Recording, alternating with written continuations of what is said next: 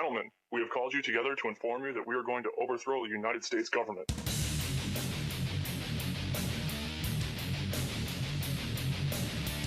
you still think that jet fuel brought down the World Trade Center?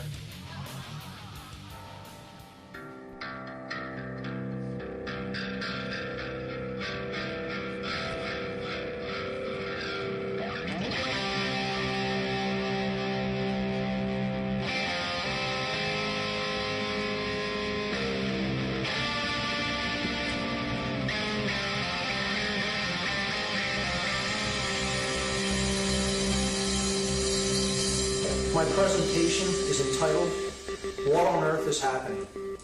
And there's no question mark at the end of that because this is my attempt to explain just that, what on earth is happening on our planet.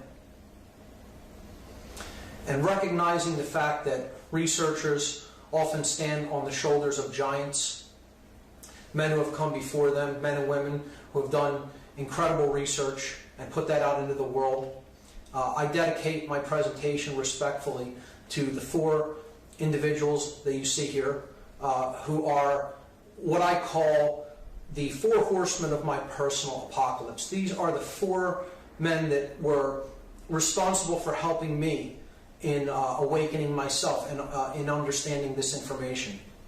And that is David Icke, up in the upper left there, to the upper right, Michael Tessarian. On the bottom left, that's Jordan Maxwell, and perhaps more than any other individual who has inspired me, the late, great Terence McKenna there at the bottom right. So this presentation is respectfully dedicated to these men. Introduction. Truth and lies. Questions and answers. Everything that I'm going to be talking about here today ultimately boils down to one thing. What is the truth about what is taking place here? And that's a big word. That's a big topic to get into. Who am I to discuss what the truth is? Who is anyone to discuss what the truth is? Is there a truth? Well, one of the main concepts in my presentation going forward that I put out there is that there is, in fact, a truth, and it is that which is. The truth is simply that which is. It is our perceptions of truth that waver from individual to individual. Some resonate with it, some do not. Some come into accordance with truth, and some waver radically away from it. But the truth is. It's unwaverable, it's unalterable, it's simply the pure state of being, it's that which is. And it exists, it is knowable. We can come to know what truth is. That is the spiritual journey. So that's what this entire presentation is ultimately about, getting to the truth. Philosophers have often made comments about truth. Like William Blake, he said that truth can never be told so as to be understood and not be believed. Poet and author William Blake made that statement. In other words, if you can speak the truth in a way that it is easily understandable to people, they will recognize it as such. Philosopher Arthur Schopenhauer, he said that every truth passes through three stages before it is recognized. In the first stage, it is ridiculed. In the second, it is opposed. And in the third, it is regarded as self-evident. George Bataille said that the truth is paradoxical to the extent of being exactly contrary to the usual perception. Very true statement there. Most people see things often exactly the opposite of how they really are, and they stay attached to that belief because it's more comfortable for them. So the truth can often be seen as paradoxical because it's exactly the opposite in many cases to the usual perception of most people. George Orwell said that during times of universal deceit, telling the truth becomes a revolutionary act. And indeed, what you're witnessing is an act of revolution in the times that we live in. The questions for the entire presentation are as follows. These are the questions we'll be really attempting to answer. Who are we? What is the purpose of human life? Why do we hold the beliefs that we do about ourselves and the world? Why do we act the way that we do toward ourselves and others? What is happening in the world today, and why? Why, most importantly. And finally, how can we improve ourselves, and by doing so improve the world in which we live? Because ultimately, I believe that is most people's goal in life if they're a truly self-examined individual. They want to improve themselves and they want to improve the world, leave this world a better place than they found it. So these are the greatest questions that humanity has ever asked of itself. And these questions have answers. These questions are answerable. The answers are out there. The answers are discoverable. It's up to us to discover the answers to these questions. So the enemy of all truth, if you're on a quest for the truth, there are blockages, there are roadblocks involved, and lies and deception come up all the time when one is going off in search of the truth. So we want to understand how that dynamic works in this process. If there's anybody who knew a lot about lying and evil, it was this man, Adolf Hitler. He made this comment about a lie. He said, make the lie big. Make it simple. Keep saying it and eventually they will believe it. A technique for propaganda. If anyone knew more about lying than even Hitler, it was this man, the Nazi minister of propaganda during the Third Reich, Paul Joseph Goebbels. He said, the bigger the lie, the more it will be believed. Contrary to what you would think. You make the lie even bigger, even more extravagant, even more encompassing, and more people will actually believe that. Which brings me to the concept of the biggest lie. So the biggest lie that we can ever be sold, or that we can ever personally buy, is simply the lie that there is no truth. Or even if there is, it's undiscoverable. So why bother to even go out and search for it? This ties in with the philosophy of moral relativism. And it's a dangerous and slippery slope when you go down that path. Because if there is no truth, then there is no right or wrong either. So there is a truth. It is knowable by us. It is our job to find out what the truth is. So if you buy the biggest lie that there's no truth out there to discover, that it's all just perception, then you're headed down a path in which there is no right or wrong either. And it's up to anybody to decide, what they think is appropriate given any particular situation. They're not really making a decision that is born in true conscience. It's just what is right for me, I'm going to do, regardless of the consequences, because I don't believe that there is actual truth to live in harmony with. So that's the most dangerous lie of all to buy. And unfortunately, most people in the world have bought this lie, that there is no truth. And therefore, the spiritual journey for them never really begins, because they're never really striving for something beyond themselves. So it's a very important thing to overcome and to get past before you go deeper into this journey. You have to believe that truth indeed does exist. Otherwise, you're not really actively searching for it. So in our search for truth, where do we go for answers? What sources do we have to go to? Well, most people go to what I call the Big Four, and they are politics, religion, science, and the New Age movement. And each one of these is an ideological system. It's an institutionalized system of thought. And each one of them differs in various ways, but most people will go to one of these four institutionalized systems in their search for truth. And what I'm going to talk about in my presentation here today will touch upon all of these institutionalized systems. However, it cannot fit in nicely into any of these boxes, because that's what they are. They're boxes for consciousness. They are paradigms. They're acceptable ways of looking at the world, outside of which it is discouraged to look outside of.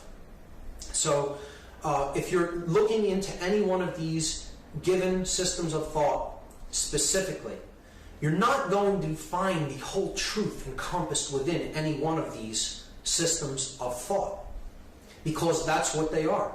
They're systems, they're boxes, they're confines, so to speak.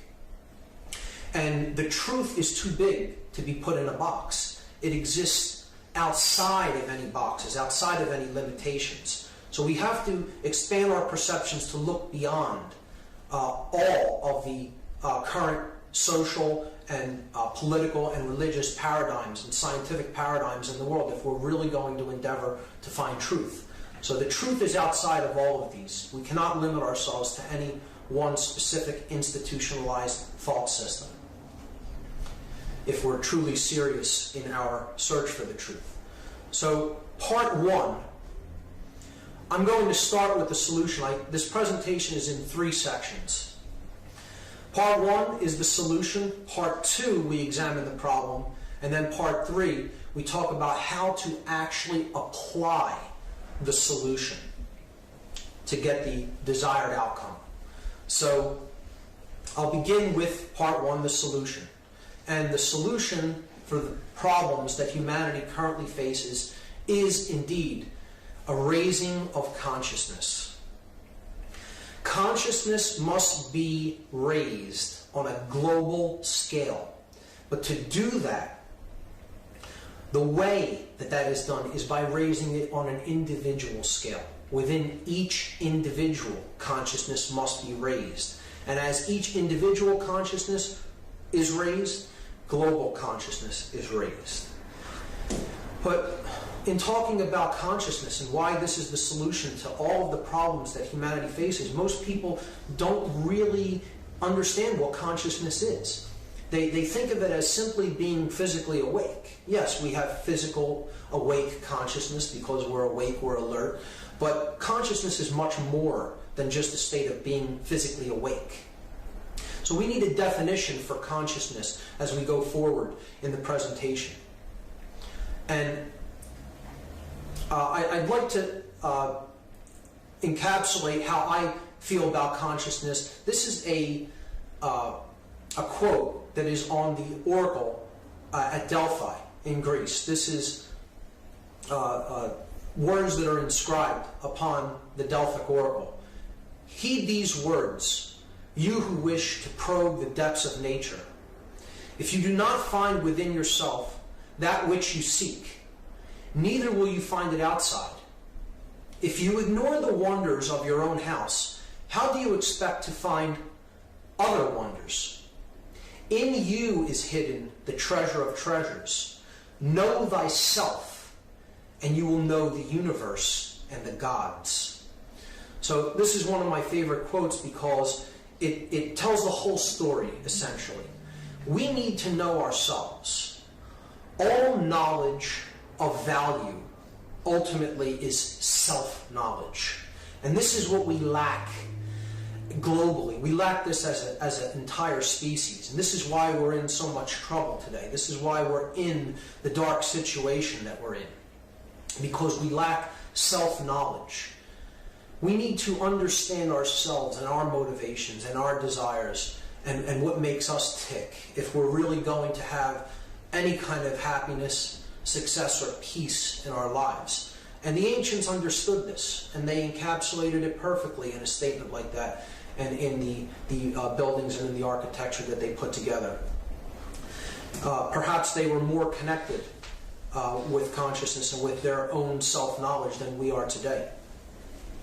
So this next slide is a dictionary definition of what consciousness is. An encyclopedia or a dictionary says that consciousness is the characteristics of a being generally regarded to comprise qualities such as subjectivity, self-awareness, sentience, sapience, and the ability to perceive the relationship between oneself and one's environment.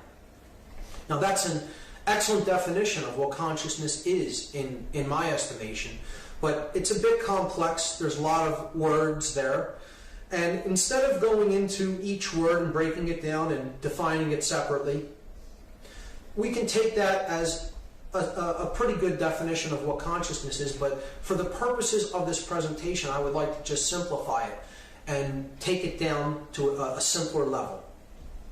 So with that in mind, this is the definition of consciousness that I'm going to use going forward in this presentation. Consciousness is simply the ability of a being to recognize patterns and meaning with respect to events taking place, both within oneself and in the realm in which the self exists and operates. In other words, consciousness is the ability to understand information, understand events that are taking place, the implications of them, and internal events and information as well as external worldly events and information. It is the ability to recognize patterns within information. That's my definition of consciousness as I'm using it in this presentation, so we want to keep that in mind as we move forward. The ancients had different symbols that they used for consciousness and energy, and this is one of them. This is called the Tao. Some may know it as the yin and the yang. And this represented the all, everything, because everything is conscious. Everything is consciousness ultimately. It's all energy. And there are different mixtures of different types of energies. And the Taoist philosophy codified this in this symbol, the Tao, the yin-yang, by a mixture of two basic polar energies. One being light, one being dark. One being male, one being female. They call these the yin and yang. Now, yang is on the left there, and it's solar. It has to do with light, the sun. It's masculine in its qualities. It's active. It's more analytical, and it's a dominant energy. It's more left brain. We're going to talk about the structure of the brain later on, and it can be aggressive. It's dominant. It's active. It's a male thrusting principle. Okay, the darker energy yin is associated with the moon, which is up at night. Okay, when it's dark. It's a more feminine or passive energy. It relates more with intuition than with analytical thought or logic. It's more submissive than dominant. It's more right-brained. And it deals with concepts of compassion and nurturing. So the ancients looked at this as these are the qualities that are in all of us. Not just men and women. It's not just male or female. This masculine and feminine energy is indwelling in all of us, whether we are male or female. And we have to strike a blend, a perfect blend, or an equilibrium of these two types of energies, male and female, yang and yin. So what we're going to talk about later is how one of these energies is really seemingly dominating the other more in the modern world. Another mode or another symbol that the ancients used to explain what consciousness was is the triangle, because they recognized that consciousness was a threefold aspect within an individual. Basically, an individual expresses their consciousness in three basic ways. And all other ways that they express themselves are offshoots or variants of these three basic modalities of consciousness. So in the ancient world, this was known as the law of three, or the triune aspect of the individual. And here's what they are: our thoughts, our emotions, and our actions. See, our thoughts are the creator of our experience. Everything that exists has to first exist as a thought to come into manifestation. So our thoughts can be seen as the creator God, the creator of our experience. So I have it labeled here, the Father of the Trinity of thought, emotion, and action. And thoughts arise from what we call mind. The second part is our emotions. This is the yin aspect of consciousness. Okay, so the thoughts are the holistic quality. It's the essence. Emotions are the yin aspect. This is the feminine aspect of consciousness. This is the spirit in which we do things, our emotions. So this is the sacred feminine, or the mother of the Trinity, the Holy Spirit, if you will. Okay? This is the internalized expression of our consciousness, how we feel. And then there's the male aspect, what we do. So we have a thought, we feel a certain way about it, and then we take action in the world in relation to our thoughts and emotions. So our actions are the third aspect of our consciousness. And we perform actions with the body. And since it's a male principle, this is the yang energy, it's considered the offspring of our thoughts and our emotions. So it is the child of the father and the mother. And it's a male principle, so it's a male child, the son. So this could be seen as the divine child of the Trinity. Thoughts being the creator God, the emotions being the sacred feminine mother, and then our actions being the male offspring of those two, the divine male child, the son.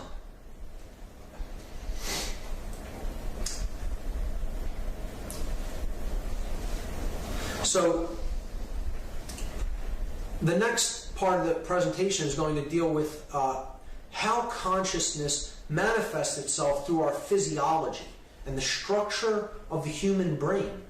Because it's extremely important to understand the structure of the brain and how the different complexes within the brain function if we're going to understand what's really going on within us. So this is a schematic diagram of the human brain, and it shows that the brain is basically broken down into three subcomplexes. We have, in effect, three small brains working in unison as one whole brain complex. And the three complexes within the brain are the R complex, or the reptile brain. You see it here at the bottom, and it is basically the brain stem and the cerebellum, the dark part right behind the brain stem, right here, the cerebellum, and this is the brain stem. So this part of the brain governs our survival instincts. It has to do with our motor skills. It has to do with all things that we interact with in the physical world, movement, basic survival techniques, the necessity for food, to take food and nutrients into the body, shelter, clothing, warmth, etc. So the reptile brain is geared toward the physical world. And it is focused upon survival. That's what helps us to focus on the physical things that we need to do to survive on a day-to-day basis. The R complex, or the reptile brain. So the second subcomplex of the brain is the mammalian brain, or the limbic brain. And this is the part of the brain that basically governs our emotions. It makes our emotions capable of being expressed through our body. In other words, it pumps all of the chemicals, the neuropeptides, into the body from this part of the brain that makes us feel the consequences of what we do in the world. So this is the limbic brain, and it can be seen as the intuitive part of the brain since it generates our emotions. It's comprised of the hypothalamus, the hippocampus, the amygdala, and the pineal and pituitary glands. So that's the midbrain. And there's a third part of the brain that most people, when they see it, they think that that is the entire brain, the gray matter of the brain. And it is simply one of the complexes of the brain, but it is by far the most complex and by far the part of the brain that gives us our human qualities, and that is the neocortex. It's called the human brain.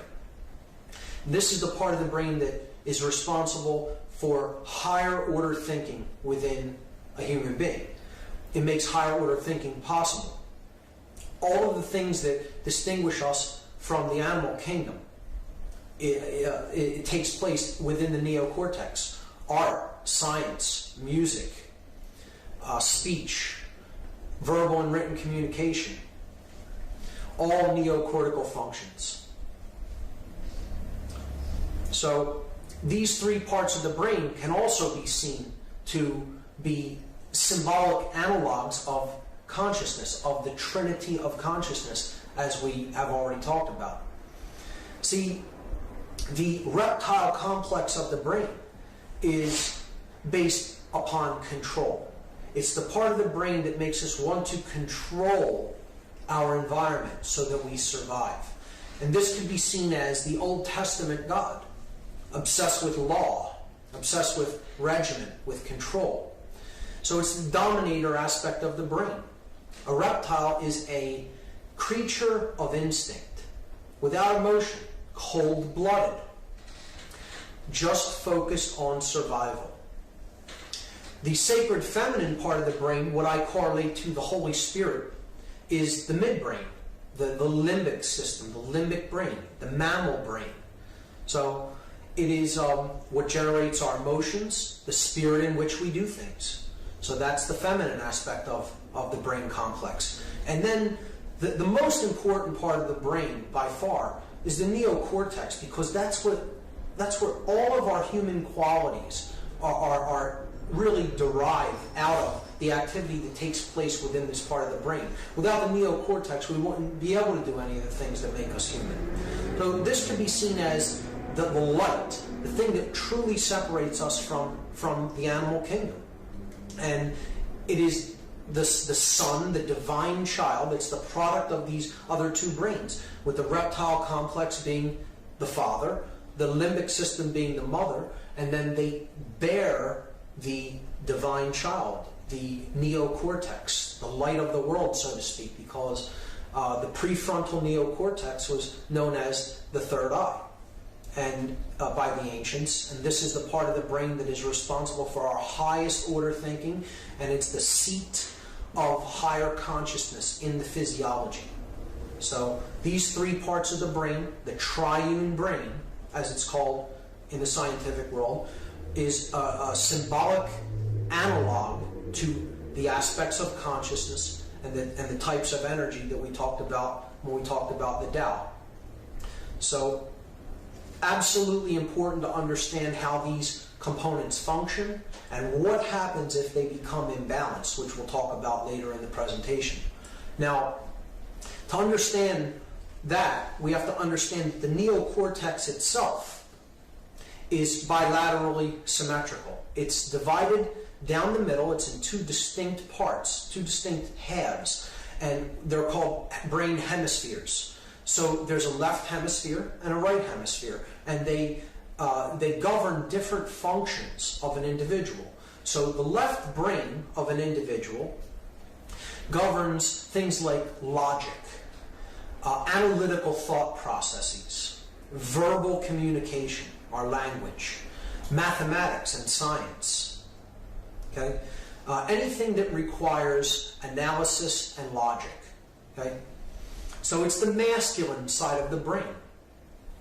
Hard facts, hard figures, physical worldliness, reason. Okay, the right brain functions entirely differently. It's more holistic. It governs holistic thoughts, spiritual thought. It is intuitive. It's where our intuition is derived from. It's the creative center of the individual. So artistic capability is derived from this part of the brain. All kinds of creativity, music, etc., art, comes from this part of the brain. So it's the feminine aspect of the brain. So you have a male side of the brain and you have a female side of the brain. And it isn't that one is better than the other. It's that they need to be balanced, just like the yin and yang energies. They need to be balanced to come to a state of wholeness, of working in unison with each other, and equilibrium. And that's a truly ordered individual, a person who really is truly awake in consciousness, has a balanced brain. They're using both brain hemispheres in conjunction with each other.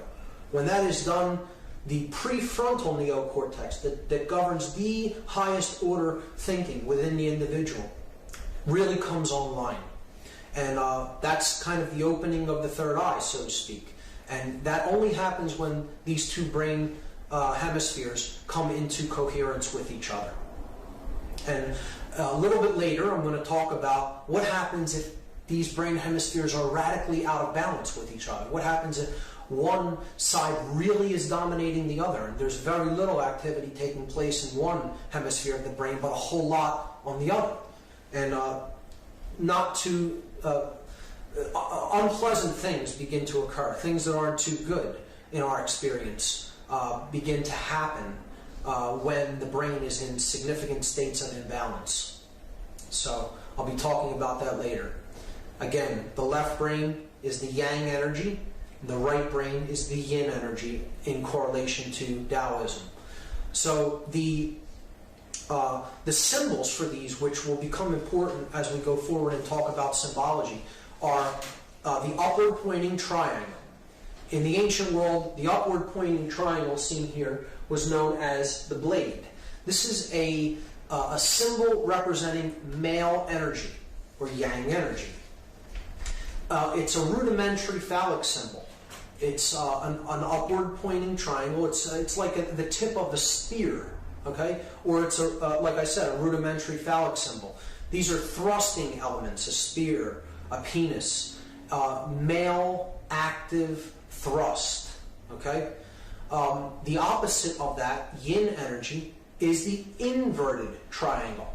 Okay, so you just are taking it and you're using its opposite, an inverted triangle. This is like the shape of a womb, the shape of the lower portion of the female anatomy that bears children. You know, it's like a chalice that holds wine or blood. You know, the Holy Grail is a concept of this inverted triangle. It was known as the chalice in the ancient world. So you have the blade, and that represents the yang energy, the left brain, and then the chalice, the inverted triangle, that represents the yin energy, or the right brain. So keep those symbols in mind and how they correlate to consciousness and how they correlate to the brain as we go forward, because we will be seeing them again. The next concept I'll talk about is polarity. So polarity is how seemingly opposite forces work in the world, and I'm going to talk about how they're really, the differences between them are really illusion. That there really is only one ultimate force that's at work in the world, but it kind of has split itself in two, and it works in different ways to really help us to have an experience in the physical world. So polar forces could be looked at as hot and cold, good and evil, young and old, hot and cold. Let's take light and dark as an example. It's only one thing, light and dark. They're not really opposites. There is only light energy. See, it's either present or it's not present, in which case you have darkness. You can't go into a completely lit room and shine darkness into a room. There's no such thing as a darkness flashlight, right? because darkness is simply the absence of light energy. So there's only light energy. We look at light and dark as two polar opposites, but they're really not. There's really only one thing there. There's only light or its absence. So that's going forward with this section, that's what I want you to keep in mind, that things that we really see as opposites, as really warring against each other, energies that are warring against each other, are really only one thing, or its absence. Scientist Dr. Masaru Emoto, I believe is his name, does experimentations with water crystals where he exposes simple water to energies, to vibratory energies, to emotions. And he then takes the water molecules and he photographs them under high magnification to see if their structure changes depending on proximity to certain forms of consciousness, like high level of joy or high level of fear or anger, things like that. And this beautifully organized water molecule crystal that you see here formed when the scientists placed water in the presence of high joy and love within certain individuals. So it became ordered. And this brings us to the first polarity. Okay, the first polarity is that which brings order and is the good emotion. We only basically have two emotional polarities. Every other feeling that you could possibly feel is an extension of one of these two basic polar emotional forces at work in the world. So the first one is that which makes us feel good, and it's that which brings order. And it is the energy of love, the polarity of love. And giving an idea of what I mean by the love polarity, the love energy, going forward throughout this presentation, is it is not this Hollywood or romance novel idea of love.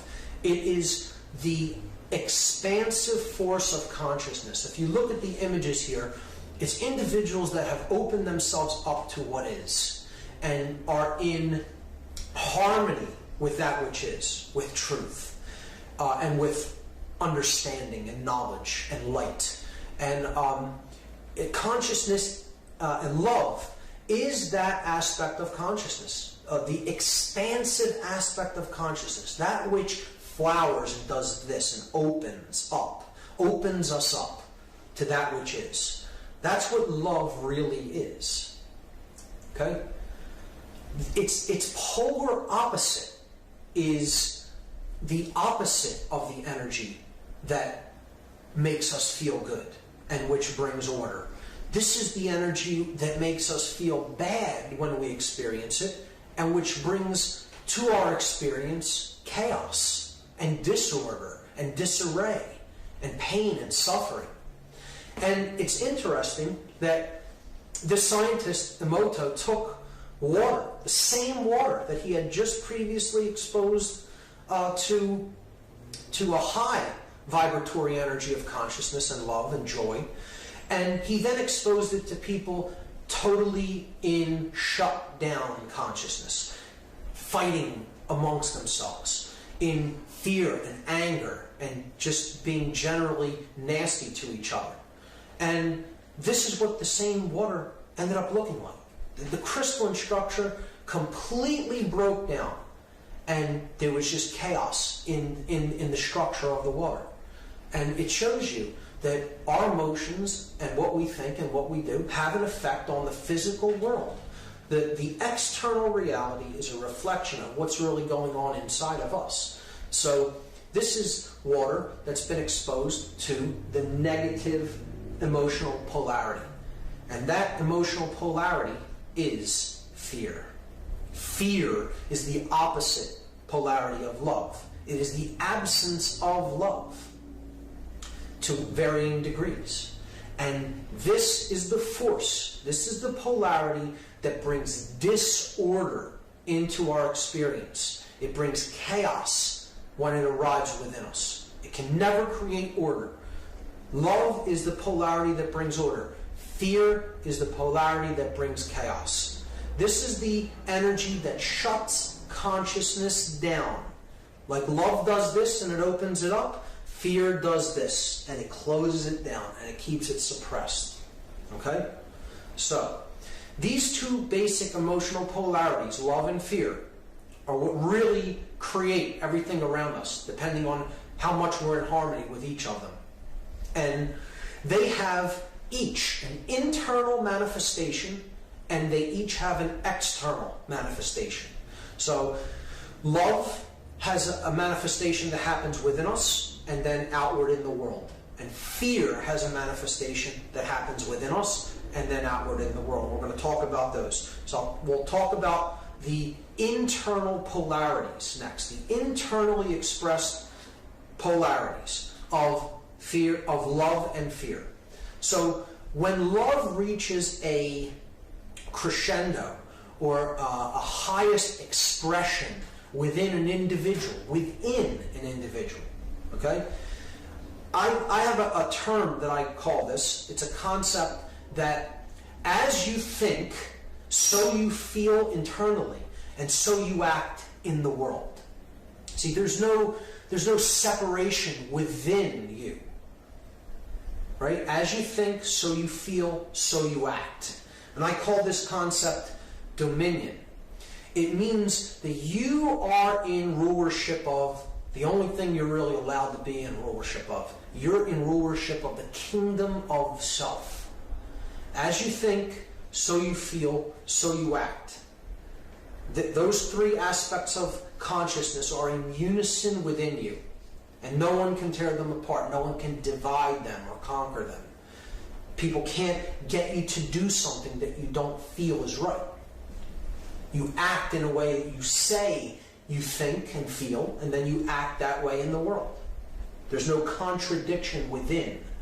That's the state of dominion. Its opposite is when fear runs rampant within an individual, and you have opposition within the self. The consciousness is shut down. The individual does not really understand what's taking place within themselves or around them, because they're essentially unconscious. The opposite of consciousness being the ability to recognize patterns taking place within and outside of oneself.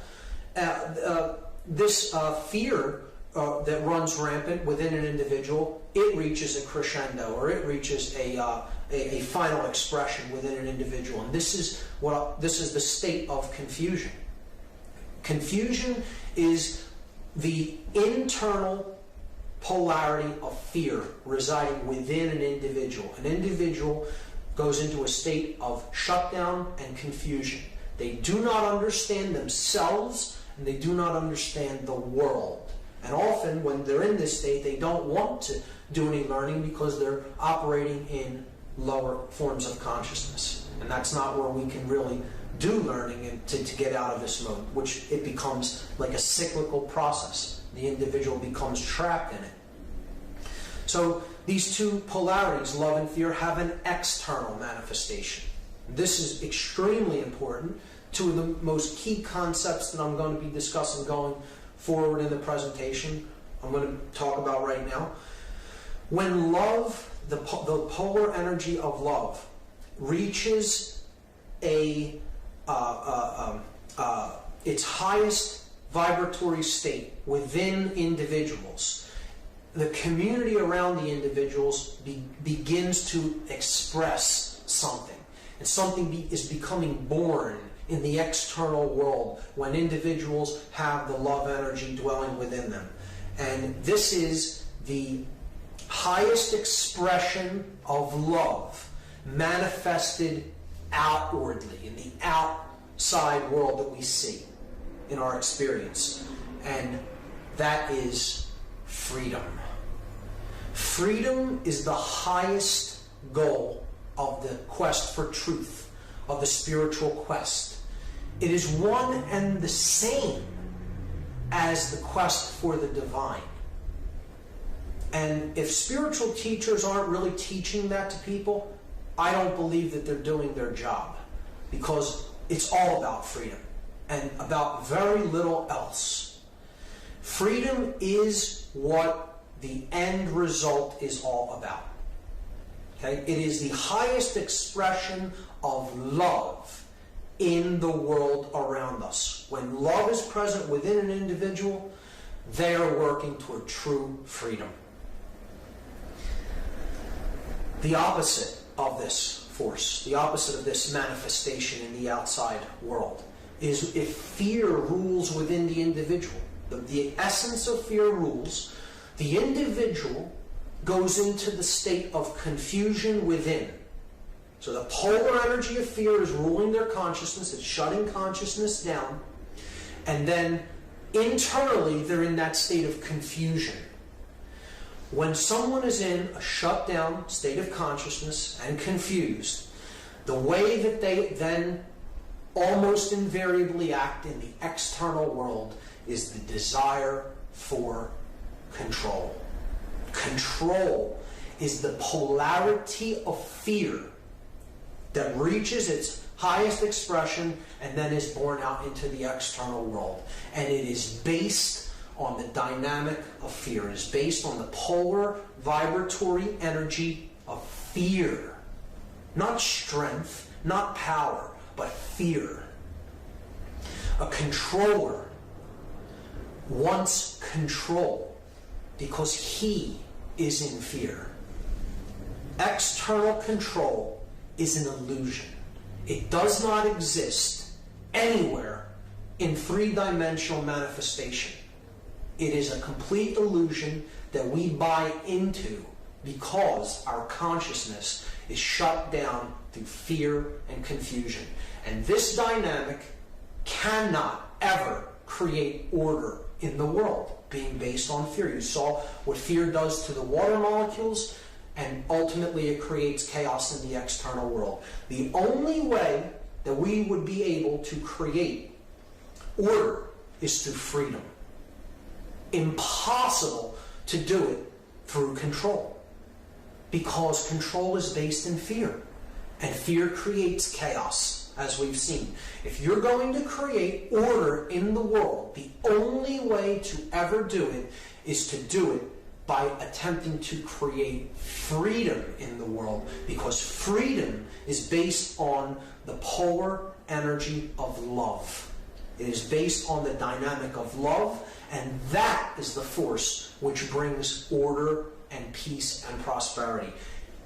Trying to create any kind of control through, any kind of order through control is only going to get you chaos. It cannot ever create order or peace. So with that being said, the next concept to understand is direction. We understand how these polar forces work, what they do within ourselves and in the external world. We have to ask ourselves some basic questions about the direction of our lives and how we've lived, how we are living, and what if we continue on the path we're on, what we're likely to see in the future. So we're looking for our compass. We're looking for our emotional compass, okay? The direction that we want to set ourselves in life. And we can do this, we can try to set this compass for direction by asking some basic questions. Are we moving toward an expression of love, or are we moving toward an expression of fear? Both within and in the outside world. Which one of those basic polar forces are we really moving toward, if we are honest with ourselves? Based on our available knowledge of ourselves and the world around us, we have to make an honest appraisal of where we are and where we are headed. We have to have an understanding of the past. Not studying the past is extremely dangerous, because those who don't understand what has happened in the past, it is very true that they are often doomed to repeat it in cycles, because they don't get the lesson. So an understanding of what happened in our past can help us to orient our direction for the future. We should learn from the past, from the mistakes of the past. But most importantly, in analyzing and trying to come to an understanding of what sets our direction in life. We have to really grasp and understand that our emotions are the most critical factor. Our emotions are our compass for direction in life. When we feel an emotion, it's because it's trying to tell us either continue to do that thing or do not continue to do that thing. The emotions are the compass. That's why it's called compassion. Compass is in the word compassion. Compass, passion, emotion. So our emotions are our compass for direction in life. If we numb them out, if we seek to not feel them, we're throwing our compass away and we're lost in the wilderness. So your emotions are there to be felt, not to be numbed out, as many people are striving to do in the modern world. There are our guide, so to speak. There are our markers through the wilderness that we're in. And we need them, and we need to cultivate them and feel them, not numb them out. So worldview is the next concept to grasp. And this really is what most people suffer from. A poisoned worldview, as I'll talk about in part 2. See, it's just what it says. It's our view of the world. How we view ourselves in relation to the world, how we view others in relation to ourselves. So, just like the polar energy forces that we talked about in polarity, there's a positive worldview and then there's a negative worldview. So the positive worldview is one that sees ourselves as, yes, an individual, unique expression of individuality, the monad of consciousness, if you will, the individual unit. But it recognizes that we are unique and we're an expression of the whole. And we're part of the whole. When that drop is in the whole ocean, there's no separation. It is the same consciousness, it is the same energy, it is the same substance. It's made of the same thing. And we need to see the world more in that holistic sense if we're going to come through these problems that we're facing, that we see in the external world. It's because we see ourselves as fundamentally separate from everyone else. See, it doesn't mean we have to lose our uniqueness. We can still understand that we're completely unique, like a beautiful snowflake, and there's only one like that. You know, it's not to throw away the idea of individuality, because that is of total importance. That is of critical import to understand that each individual is a unique expression of consciousness within the whole. So the value of the individual is infinite, and it must be respected at all times. But it's not to say that the individual shouldn't also understand that they are part of a living system. See, we belong to the whole system of the earth, the whole complex that is this living, breathing planet. We can't separate ourselves from our environment, from our ecosystem. We belong to it. We are part of it. And human nature, you know, this is really what worldview really gets down to. How do we see human nature? Do we think of human nature as fundamentally flawed? Do we think of it as fundamentally evil or vile? You know, I think this is what human nature really looks like once all the external tapestries are stripped away and all the non-essentials are stripped away.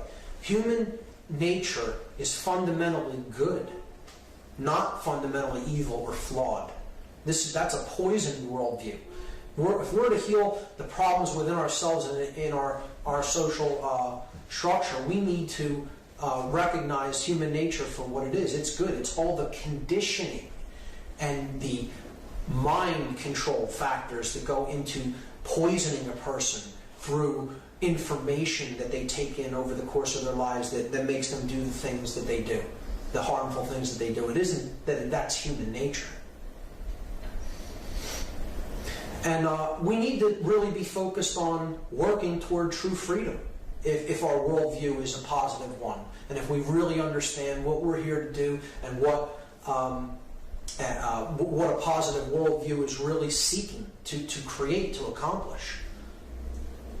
When we take this worldview, this positive, connected worldview, this unified, non-dual worldview, these are the states that emerge. Higher levels of consciousness and awareness, dominion within the self, understanding of our motivations, our desires. And states like this is what emerges, what you see here. Peace, harmony, justice, truth, freedom, order. They can only be created with a positive worldview. The opposite worldview is a negative or a dark worldview, a poisoned worldview as I call it. So it's the worldview that sees that, again, that little drop up there as completely cut off and separate from the whole. This is one big, huge mass of consciousness, but I'm completely separate from it, and I have no relationship to that whole. I'm just a number. I'm one of the faces in a mass of faces, and I can't really affect any change. I'm just a number. I'm powerless. My nature is fundamentally flawed. We come into the world in a state of corruption and sin and brokenness. And you take this worldview, your life will become a reflection of that worldview. Your consciousness will slowly begin to shut down until you're in a state that resembles sleep or hypnosis. And you will have all kinds of susceptibility to techniques of mind control, which I'll be talking about. And when we take this negative worldview, then we want to lash out against everyone else. We're cut off. We're separate from everybody else. We're in a state of internal confusion because our consciousness is shut down. And then we want control. We want to feel better about ourselves by taking external control over someone else. And all that's doing is ignoring the basic problem. The basic problem that a controller does not know oneself. They don't really understand the modalities of consciousness that are indwelling within them. And because they're in that state of internal confusion, then they seek for external control over others. You're only going to create chaos, suffering, disorder, disharmony, and ultimately enslavement by looking at the world in that way. These are the states that a negative worldview brings into manifestation. A being that is shut down in fear, totally oppressed, or looking to oppress others, like a sorcerer or a big brother type. So that is worldview. The next concept I'm going to introduce is magic versus sorcery. These are very real forces. These are very real energies that are being used all around us at all times in the world. And they're very real, but they're quite different from the Hollywood interpretation or definition. A real magician or sorcerer isn't, casting lightning bolts from his fingertips, but he is using forces at work in the world to create what he wishes to create. And here's the definition of magic. This is what magic actually is in the real world. Magic is a science. It's a science and art of influencing change to occur in accordance with the will. Now that's a very important term there at the end. Will with a capital W. Okay? Whole books, whole volumes have pretty much been written about what that means. And this does not mean the practitioner's egoic will, my desire, what I want to see happen, what I want to see done. This is the will of the energy of creation. It is the will of love. It is the will of that polar force that wants to create order, the divine intelligence inherent in creation, in the energy of creation. Now, you can call that whatever you want. I have no problem calling that God. I have no problem calling that the divine. This is the divine will. But you could think of it however you wish to think of it. So that's what magic is. the science and art of influencing change to occur in accordance with the will, capital W, the divine will. Let thy will be done, not my egoic will. Okay? Magic's goal is the state of non-dualism. We talked about this before. This is the state of dominion, the state of not being able to be torn apart internally. This is the state of as you think, so you feel, and so you act. You are non-dual. You are one within. Your three aspects of your consciousness are one and cannot be torn apart. As you think, so you feel, so you act. That is magic's goal. A true magician is trying to bring the state of non-dualism into being, not only within himself, but with anyone else that he may have the ability to influence and inspire. And the process of this, of a magician's process to create the state of non-dualism is known as alchemy. And alchemy is not this medieval concept of turning actual metals, base metals, into gold. This is an allegory. This is a symbolic allegory of helping to raise base consciousness into solar consciousness, into divine consciousness. Non-dual consciousness, harmonic with the resonant energy of love, of order, of a unified brain, the unified male and female energies. So that's what an alchemist is really trying to do. He is attempting to inspire others and be an influence for them to raise their consciousness up to a higher level. That's what the process of alchemy is. And that's a magician's vehicle for doing his work to accomplish non-dualism. The opposite of magic is sorcery. And as you see here, the definition is almost identical. Sorcery is the science and art of influencing change to occur in accordance with the will. And you'll notice that the will is no longer capitalized, lowercase w, okay, because this form of will is not the capital W will. It is not the divine energy. It is not the divine aspect of creation, the divine will. This is the sorcerer's own egoic desires, what I want to accomplish for my ends. Let not thy will be done, let my will be done. So sorcery also has a goal, and what it is trying to create and bring into the world is the state of opposition. Opposition is the state when polar forces are at war with each other, and there is struggle, there is conflict, there is suffering, there is chaos. Moreover, it means that sorcery wants to create, and a sorcerer wishes to create an opposition within an individual. This is the opposition that takes place within us. We aren't unified in the way we think, feel, and act. We may think a certain way or feel a certain way about something, and yet we do something that's in opposition to that. So we're torn apart from within. The three aspects of our consciousness are not unified as one. They are torn apart.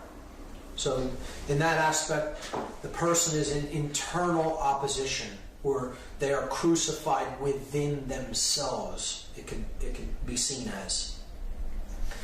And the actual methodologies that are used to accomplish this state of opposition, both within an individual and in the external world, is the sorcerer's tools of illusion and manipulation.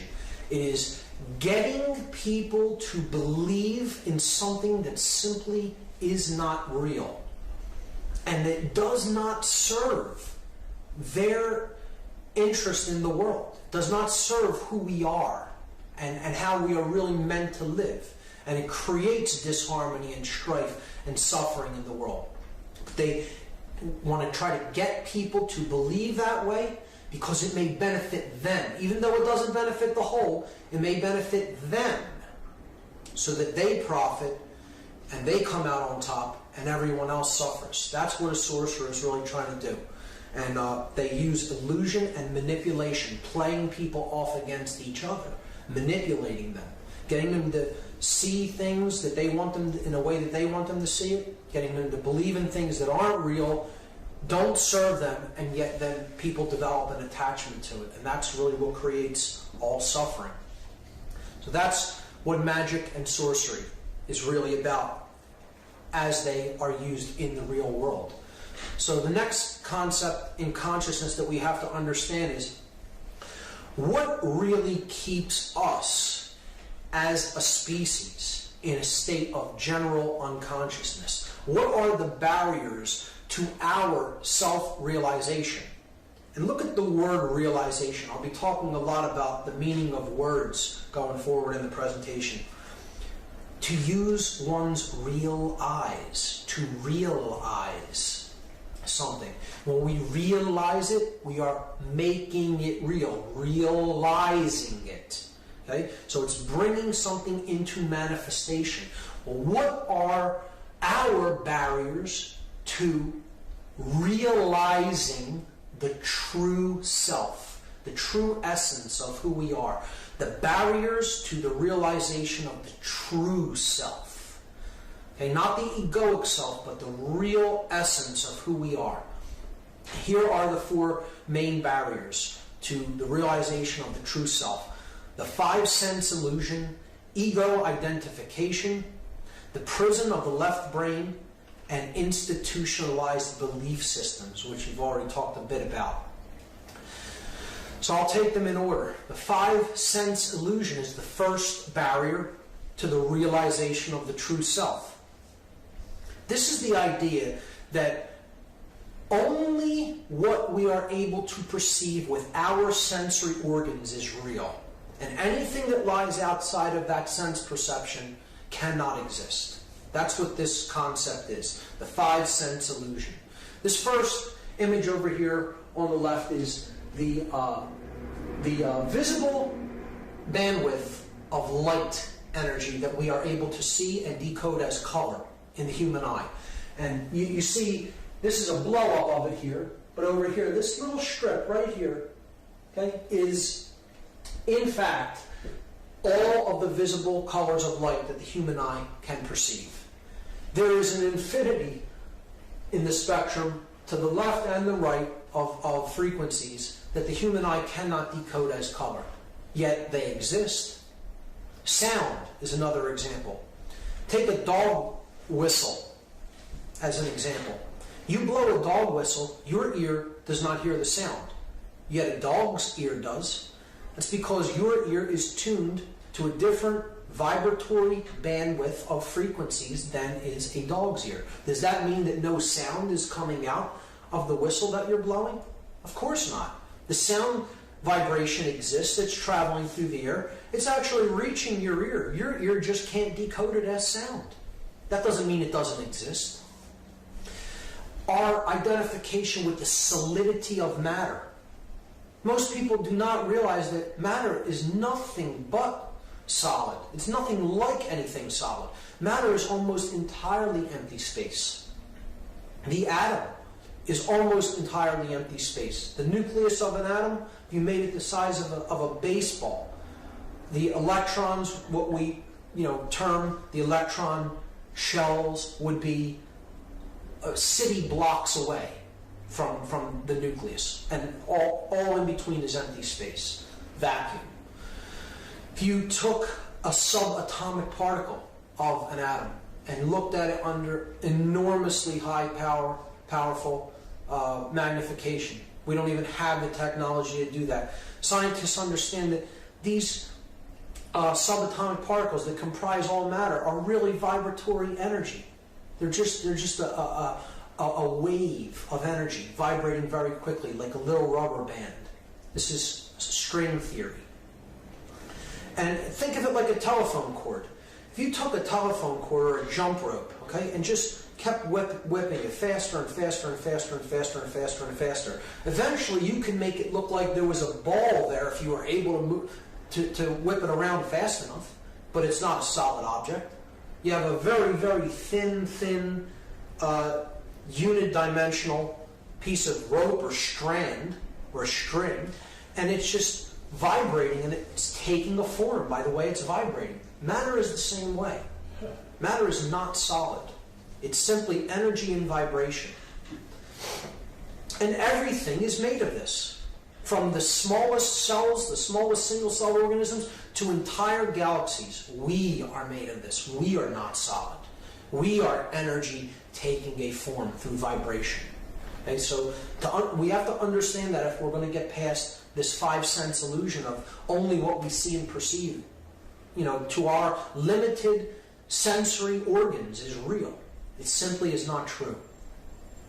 A great experiment that really helps one to understand that matter isn't really solid and that our consciousness is really what determines the outcome of how we perceive and experience the physical world is the double slit experiment, the quantum physics double slit experiment. You could go online and look that up and watch a video about it, but I'll briefly describe it here.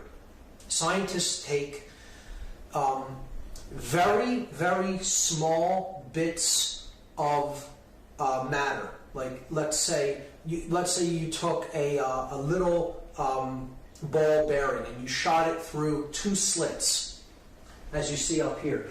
You get a pattern on the other wall, okay, that looks like two slits from where they went through and they struck the measuring device on the other side. Okay, so that's this first image here. Very small pieces of matter, like let's say ball bearings or pellets. You're shooting them through a shield with two slits in it, and that's the pattern they form on the other side. Now, when scientists do this with electrons, which are very, very, very small bits of matter, part of an atom, a subatomic particle of an atom, which is what matter is comprised of, you do not get two slits. You get what's called an interference pattern, which is like waves, like when water goes through something and strikes it with intensity, and then it diminishes as it goes out from the center of intensity. But scientists are confused. We shot small bits of matter through these two slits, and we get an interference pattern. How could that be? They thought maybe they were interfering with each other because they were shooting them through as a stream of electrons. So what they do is they then take an electron voltmeter, which fires only one electron at a time.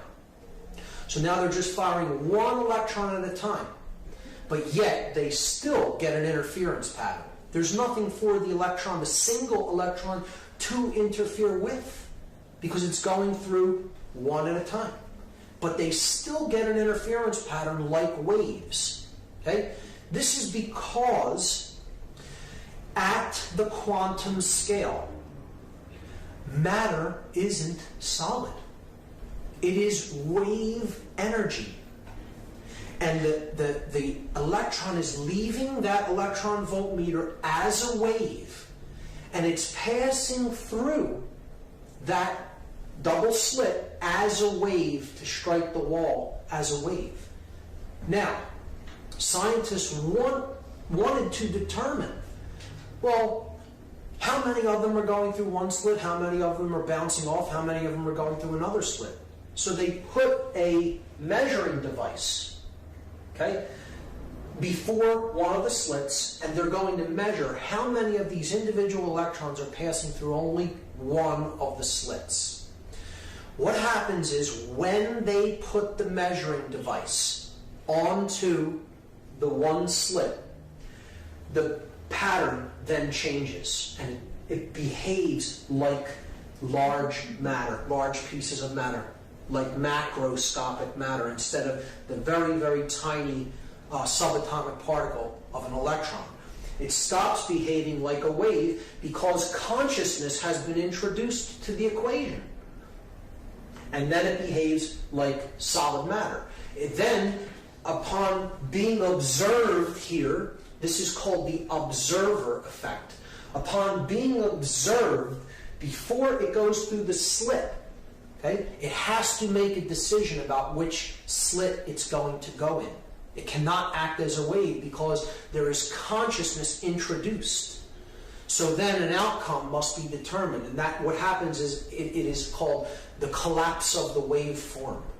So the particle that left as a wave collapses to a point particle and then goes through one of the slits or the other, or bounces off the screen.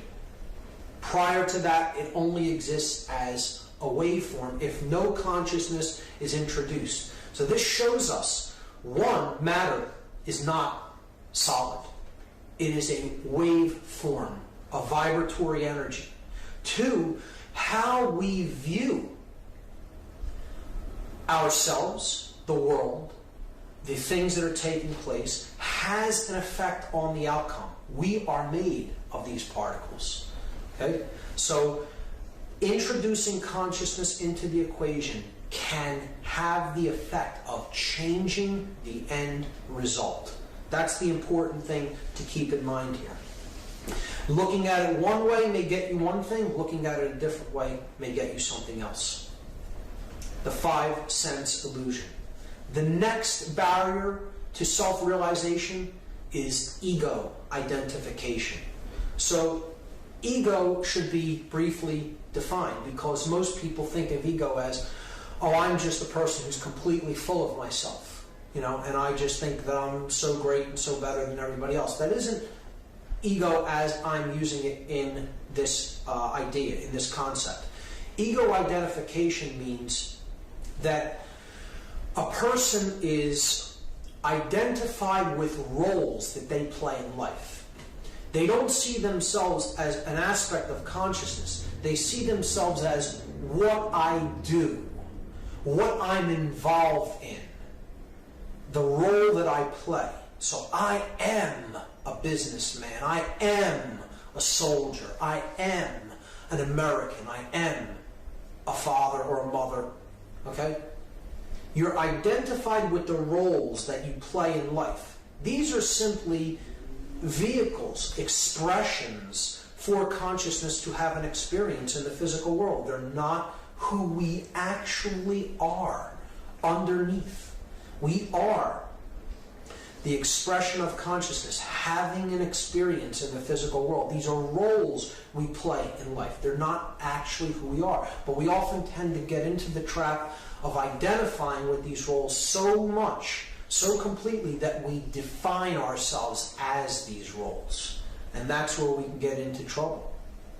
The next barrier to the realization of the true self is the left brain prison.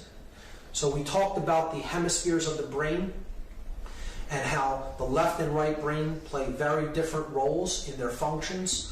And what we have to understand is that shut down modes of consciousness are very frequently caused by left brain imbalance. And this is, we'll talk about why that is later, and what happens to the brain when it becomes imbalanced toward one hemisphere or the other. So the next barrier to the realization of the true self is what I call, what many researchers have called the left brain prison. This is getting trapped in the functions of the left brain only and kind of ignoring the right brain functions of holistic thought and intuition. And this is a product of our culture, actually, which stresses reading, writing, math, verbal communication, written language, science, logic, reason. Okay, and it oftentimes ignores, particularly in our educational upbringing, holistic thinking, intuition, creativity, art, music, things like that are often de-emphasized in our educational structures, certainly not emphasized in our scientific establishments. And this is kind of like a cartoon talking about or making a commentary on the differences between the left and right brain. The left brain, there you see everyone in business cubicles, all the same color, all looking identical, like robots kind of. And then on the right hand side you see people engaged in creative acts, in holistic behaviors, hanging out with their family, flying kites, reading, doing creative things, art, and it's a good analysis of the dichotomy between the left and right brain hemispheres. And the tendency in our culture is to get trapped in that left brain modality because that is the part of the brain that kind of keeps us real rooted to the physical world, and it's that which kind of is geared more towards staying in control. It's the dominator part, the aggressive or dominator part of the brain. And that's why I have the image there of Big Brother from 1984, because this is what it ultimately leads to if you stay trapped in that left brain sense of identity, the left brain prison, becoming like a dominator. The next barrier to the identification of the true self is institutionalized belief systems. So I call them belief systems because that's exactly what they are. They are beliefs that people become attached to. They do them often because it's simply the way that they were done previously. If they were introduced suddenly now, without any prior knowledge of them, many people would say, well, why would you want to do something that way? But because they're handed down to us by other people who just say, that's how it's done, or that's the way it is, or that's how we do this, then it's accepted. But from our cultural paradigm, our cultural way of seeing the world. And it's also interesting to note the word institution. When we say that we are committed to an institution, what do we mean by that? Are we favoring the things that a body of people who do a certain thing, their approach to doing this are? Or are we saying, I'm being committed to a mental asylum? Committed to an institution and committed to an institution are the same phrase in our language. And one should think about why that may be. Why are they the same phrase even though they mean two completely different things? Language is a funny thing like that. We'll be talking a lot more about words, the meaning of words, the derivations of words, how our language speaks to us in very, very right brain ways if we can only break it down and really hear what's being said, kind of almost symbolically. But these are some institutions, marriage, business, the business world, the educational world, the medical community. You have government, you have religion, you have military, you have police and paramilitary. These are all institutional belief systems. They're not institutions which are really out there to discover truth. They are institutions that are out there to tell people how things actually are in their view, in their worldview, and then get them to go along with it without any actual examination of the facts for themselves. Therefore, they are belief systems. It works like this. Take my word that it works like this, and just do what we say based on belief. Not discovery, not self-discovery, but just belief. And that's why I think that institutional belief systems are one of the biggest barriers to self-realization, because they don't really take the individual into account. They absorb the individual rather than encourage the unique expression of an individual. With that having been said, the next section is the true self versus the false self or the lower self. So the higher self versus the lower self. That which is the real self versus the self that is engaged in and trapped in illusion. So this is what the qualities of the true self are. When we are born in conscience, when we are born in consciousness, these are the qualities that the individual takes on. The true self exists in a state of dominion and non-duality. So as they think, so they feel, so they act. And they cannot be separated from that way of living their life, the way of being in the world. A true self understands and works toward true freedom. They really grasp the concept of freedom. They understand it as the highest expression of love in the world around them, and they're working toward higher and higher expressions of freedom. The true self practices alchemy to bring about the true will. So the true self is a magician in the truest sense. He is not serving his own egoic will. He is serving the will of creation, the will of the divine, that which wants to bring higher levels of consciousness into manifestation. The true self is concerned with the alleviation of suffering for all beings. That's very critical. The true self recognizes that another being's suffering is his own suffering. And he or she suffers as long as there is even one other being that suffers. And they realize that because their worldview reflects an understanding that there is no separation between self and others. That separation, that seeming separation, is an illusion. There is only one consciousness here. And there is really no separation when you get right down to the deepest levels of consciousness.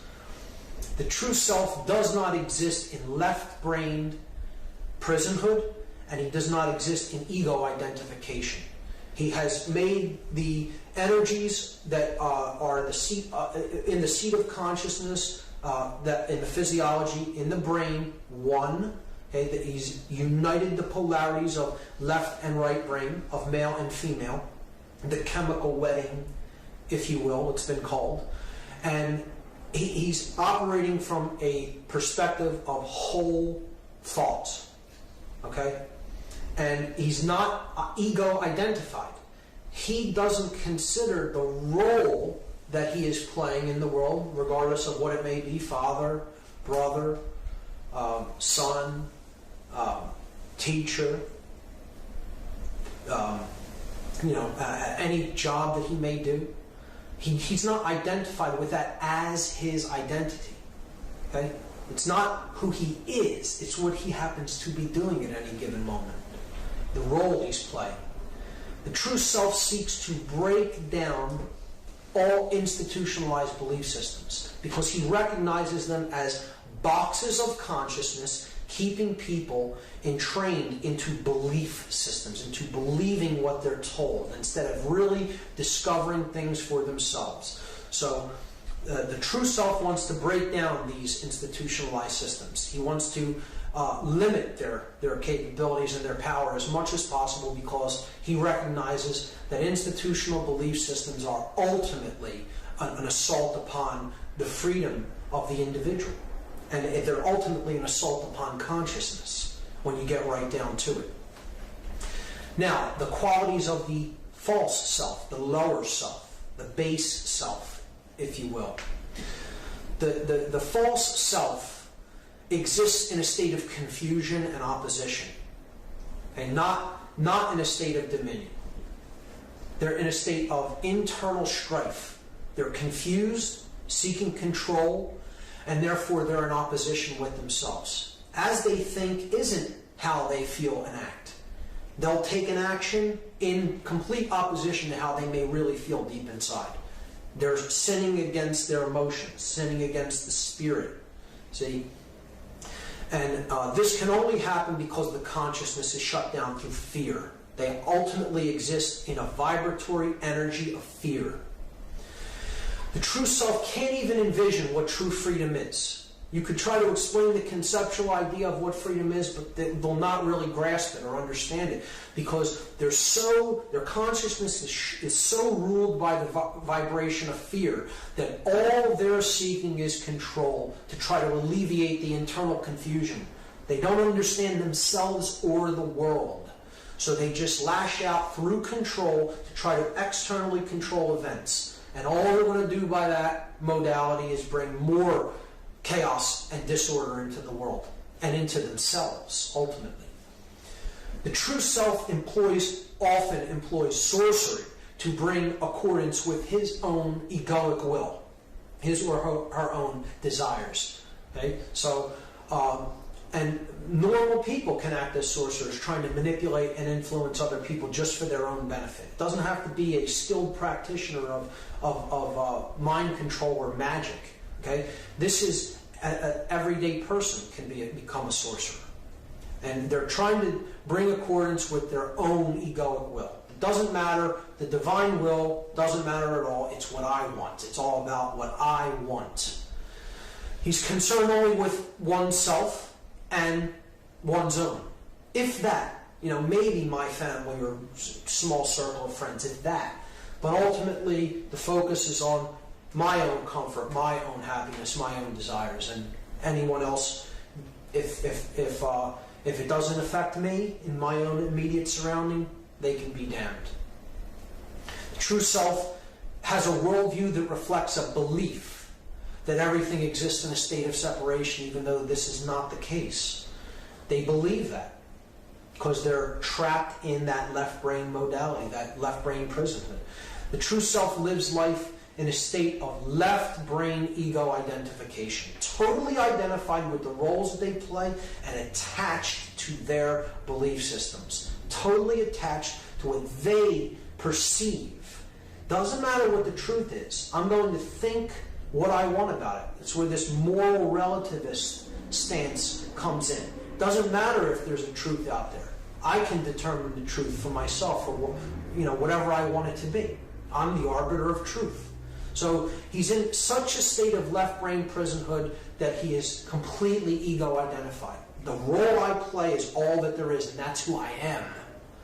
And the false self accepts and reinforces most institutionalized belief systems. So not only do they accept the belief system, they enforce it themselves. They want to propagate it because they're benefiting in the physical sense, in the worldly sense, from that institution being in operation, and they want to continue that. So that's the false self, the qualities of the false self, the egoic or lower self. What we've talked about all through part one so far is really the nature of good and evil. The nature of what we experience in the world within ourselves as good, and what we experience within ourselves and in the world as evil. And ultimately it's broken down to simply this way. Love is that which creates everything that is good in the world, and fear is that which ultimately creates everything that is evil in the world. And these are emotional polarities. These are the forces that either awaken consciousness and make it flower, or they shut consciousness down and put it into a box. And these are the things that they bring into manifestation. Love brings dominion within. It brings freedom without. It is accomplished through magic to bring about the true will through alchemy, to create non-dualism. Fear is bringing evil forward through creating internal confusion, which then results in the external desire for control. It works through the process of sorcery, manipulation, and serving the egoic will to create illusion in others and ultimately opposition within the self and others. Love is sending us in the correct direction. The emotional compass is set properly when we're in the vibratory energy of love, higher consciousness. Its goal is oneness, to bring about the true self, to open our minds and hearts up to higher and higher levels of awareness, of consciousness, to help us to understand that we are but one thin slice of a multi-dimensional world of infinite consciousness taking place all around us. And it can help, it is trying to bring about a balanced brain, a perfectly balanced brain between the male and the female, the left and the right hemispheres of the brain, because that is what will create order in the world. Okay? All of these concepts will bring about good and order. The opposite side, evil, which works through fear, will create misdirection in life. Fear will always create misdirection. It will always throw the emotional compass off target and send us in the wrong direction, because it's working to try to separate people When you put people into fear, you're separating them, and you're getting them to see everything as separate and themselves as separate from everything else. This is identification with the lower self. This is base consciousness. This is consciousness put in a box and in a trap. It's ego identification, total identification with the physical, worldly roles that we play. Trapped in the five-sense world. If my senses can't perceive it, it doesn't exist, even though they're very limited bandwidth, open to very limited frequencies and bandwidths. But if my senses can't perceive it, it isn't real. And this is accomplished by keeping people largely in left brain prisonhood. And we'll talk now about how what these different modalities actually bear into the world, what they birth into the world. And then we'll start to talk about how the brain can become imbalanced, and how the brain really is a very significant factor when it comes to how these forces work in the world. So when our thoughts are in balance, when they're in harmony, okay, we are in the vibration of love. Okay, this is the essence of consciousness. This is the force that helps consciousness expand, and it ultimately is derived from how we think. When we are in that vibration, our emotions are acting as one, and they're helping us to create the unified consciousness of dominion. So as we think, we feel, we act, and we cannot be torn apart. And when we do that, then our actions are also in harmony, and we're working toward true freedom. So it happens from our thoughts in a vibration of love. Internally, our emotions are in harmony and in check, and we're not ruled by them either. We own them as well. We're in dominion. Okay, so we know what's going on within. Then we put that into practice in the outside world to create freedom, which is the highest expression of love in the world. So the pyramid of love is built upon dominion within and freedom without. And there's no other way to get to that state. There's no other way to create good in the world. Order, peace will come from these polarities being in operation within the self and in the outside world. You're not going to create it any other way. It's simply how the organizing principles of the world work. These are the energies we are working with, and this is how they work. The opposite of this effect is if our thoughts are in complete disharmony and they're ruled by fear. We are in the fear vibration with how we think. Then our emotions are going to be completely out of order. Often they are going to rule us instead of us using them for our benefit, and we're going to be in a complete state of confusion within. And then our actions are going to be geared toward trying to take external control over others. And the only thing that's ever going to create in the world is chaos and evil. That's all you can create with those polarities. You know, trying to say that you're going to create good and order in the world through control is like saying, I'm going to take my wet laundry that I just washed, and I'm going to dry it by pouring more and more water on top of it. You'll never dry it like that. It's an impossibility. You're adding the opposite polarity than what you want. And that's what people in fear-based consciousness, in internal confusion, that don't really understand the self, that have not made a study of their psychological and emotional makeup, are going to they're going to create nothing but chaos in the world through trying to control things externally instead of understanding what's really going on inside of us. So that's how that pyramid works. Now, we talked about consciousness and how it's correlated to the brain, the yin and yang energies, the left and right hemisphere of the neocortex, the human brain. Okay? And what I want to talk about now is what happens when one of these hemispheres is completely dominant over the other. How does the whole brain begin to function when that happens? Well, the neocortex, the whole upper brain, the whole human brain is like the executive controller. It's the command center of the whole three sub-brain complexes. Remember, you have the neocortex up at the top of the head, the new brain, the new cortex, neo meaning new. You have the limbic brain in the middle. It's the midbrain, the mammal brain. And then at the base of the brain, you have the brain stem and the cerebellum, which is called the R complex, the reptile brain. So the neocortex, the top brain, okay, is like the CEO of the company. Let's look at it that way. He's the person that makes the executive decisions of the company. Now, if that part of the brain gets sick, or if it isn't working properly, then the command functions of the whole brain complex, the three parts of the brain, have to be shunted to one of the other two brain complexes. So the executive functions are either going to go to the limbic brain, the midbrain, the mammal brain, or they're going to go to the lower brain, the R complex. So here's how this imbalance works. Here you see the three complexes of the brain.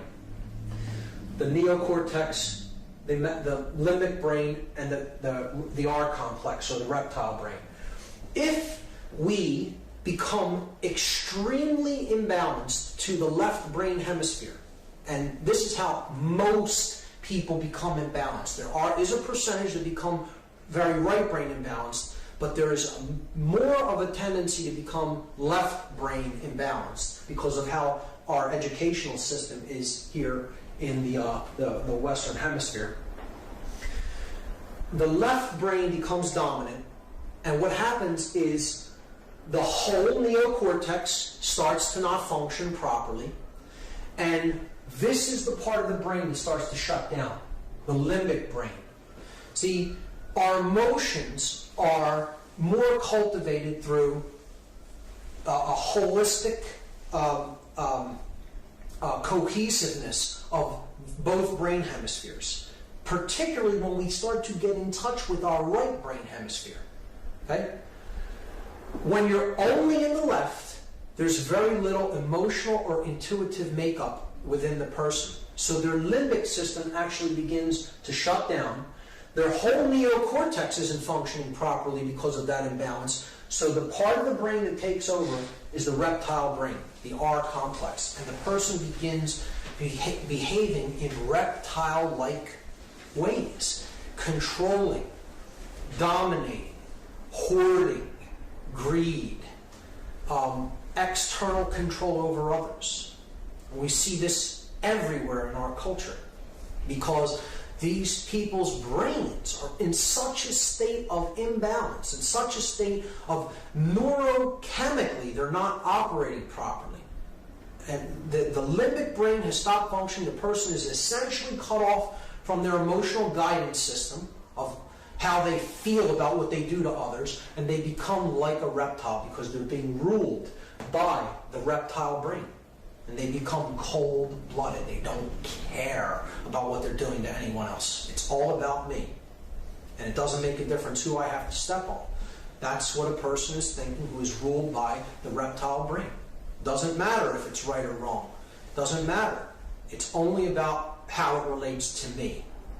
Now, the opposite of this is if the right brain becomes imbalanced, okay, which is more of a rarity, but it does happen, then the person, the neocortex shuts down again. They're not completely, but it's not really functioning in the way it's intended as the executive the executive functions of the brain. And in this case, the person loses a lot of connection with the R complex of the brain. So they don't care about anything going on in the physical world. It doesn't matter if I'm living in a state of physical disarray. It doesn't matter if I, have none of the basic necessities for survival. It doesn't matter if I'm being controlled externally from other people and my rights are being taken away or I'm being physically abused. See, because in that case, the mammalian brain, the limbic brain has gone kind of haywire, and this person's being ruled by their emotional brain. They don't have enough of the male tendencies because the feminine part of the brain has overtaken their consciousness, and this person, their limbic system becomes the executive controller of the brain, and they lose all connection with survival instincts and anything having to do with living in the physical world. So somebody who's extremely imbalanced in religion or the New Age movement, perhaps, excessively meditating, let's say. This could be a way that the brain is imbalanced to the right hemisphere, and then the person becomes ruled by the limbic brain, the mammalian brain. And ultimately, that's what is really going on. We have people's brains being imbalanced and really being put into a state of extreme unhealthiness through imbalance toward one brain hemisphere or another. Because when we get imbalanced toward the left brain, we become ruled by the R complex, and we become dominators, masters. Okay? When we're ruled by the right brain, then we lose all connection with physical survival and don't care what happens to us anymore. We become ruled by our emotions, and we become like slaves. So this is why this brain imbalance is really occurring. There's a force out there that wants to create a world of masters and slaves, ultimately.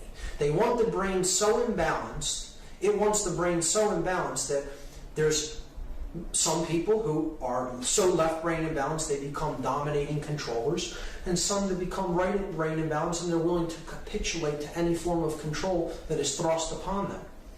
And ultimately, there's a little of both kinds of imbalance in most people, and they become like a master and a slave simultaneously. They want to rule over whoever they can below them, and then they'll take orders from whoever is above them in this hierarchy of control. So this is an actual brain scan taken from a science journal of what the brain looks like when it becomes heavily imbalanced. This isn't physical holes in the brain over here. These are areas of electrochemical deadness. So there's no neural firing in the black parts of the brain, the real dark areas. This person's brain that's labeled normal here, it's a bit difficult to see on this slide, but this person's brain is in what's called global EEG coherence, global brain coherence. The electrochemical activity is distributed equally about both hemispheres of the neocortex. You're looking at the neocortex from underneath, this being the top of the brain here. So this is the front of the head, that's the back of the head. Okay? So that would make this the left brain hemisphere and this the right brain hemisphere, if you could visualize that. So look, picture it as if you're taking the brain and lifting it up like this. Here's my left side of my brain. I'm lifting it up like this. You're seeing it from underneath. So that's the left brain hemisphere. That's the right brain hemisphere. I'm sorry, it's backwards. This is the left brain hemisphere here, the left brain on that side, and that's the right. So if you tilted this down this way, that would be the front of the head. Okay? Now, here, the brain is labeled violent because I'll tell you about the person, the types of individuals that were scanned for these two images. This person was not given a standard Western educational upbringing, did not watch a lot of television, did not eat a Western diet, meditated a small amount on a daily basis, and they have global EEG coherence. This person was brought up in a Western educational system. They watched many hours of television a day, didn't really do a lot of reading, never meditated, ate a very Western fast food type diet, and that's what their brain ended up looking like. You can see that really the real damaged part, the real electrically dead part of the brain is right there on the right hemisphere. See? Because they became like a controller, and it's labeled violent. This person had violent tendencies and had problems, behavioral issues, and possibly, I'm not sure if it ended up in problems with, law, but that's what a left brain imbalanced neocortex ends up looking like. That person became very heavily left brain imbalanced, and you can see all the areas of electrochemical deadness of the brain. So that's what brain imbalance does to the brain physiology. It's measurable, it's provable. This is a type of scan that shows this type of imbalance, and this is called a PET scan. There's other, even more advanced scans called SPECT scans that you can look into to show the neocortex and how brain imbalance begins to affect the electrochemical properties of the brain. So what we're really going to look at in part 2 is how this imbalance is at work in the world and how it's ultimately creating all the problems that we see in manifestation in the outside world. And what we're seeing is this, that consciousness is ultimately being torn apart in most people by the imbalance to the male energy. And it is the suppression of emotions, the sacred feminine, the Holy Spirit, the Divine Mother, the feminine aspect of consciousness, our emotions, that is really what is driving this. That our emotions are being so numbed, kept down, ignored, and ultimately killed. The sacred feminine is being killed in our world, and that's our emotional aspect of consciousness. And when that happens, the yang energy begins to dominate because we're out of touch with the feminine aspect of ourselves, the intuitive, compassionate side of who we are, and we're being ruled by this yang energy, the male dominator principle of energy. When in fact what we need to do is unite these and help them to come into equilibrium and exist harmoniously in all individuals. That's the ultimate goal.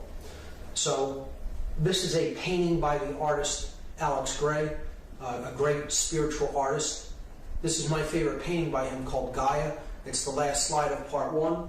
And in here he brilliantly depicts what happens when we lose touch with the right brain side of ourselves. If you imagine yourself as the world tree that he's painting in this image, this would be the right brain, that would be the left brain.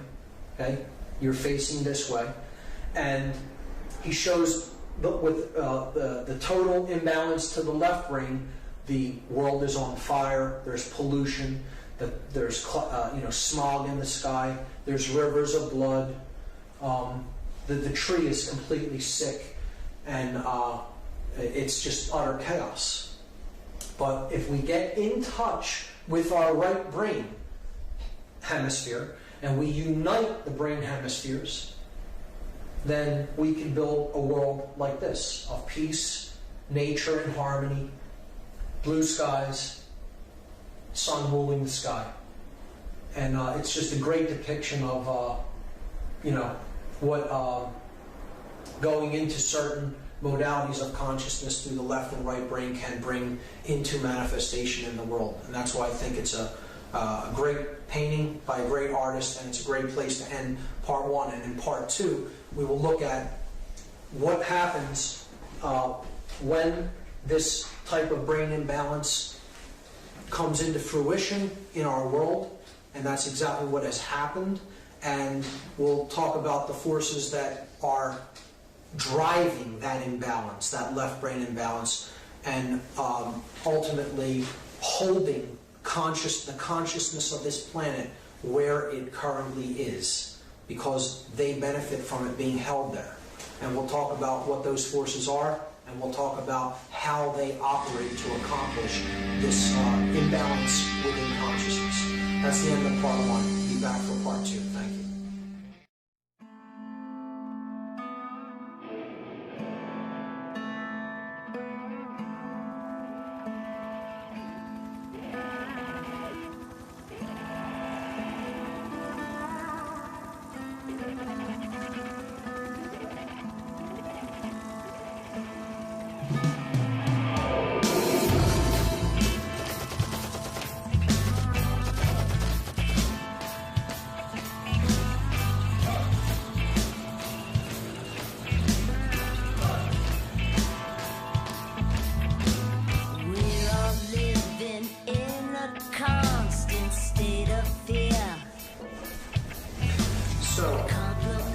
Part 2.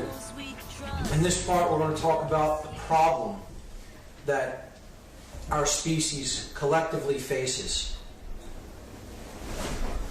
George Orwell said that if liberty means anything at all, it means the right to tell people what they do not want to hear.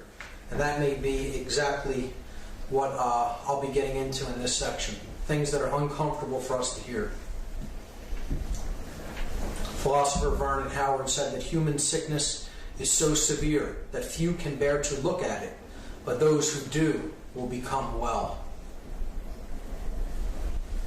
Soren Kierkegaard said, there are two ways to be fooled.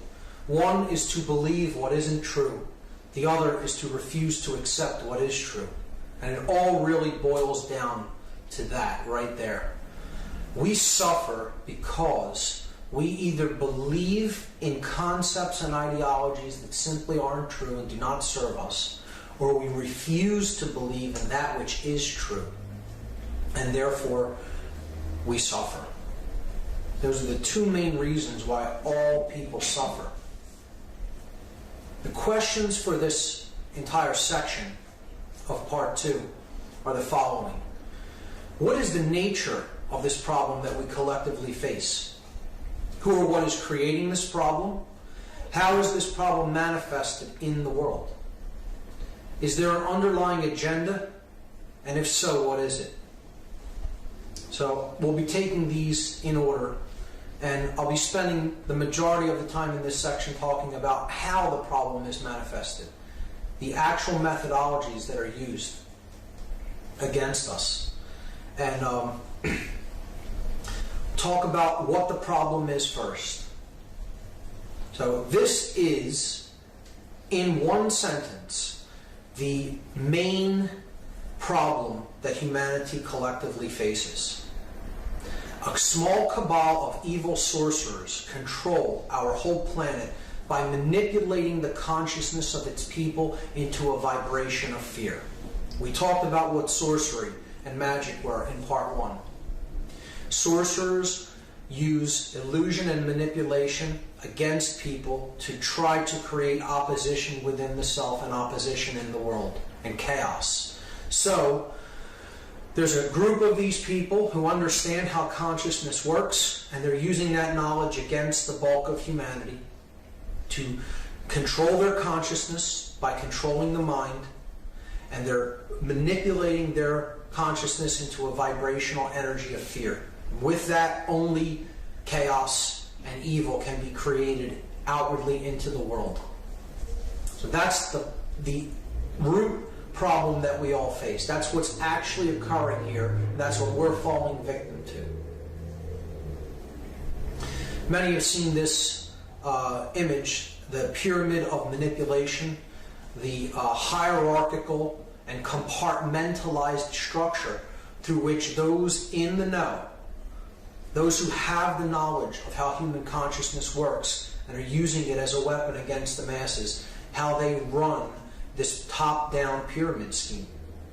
Up here you see the top of the pyramid, the pinnacle, the summit, where the knowledge is at. Those in the know, those with the knowledge, those who are illuminated into this knowledge of consciousness, can be seen being at the summit or at the top of a pyramid, and then all different aspects of society are controlled from the top down through a hierarchical, regimented, compartmentalized system. Those who are down here have very little knowledge of how things really work and how they're really structured. They just go along to get along. They do their job. They don't really consider the wider implications of what they're involved in or what they do. And yet, they're being used as pawns in a game, in a manipulation game, to actually create more and more compartmentalized and centralized control of everything and everyone. And you could look at this as simply a structure of knowledge. Knowledge is concentrated at higher and higher levels as you get closer to the top of this pyramid, and there is very little knowledge about how things really work down here. These are just puppets whose strings are being pulled to accomplish the goals and the agenda of those at higher levels of knowledge. These sorcerers of consciousness, as I'll call them, are occult practitioners. They use the knowledge and methodologies of occultism to accomplish their agenda. Now, the word occult is very misunderstood. I want to make it very clear that I am not speaking out against or condemning all types of occultism. Occultism is a body of knowledge that is not generally understood or known about. It is simply knowledge. It's a tool to be used by the practitioner. And what we need to understand is just because it's occult does not mean that it is evil. It is simply information about how consciousness works, about how we work. And it is known by some and not known by others. So as a tool, you could look at it like any other tool. For example, a hammer. You would not consider a hammer as good or evil. A hammer simply is a hammer. It is a tool. It is what the wielder of the tool does with it that makes it good or evil, that makes it being used for good or evil. So I could take a hammer and I could go out onto the street and strike the first person, bystander, on the street that I see and kill them, which would be a completely sadistic, evil act. That doesn't make the hammer evil. That makes my intent for wielding the hammer evil. I could take that same hammer and go and use it to build a shelter for a homeless individual. And I would have put an act of goodness forward into the world.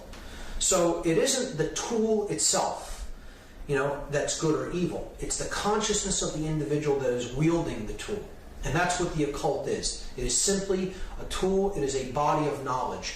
And when we get into the word, you look at the word occult, it comes from the same root as the word ocular, meaning related to the eye or related to vision. And that is exactly what the word occult means. The word occult simply means hidden. That which is hidden from sight, hidden from everyday availability or sight. We cannot perceive it because it is cloaked, it is veiled. That is what occult is. All occultism simply means hidden knowledge. Researcher Judith Moriarty made this statement: the greatest conspiracies are not actually hidden. They are just fragmented into different pieces like a puzzle right before our eyes. So this conspiracy that I'll be talking about, this global hegemony of control, this global manipulation scheme, is right in our face and we can't see it, most of us. It is just beyond the limits of ordinary perception because it is occult knowledge that most people have very little, if any, awareness of. So it's fragmented into different pieces, but it's right in front of us in plain sight, hidden in plain sight, so to speak. Woodrow Wilson described this manipulation. He said that we have come to be one of the worst ruled, one of the most completely controlled and dominated governments in the world. No longer a government of free opinion, no longer a government by the conviction and vote of the majority, but a government by the opinion and duress of small groups of dominant men. And you would think that an individual like this would understand how the government had come to be structured.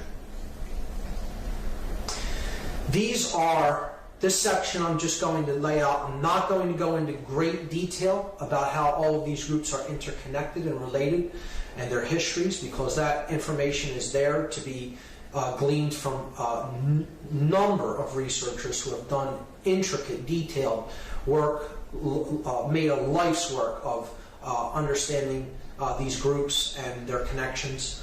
I'm simply going to lay out an overarching idea of who the hidden occult controllers of this planet are, and give you a general idea of the types of organizations that they work through. So any organization that is globalist in nature, that is working toward a world government, toward greater centralization of power, think tanks that are interconnected and working toward common worldwide goals and worldwide laws. I simply refer to these organizations as globalists because that's what, in fact, they are. Organizations like the United Nations, the G8, G10 family of nations. You have the roundtable think tanks, such as the Council on Foreign Relations, the Trilateral Commission, the Bilderberg Group, the Royal Institute of International Affairs, the Club of Rome, and many others.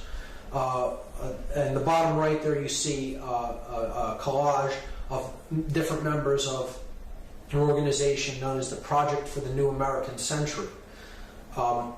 These are globalist think tank organizations that are working toward greater power in fewer hands. That's the main thing to keep in mind. Centralization of power and organizations working toward that aim. World politicians are simply puppets for these greater organizations that are trying to centralize power more and more. If they're on a scene level, they are probably not very high up in the hierarchy. They are controlled, and they are simply performing their tasks as they are laid out by their masters, by those who really are pulling the strings behind the scenes. But world leaders that are in senior positions of governments are certainly involved in this process of global manipulation. Military leaders, strategists, planners at high levels, very involved in this manipulation. Much higher up in this hierarchy and organizational structure are globalist bankers, such as the Rothschild banking dynasty, the Rockefellers, and many other financial institutions that are really calling the shots behind what we see playing out at governmental levels throughout the world. Royal family members of all nations, the royalty of England, Spain, the Netherlands, Saudi Arabia, and many other countries. So royalty is not simply figurehead. It is involved in these organizations. It does direct the agendas of these organizations, and it does have intricate interconnections with the banking dynasties that are really calling the shots behind what we see playing out at the scene level within governmental structure. Religious and New Age ideology leaders certainly play a role in this to cover the spiritual aspect of the deception. Media moguls that control the information that we are presented with. And again, it's not my intent here to go through all of the interconnectedness between these organizations, nor to present a all-encompassing tapestry of how they work. It's simply to give you an overview that this is the body of individuals, and these are the organizations that they work through. The research is out there and has been compiled by many researchers, and you could look into that for lifetimes if you so chose. Theodore Roosevelt made this statement: behind the ostensible government sits enthroned an invisible government, owing no allegiance and acknowledging no responsibility to the people. Former president making this statement. You would think, again, that someone like this has some knowledge of how things are really structured in the power centers of the world. And he's telling you right there, out in the open, that there is an invisible government that owes no allegiance to the people. Now, the body of knowledge that these sorcerers have available to them, where it is derived from, is what many researchers have called the mystery traditions. The mystery traditions of consciousness. Again, it is not to say that this body of knowledge in and of itself is evil. The sorcerers that are doing this work of manipulation, this great work to hypnotize and enslave humanity, they are the inheritors and the perverters of this body of knowledge. It is not theirs. It does not belong to them. They happen to come into contact with it through their, perhaps, bloodlines, their involvements, okay? And they are taking this awareness, this knowledge of how the human consciousness works and how it can be influenced, and they're using it for their own ego-identified worldview and benefit. So they're the inheritors of this knowledge, and they're the perverters of this knowledge. They're using it in a perverted, irresponsible fashion to serve their own egoic will. And this is the ancient secret society networks all throughout the world that have their roots back as far as ancient Egypt and Babylon and even farther back. They had this body of knowledge. They continue in many ways to preserve this body of knowledge. Some of them for a positive purpose, some for a negative purpose. So it isn't any one given secret society that's orchestrating and controlling it all. There are very responsible and good-hearted individuals in these groups, and there are very dark-hearted, manipulating individuals in these groups. It is simply that the body of knowledge about human consciousness, that it's called the mystery traditions because it dates so far into human antiquity, we don't really know when it was codified and came into its existence as we understand it.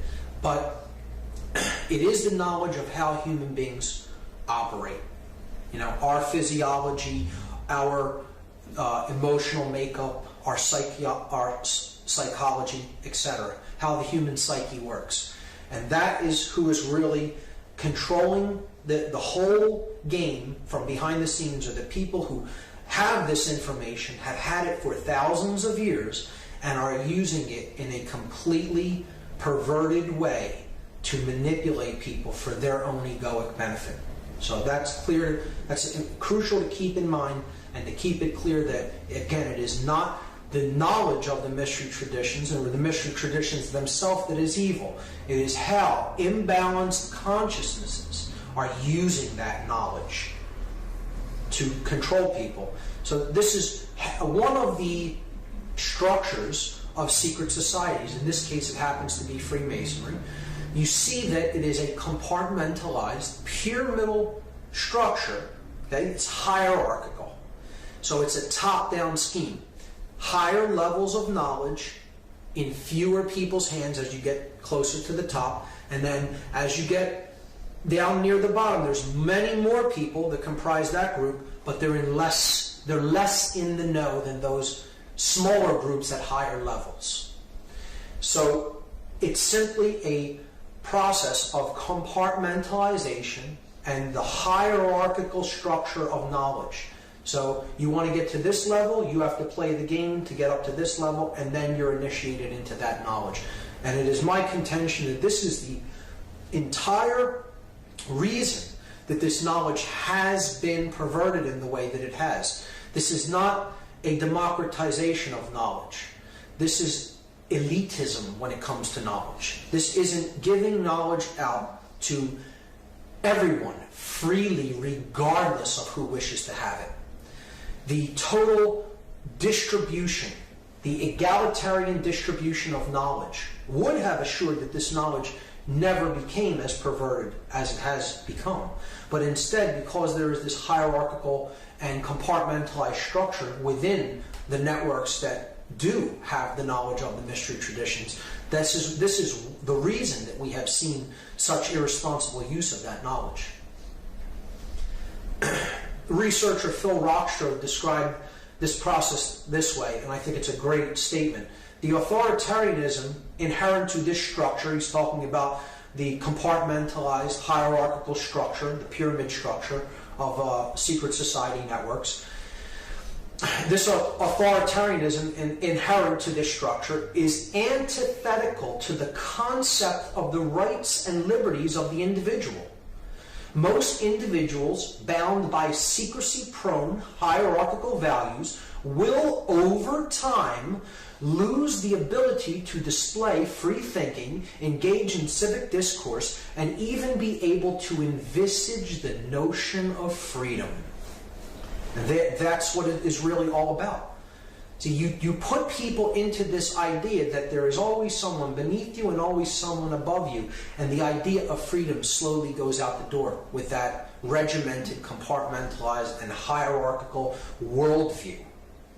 And that is why, very much like this pyramid of manipulation diagram, secret societies have also fallen into that way of looking at the world, and power being concentrated into fewer and fewer hands, and that knowledge being used ultimately in an irresponsible way by those who have it. So I'm going to talk about two groups of people. I'm going to talk about the people at the bottom of this pyramid and the people at the top, but not so much those at the top. There's a level even above the top of that pyramid, which I'll briefly talk about. But I want to talk about the people at the bottom of this pyramid, those who really aren't in the know, those who really are suppressed by this manipulation that's at work. And the group that I perceive as being the most suppressed, the most damaged by this level of manipulation that is taking place. You would think it's just your average citizen, your average person, but it really isn't. There is a group that is even more manipulated, that is even more held in deep levels of unconsciousness and fear, and in being cut off from their true divine nature, being cut off from the ever-present and ever-flowing dynamic energy of consciousness and love. And these are the people who I would consider at the very, very bottom of this pyramid with the most weight pressing upon them. And it is the controllers of the world, the military and the police. These are the people who are the most victimized by this hierarchical structure of manipulation. Sadly, they're often the people who understand how this dynamic is at work in the world more than anybody else. They don't understand it more so than anyone else because their consciousness is in that shutdown of a mode. And because they're so ruled by the reptilian complex of the brain that they're in that fear vibration, they're in that confusion vibration, and they're just being given orders, they're just following orders to go out and control things in the external world because they've bought the big lie, and they've bought the lie that says that control is the answer, that you can create order from control. And we've already looked at that in part one. It's like trying to dry wet clothes by pouring more water on them, or trying to put out a fire by pouring more gasoline on it. You will never create the opposite polarity by adding the same polarity to the situation. So you can never create order by adding fear, confusion, and control to the mix. You can only create order by adding the love dynamic, love, dominion, or non-duality, and freedom is how order is created. I can't emphasize that enough. These are the people that are actually the most damaged by this system and the most manipulated. They actually have the brunt of the weight of the system upon them more than anyone else. And as such, they need the greatest amount of help and the greatest amount of emotional support and understanding in getting to a higher level of consciousness, which will be exceedingly difficult for these individuals, particularly if they do not wish to come out of their worldview, their negative worldview that is based on separation and control, and they have great attachment to being right, to that the world is the way they currently think that it is, even though it bears very little resemblance to reality in any way. It's quite unfortunate. So they actually need our help more than anybody else. Now, back to the top of the pyramid, those who are really in the know, really calling the shots. Is there something even higher than that? And I'm really here today to tell you that, yes, there is, and I'm kind of uninterested in what really controls the game from even higher than the top level of the pyramid, because in either event, it's the same way that they accomplish it, and it will be undone in the same way, through a rising of awareness and consciousness. I'm here to tell you that the highest level of this pyramid is not the summit. There's always a hidden chamber built into any great pyramid. And the hidden chamber is where the shots of the game are really called from. Okay? And it is now known that there is one sorcerer that sits in the middle chamber, in the hidden chamber of this pyramid of manipulation. And this one sorcerer alone calls the entire shots of the entire game. They're holding all the keys to all the locks on all the doors. And there's a device now that you can look into, and you can discover who that one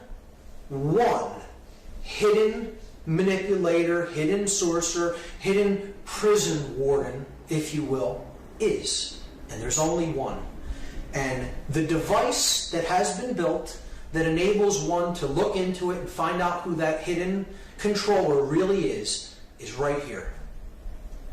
It's a common, everyday mirror, because that is who controls the entire game. The individual, the person that stares back from that looking glass, is who has all the keys to all the locks on all the doors, and it's all about what is going on within. That's what's really controlling the game. Every individual is their own prison warder. See, we ultimately create our own manipulation, our own enslavement, our own domination.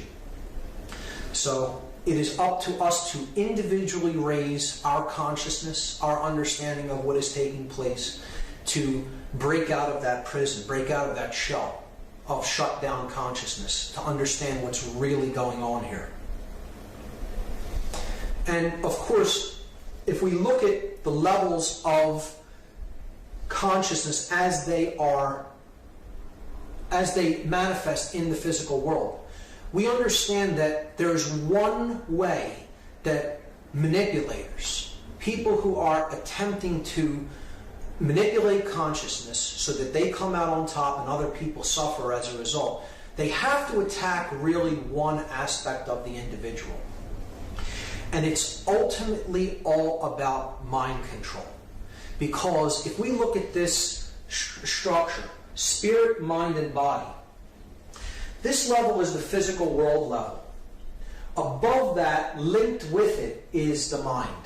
And above that is spirit, is all-encompassing pure being, pure consciousness. If you're going to have a true connection in your physical manifestation to the spirit, that connection is this layer, the mind layer.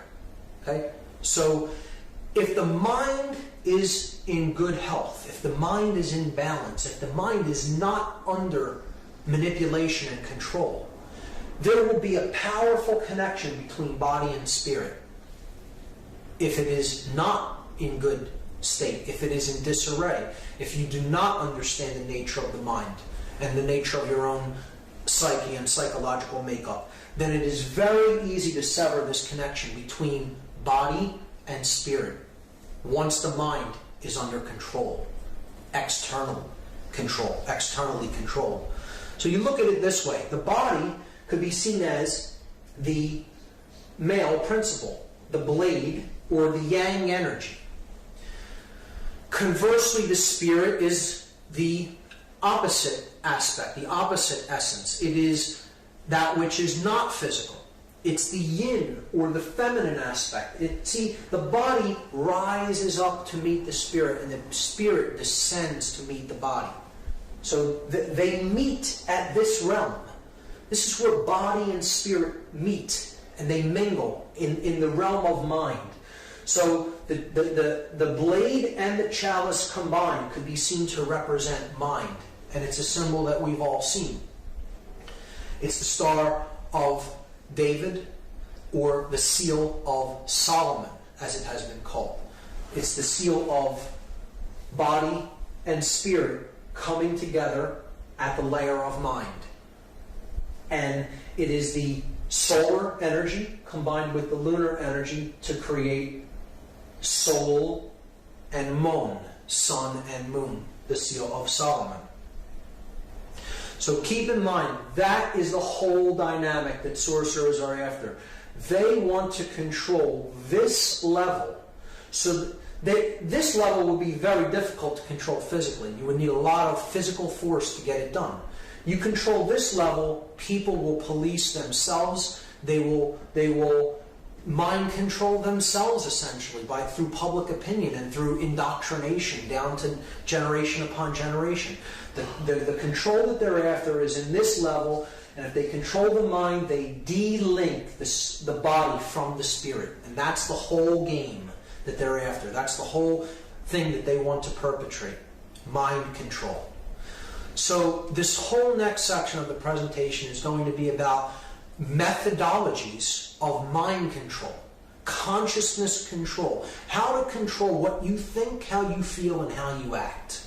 Okay? The methods of manipulation that are employed against us, members of the human species, by people who have this occultic knowledge and use it for their own egoic benefit. I call this the methods of manipulation, and as many researchers have called it, particularly Michael Tessarian has termed this the war on you, because it's the only real war that's being waged out there. There isn't a war on poverty, there isn't a war on homelessness, there isn't a war on ignorance, there isn't really a war on terrorism.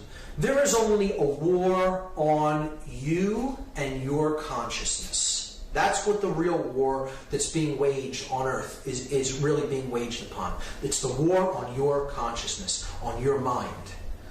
So we're going to look at the methods of manipulation. And they're very varied in their attack pattern. They're very, it's multi-tiered. Okay? It's very spread out and throughout all different areas of life, these methods of manipulation. So it's a multi-tiered attack on our consciousness. And I've chosen 14 of what I consider the most prominent methods of manipulation to go through in the presentation. And I've chosen 14 as a symbolic number, which we'll get into later and you'll understand why. But here's what the methods of manipulation are that are used against us. Obfuscation, worldview poisoning, the exploitation of primal fears, the divide and conquer technique, indoctrination through what we call the education system, controlled opposition, the financial system, the monetary system, the control of mass media and information, food and medicine, in quotes, the illusion of time, the denial, hassle, ridicule factor, what I coined the DHR factor, religion, specifically religion as binding, which we will get into, the use of symbolism in a mentally subversive way, in a mentally subversive fashion, and what I call chaos sorcery, what other researchers have called the problem, reaction, solution method, or the Hegelian dialectic. So I'll be taking the first 11 of them up to the DHR factor. It will be a small analysis of each one.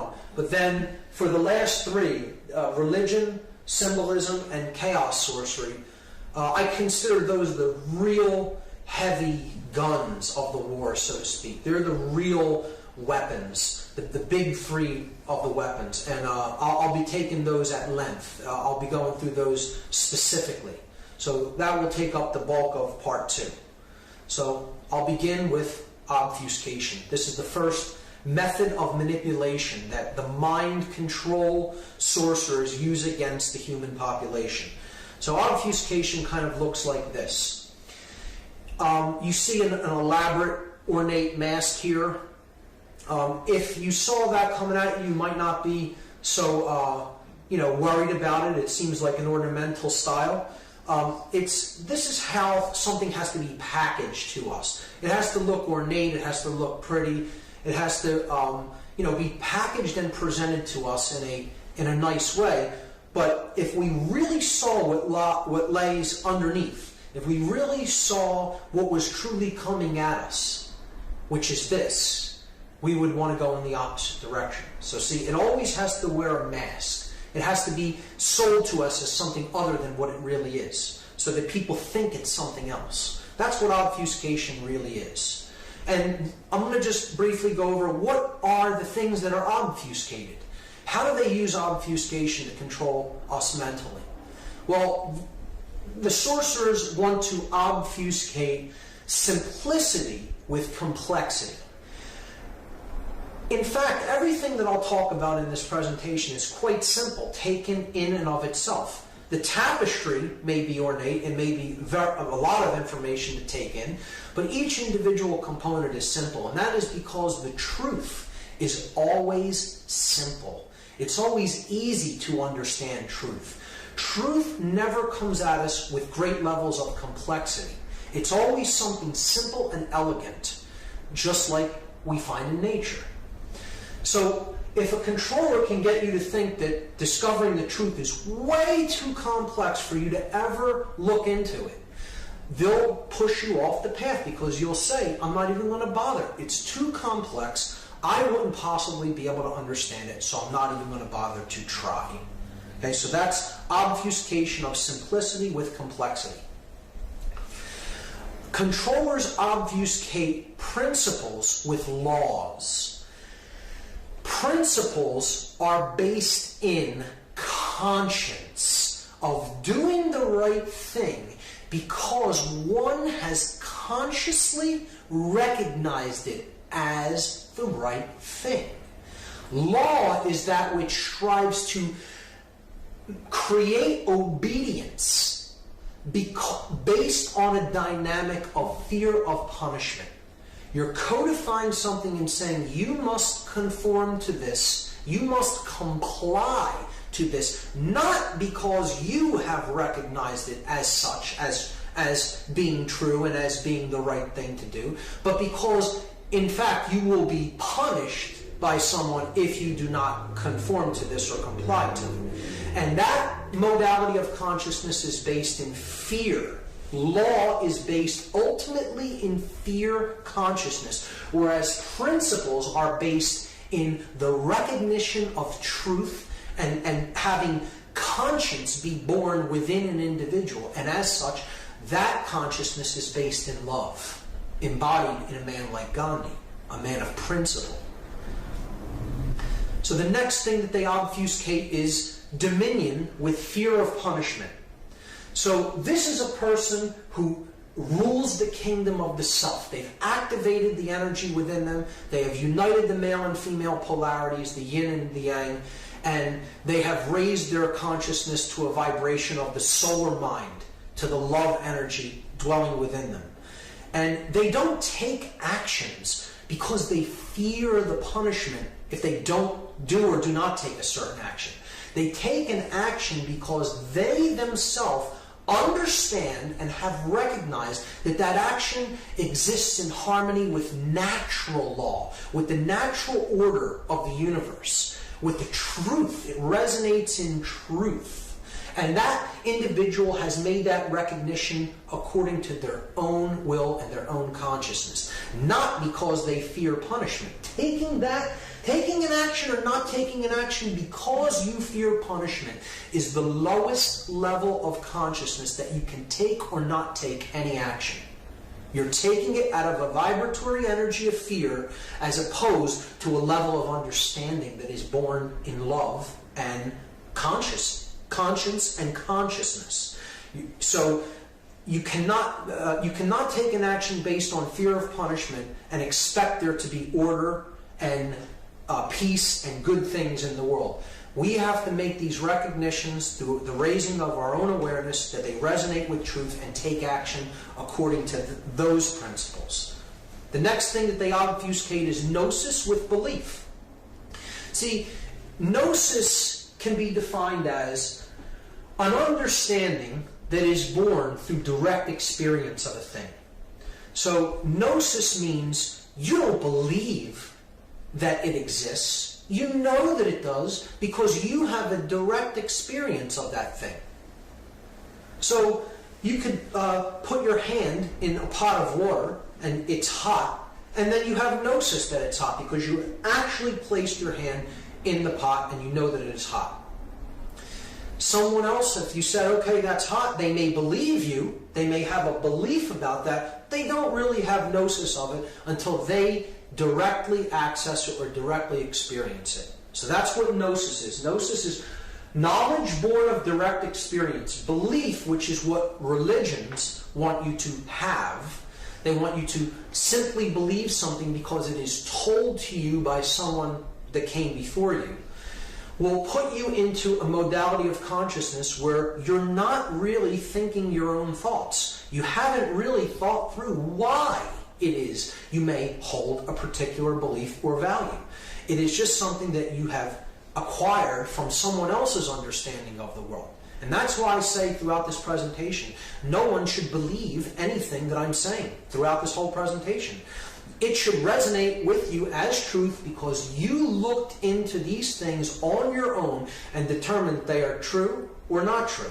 And then live your life in harmony and according to your understanding of that. Not because you believe what I'm saying. I'm not asking for anyone's belief. If I was asking for anyone's belief, I would be no better than any other religious leader. So I'm looking to inspire gnosis within a person. That you look into things on your own and come to your conclusions about them because you yourself have studied and considered them and know how they work. Individuality is obfuscated with culture. And this is a big one because all the value within us is carried in the individual. The individual is of ultimate value. And again, an individual is unique, a unique expression of consciousness. And culture, as the late Terence McKenna, one of my greatest mentors and teachers, said, culture is not your friend, folks. He was very fond of saying, you know, it's that which controls you. It's a cult, so to speak. So culture is trying to make everyone conform to its value system and its ideology about what is true and what is right. And oftentimes that's not really in harmony with the truth, with natural law, with how things really operate in the world. It's simply that way because people who came before us made it that way. And we're just going along with it. We don't know whether it's actually right or getting anything really of great value and something that can lead to our actual fulfillment out of it. We're just going along with it because others before us did it, and we're expected to take up that mantle and do the same thing in culture. So it's a self-perpetuating, institutionalized belief system. It's an institutional paradigm, a way of looking at the world. And that's what they try to tell you your individual identity is. It's a member of culture. Well, that isn't what your individual identity is. The true identity of the self is pure consciousness experiencing itself in a multitude of forms, and that's where the greatest value lies, within the individual, not within a culture. They obfuscate openly, truth with lies. This is very simple. They'll just tell you black is white, white is black, and it's this way because we said so, because we're the arbiters of truth, and we will tell you what is right and what is wrong. We'll make it up as we go along, depending on our objectives and our aims and our goals. So the truth is what we say it is. It's not something that's out there. It's just all relative, moral relativism again. Truth is what I say it is because that's what's good for me. Well, that isn't really what truth is. Truth is actually independent of the individual, and we need to use our perceptions to get into harmony with it.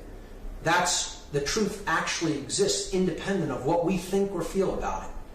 So that's another method of obfuscation, and this is how moral relativism works. Obfuscate the truth with lies.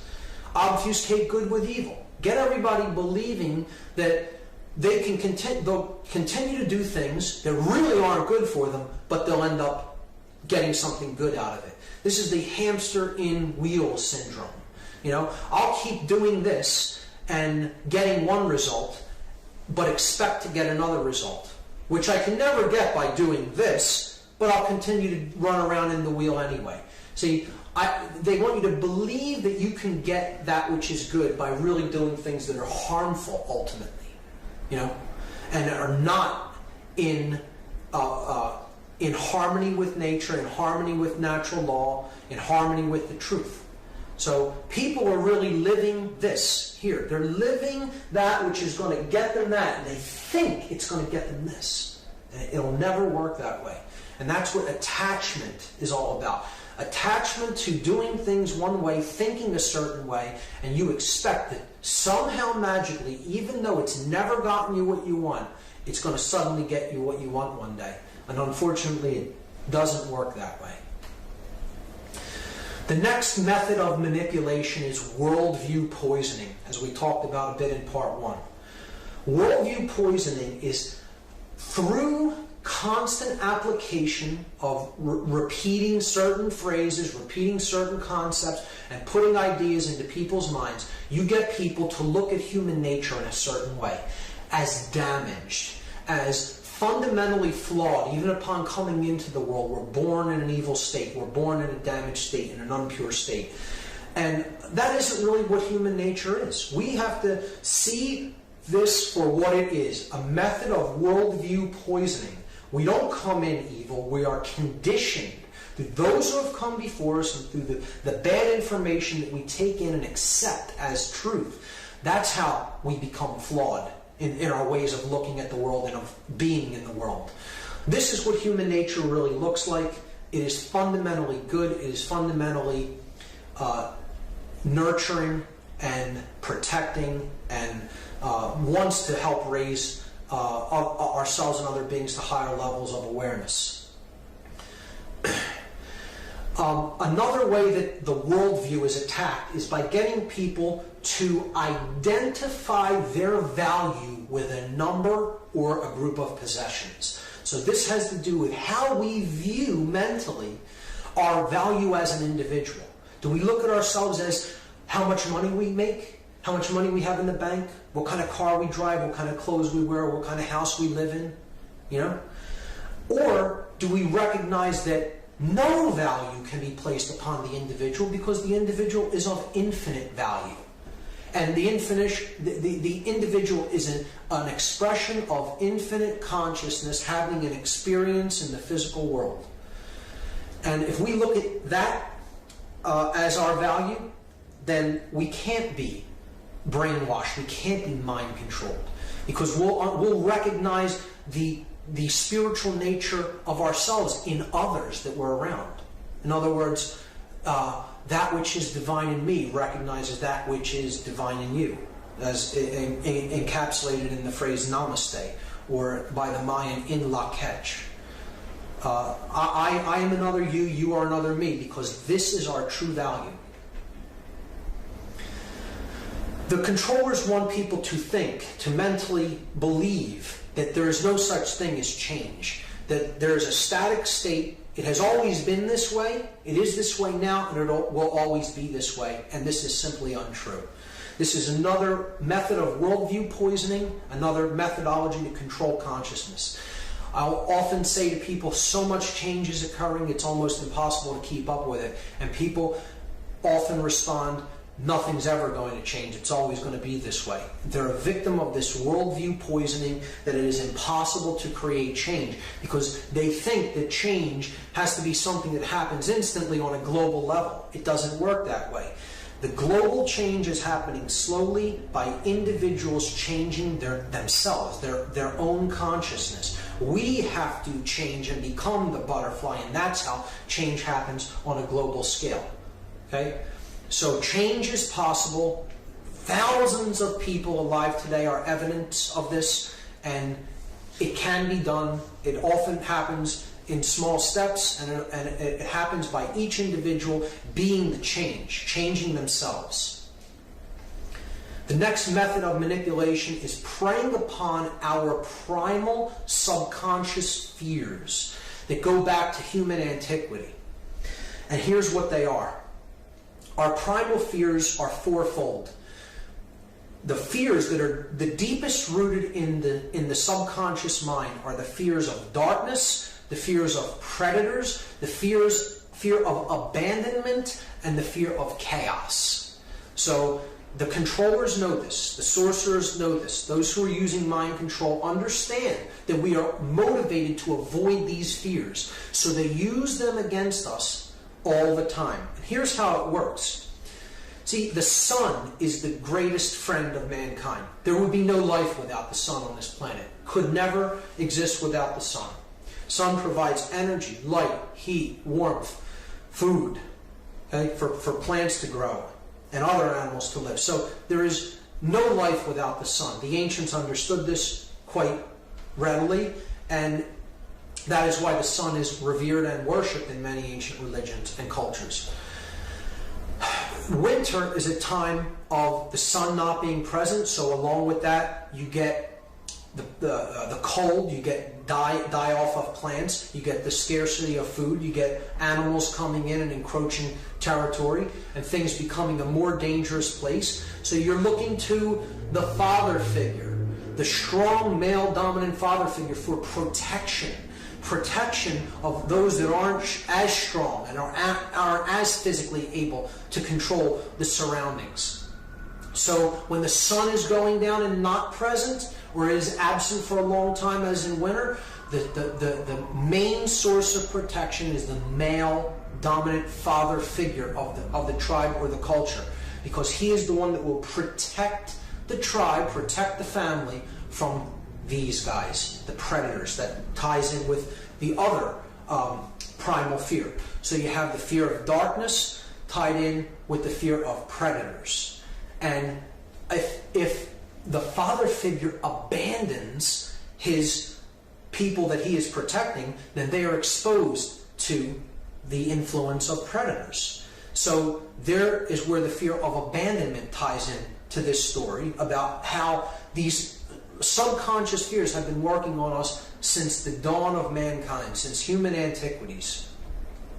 And when we get into that situation where there may be predators around us, the first thing we're going to cry out for is do something about it. This can't continue to go on. We need to be protected by the big daddy figure, the male dominator father figure, which in our culture has become the governments of the world. Those who we look to for protection, and we are dependent upon, we have become dependent upon, because they have been propped up as the male father figure of our culture to protect us against any threats. When in fact, the joke is really on us.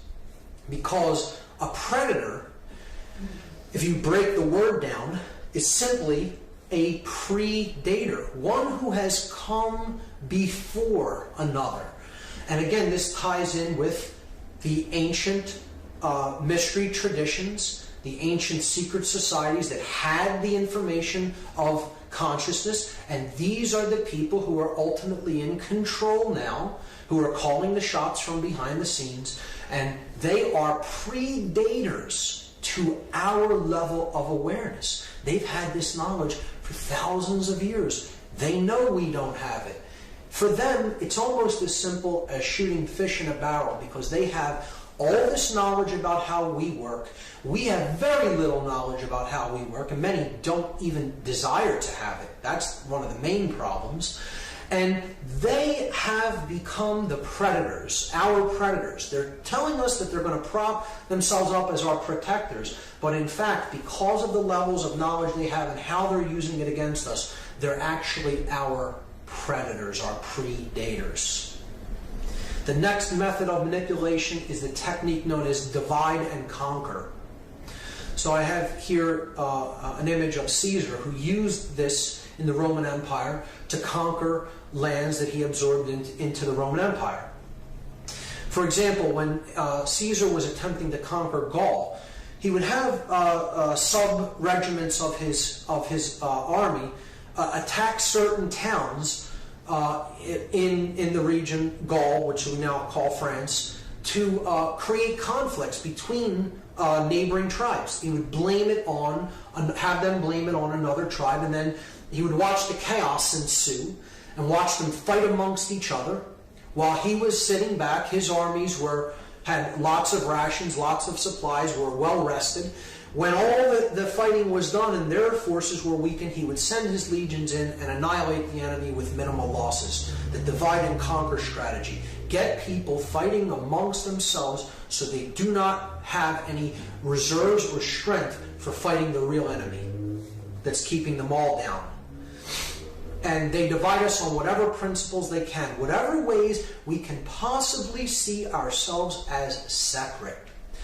They use the divide and conquer through sex, male and female, through race, any differences in race, region of the world, ethnicity, through age, young and old, through religion.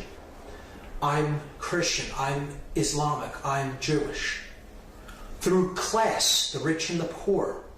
Through politics, Republican versus Democrat, conservative versus labor. You look at nationality, the United States versus Mexico, Canada versus the United States, France versus England. Any ways that you can get people to see themselves as separate, you're reinforcing this method of manipulation and mind control, because people are easier to control and dominate if they are warring amongst each other. The indoctrination system that we laughingly call education in the Western culture. Western education has become almost entirely left brain. We talked about what the imbalance in the brain does to the brain chemistry and the brain physiology. Our culture is actually a system of indoctrination toward the left brain. Reading, writing, and math. Science. The absence, largely, most programs that get cut from school are artistic, creative programs, music, things like that.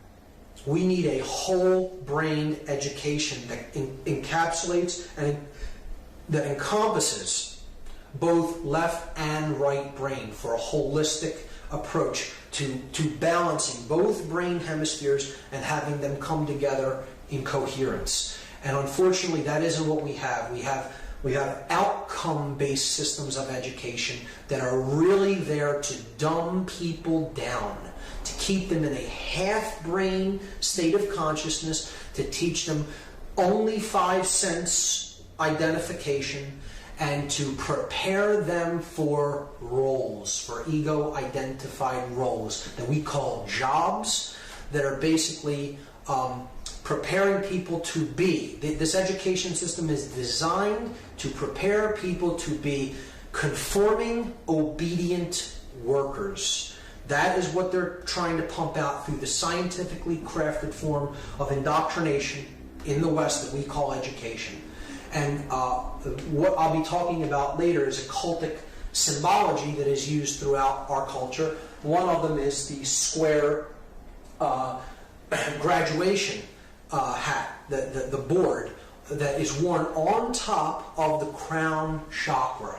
This is a highly subversive symbol because the square has always represented base consciousness. The square, in particularly Freemasonic symbology, represents base consciousness or the checkered life of mankind. Those who are wanderers between light and darkness, never really knowing which is which. So they lead the life of a pawn. And it's particularly subversive because it's a black square that represents darkness, ignorance, strife, conflict. The black square, a highly subversive symbol, and they're placing it upon graduation, upon the crown chakra, the place where the energy of consciousness is strongest in the physiology. And a highly subversive symbol representing that one has become gradually indoctrinated. They have graduated to the consciousness of the square. It's absolutely amazing that a symbol like this can be put right before people, and they think of it as something that is positive and revel in it. Yet it is actually a very subversive usage of symbolism upon the consciousness. The next method of manipulation is controlled opposition. So this is the illusion of two opposing forces fighting each other when in fact they're actually the same force. It's a flip side of the same coin. Best example of this is Democrat versus Republican. There is no difference between the two. There is only really one political party doing the agenda of the manipulators behind the scenes, the international banking dynasties and the occultic controllers that call the shots. This is a great political cartoon here. The two-party illusion is the first aspect of this controlled opposition. Again, no difference between Republican and Democrat. They're two wings of the same bird. Vote all you want. The flight plan does not change. The body, they're both connected to the same body and they're flying to the same place. And if you need any clearer example of this, look to the 2004 election scam, the election fraud between John Kerry and George Bush, because they're both members of the elite order of the Skull and Bones, Yale fraternal order based on a dark sect of Freemasonry, what I would call a rogue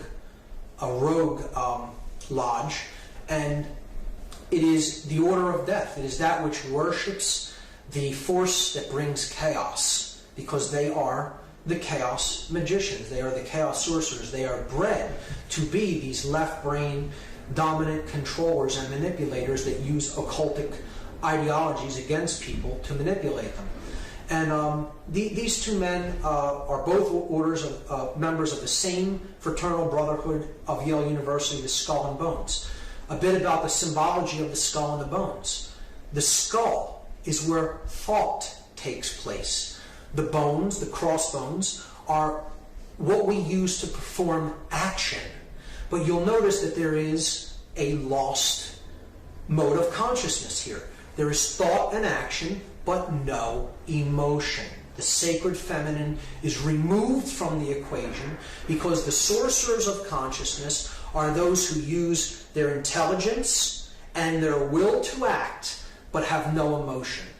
So they are the skull and the bones. They don't care about the consequences of their actions in the external world and what their actions do to others. They're only using their egoic will, the bones, and their cleverness, the left brain consciousness, the left brain aspect of human thought with no connection to the wisdom or the nurturing or the intuition of the right brain to do whatever they want to do their egoic will.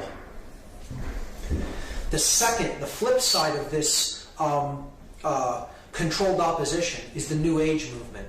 And this may somewhat upset some people who are into New Age ideologies. I don't think all New Age movement ideologies are bad or negative or shouldn't be looked into. I certainly think they should be looked into. I think meditating in the proper context is a great form of experiencing pure awareness. However, I think that the New Age movement is largely co-opted, and it is being used as something to get people never to look at the negative. To say, don't look at that, that's negative. You're being negative by saying that people are being manipulated. Speak no evil, see no evil, hear no evil. And that ideology isn't going to get you anywhere. That's not going to get you closer to the understanding of why things are the way they are. That's an ostrich with his head in the sand syndrome, as far as I'm concerned. So the New Age movement can imbalance people toward the right brain if they're not careful, and they keep going into these ideologies that says there's no such thing as anything negative. Don't look into any of the negative. It really isn't going to get us anywhere in understanding why things are the way that they are and how they got that way. We need to confront the negative, not be totally absorbed by it or to completely get lost in it, but we need to look into it, confront the dark recesses of the psyche and the origins of the human ego and the human attachment to the physical world, to understand why evil has come into manifestation to the extent that it has in our world. If we're really going to solve these problems, we have to go into those levels of the deep, dark recesses of the subconscious and confront the shadow there where it lives, if we're going to come out of it and be reborn in wisdom and understanding. So that is controlled opposition. The next method of manipulation is one of the biggest, and it's one of the hardest to transcend and rise above because of how ingrained the belief in the financial system is in our world. So the financial system is basically a system of enslavement, and it is based on the principles of fiat currency and debt, which we will talk about. One of the originators of the Rothschild banking dynasty, Meyer Rothschild, made this statement: "Permit me to issue and control the money of a nation, and I care not who makes its laws." Because he knew that all you really had to do to take control of the direction of a nation is to control how its monetary system works and control the way that the money is printed, the interest rates, to charge interest on it, and to control the amount of money in circulation. And what we have in effect today as our monetary system is a system of fiat currency. Fiat is a Latin word which means so be it, let it be. And this is exactly what our monetary system is. Money is printed at the whim of money printers. They simply say, let it be. The Federal Reserve System, a conglomeration of corporate, privately owned banks that has nothing to do with our system of government. It is wholly privately owned and operated, and it essentially controls our government, our lawmaking body, and our lawmaking decisions in Congress. And this fiat currency system is actually a system of printing money at the whim of the money masters in order to create one thing, and that is debt. Our money system is essentially nothing but debt, because every dollar that is printed carries debt with it. The amount of money in circulation never equals the amount of debt that is owed. So it is a self-perpetuating system of debt that can never be paid off. It just grows larger and larger and larger. Thomas Jefferson warned against this type of a monetary system. He said that banking institutions are more dangerous to our liberties than standing armies. If the American people ever allow private banks to control the issue of their currency, the banks and corporations that will grow up around the banks will deprive the people of all property until their children wake up homeless on the continent their fathers occupied. He understood it perfectly. He warned us against this practice of fiat currency and giving too much power and sovereignty to corporate banking institutions. The next method of the financial system is taxation. And taxation is one of the clearest forms of indentured servitude, at least it is to me, than anything else that I've ever looked at.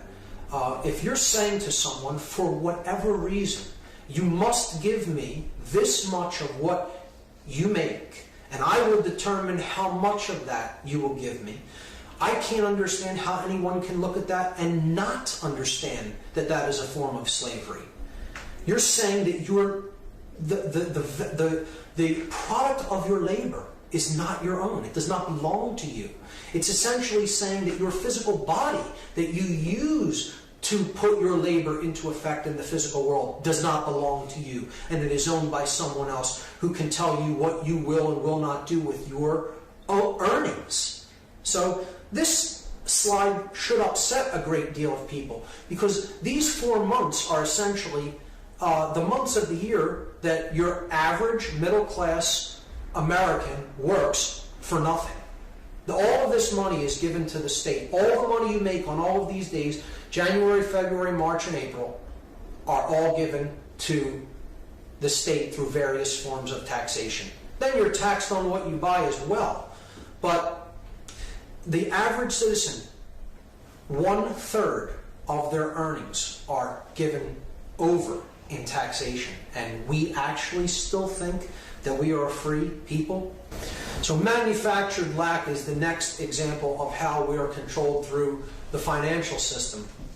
And third world nations that are controlled by these banking dynasties, they get into these situations not because they don't have the resources to feed and clothe their people. It is because their leaders have gotten into debt contracts with foreign banking institutions, and then when they squander those loans for, they go to countries that they know that they can manipulate their leaders. When those loans are squandered and they really can't pay back the interest or even the principal on those loans, they come in and say, well, we'll forgive some of this debt if you let us use your land for certain things that we want to build and ship out. And they get into shipping, growing cash crops on their land and shipping them out, exporting them to then buy and import goods into their country that really they don't really need from other countries that they could grow on their own land, and they're exporting their main resources that could be used.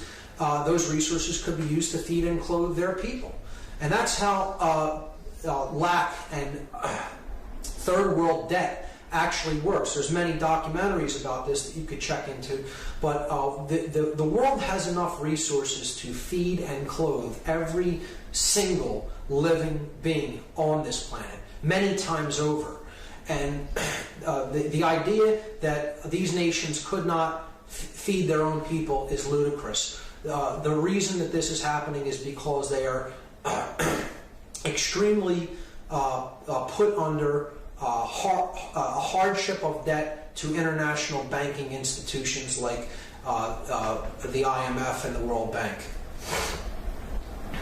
The other aspect of the financial system that really goes to work on our consciousness is that people come to be seen and to see themselves as human resources, not as individuals, but as a resource to be used as the corporate structure wants to use us.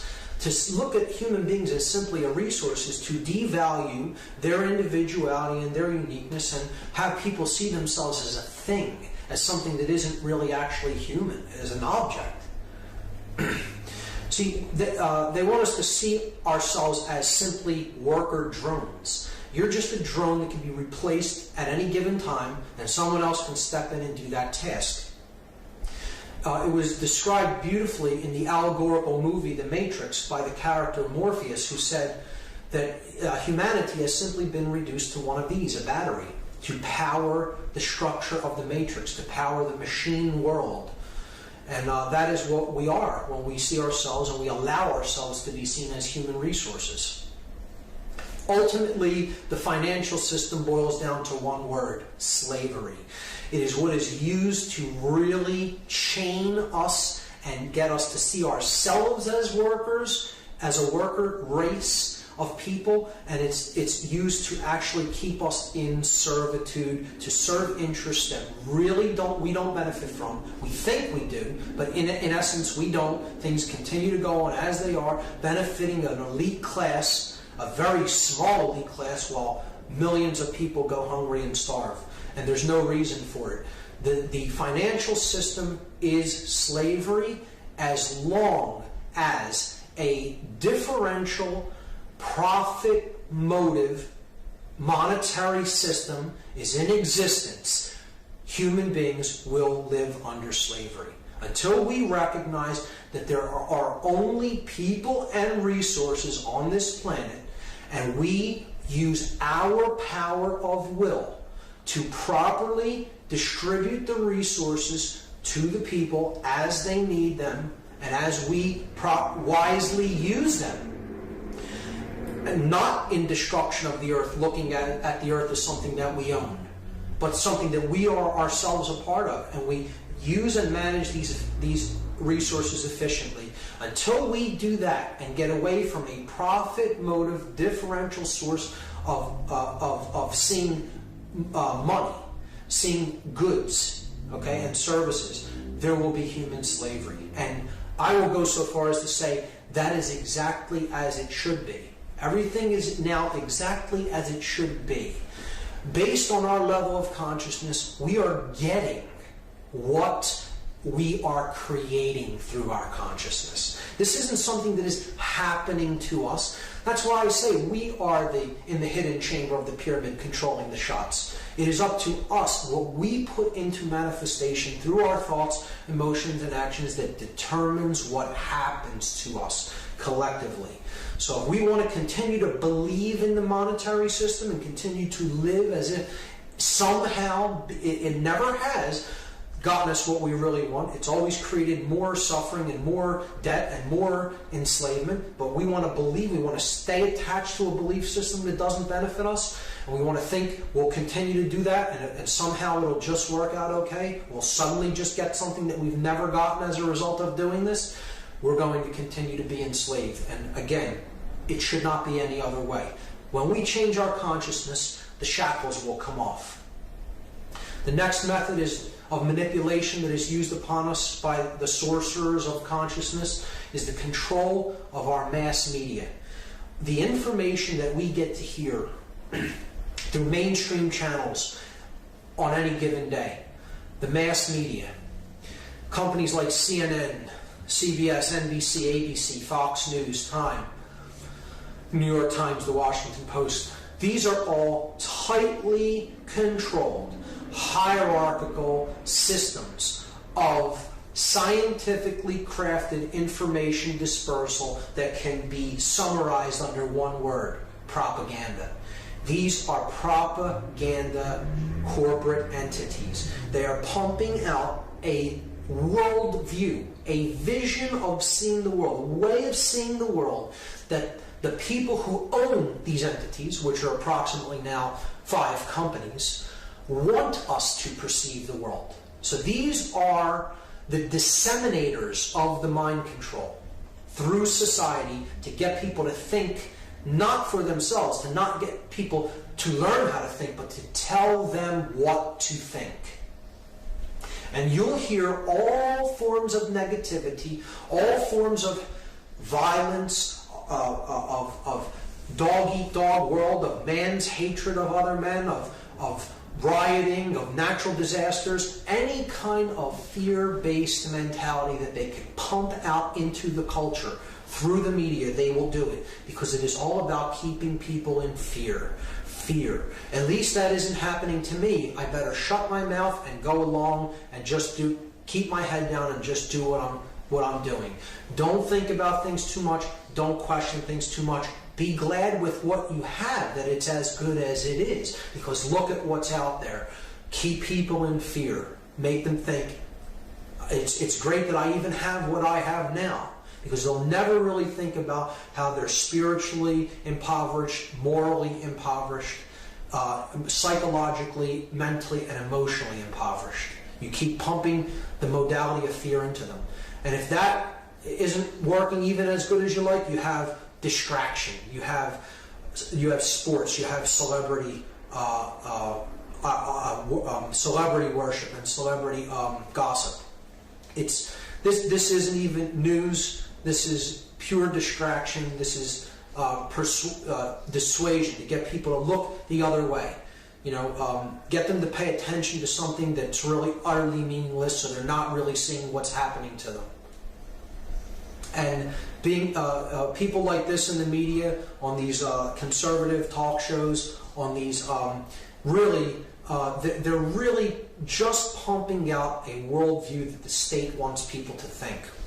And essentially, all these talking heads really are parrots. They are parroting an official version, an official worldview, an official storyline the movie, as the researcher David Icke calls it, to get people to see this version and this vision of the world, but never really think about it in their own terms and with their own mind. Just accept what we've told you.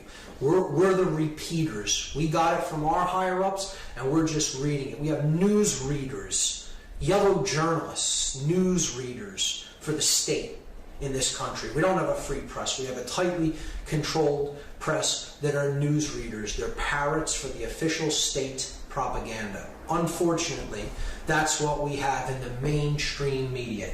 This is changing through the alternative media, however, which I'll talk about in part 3.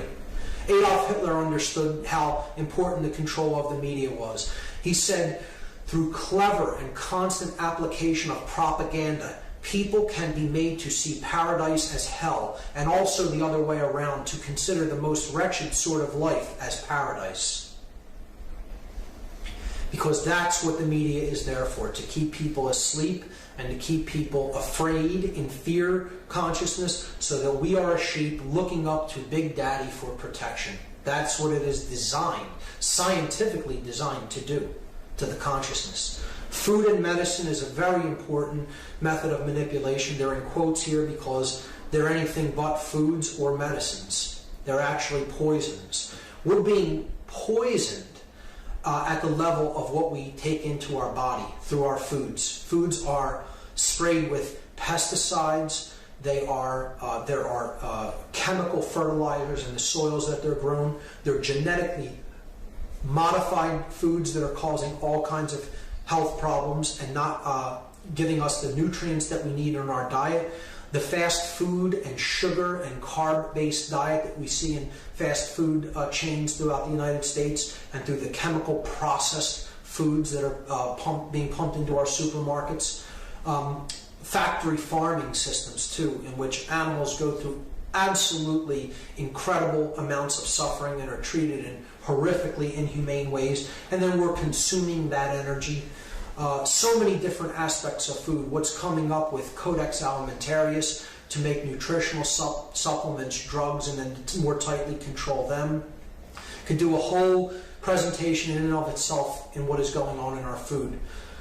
But the flip side of all the negative things that are taking place with what is being pumped into us through the Western diet is the unnecessary application of medications and surgery.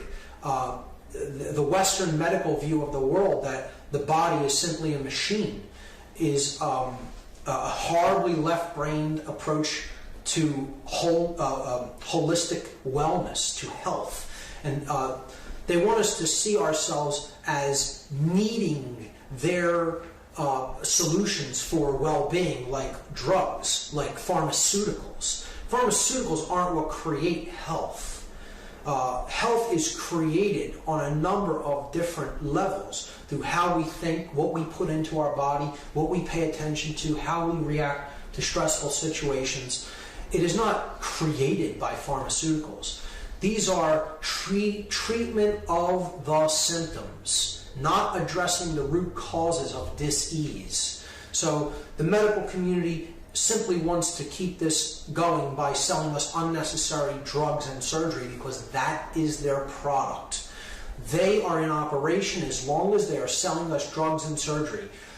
Most individuals in these jobs don't really, down deep, want to create wellness. They want people, at the highest levels, they want people sick. It's knowingly put into effect. They want people sick because that's how they stay in business, by having sick people. They gauge their success by how many people are ill and that we're treating. That's not a measure of success. Measure of success in any kind of true medicinal field would be how many people are well and don't need to be treated because they're in good health. So HMOs propagate this because they're just about profits, and they're not really out there to help people. They're out there to make as much profit as possible. They're answerable to their shareholders for profit above all else. The medical community goes along with this because they want to stay in operation and have an ever-flowing clientele and sell people unnecessary drugs and surgery. Vaccinations are a part of this, often a deadly cocktail of chemicals. Who knows what are in some of them? Not as much research as needs to be done has been done on a lot of these vaccinations, and you're seeing all kinds of unforeseen side effects through the vaccination of our children. And then this brings me to the often what can be the most harmful substances that one can put into their body, the antidepressant series of drugs, SSRIs, which stands for selective serotonin reuptake inhibitors. These lock serotonin in the neural pathways between synaptic clefts, and oftentimes, because this serotonin cannot be reuptaken into the brain chemistry, it will start to bond in place in between the neurotransmitter will bond in place in the synapses, and this can cut people off from certain emotions and certain levels of consciousness and certain ways of opening up their mind, expanding their consciousness, and seeing things in a new light. This is a scientifically engineered way of keeping people at a very specific level of consciousness and a very specific level of feeling the emotions that they're experiencing, and often not feeling them at all. Some people report that these substances make you incapable of feeling certain types of emotions, and that's why I would say they're extraordinarily dangerous to be messing with, because and they're absolutely overprescribed as well. But they're dangerous to be taking and messing with, because anything that really permanently affects serotonin levels I would view as a dangerous compound to put into the body. We are meant to feel certain emotions because our emotions are our compass for our moral direction in life. You start to play the numbing out of emotions game, and you're heading on a very slippery path into robot consciousness, let's put it that way. So that's my take on SSRIs. I call them the demon drugs, a class of demonic compounds, very much against their use and overprescription. The illusion of time is the next method of manipulation that the sorcerers of consciousness use against us. This is kind of a conceptual one. It's a heady one.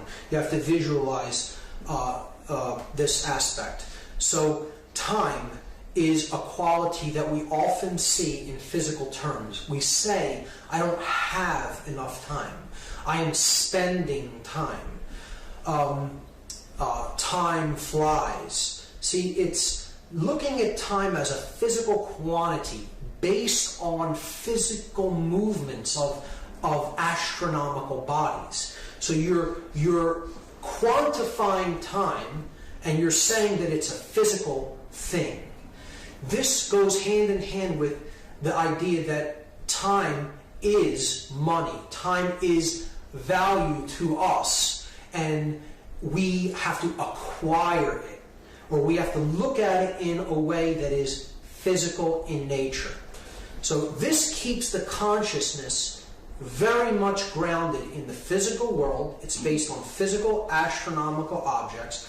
It is based on physically, endlessly repeating cycles that go over and over and over again and repeat endlessly. So it's a negative worldview way to conceptualize the notion of time.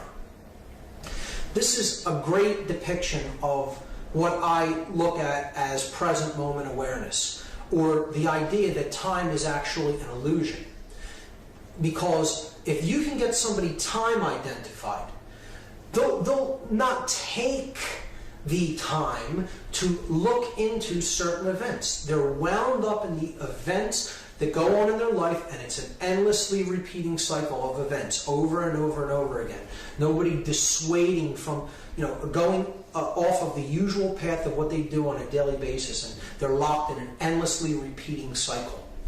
This is a depiction of the Gnostic crucifixion, where it's a symbol. This is a symbol about time, in effect. If you look at Jesus as the Savior, the light of the world, the one who is the Redeemer of consciousness, okay? Not saying that I necessarily believe in the man Jesus in that realm. We're looking at this as a symbol. He is crucified at Golgotha, a Greek word which means the place of the skull. So the light of the world, the awakened consciousness, the Savior of the world, our consciousness that is born in the prefrontal neocortex of the brain, that the third eye, so to speak, the light, right, is crucified. He's put to death at the place of the skull. This means that the light of the world can be put to death in the mind through psychologically being identified with time. So psychological time is represented by the two thieves that the light of the world is crucified among. This is the thief of the past. He robs from the present moment awareness. What is happening now?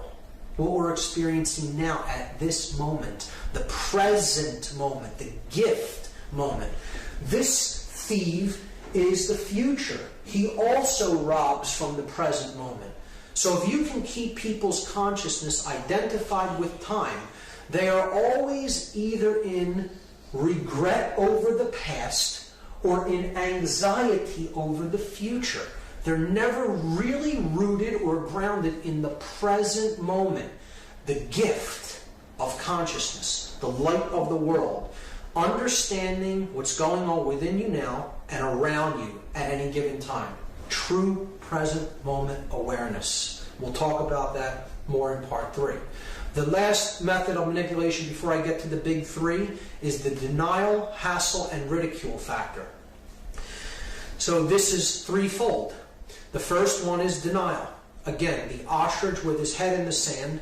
Don't look at these things. They're all negative. Why would you bother spending your time analyzing the negativity that's going on? Well, because if you don't understand the problem, you're not going to make an accurate diagnosis. You need to look at the negative so you can make a diagnosis.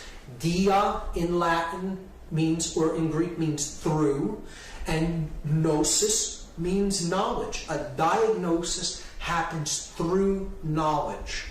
And if it means looking at the negative, what's the underlying cause of the symptom you're experiencing, you need to do it. You cannot continue to exist in denial that these things are taking place. This is a serious psychological condition known as cognitive dissonance.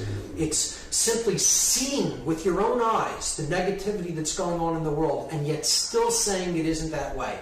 No, I deny that it is that way. It isn't how I see it happening before my own eyes, but I still choose to believe that it isn't so. That's cognitive dissonance. That's serious. It's a serious psychological condition of denial. Hassle is the second factor of the DHR factor, denial, hassle, ridicule.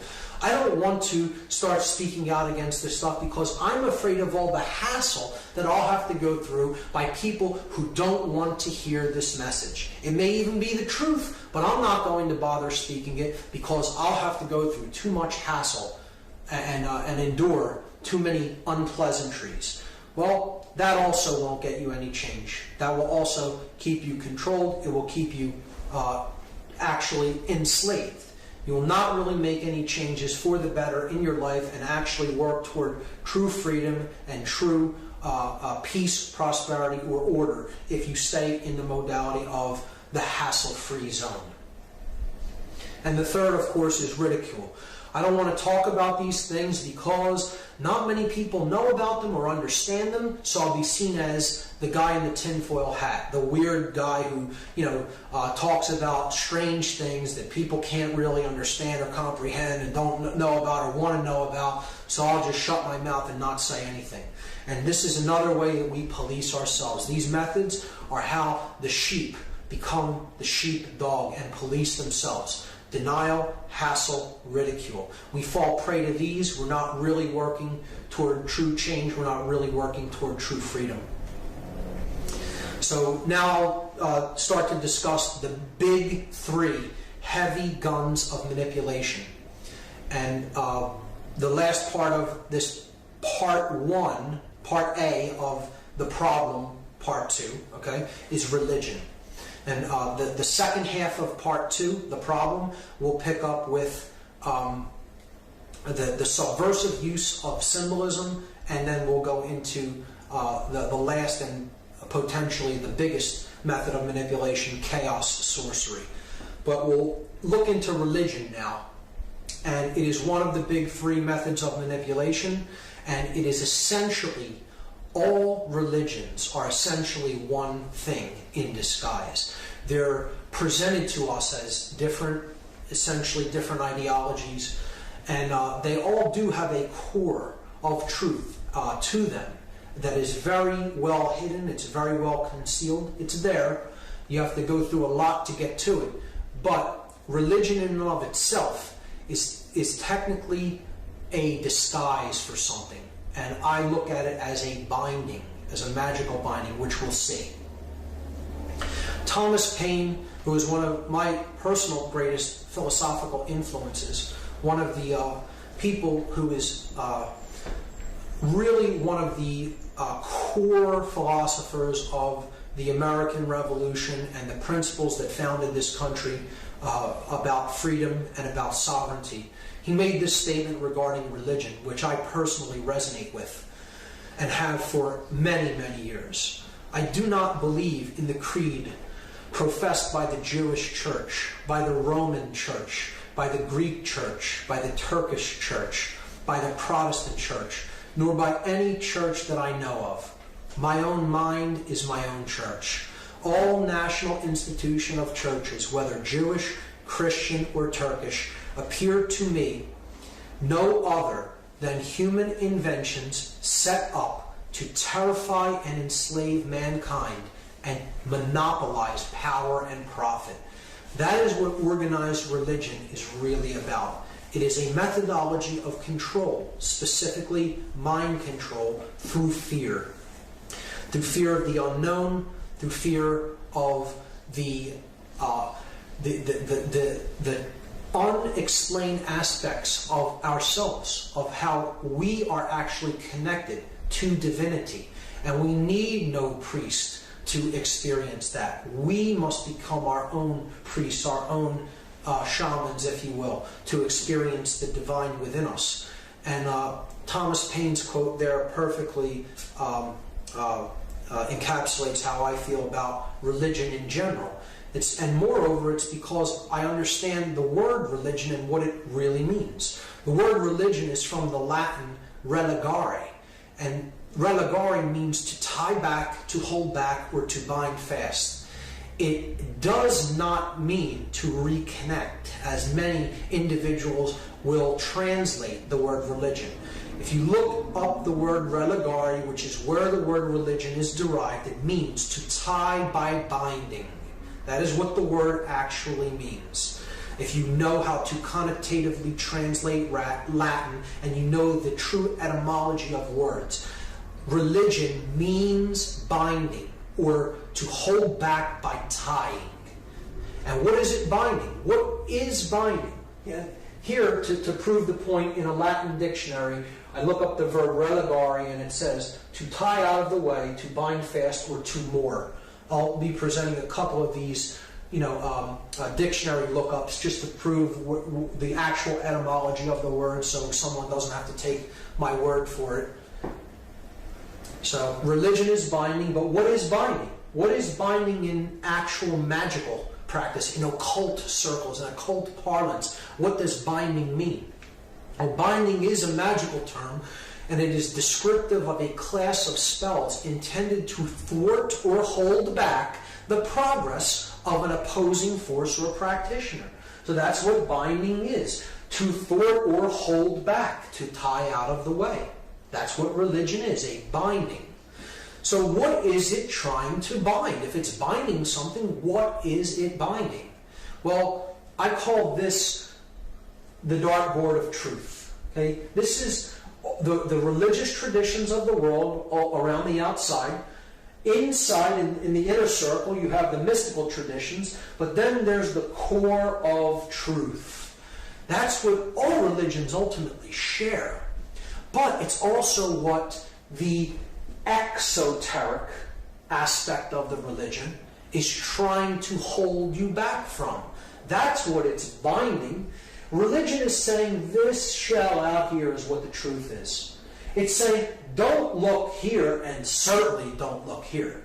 Take our word that this is what it is here. So religious traditions are exoteric, meaning on the outside, on the periphery. The esoteric or the mystical traditions come much deeper and closer to the core of truth. They may not be at the bullseye, at the very core or the heart of the truth itself, but they're much closer. They guard the inner sanctum, the holy of holies, the true secrets, the thing that really connects people to truth, that is indwelling. So that's what we want to get to. We want to get to that bullseye. Religions are here to act as a shell to prevent us from getting to that core. And that's what they're binding. Isn't to say that there isn't truth to be found within any of them. But to look, again, it's a box for consciousness. You're looking into any given religion, you're not seeing the whole picture. And the thing that most people do not see when they look into a religion or when they become part of a religion is that all religions share one common thread. They are all essentially astrotheology in disguise. What astrotheology is, it is the placing as gods the planetary bodies and the astronomical bodies that we see in the sky. So it is essentially the worship of the gods in the sky, the planets, the stars, the sun, and the moon. So there are three major groups of astrotheological worship. There is a aspect of astrotheology that is dedicated to the smaller lights in the heavens, the pinpoints of light, so to speak. They're the stars and the planets. Okay, so the small lights of the heavens are the stars and planets, all the little pinpoints of light that we see in the night sky. That's one of the bodies of worship for astrotheology. And the other two are the large lights that we see in the heavens, the sun and the moon. So you have three major groupings, or let's say sects, of astrotheology. You have the worshippers of the sun, the worshippers of the moon, and then the worshippers of the small lights, the stars and planets. I'm going to choose one of them to tell the story of how that particular religion is given to one of these aspects of astronomical bodies. And since it is the religion that I was indoctrinated into when I was young, I'm going to choose Christianity. And I'm going to tell the story of how essentially Christianity is an ancient sun worship religion. So I'm going to use, there are many different cultural myths and cultural religious ideologies that I could have went to discuss the story of the sun, but I'm choosing the Egyptian culture because I think it's probably the clearest example. This is one of the gods of ancient Egypt known as Horus. Horus, H-O-R-U-S. Horus was known as the golden falcon in Egyptian cosmology. He was the sun god, the solar disk that rises in the east and he flies across the sky in an arc. Okay, he flies across the sky in his solar arc. He makes an arc across the sky until he reaches the west at sunset. So Horus is a golden bird. He's a bird that is gold, the falcon, and he makes his trek across the sky daily. The word horizon it means the zone of Horus. Hori, H-O-R-I, is the genitive or the possessive word for Horus. It means Horus's or of Horus. Zone, the horizon, the zone of Horus. That's where Horus appears during the day, on the horizon. The horizon. He makes his trek across the sky, and then he goes into the west at sunset. Okay?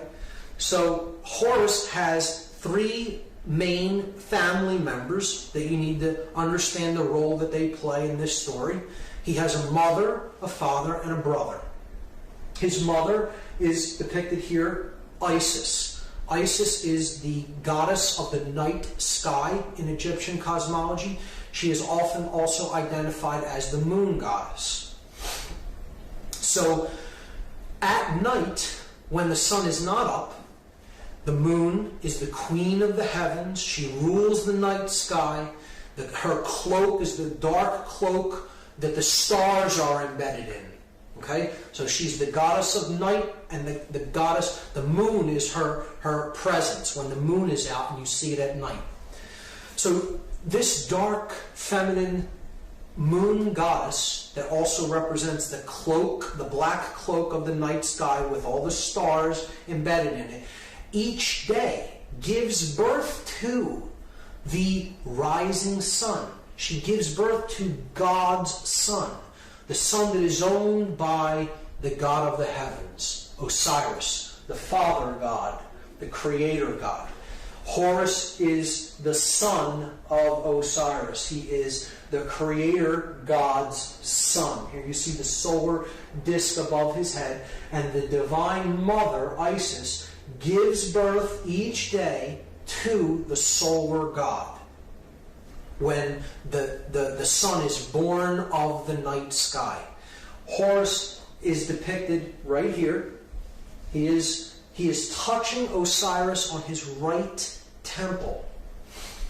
His dark brother, Set, depicted right here, okay, is touching Osiris in this picture on his left temple. This is the idea of conscience. This is the idea that Horus is the right mind. He is the connection to the right brain. See, he's touching Osiris on his right side of the brain hemisphere. So this is moral action. He's the male principle that's born of the feminine principle of emotions. Right? This is the goddess of emotion. The feminine goddess, the Holy Spirit, our emotions. And our emotions are what give birth to proper moral action. So he is the light of the sky. He's touching the right brain, right? On the left, you have the god of darkness. He's known as Set in the Egyptian pantheon of gods, in Egyptian cosmology. Set is the one who comes at night when the sun is setting. This is where we get the word set, the sun set from. And he conquers the light. He conquers Horus, and darkness prevails. So this is one who is in ignorance, if one is in worship of Set. This is the dark god. It's associated with darkness, ignorance, and the light going out. And look, he's touching the left brain, which tells you if you're too left brain, your actions are not in moral rightness. You're not in the light, you're in the darkness when the light is put to death.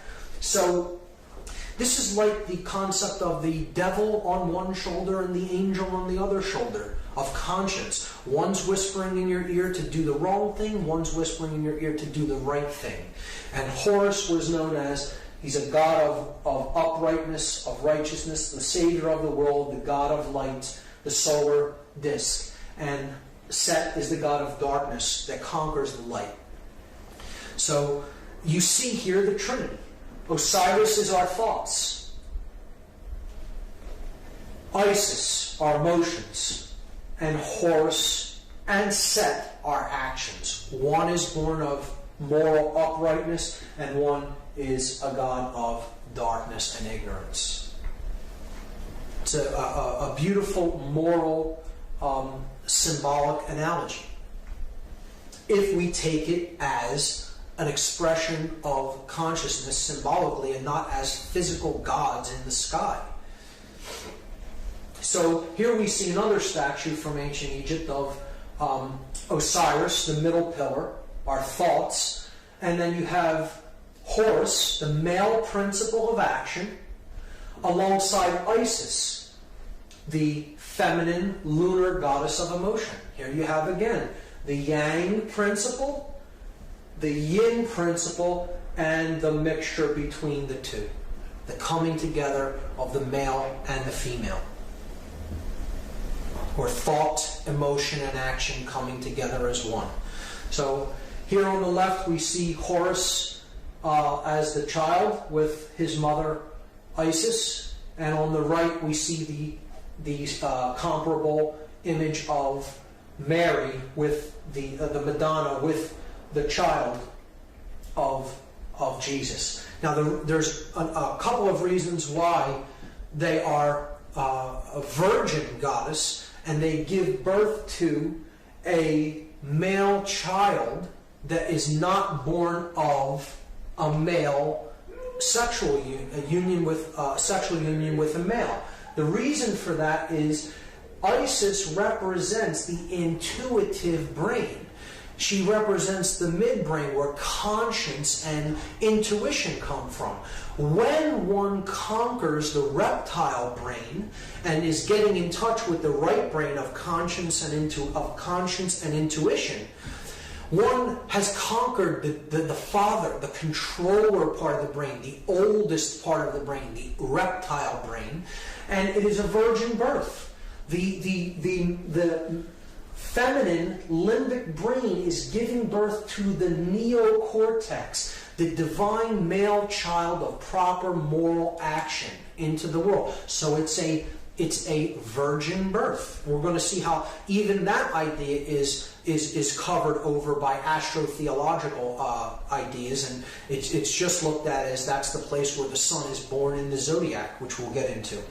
And look at these images of Mary, depicted as the queen of heaven with her crown on in each example. She is the moon goddess. She wears the dark cloak with the stars embedded in it. The cloak of the night sky with the stars. And in each example, here in this example, you actually see the crescent moon at her feet. She is the lunar goddess. And in each example, she is giving birth to the child of enlightenment, the moral solar principle of proper moral action. Here you see Jesus depicted as laying on hay, which is actually the radiant rays of the sun. Here you see him coming out from beneath the cloak of the heavens, being born, the night sky bearing the solar male child during the day. And here you see from her cloak, here is the sacred heart of Jesus being born in the flames of the sun. So in every example, you're seeing the Queen of Heaven, the night sky, the lunar goddess, giving birth to the child of moral action, the sun. Now, to understand how the story of consciousness, which is Christianity, it actually, there is a real religion of Christianity underneath the astro-theological trappings of it that it is wrapped in to sell as a binding. And that's it. It is the story of how proper moral action is given birth to in the world. It's a virgin birth because the R complex has been conquered. The limbic brain is our intuitive brain that governs our emotions, and we feel those emotions, and so it helps to give birth to the properly balanced neocortex, the savior of the world. So, to understand the story as an astro-theological metaphor, we have to understand two basic concepts in astronomy that aren't too complicated. One is what creates the seasons of the year, and the other is what is the precession of the equinoxes. So I'll take the first one, what creates our seasons. Our seasons are created simply because of the tilt of the earth in relation to the plane that it orbits our sun in. That's all. It has nothing to do. The earth doesn't vary in great distance from the sun as it makes its journey around it during the year. It is a slightly elliptical orbit, but for our intents and purposes, we can consider it as a circle. So it has nothing to do with distance from the sun.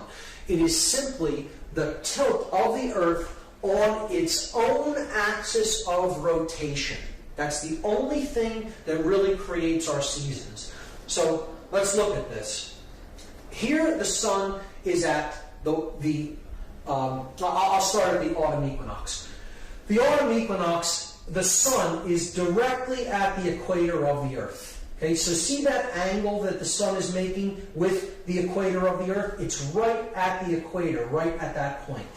Okay, so the sun is right at the equator, 0 degree, no angle. If you went to the equator, look straight out, at that day, the sun is right at the equator. It's not in the northern hemisphere, it's not in the southern hemisphere. As the Earth makes its journey around the sun, later in the year, it arrives at the winter solstice. And you see that the tilt of the Earth doesn't change as it goes around this plane of its orbit. Here, it's making a different angle with respect to the sun. So look at where the sun is striking the Earth at. It's striking the Earth in the southern hemisphere. Here's the equator, here's the northern hemisphere, here's the southern hemisphere. So the angle that it's making is toward the southern hemisphere. So the sun started here and now it went down to here. So now, at this point, the winter solstice, the sun is now at a 23.5 degree south angle. The next time of the year is the spring equinox, and the sun has now moved from its southerly position and it's gone back to the equator. So it is back at a 0 degree mark with relationship to the sun.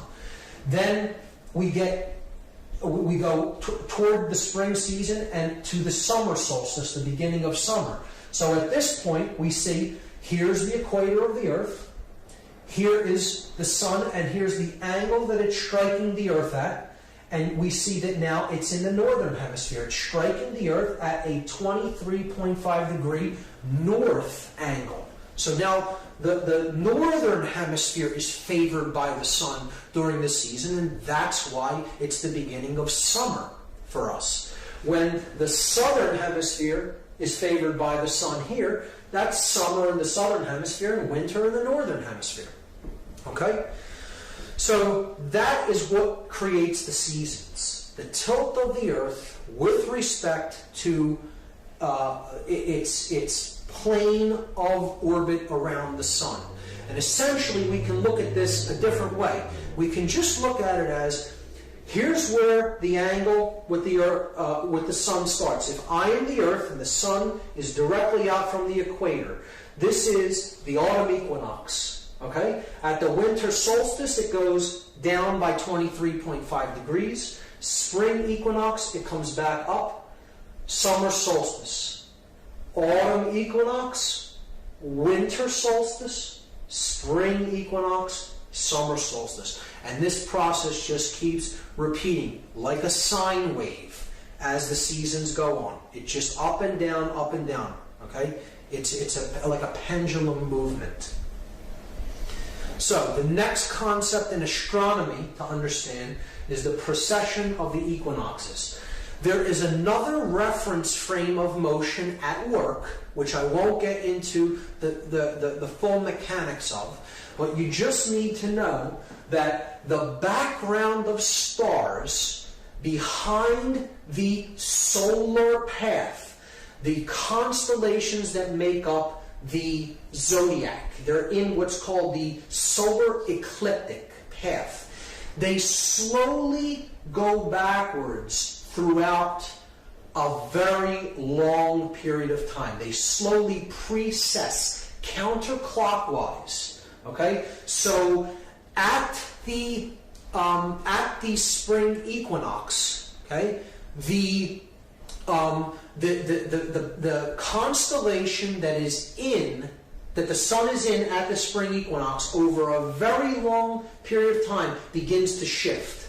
and a new constellation comes in, and it is behind the sun at the spring equinox. And this keeps going until it makes one complete revolution through the zodiac.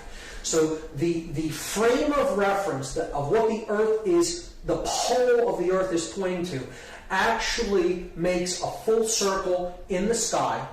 And it is not because the Earth itself is wobbling on its axis, but I will not get into what really causes that reference frame. But over a long period of time, approximately 25,000 years, a complete circle is made, and at the spring equinox, every constellation has been gone through until you come back to the first one. So that's called the precession of the equinoxes. So just keep that in mind. You don't need to fully understand that right now, just keep it in mind. So this is the story that the ancients told about the sun on the wheel of the zodiac. This is the zodiac. It has all the constellations that the sun goes through during its course of the year. The ancients would quarter this to create the seasons. So they placed a cross over the zodiac wheel, and they looked at it as these three constellations are the spring season, these three are when the sun is in the summer season, these three are the autumn season, and these three are the winter season. Okay. The ancients then placed the sun on the cross of the zodiac, and they would tell its story of its journey through the houses of the zodiac, through the constellations during the course of a year. So I'm going to start where we begin our zodiacal year in Aries at the spring equinox. So the sun here is at 0 degrees. It is at the equator, and it's starting to make its journey up northward into the northern hemisphere. So during these 6 months, the sun's in the northern hemisphere. During these 6 months, the sun is in the southern hemisphere. So here's the point of the 0 point, and it starts rising. Now when it hits Taurus, the bull, the midpoint of the spring season, the sun has become a charging bull. He's gaining strength because he's rising in the northern hemisphere. When he hits this point, this is the summer solstice, the sun has gone as high in relation to its angle of the latitude of Earth as he's going to go. So he's at his highest point in the northern hemisphere, 23.5 degrees north latitude of the Earth. This is known as the Tropic of Cancer. That line, the latitude on the Earth, is called the Tropic of Cancer. And because the sun is entering the house of Cancer, the constellation of Cancer, at that point during the year.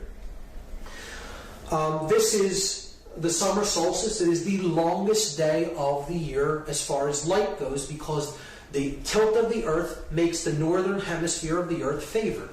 Now, the sun is entering the summer season, and he's traveling toward Leo the lion. This is the season that the sun is hottest in the northern hemisphere. He has become a roaring lion with a large mane. You know, the solar rays of the sun, the fierce lion. And then the sun makes his journey into Virgo, and that is, after he passes that house, he's at the autumn equinox. Now, he's back at 0 degrees now, and he's getting ready to fall into the southern hemisphere. This is why this season is called fall. The sun is making his descent to another solstice, to its lowest point of power. Okay? So that's the season of fall. Now, this is where the story of Christianity starts to become involved in the telling of the astrotheological story of the sun on the cross of the zodiac. And it is because at this time of the year, when the sun is in Virgo, getting ready to make his journey into the southern hemisphere, into Libra, while the sun is in Virgo, in the constellation of Virgo, when it is rising at the beginning of the day, there is a constellation beneath the house of Virgo, known as Crux. This is what Crux looks like. It's known as the Southern Cross. Only visible from the southern hemisphere. So at this time, the ancients would say that the sun was on top of the cross of crooks. Not right on this. The sun doesn't go into this. The sun is here. It's over top of crooks.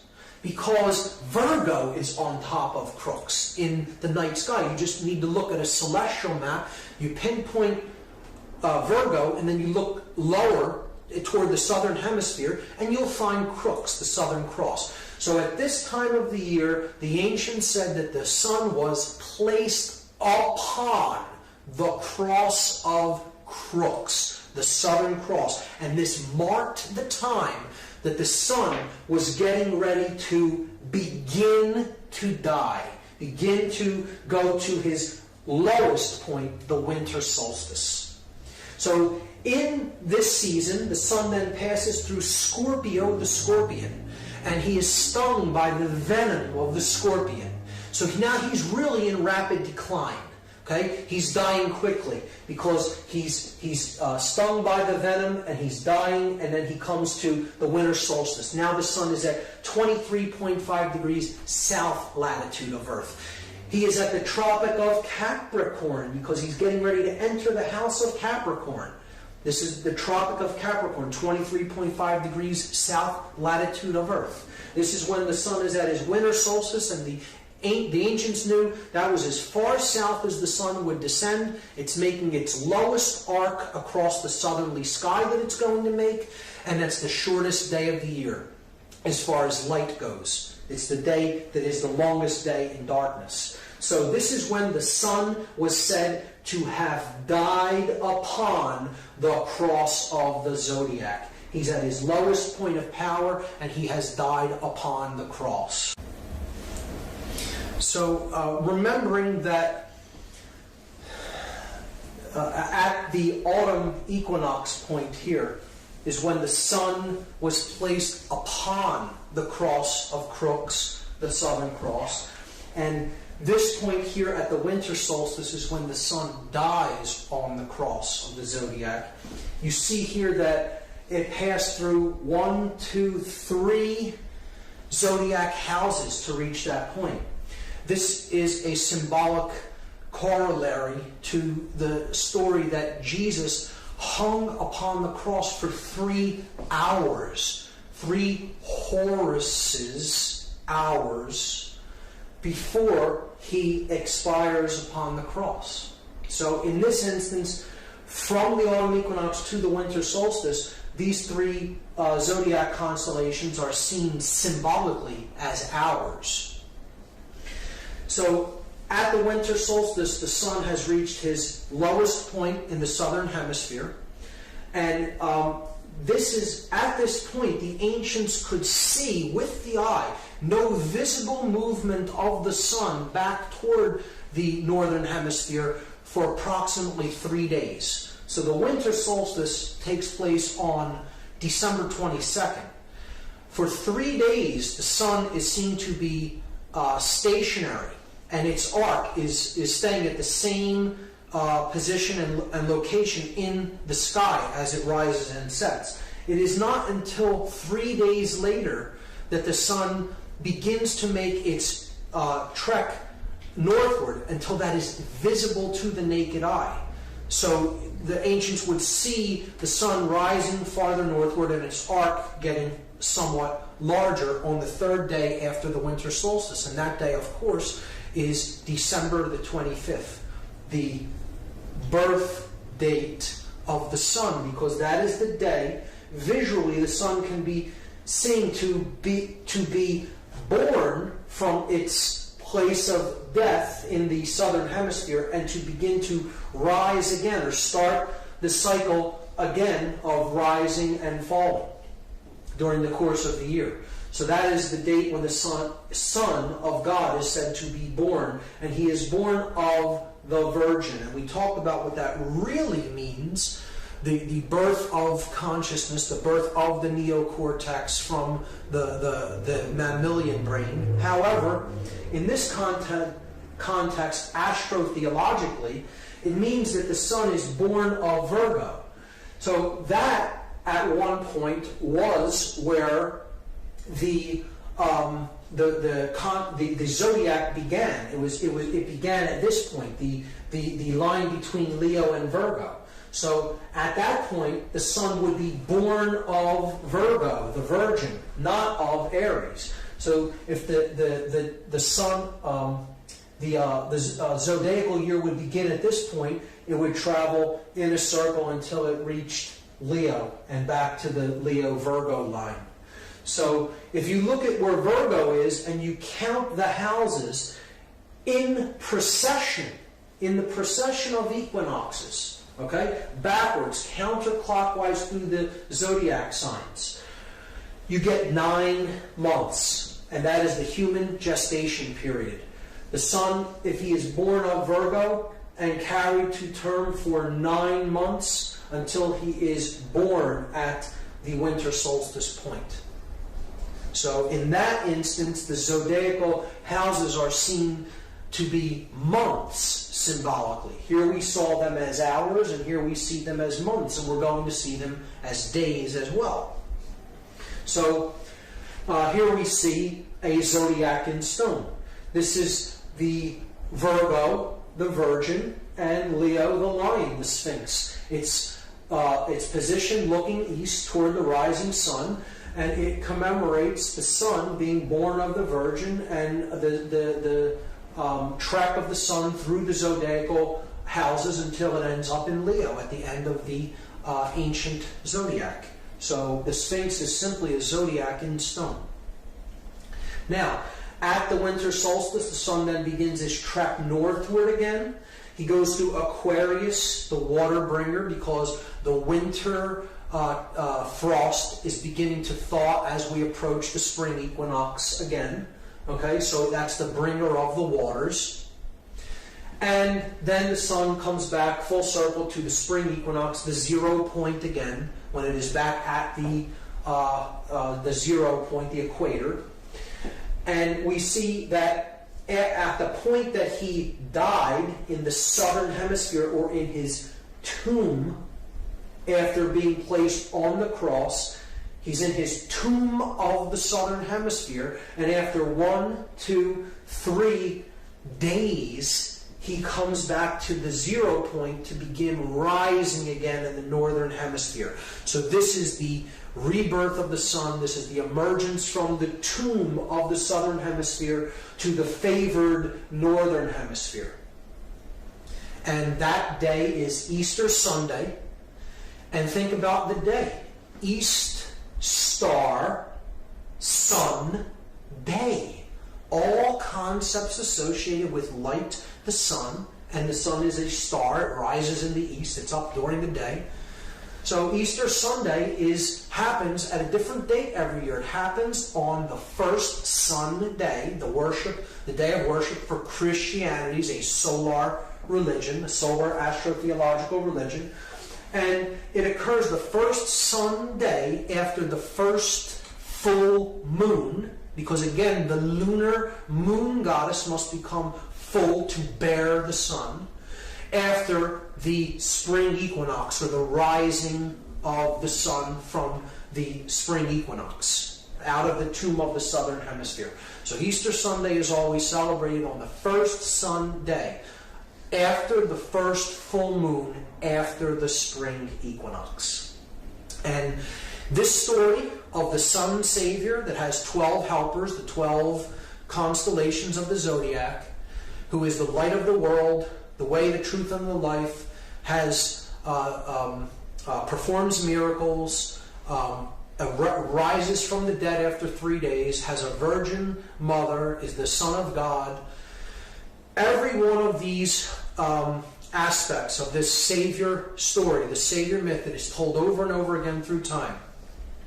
There are over 40 incarnations of this sun god. Every one of the names that you're about to see scroll by is one of the names of this ancient sun Savior figure that comes from the east, has miraculous powers, redeems the world through the light again, has 12 helpers, is the Son of God, has a virgin birth, performs miracles, etc. Every one of those names is that same Savior myth retold, and every one of those names predates Christianity. It predates the first century of the Common Era, often by thousands of years. Some of those names predate the time that Jesus was said to have lived by 2,000 or even close to 3,000 years. Now, this is not to negate the understanding, the underlying moral lesson that Christianity has to teach. There is a core of truth. There is a religion that perhaps an enlightened avatar that walked in the land of Galilee at the first century was attempting to bear into the world and really help to awaken minds of his time. And I don't necessarily try to negate that it may have been a teacher or a group of teachers. However, I think that the idea has been co-opted, and it has been turned into this story of the ancient pagan son savior myth in order to conceal the true message of what the virgin birth is, of what the Savior of the world is, and what indeed the ideology that perhaps an enlightened avatar at that time was trying to teach people and help to enlighten them to.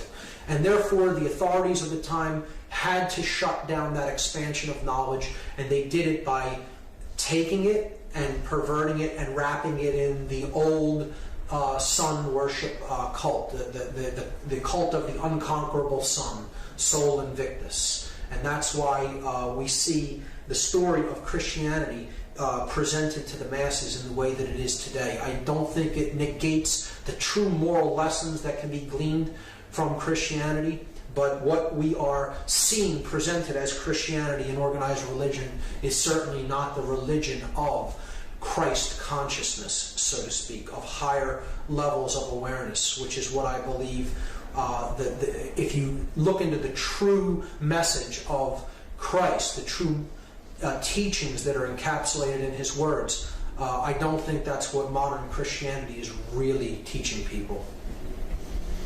Leonardo da Vinci understood that this is what Christianity was, and he brilliantly codified this in his painting of the Last Supper. If we look at the symbolism that's encoded into this painting, we see that we have a dark half of the room and a light half of the room.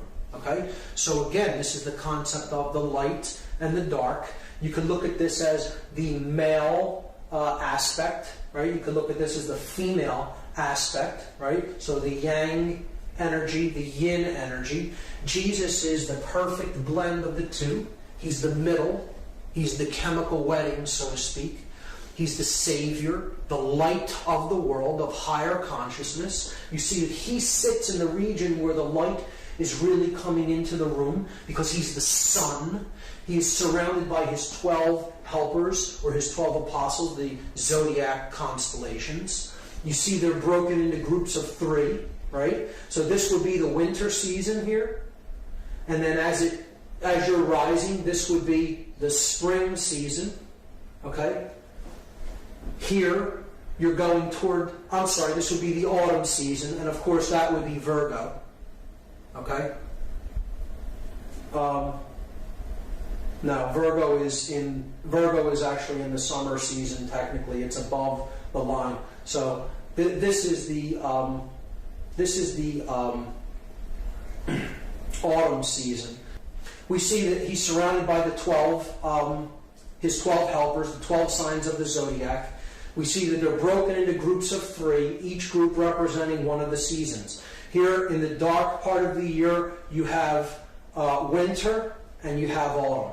And then as you're going toward the light part of the year, summer in the northern hemisphere, here you have spring. This group here is spring, and the far group there is summer. Because you see that the part when the sun is darkest, that would be winter, and you're going up toward the summer season there. And Jesus is the equinoxes. He's the perfect balance between the two. So he is the star, or the Son of God, at the gate, the star gate, and see there's like chaos in the room. They're not in agreement with each other. They're arguing, or there's some conflict. And Jesus has a peaceful countenance on his face because he is the way, the truth, and the life. It's the blending of the male and female to awaken the prefrontal cortex, and that is the way out of the world of conflict, confusion, and it is the way to the light of the world above, the connection with the light of the world above. So Da Vinci encoded this all brilliantly into the Last Supper, and I think he had a real strong grasp of what the real message of Christianity was versus what was being sold to us in astrotheology.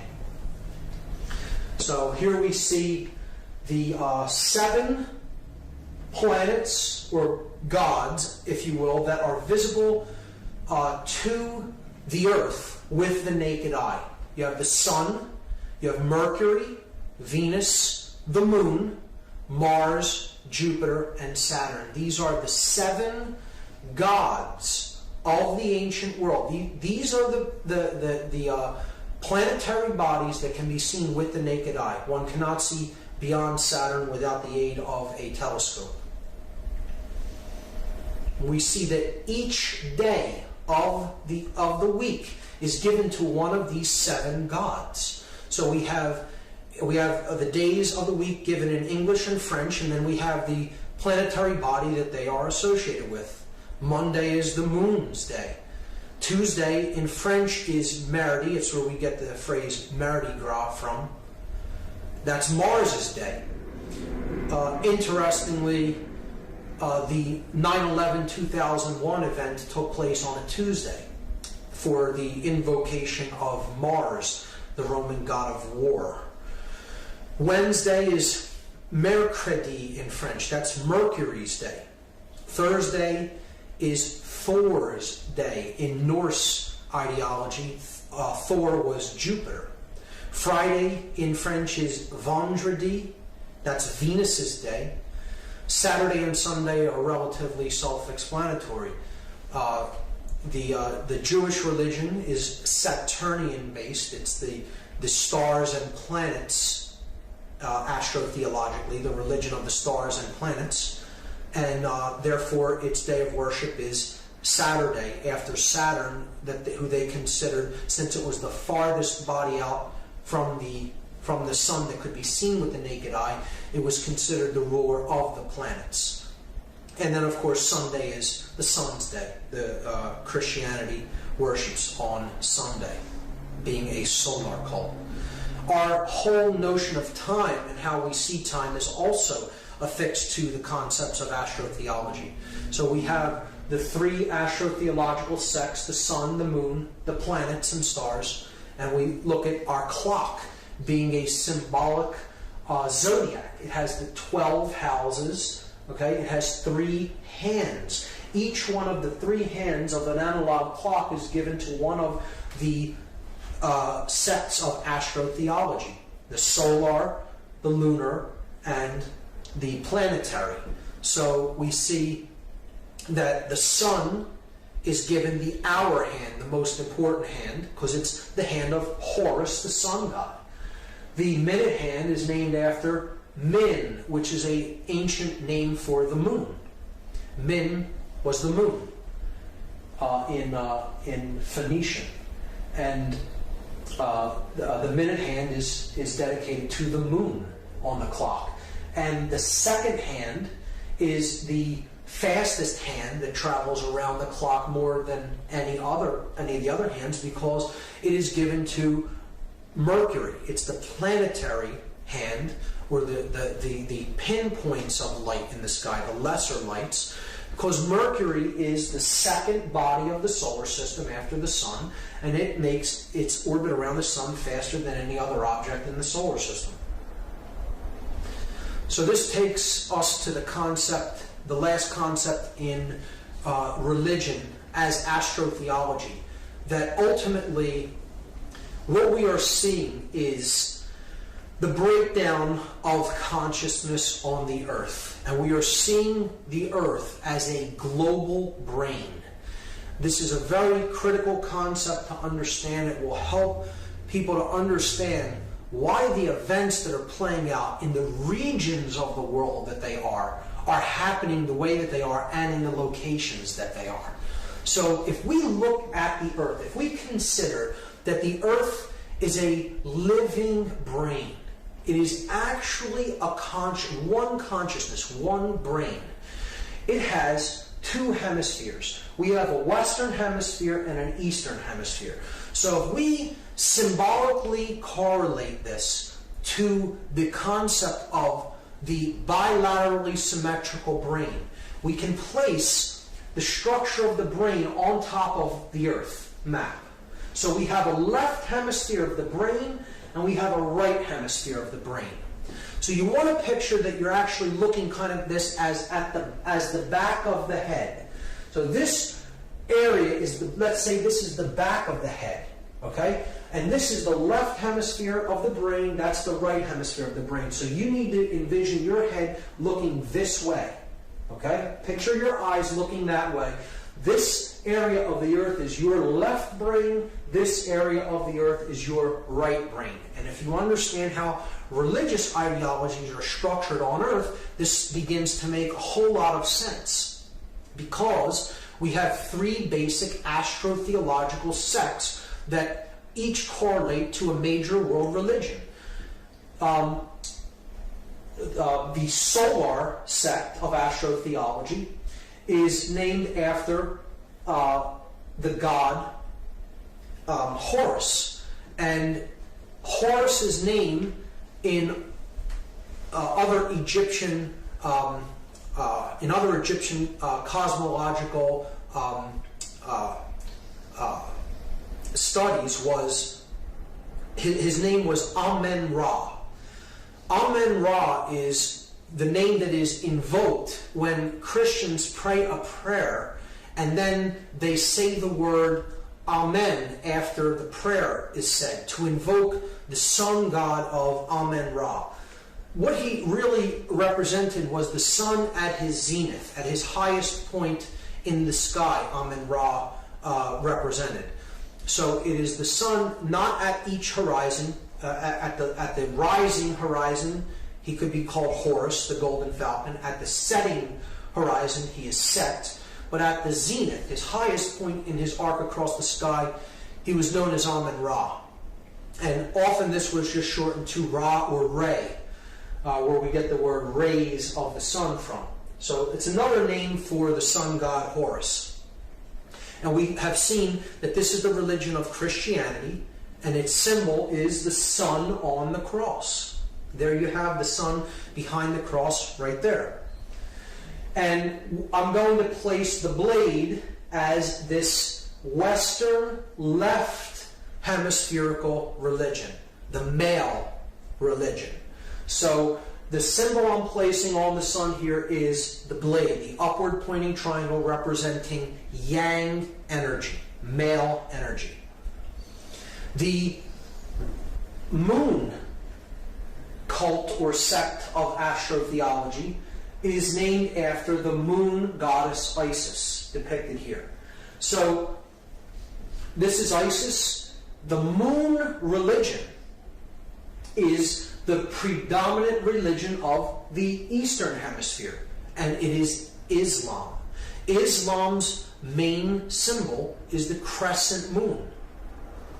And we see, just as Christianity is the predominant religion of the Western left brain of the earth, the left hemisphere, and it's a male principle, the religion of Islam means surrender. The word Islam means surrender to God, because it is the religion of the predominant religion of the right brain hemisphere, which is passive or surrendering. So Isis correlates to the right hemisphere of the earth and the right brain hemisphere of the human brain. And on the moon, I'm going to place the inverted triangle known as the chalice. Now, there's another world religion, and it is based upon the sect of astrotheology of the stars and planets. So the creator god Osiris is looked at as the god of all the stars, because he's the god of all the suns. He created the heavens. And in Phoenicia, Cana, he was the ruler of the planet Saturn. Saturn is the planet that is farthest from the sun that can still be seen with the naked eye. So his orbit is seen to encompass all other planets. As such, he's the ruler of the planets that revolve around the sun, that have orbits around the sun. And in Semitic religions, ancient Semitic religions, this god was known as El. It's where it means God, the word El. In Judaism, which is what Judaism is actually this aspect of astrotheology. Its religion, its symbol is the star.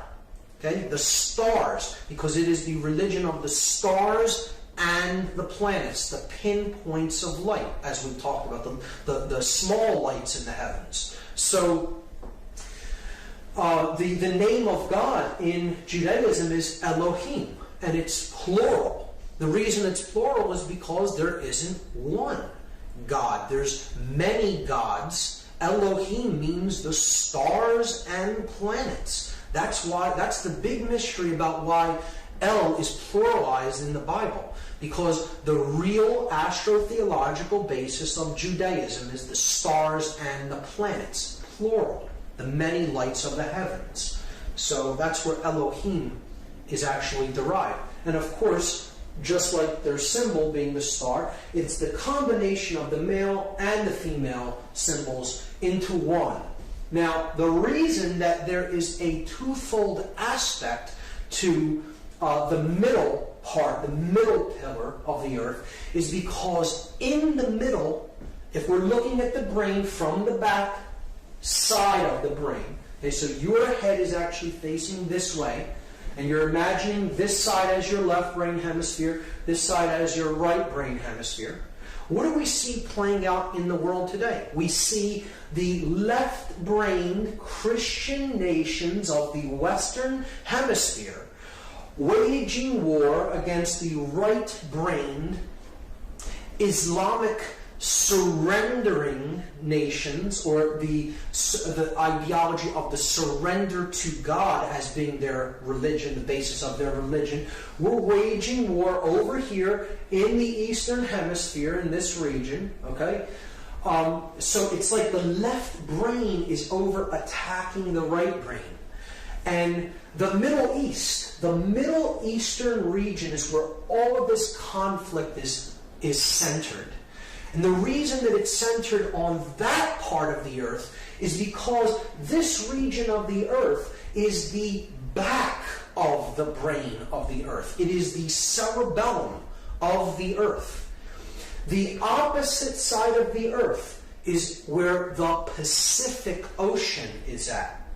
So that's where the energies are truly united, on the opposite side of the earth, the peaceful ocean. Pacific, peaceful. It's the prefrontal neocortex of the earth, the third eye of the planet, so to speak.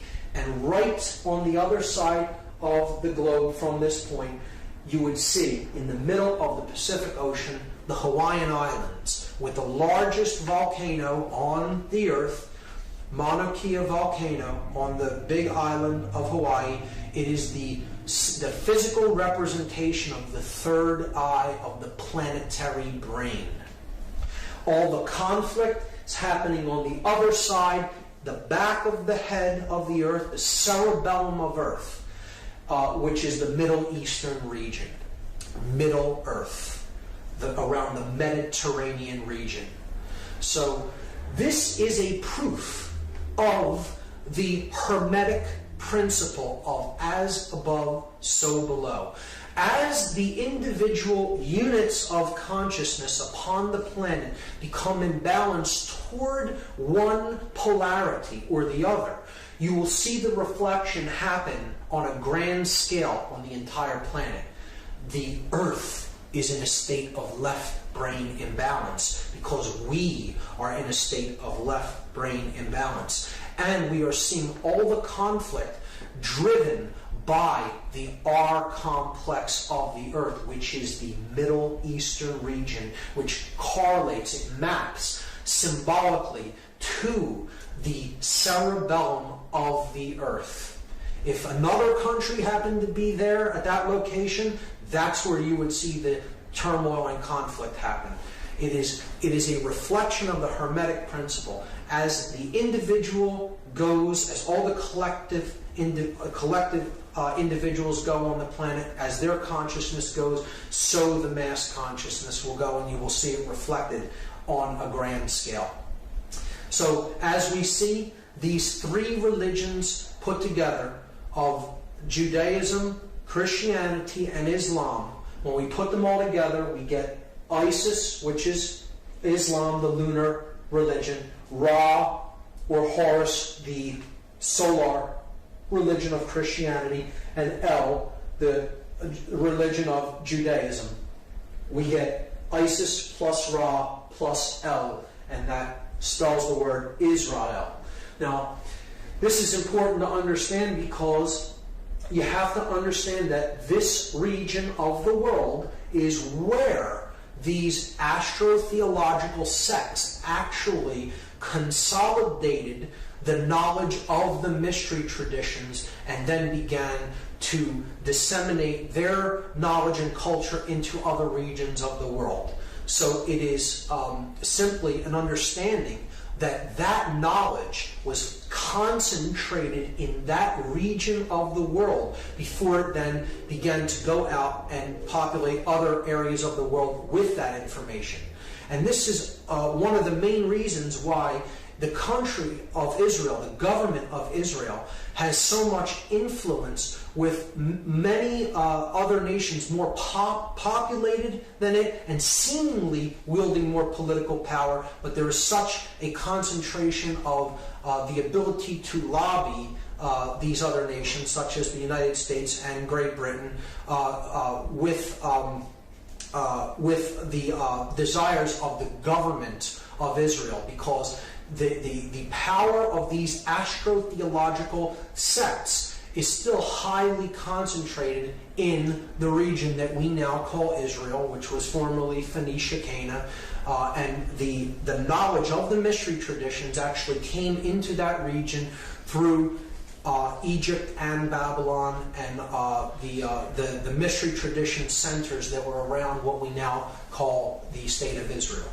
So that explains why Israel is so influential in what is taking place in the Middle East region of the world, and it explains why the ties with larger, more populous nations are in place. It is in no way any kind of a commentary on the nationality or the religion of the people of that region. It is simply a commentary on the government of Israel and why it wields the amount of influence that it does. So that is religion as binding. The next method of manipulation, the next big gun of manipulation that I'm going to talk about is the subversive use of symbolism, the mentally subversive use of symbolism, particularly in Western culture and particularly through advertising. So, symbolism is everywhere. It is omnipresent. It is all around us. It is in just about everything we see in our daily dealings in the physical world. It's stamped on just about everything. And it's a language. Symbolism is a language. A symbol is neither positive nor negative, just like knowledge, just like occultic knowledge. A symbol is simply something that has the ability to influence consciousness, because symbols are a language that we read through the subconscious mind largely. And we often can get a message through symbol immediately through symbolic language. We get the message immediately, even if we do not really understand the symbol at a conscious level, because it is not really speaking to the conscious mind unless you know the language of symbolism.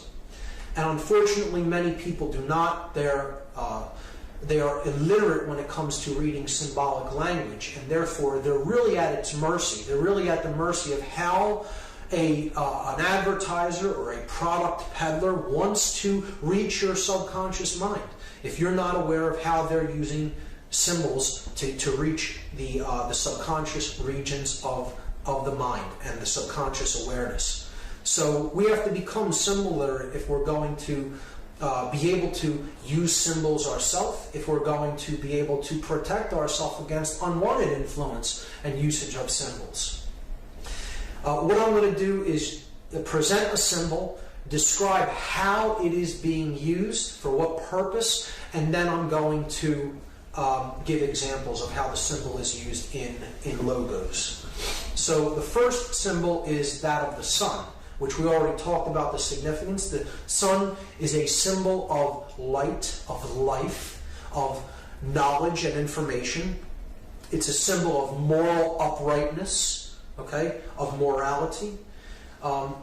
Most of all, it is a symbol of knowledge, of awareness, of enlightenment, of having knowledge and being able to use it to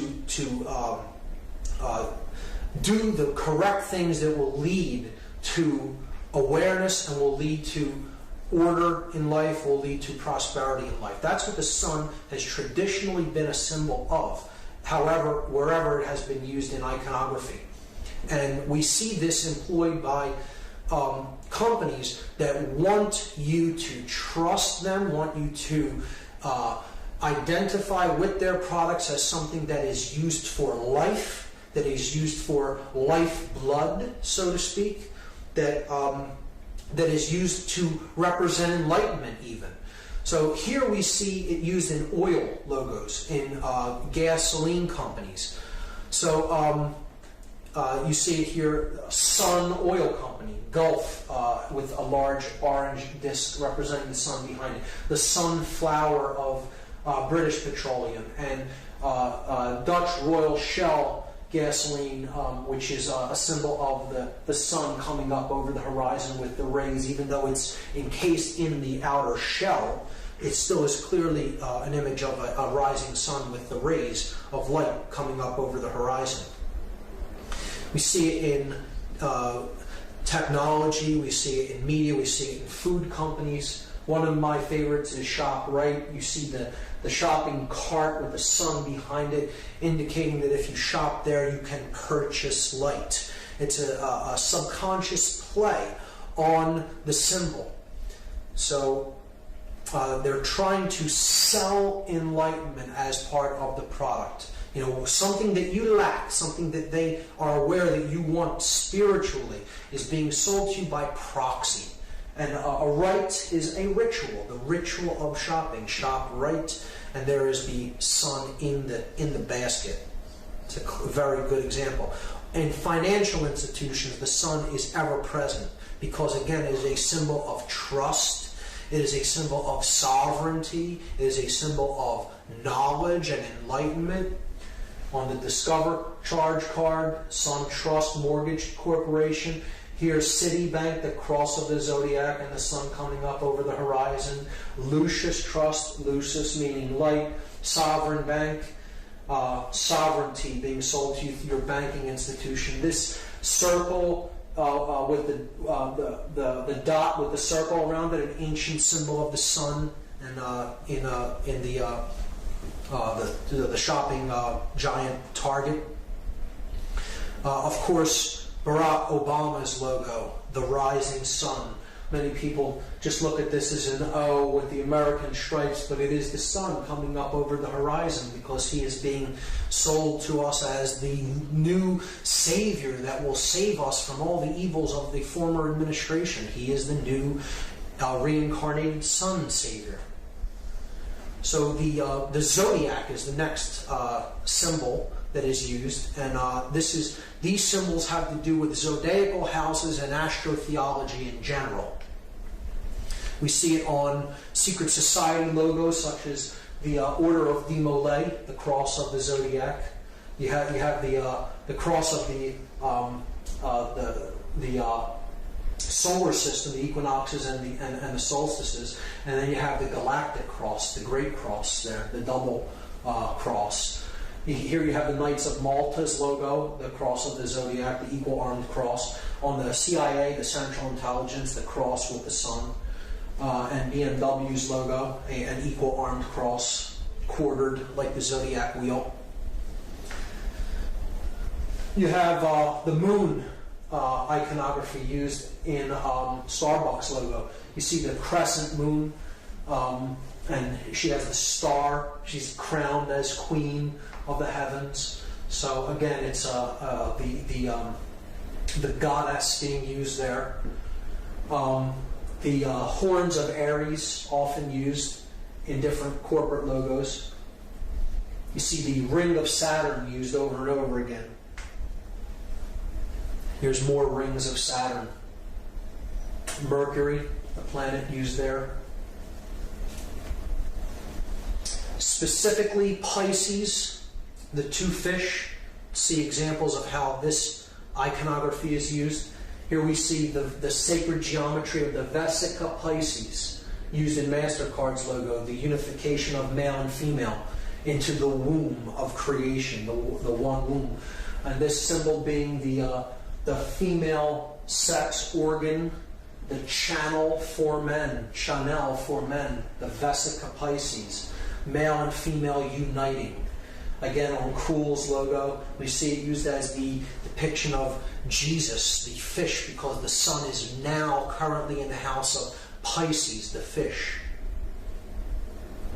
And of course, the Pope, the vicar of the sun god incarnate upon earth, he wears the mitre, which is the fish with its mouth open. And here you see the astrotheological cross, the equal armed cross of the sun on his forehead. Here you see it again on his sash. And he carries the image of the cross with the sun god upon it. The inverted pentagram. So the pentagram is used as a symbol of the four elements and then a fifth element. The four elements being earth, air, water, and fire, the material world. But more specifically, what those elements represent is earth is our resources. It is what we have to work with, the things that we can put into use for ourselves in the world and how we use them. And it is our makeup, our genetic makeup, our natural abilities. That's what earth represents. Air represents our intellectual makeup, the powers of the mind, the powers of air, our intellect. Water is our emotional makeup, how we use our emotions to change consciousness in the world. And then fire is our actions, the male principle, what we do with what we have. So those are the four elements, but then they all must be governed by the fifth element, and the fifth element is ether or spirit. It is the actual pure essence of consciousness, the essence of who and what we really are, that we must connect to unite the other elements. So it is love, it is higher consciousness, it is spirit. And in its correct upright form, you have the four elements at the bottom and then the point facing up to represent spirit. The inverted pentagram is the symbol of the opposite of that. It is the material realm, the earth, air, water, and fire, the elements ruling over spirit, the fifth element, which is why an inverted pentagram is a negative connotation of this symbol. It's a reversal of a powerful, positive, connotative symbol, the upright pentagram. But the inverted pentagram means that the spirit is being thrust downward and is being ruled by the material realm. And here we see it in the Order of the Eastern Star. Here we see it in the Victoria Police logo. Here we see it in the official emblem of the Church of Satan. And here we see an upright pentagram for the Fraternal Order of Police. But I'm going to refute that symbol as actually being upright. And I'm going to tell you that its real orientation, if you study the iconography inside of that circle there, you will not orient that temple as it is in all Masonic tradition unless you flip that pentagram over. And then you're seeing it for what it really is being used for, particularly in its usage with the Fraternal Order of Police. The blood drop is another symbol that is used, not as widespread as some of the others, but as certainly in as powerful of a way. And this, again, represents life force energy, the blood drop. It is our life blood. So we see this in often oil companies and financial institutions. Commerce Bank, Luke Oil, oil, money, these are your lifeblood. Pemex oil from Mexico, Getty, here's the combination of the blood drop with the solar disk. The triangle and all-seeing eye, or pyramid and all-seeing eye. So this is a symbol of intelligence. This is a symbol of higher consciousness. This is the symbol of awareness. And here's how it is being used. AOL's logo, the CBS eye. There's a symbolic speech synthesis in there, CBS. That's what you will be seeing if you watch CBS. You will see BS. Fidelity Investments. You see the pyramid with the all-seeing eye at the top, crowned in light. Knowledge at higher levels, darkness below, in ignorance. Those below, the highest levels. Arco, here's the symbol of a pyramid with the capstone missing as seen from above. Here we see in Masonic iconography the all-seeing eye above the compasses and square. Here we see it on the reverse of the Great Seal of the United States, which is on the back of the dollar bill, which I'll be explaining in detail. The Information Awareness Office, and of course British Intelligence, MI5's logo. The pyramid, the cap missing, and the eye in the middle of it. The owl is a powerful symbol of the elite. The owl is, I guess you could say, the mascot of the sorcerers. It is the animal most identified with consciousness that is aware, yet is using that knowledge to suppress those who are not in the know. And we see it most widely used in the Bohemian Club. This is an organization of elite occultists that meet once a year in the Redwood Grove, about 70 miles north of San Francisco. And they have rituals in this grove that are actually derived from ancient Babylonian ceremonies. And they have a stone owl there that represents an Ammonite god that was children were often sacrificed and immolated to this god. This god's name was Molech or Moloch, and it was often depicted as a bull god. The owl kind of has been used to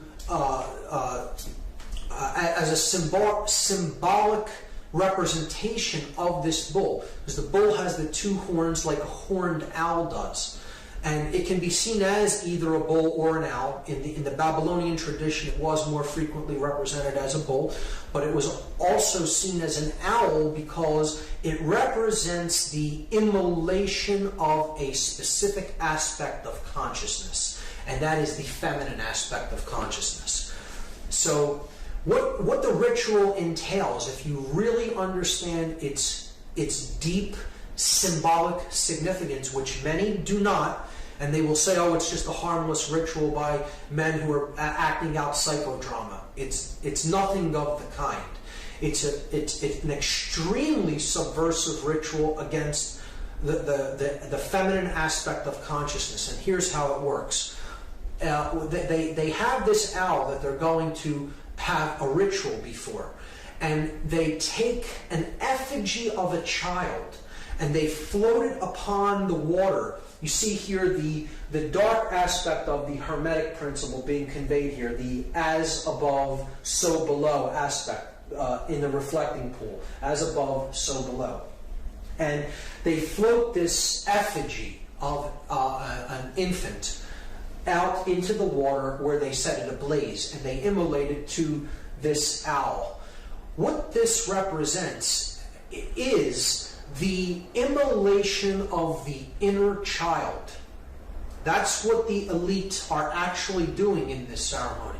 They're telling people subconsciously to annihilate your emotion, annihilate your care for what you are doing in the world. So the ritual itself, the name of the ritual carries its meaning. The ritual is called the cremation of care.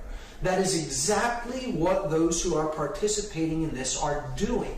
They are immolating the inner sacred feminine child of consciousness. Care is what's being burned. So they're saying that dull care is the enemy. Your care for what you do to others is the enemy. It needs to be eradicated so you can use your power of will to do anything that you want to do regardless of the consequences that it means for other people. If you immolate your emotion, you will be more able to do that effectively without emotions getting in the way. And that's why they burn the effigy of that infant.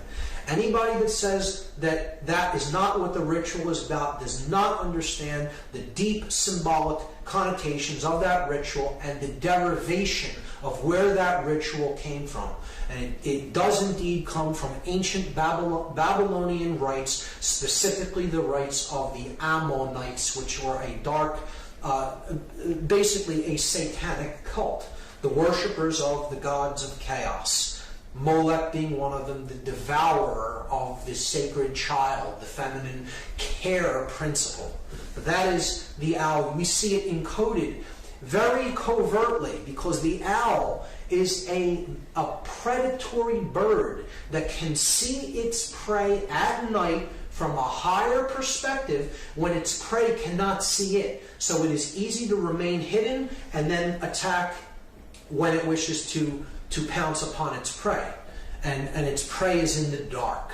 So it's in the know, its prey is in the dark. A perfect symbol for a sorcerer wishing to yield occult knowledge against those who are in ignorance. We see it very covertly displayed on the shield on the upper right-hand side on the front of the $1 bill up in the corner. Clearly, though, when blown up, you can see that it is indeed a small owl peeking out from the corner. It is encoded in architecture. This is Commerce Square. Commerce Square. The financial system and the square, the symbol of base consciousness combined. And the two owls, the double owl. If you look at these in another different aspect, you'll see that there are actually wings down at their sides as well. This is on 21st and Market Street in Philadelphia. And this is the Frost Bank building in Austin, Texas. Clearly, from the corner angle, an owl. It looks even more convincingly as an owl when it is illuminated at night. And it is even more appropriate, and that brings us to the torch of illumination.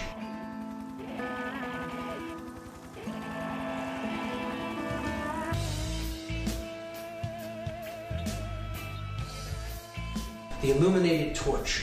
This can be simultaneously a symbol of freedom, a symbol of knowledge and awareness, of enlightenment, and it could also be used as a flame of sacrifice, a flame of those in the know using their knowledge to subvert others and to create sacrifice or immolation in the world. I don't tend to see this symbol as such. I tend to look at this symbol as the flame of knowledge, the flame of the torch of freedom, the torch of liberty, and that's how I tend to look at it. But it goes back to the Babylonian queen, the Babylonian version of Isis in the Trinity. So you had, just as you have God the Father, God the Son, and the Blessed Mother, okay, in the Christian Trinity, the Holy Spirit taking the place of the feminine, of course, in that Trinity. But you have the Egyptian Trinity of Osiris, the Father God, Isis, the Mother, and Horus, the Divine Child. In Babylon, you had this same Trinity. You had Nimrod, the Father, Creator God. You had the Son, which was Tammuz, depicted here, and he's sitting on the lap of the sacred feminine goddess, which was known as Semiramis in this culture. So this is a depiction of her on an ancient coin, holding the cross of the cross of the sun, and a version of the chalice, which could also be seen as a torch. So you have Semiramis depicted here, the rays of the sun reflected from the moon. She is the moon goddess, illuminated, the queen of heaven. She's holding the torch of awareness, of liberty, of freedom, of enlightenment. You see it on the back of old American dimes. You see it in Columbia Pictures logo. You see it on Amoco's gas company logo. So in direct relation to the Queen of Heaven is the symbol of the dove. So the dove is how the moon goddess is depicted as being a crescent, a white crescent moon. The white crescent moon, as it makes its trek across the sky, looks like a dove, a white bird. So, you could imagine this piece as the wings as the crescent moon, and it's making its trek across the sky at night. So this is why the dove was associated. The bird, the dove, is associated with the lunar feminine goddess, just like the falcon was associated with the male solar god, Horus. And the word dove in the French language is columbe, C-O-L-U-M-B-E, columbe. This is why we have so many usages of the word Columbia or Columbus in American symbology. The founder of the country is named after the dove. His name was actually Cristobal Colon, and he was a member of a secret society network. Here you see him giving a secret society hand gesture in this painting. But he was renamed Columbus after the goddess Columbia. See, it's the feminine goddess named after the dove, Columbe. We have the district of Columbia, the name of the capital where the male dominator phallic energy, the seat of male dominator power, is rooted in the United States. And look at where it's at. It's named after the sacred feminine, the dove, Columbia, and it is situated between two states. It is situated between Maryland and Virginia. Maryland, named after the goddess of the Christian Trinity, Mary, and the Virgin, Virginia. So right in between the two feminine states named after the goddess, you have the male phallic symbol of power also taking the name of the goddess. This is a symbolic rape, if you ask me. This is placing the phallic symbol directly in a slot between the two sacred feminine states. The male dominator energy of concentrated, centralized power of this country erected right between the two feminine states of Maryland and Virginia. Here we see the goddess depicted on Columbia Pictures, you have Columbia Records, Columbia Broadcasting, Columbia University, with decidedly Masonic symbology on the shield of Columbia University, with the 3 crowns representing the 3 Blue Lodge degrees, with the square of base consciousness depicted there as well. But we have to understand, again, that the goddess represents the intuitive side of our consciousness. It represents conscience, the ability to know right from wrong. And that is a protector energy. It is also the aspect that gives birth to the male principle, the savior of the world, the enlightened neocortex. Here we see Mary, the sacred feminine, the limbic brain, the queen of heaven. She's giving birth to the immaculate heart of Jesus, the savior of the world. She is standing on top of the serpent here, the reptile. She's conquering the R complex, the limbic brain, where emotion is born, where care is born in us. Okay? When we listen to our intuition and listen to our inborn knowledge of right and wrong, we conquer the reptile aspect of ourself and we give birth to the son of the Godhead. And here you see the dove above her head, and here you see the 12 stars depicting the 12 houses of the zodiac. In this image is even more clear how she is a feminine protector. The Queen of Heaven, illuminated by the rays of the sun, is wearing the dark cloak of the heavens, the dark cloak with the stars embedded in it, because she is the Queen of Heaven. You have the crescent moon, because she's the moon goddess. She's being crowned by the angels as the Queen of Heaven, and she is acting as the protector of innocence, the inner child, conscience, care. And again, she's giving birth to the male savior figure, the neocortex, the divine child, the son, Jesus, and she is holding the serpent at bay. In that case, the sea serpent or the reptile. The limbic brain holds the reptile complex at bay when we make a deep connection with it and we get into our intuitive side and we care. That's where conscience is born from. And that's why this goddess is seen as a protector. She's seen as the watcher of the torch of freedom and liberty, because we have to get in touch with that sacred feminine side of ourselves in order to truly bear conscience and freedom into the world.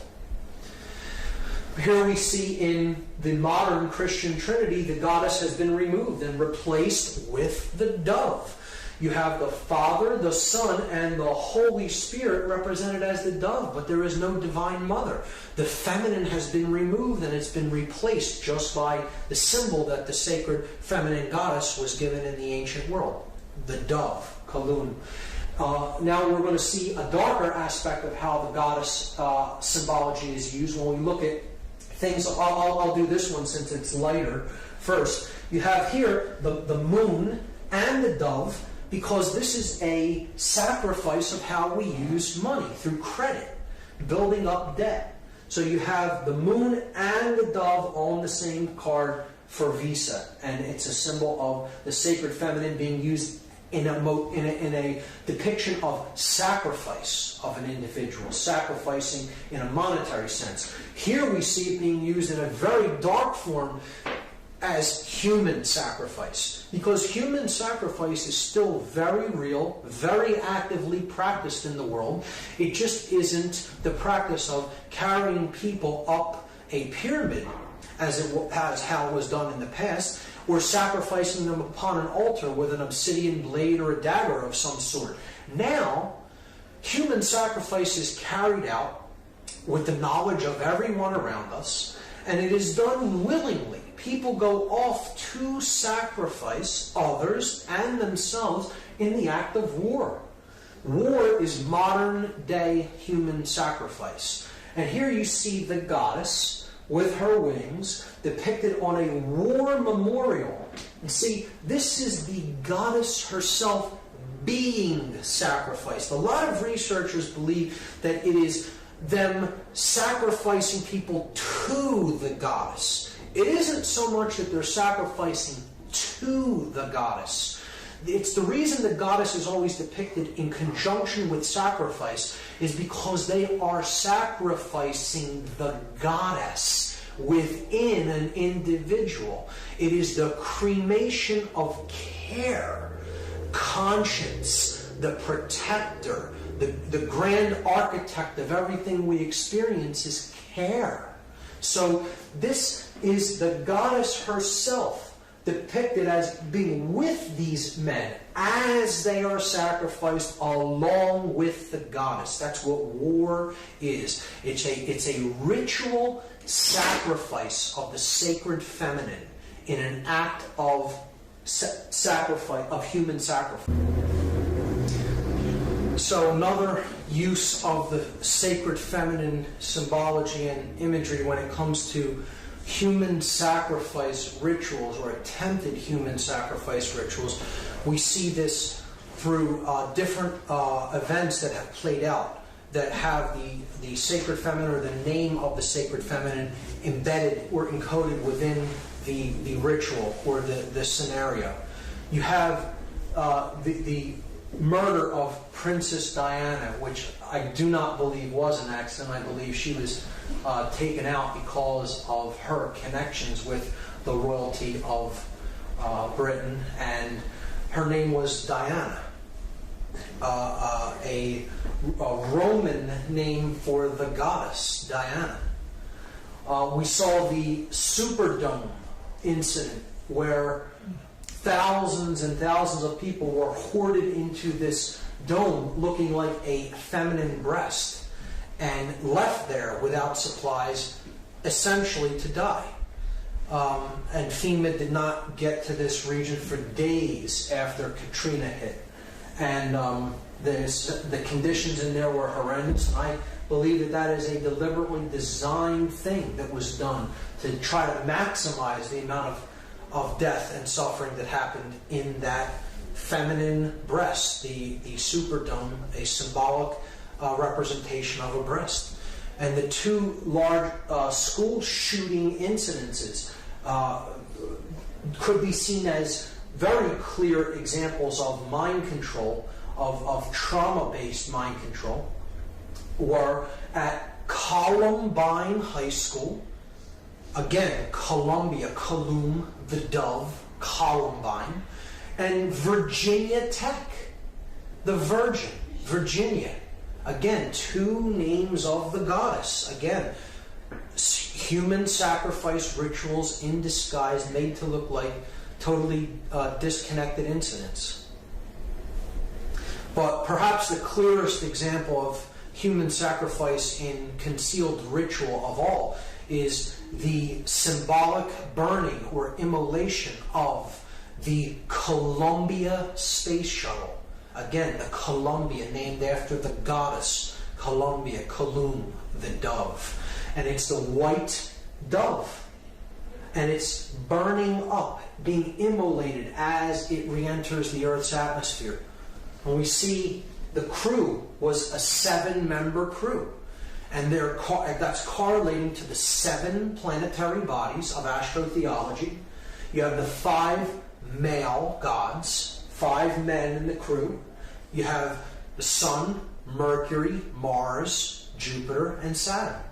And the 2 feminine heavenly bodies, you have Venus and the Moon. So the 7 principles of astrotheology are encoded there in the crew of the Columbia, another ritual of human sacrifice. The next symbol that I'm going to discuss is the fasci. And this is where the word fascism comes from. It is the axe surrounded by the bundle of rods. This is a Roman symbol that represents centralized authority. It is the central authority is the axe, and then the satellite regions, the satellite states, are the bundles, the rods bundled by the central Roman authority, the fasci. This is where the word fascism comes from. We see this in multiple areas when it comes to political symbology. It is on the two sides of the Senate chamber, the House chamber.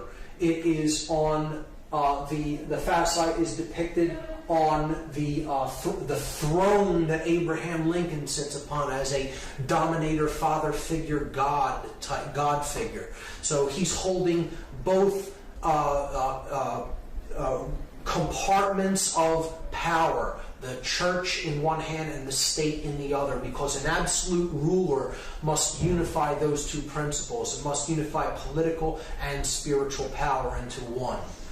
And the regime that really attempted to do that in the modern world was the Third Reich. And here you see the Roman fasci symbol as the symbol of the Third Reich, used on one of their postage stamps.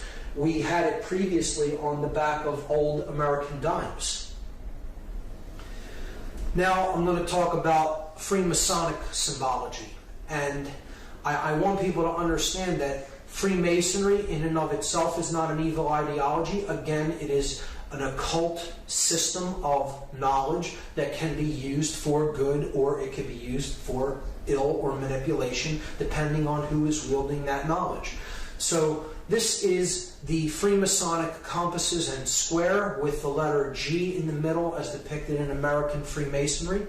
The compasses represent higher consciousness, and they represent morality, proper moral action. The square represents base consciousness, which must be ruled by our compassion and must be ruled by our moral uprightness. The square is base consciousness. It can be seen as the reptile brain. If you look at these three components as the three complexes of the brain, okay, you have the R complex being the square. You have the neocortex with its two hemispheres being the compasses, and you have the midbrain, that which gives birth to the conscience, care, as the G in the middle of the two. It represents the goddess, the grand architect of the universe, which is care. Okay, that's what creates our experience, what we care about. And if we get into touch with conscience, it can give birth to proper moral action. But we can only do that by getting in touch with the grand architect of the universe, the God principle, the sacred within us. And that is how to get off of the square and onto the compass. See, the square traces a shape that is a square with 90-degree angles, not found in nature, rough edges. The circle traces the symbol of perfection in ancient systems of occult knowledge. The circle is perfect. It is unbroken. It is a symbol of divinity. It can never be nailed down with perfection because it is based upon pi, a figure that is a divine principle that can never be calculated with absolute certainty.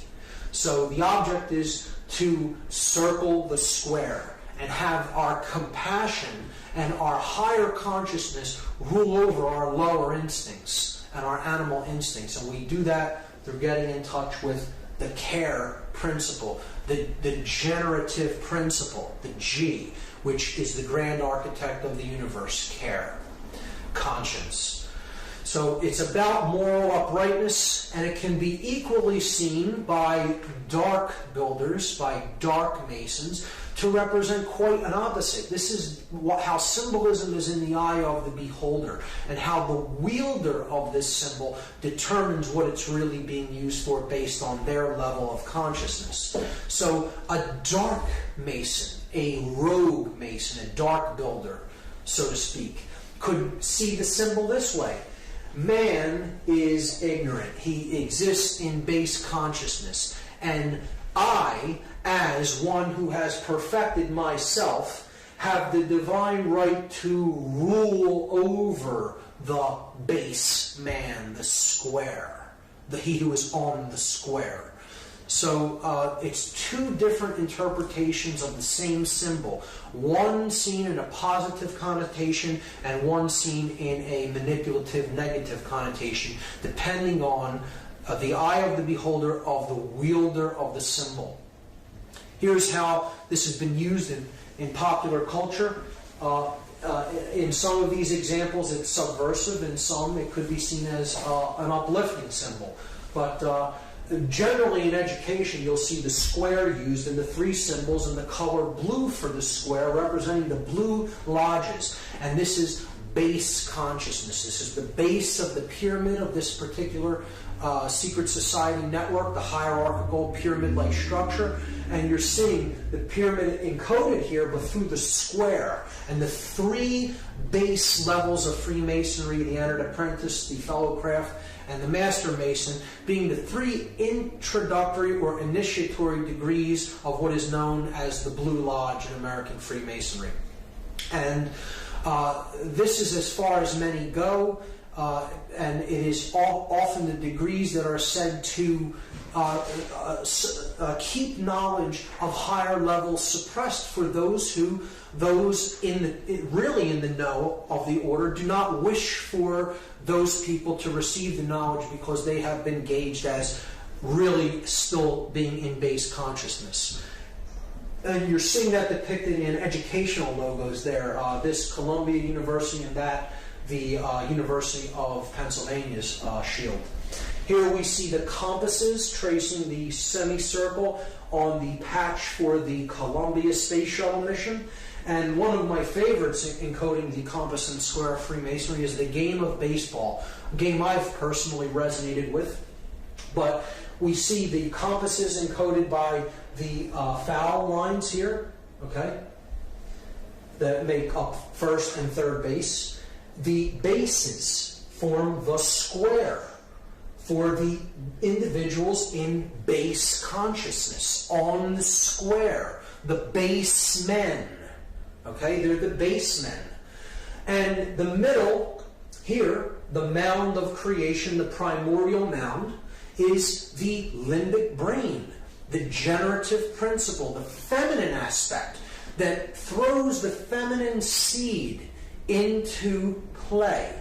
The intuitive principle of the limbic brain, giving information to us, and it is up to us here at the place where the feminine instinct is being given to make contact with it with the male principle. Or in other words, to put it into action with the phallic symbol. You're uniting the male, the bat, and the female, the ball, and putting the feminine aspect of truth into play in the field of consciousness to get it past the base men and to make the journey from base consciousness to higher consciousness to get home. The game of baseball is completely Masonically designed. I don't see that as a negative influence. I'm just pointing out an example of how that symbology is used in the game of baseball. I personally look at that as a positive understanding. The picture being the feminine aspect, care, the grand architect of the game. So in these examples, I do see it as subversive. In this one, of course, the compass is used here on this logo from NASA, but we know what happened with that mission. So could be a illusion that dark Masonic elements may have been in control of that particular sacrifice. Who knows? The game of baseball, clearly Masonically designed. I look at that as a positive connotation of the symbolism. In a very negative connotation of the symbolism, we see how the Freemasonic network is used all throughout the United States in control agencies, in agencies of male dominator control, in this example being police. And these examples are certainly Blue Lodge degrees, Blue Lodge orders, lower orders of Masonry, and I would look at the individuals belonging to these groups and other fraternal orders of police as being on the square.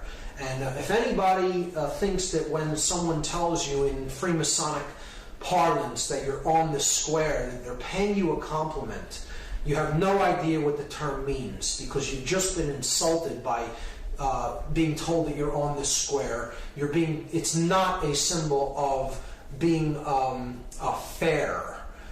fairness and uprightness. It is the square in Freemasonry is most certainly a symbol of base consciousness, of not understanding the true self.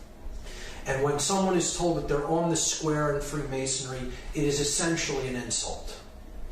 And we see that this network of secret societies is actually at work in these controlling orders of police. And I look at that as a very subversive symbol, because these fraternal orders have more allegiance to the secret oaths than they've sworn than to actually do the job to uphold the Constitution and to protect the public.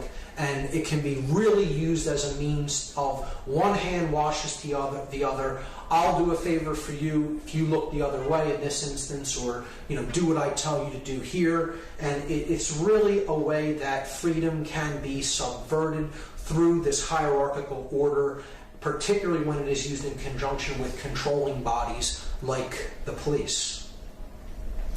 So this is an extremely important symbol that's going to carry over into what we talk about next. This is the first degree Masonic tracing board, and I'm going to cover this from two angles, a positive connotation and a negative connotation. So here we see, first, there are directions. This is a map. You see north, south, east, and west. So we are standing at the west, looking east. The west is down here, the east is up here. We see that there is a checkered floor of black and white squares representing base consciousness. This is the checkered life of a man who is not born in consciousness. He does not know light from dark. He is a wanderer, a pawn in the game, so to speak. One who can be positioned. However, his master may wish him positioned, the chess master of the game, who sees the whole board from above, from a higher level of consciousness, and takes the pieces and positions them as he will. This is one who is in duality. Here's the pillars, the dual pillars. This is the pillar of Joachim. It is a masculine pillar, represented as a Doric column. And you have the sun ruling that pillar. It's the pillar of strength, the S representing strength. The feminine side of the pillar is the pillar of Boaz. The B at the bottom stands for beauty. It is a Corinthian pillar, a latter ornate feminine pillar. And the moon sits above that pillar. This is the pillars that represent the masculine and feminine aspects of human consciousness. And it is how we enter the world with these two principles kind of in opposition, and it's our goal to understand them and to unite them as one. To use our will power. This is the pillar of will or wisdom, which the W stands for. It is Jacob's ladder. Jacob, as described in the story of Genesis, goes to a higher level of consciousness. He experiences God consciousness. He comes back down to the earth and understands that really the journey of life is to get back to that level of pure awareness and pure consciousness. And that is the end of the journey, kind of. It's like you enter in this dual state, seeing things as separate, and then the object is to make it through the realm of duality, the checkerboard floor, and unite the two principles as one, and then you're born into the stars, into the light of conscience and consciousness. So that's the journey up Jacob's ladder. And we see here in the background the stones known as the ashlars, the rough ashlar representing the soul in need of work, and the perfect ashlar representing the state of perfection to which we seek to attain. The initiates are going up the ladder in the 3 basic degrees of Masonry. Entered apprentice, who is still on the floor. The fellowcraft, who is in the middle, who has not received the key. which is tied here to the ladder, but he's at the G where conscience is beginning to be born, the care principle, and the master mason who gets the key to unlock the star gate, the sun, so to speak, is bringing himself to a place of balance and understanding and enlightenment.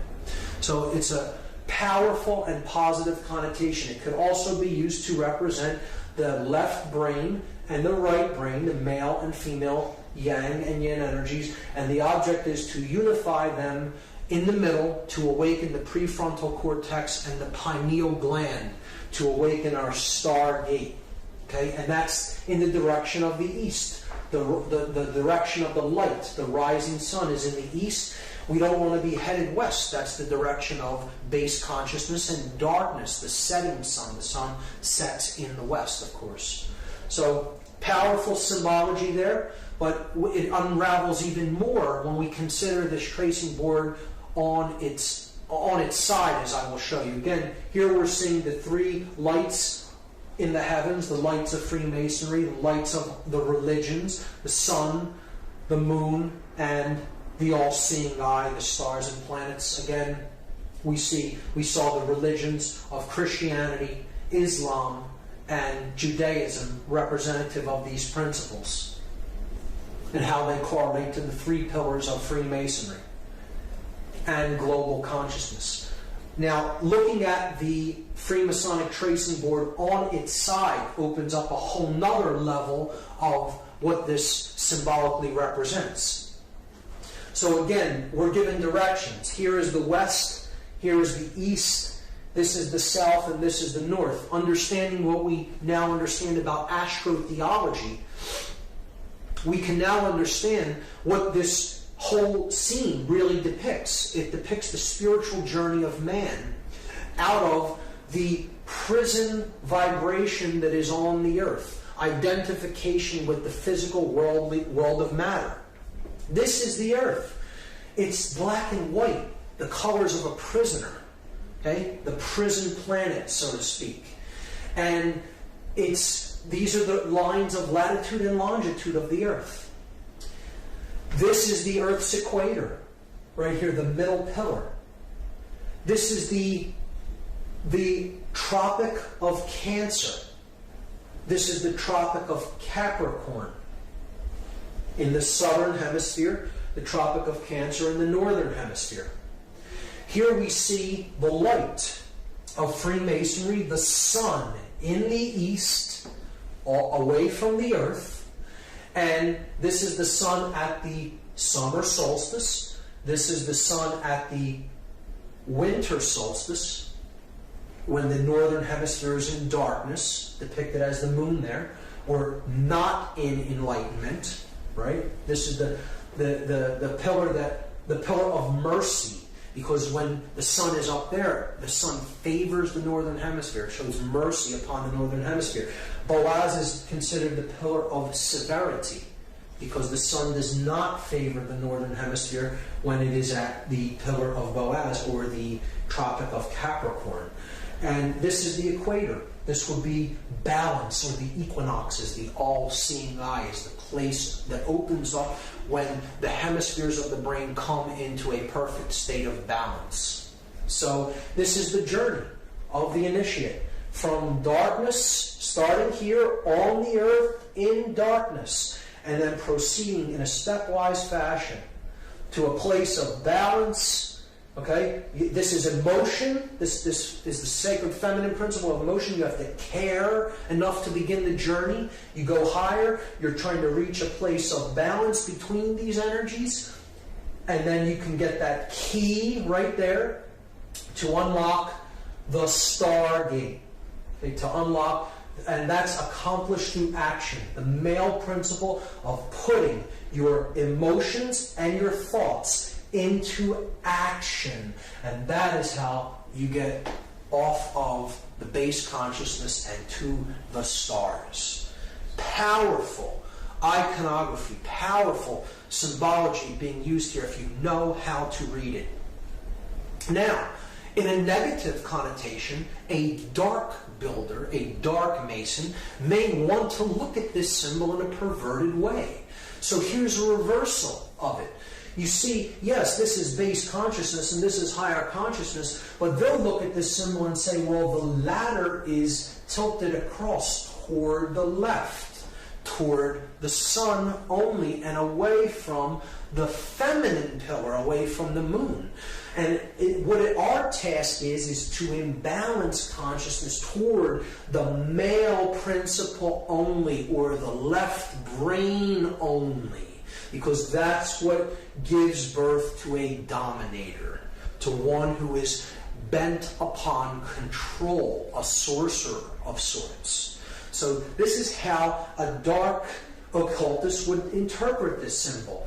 I'm God, my will be done. I will use my influence to take those in base consciousness and give them the dark light. Make them think that they're being initiated into something important. But what I'm really doing is imbalancing consciousness to the left brain. And that is what some people are doing with certain individuals who enter Blue Lodge degrees in rogue lodges of Freemasonry. And they're using that knowledge to create more mind-controlled dominators that will listen to them, follow their orders, and they're not really receiving the true light. They're receiving the dark light of male left brain imbalance. That is one way that dark manipulators will see a very powerful, positive, connotative symbol and pervert it and turn it into something completely negative. And here is how that process is used. We see this extremely subversively when it comes to the iconography that is used on police uniforms. Particularly, here's the floor of the house representing base consciousness, the pawn, the checkered man, who cannot understand the difference between light and dark.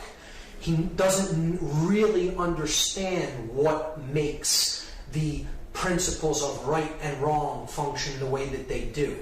Conscience isn't born in an individual that simply follows orders. Anyone of true conscience would always ask the question, why, before carrying out any action or order given to them by anyone. And we see this, if we look at this symbol of the Fraternal Order of Police having a Masonic third-degree handshake and the all-seeing eye of Freemasonry there, and the three other corners of the pentagram representing the three blue lodge degrees. We also see here the three pillars, and now they're in their proper orientation with the checkerboard floor in between them, with the dual pillars being here and the one pillar being unified at the top. And in that orientation, we see that it forms an inverted pentagram as opposed to a right side up one, just as it is here in the Victoria Police's logo, clearly an inverted 5-pointed star, and it is placed along with the checkered floor right around the Temple of Solomon, and then directly on top of the prefrontal neocortex, the third eye. The inverted pentagram, which we already talked about as an extremely subversive symbol representing the destruction of spirit and the burial of spirit into the ground beneath the material world. And here we see the double square, another symbol of base consciousness representing the hypercube, which I'll get into, on the third eye on a English police's headdress. So, and there again, the checkerboard floor of the house wrapped around the Temple of Solomon. The temple, the sun and the moon, the left and the right brain. And that's what the symbol actually represents. The Masonic tracing board represents in Freemasonry the Temple of Solomon, the temple within man. It is a representation of the brain, the temple within man, the Temple of Solomon, the brain complex. So that is how it is used. And here is a 33rd degree Freemason who I do not consider to be a negative or evil person. I think he understood a lot about what Freemasonry was and how it was used and what its true purpose is. But he did talk about some of how the negative aspects of Freemasonry are used. This is Manly P. Hall.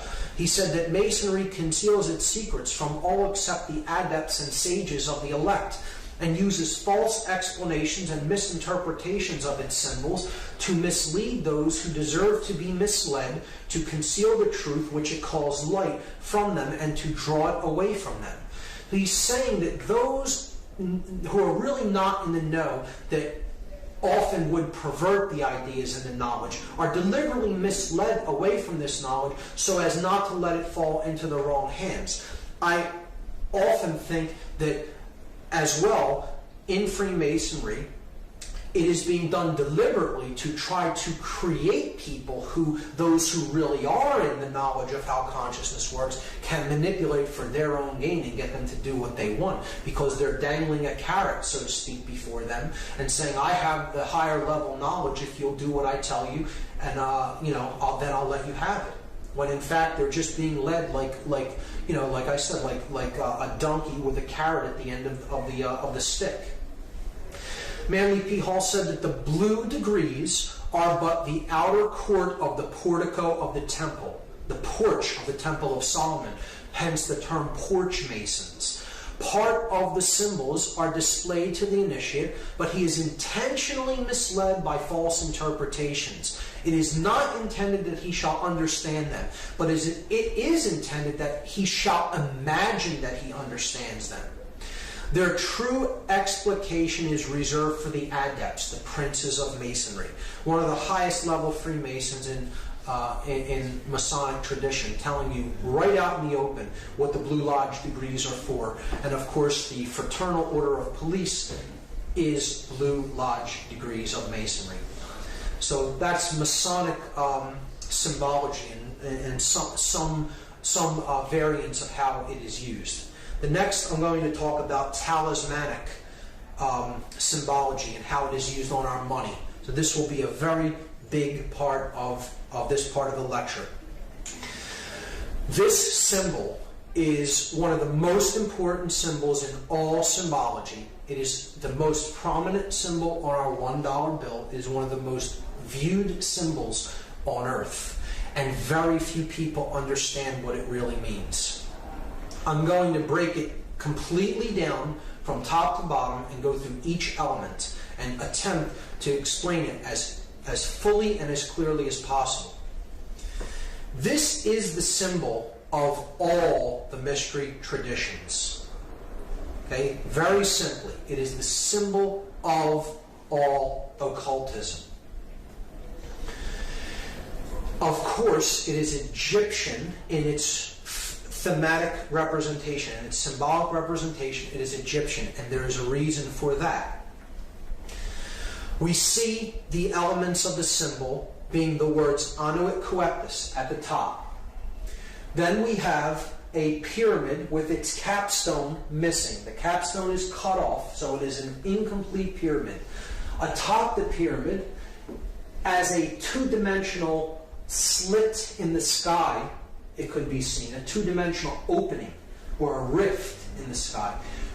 From behind that, we see an eye, and that eye is bathed in light. The pyramid is comprised of 13 courses of brick, the bottom of which has a date inscribed on it in Roman numerals, 9 Roman numerals. There is then a sash with the words Novus Ordo Seclorum written on it at the bottom. So we have to understand each element. Each element is here not by accident, it is there by design, and the makers of this sigil, because that's what this is a sigil, which is comprised of many symbols, put nothing on it by accident. And everything has a meaning in this. So let's start to break down the symbols one at a time. Anuit Coeptus is Latin. It means, Anuit means to favor or to look favorably upon. Coeptus is an enterprise, an undertaking, or a project, a work in progress, you could say. So, Anuakueptis means he favors, could mean she favors, it favors, our project. He favors our work. He favors our work in progress. Okay, so he favors our work is a good translation. Novus Ordo Seclorum is often hotly contested as to its meaning. Novus means new, Ordo means order or way, and Seclorum is the debated word. So I go to a Latin dictionary and I look up the word Saeclorum, S-A-E-C-O-L-O-R-U-M. This is because people will say Seclorum means of the ages. So I'm looking up the word Saeclorum, and that means age, generation, people born at a time, race, present time, or age, century. So if this phrase said the new order of the ages, we should see an A in between that S and E there. It would say Novus Ordo Saeclorum, but it says Seclorum. So clearly that's not the definition. Many people will say that that's what it means. It does not mean of the ages. Okay? The word seclorum is put into a Latin dictionary, and then you see it is a word modification, a truncation. CL is derived from CUL. So an internal CL might be rendered by CUL, thus giving us seculorum. And seculum, seculi, is a noun that means world, universe, secular, temporal, earthly, or worldly affairs, cares, or temptation. So, clearly, I think this can be solved and agreed upon once and for all, so we don't have to hear this incorrect, connotatively incorrect translation, the new order of the ages. This phrase clearly says New World Order. And that's it. That's what it says. Let's lay this to rest once and for all. Okay? So, he favors our work, the New World Order. And you have an eye in the triangle looking out from another dimension of space into our realm. The light is pouring through the scene from that realm, and a pyramid is being built. So, he favors our work, the New World Order. Who favors the work? What is the work? And what is the New World Order? So, clearly, this is the being that favors the work. This project is the work that's being done. Okay, this is the incomplete project. This is the date that the project could be begun or finished, depending on how we look at the seal. So, we have to understand a little bit about Egyptian cosmology and the main solar god, the solar disk, which we looked at as Horus, as Ra. Set is the dark incarnation of it. Really, all of these principles could be encapsulated as one solar god known as Aten, or Aton. Depending on the spelling, it could be spelled A-T-O-N or A-T-E-N. So, Akhenaten of 18th dynasty Egypt was actually named after this. He's a pharaoh of 18th dynasty. He brought in the concept into Egyptian cosmology of a one God that is the overarching ruling aspect of everything, known as the Aten. And he named himself after this god. Akhenaten means the spirit of the Aten, the solar god. So that is the being here, the Aten. Now that could mean a couple of things depending on how we look at this symbol. But let's just let it be seen as it is the solar principle, the solar god, the god of light, the bringer of light. So it could be also seen as the word Lucifer. Lucifer comes from two Latin words, lux meaning light, and phare, meaning to bear or to bring or to carry. So it is the bringer, the carrier of light. Now, this could mean two different things. We have to understand that Lucifer and the Aten are the same basic principle, the same symbolic principle, and they are essentially, they are a dual god. There is a light aspect of the sun god, the one that brings true light of awareness. And then there is the dark aspect of light. So one can be truly illuminated and really possess the light, really possess the knowledge. And then there is one who can be born into the dark light. Those who have knowledge of how things really work, but the way they're using it is for the ego. Being my will be done because I view myself as God and separate from everyone else, and I am out there to manipulate and rule them. So either way you look at that symbol there, it is the Aten or Lucifer. It doesn't matter whether you're looking at that symbolically as positive or negative, and I will go over both interpretations, both the positive and negative. However, it can in both aspects, this entity could be seen as Aten or Lucifer. Keep that in mind. If you take the compass and square symbol and place the apex at the top of this symbol, and the base at the same base level where the pyramid meets the ground, you're going to see a very interesting thing emerge.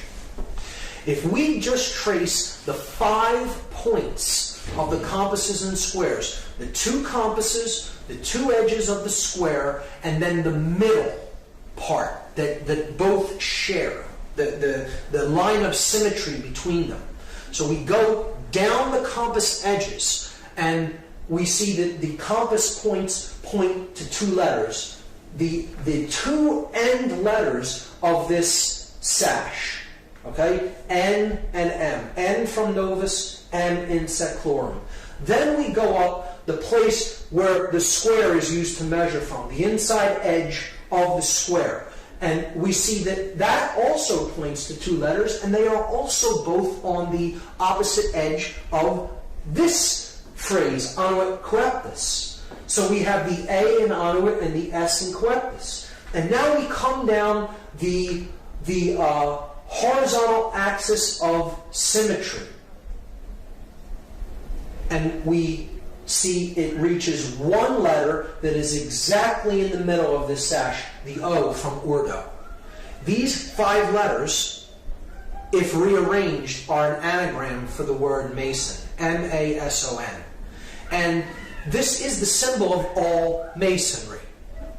It is the symbol of all builders. And who are the builders? We all are the builders. We are all collectively on this planet the co-creators of our collective experience. Whether we are doing that creation unconsciously or consciously creating our experience, we are the builders of this world. And this is what we've built it into, what we currently have right now. So, who are the builders? We are the builders. But there's 2 different types of masons. See, there are masons that build with stone. They build the pyramid upward. They're building with stone.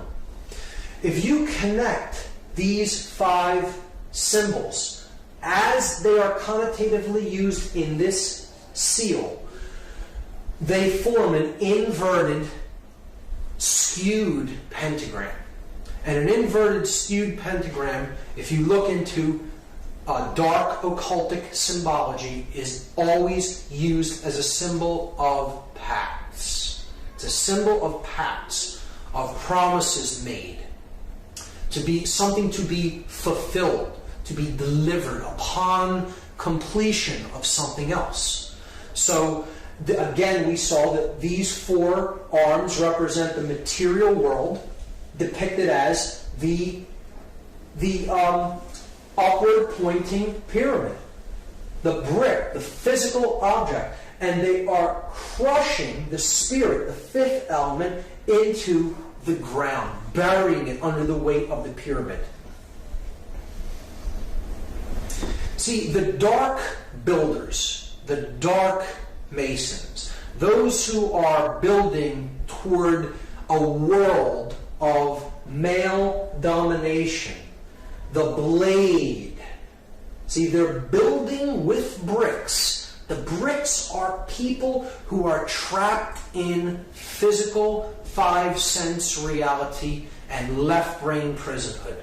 They are those who can not change. They have one form, and it's hardened. A brick was once malleable clay that could be shaped, molded, take different forms. It flows easily. Change comes easily to it. But when it is baked in the left brain, solar, male dominator consciousness, it becomes hard and immobile and immovable. It becomes a brick. And that's what the male dominator world is being built with. The bricks baked into one form, the unit form. Those in uniform cannot see what is, not see. They cannot see. They are not sees. See? They are baked into one form, the brick. Okay? And they're being used as elements to build the blade world. And the blade world will be ruled by those who are in the light. They are the blade, the male dominator sorcerers. They have the light, but everyone else is in ignorance. And when you complete this structure, the light goes out from the scene. See, they're building the blade. If you complete this structure in brick, they have all the light, and the entire world is bathed in darkness. In that symbol, the Aten or Lucifer represents the sorcerer, and he is completely trapped in ego. The ego-bound consciousness. It's the I in the triangle.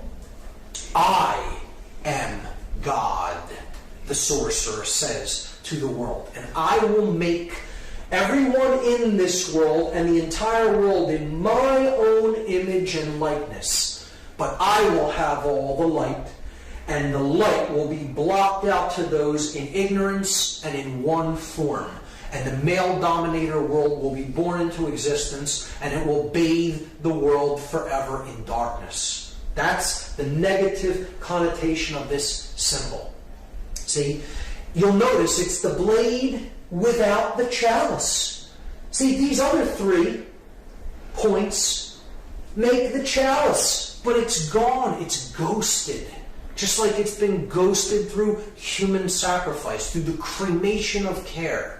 Right? It's been ghosted through the removal of the sacred feminine from the Trinity, and through not caring about what goes on in the world. The sacred feminine is removed, it's ghosted, but the male principle is embodied in stone. And that's the project, that the New World Order project that the Dark Masons, the builders with brick, are building into manifestation.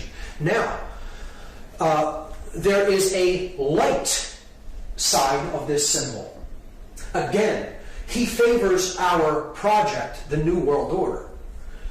If the true God of creation, the true bringer of light, the awakened neocortex, the prefrontal cortex, the opening of the third eye, the stone the builders rejected, the Christ consciousness, so to speak, the true bringer of light, right? The true aspect of Aten, the solar mind, right? If we, as the other kind of Mason, are trying to are trying to do the work that he favors, the true bringer of light, the true God of creation, and create the positive new world order, our job as the builders of this project is to remove the brick from the top down, a little at a time, from those who we can help to work, smaller groups, gradually removing and helping people to change in larger and larger and larger groups. And if that pyramid is razed to the ground, is removed from the scene, there's nothing to block out that light of creation. And it comes down and joins with the earth. So the earth is not bathed in darkness of the male dominator blade world. Instead, it's bathed in light because the bricks are gone. Those who cannot change are gone. They've made the change, the metamorphosis, the transfiguration, the transformation in consciousness. And they've been raised to a higher level of awareness. So that's the opposite, the positive New World Order. Masons often tear stone down. And the light mason, the light builder, the light worker wants to tear this stone down so the light comes down and join up with the earth to create the positive New World Order. And in that aspect, this is a powerful, magnificent symbol of the true mystery traditions. The object is to remove that pyramid of male domination and bring the light down to the earth.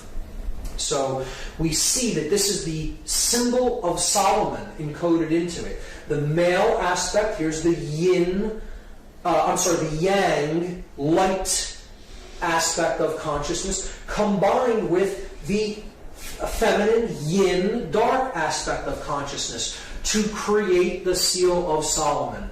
As above, so below. The Hermetic principle encoded into the seal of Solomon. So depicted there. But it is the body unified with the spirit within the temple of man, the mind, the sun and the moon, the left and the right brain, to create the stone, the philosopher's stone, the opening of the third eye, the pineal gland, known as the stone the builders rejected. Because the dark builders reject that light of awareness and consciousness, and they are trying to block it out by completing that pyramid in stone. So that is my analysis of that symbol, and it's amazing when you get into it and really study it for yourself and really go deep into the symbology. And it gets even better when you start to look at that date on the bottom of the pyramid, because that date is MDCCLXXVI in Roman numerals, and that totals 1776. And here's how it breaks down. This is a chart of the letters and their corresponding numerical values. So if you just do the math, M is 1000, D is 500, C is 100, you have it twice there, so you're up to 1700. L is 50, that's 1750. X is 10, which you have twice, so that's 1770. V is 5, that's 1775. And I is 1, 1776. So what we're going to do now is something called gematria. It is Kabbalistic numerology. It's an occultic form of numerology, and it's very simple. It is simple addition or counting of these numbers. And we can combine them in different ways depending on which numerals we add together. And we understand that all of the added values are identical, and they mean the same thing in occultic numerology. So 1776 is the number that we get when we add these Roman numeral values together. And what we are going to do in this example is we're just going to take the 1 and add it to the 6 and leave these two 7s. So we get 777. And anyone familiar with Judaism or Kabbalah may know that that is a symbol of God. It's a number that represents the Trinity of consciousness in its perfect form. The 777 is the aspect of the divine in man.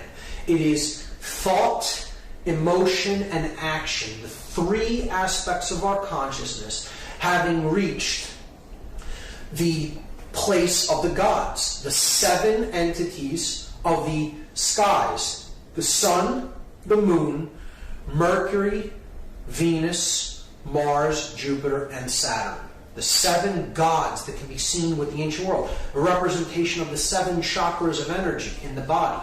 So 7 is a symbol of completion, perfection, and God. It tripled is a representation of God. So if we add the 3 sevens together, it totals 21. And 2 plus 1, this is the parents and the child, the father and mother, the creator God and the sacred feminine, and the divine child. And then that totals 3. 2 plus 1 is 3. So all of these values can be seen as identical, or they mean the same thing.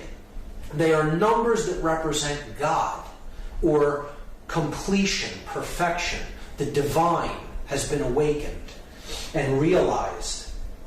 So they can be used interchangeably in systems of occultism. And again, 3 being a number of unity, of unification of thought, emotion, and action, the triune being, the 3-in-1 God, right? The Trinity. So, what I'm going to do in this study of gematria is I'm going to take these letters, because gematria is a combination of geometry and mathematics. Geometry, earth, the measure of things, the measure of the earth, the mother, right? And matria, mathematics, the mother science, after Ma'at from Egypt, the mother goddess. So gematria is a combination of geometry and mathematics. So we have all the elements in place. We have the math aspect is covered by the Roman numerals that represent value or mathematics, and we have the shape that's given by the triangle shape or the pyramid shape. So we're just going to combine the two by taking, we have 9 letters, and we're given a shape that has three vertices. So we're just going to duplicate the shape 3 times, and we're going to place the letters at the vertices of the shape. So we'll start with M and put it at the top of the first triangle, and then D, C at the base, and then repeat it 3 times. M, D, C, C, L, X, X, V, I. And now we're going to substitute the numerical values for the Roman numerals. So we get this. We get 1,000, 500, 100.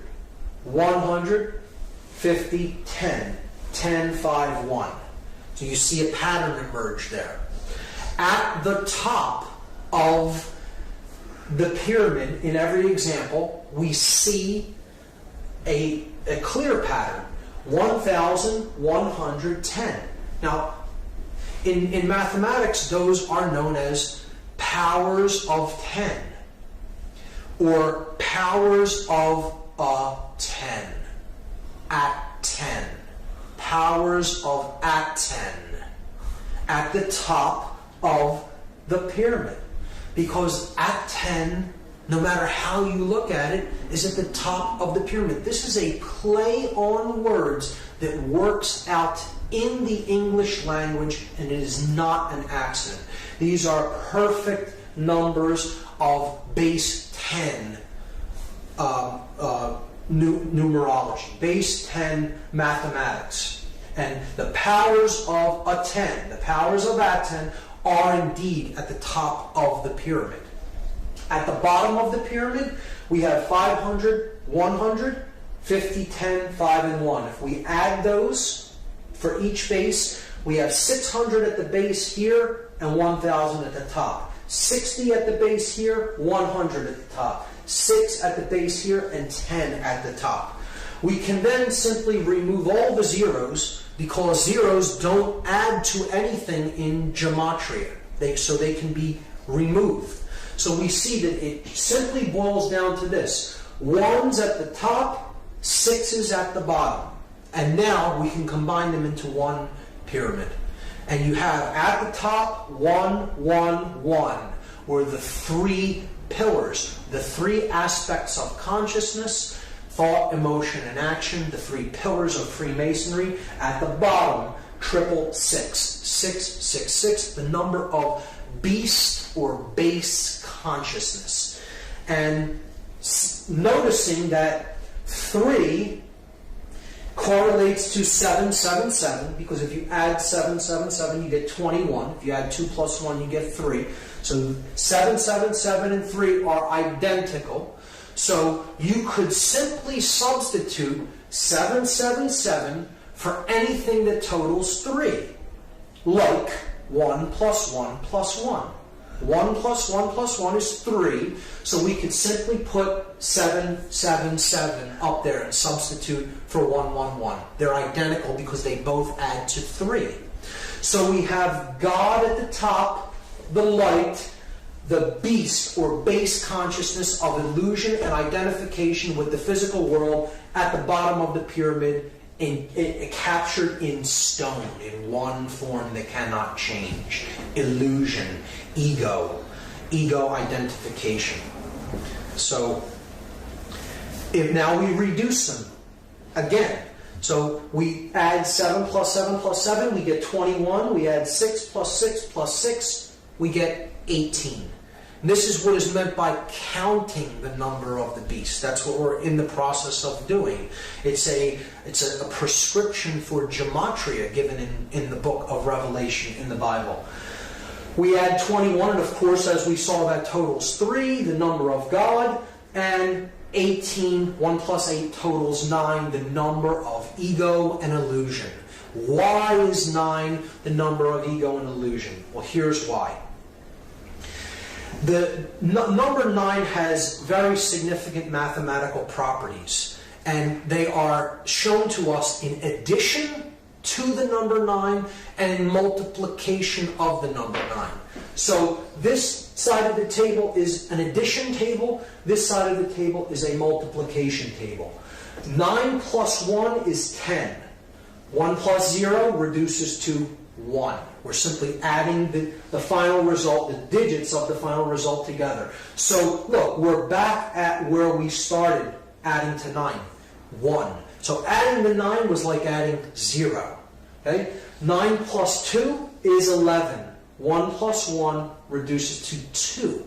It adds to 2. So we're back to 2. So again, adding the 9 was like adding the 0. You do this with any number.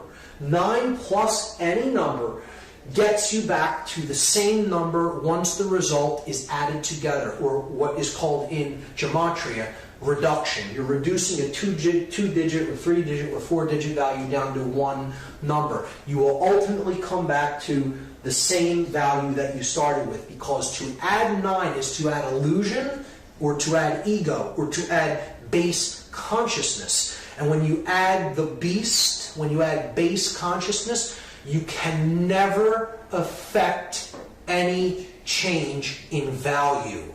You bring no value to the equation. You are adding 0. You are adding nothing. You are adding illusion. Now, the multiplication of 9 is a different result. 9 times 1 is 9. 9 times 2, 18. Add the 1 and the 8, you get 9. 9 times 3, 27. Add 2 plus 7, you get 9. 9 times any number, no matter what it is. You add the resultant digits, you will come back to 9. So what this is saying symbolically is multiplying base consciousness only gets you more base consciousness. You can never create anything new with ego and illusion and base consciousness. So this is why 9 is the number of illusion and base consciousness, and as such, it is synonymous with 666, or the number of the beast. One thing I should mention is that the date 1776 is Simultaneously, the year that the Declaration of Independence was signed in the United States, and it is a document declaring human sovereignty, and that our rights come from our Creator, whatever we happen to envisage that Creator or that force as, and not from man. But it also is the date of the birth of the Bavarian Illuminati order, and that happened on May 1st, 1776, which is a Luciferian dark occultic Sabbath known as Walpurgisnacht. May 1st, May Day of 1776 is when the official Bavarian Illuminati, the Order of the Illuminated, came into being.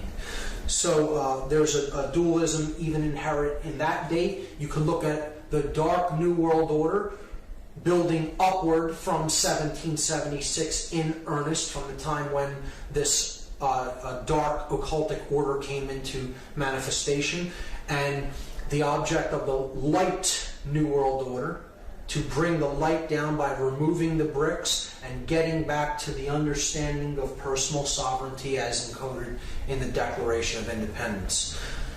When we look at it, we see that these two numbers, 777 representing God or completion or perfection, and 666 representing illusion or base consciousness, they total 9 and 3, and that brings us to the occultic number 93. To go from the illusion to the real, to go from the illusion to the true source of power, to go from base consciousness to divine consciousness or compassion. And that is the process of going from the 9 to the 3, because the 9 drops away, it's illusion. 9 plus 3 is 12. 1 plus 2 goes back to 3. So the 9 falls away, being illusion. To go from the 9 to the 3, and this is a number that represents willpower. We make this journey by an act of personal will, and it is an act of love. Love and will, we will see later, are identical forces. Keep the number 93 in mind. The next way that symbolism is used subversively is in architecture. So this is the pyramid outside of the Louvre, the art museum in Paris, and it is a symbol of a pyramid, upward pointing, male pyramid, and it is comprised of exactly 666 panes of glass. So again, the base consciousness is encoded into the shape, and you see that the pyramid forms slightly off of a right angle, almost an exact right angle at the top, at its apex. Here we see the Arc de Triomphe in Paris, and we see from overhead, this arc is a solar symbol. You could see this as a point of male energy, these 12 streets being the 12 houses of the zodiac, all converging on the Arc de Triomphe with the rays of the sun around it. Could look at this as the unification of the two pillars, the arch, the point in the middle where the two become one, and they join together the male and the female principles.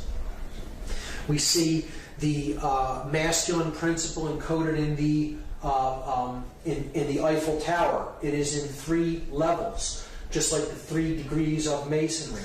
You have the entered apprentice, the fellow craft, and the master mason, the 3 levels of the Eiffel Tower. It is illuminated at light, and it is a phallic symbol. The illuminated pyramid at the Louvre. At the base of the Louvre, underneath, if you go underneath this pyramid, the Hermetic principle is encoded by a downward pointing pyramid over top of an upward pointing one, where spirit and matter joining together, as above, so below. Here we see St. Peter's Square, the Vatican, and we see the sun god, the cross of the zodiac and the great cross of the galaxy at St. Peter's Square, and we have the phallic symbol of Osiris, the obelisk in the middle. Osiris being a sun god in Egyptian cosmology. The pentagram in the pentagon being the central part of a inverted pentagram encoded into Washington, D.C., the heart of the inverted pentagram. The Pentagon being the center of defense intelligence for the United States, where war is planned, human sacrifice. We see from overhead in Washington, D.C., this right here is the White House. And then north of the White House, we see an inverted, skewed pentagram with one broken arm. Now, this is a very clear example of what is known as the pentagram of Pax in dark occultism. The pentagram of Pax is inverted because it is satanic, or it is thrusting the spirit downward.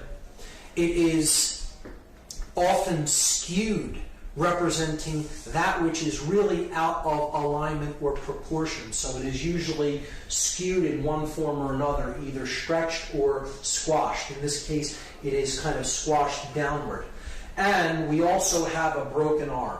And a broken arm in a pentagram represents a pact that has not yet been fully completed or fulfilled. So that which is promised has not yet been delivered because a work is still in progress. And I think we can understand the meaning of that broken arm by understanding what the pentagram of Pax represents. So it is not that they simply weren't able to complete that in some way. It is intentionally left broken.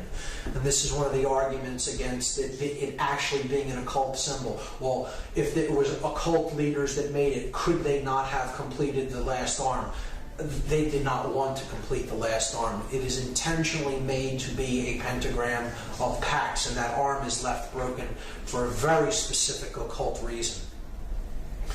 The phallic symbol of Osiris, encoded as the Washington Monument, a male symbol of phallic energy. It's in direct alignment with the symbol of the feminine energy, which is Congress. Congress being another word for sexual union. Congress. And the Congress building is the feminine principle. It's the dome of the feminine breast with the goddess statue of Columbia, or freedom, atop the dome, representing the feminine energy, and it is reflected in the water. The water being the principle of the moon goddess, the goddess of the water. The moon's light is reflected in the waters at night. So this also encodes in this reflecting pool the Hermetic principle, as above, so below, as goes on in consciousness in the earth is reflected from the heavens, and reflected in the external experience that we have. Other sexual symbols or phallic symbols seen in the layout of Washington, D.C. Here we have the Washington Monument. Here we have the Lincoln Memorial, which is a temple to the king. It's a reflection of Osiris the king, ruling as over the dominions of church and state, as we saw with Lincoln in his king's chamber, so to speak, holding the symbol of the fasci on both his left and right hand while seated upon his throne.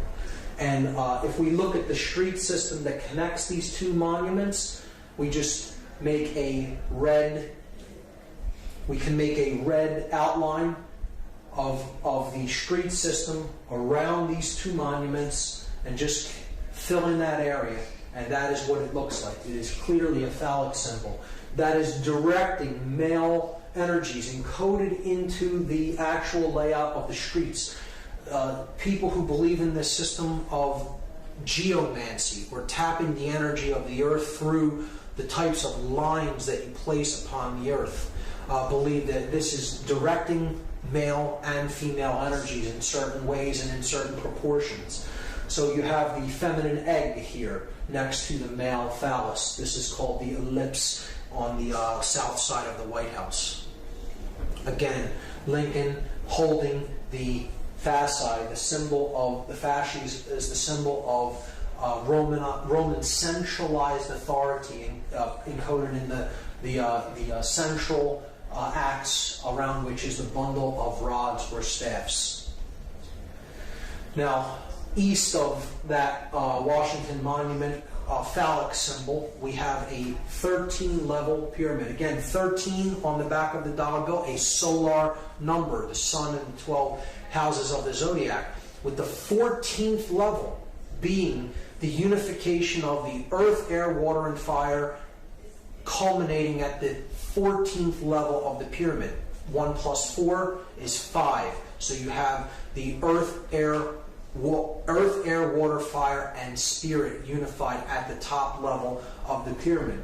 So here we have a 13-level pyramid with the capstone missing, and around the streets, this is the Congress building, the Capitol building, around the streets, the path that creates the streets, going all the way around the Capitol building, forms an image of an owl that sits atop this 13-level pyramid with the capstone cut off in the street system of Washington, D.C.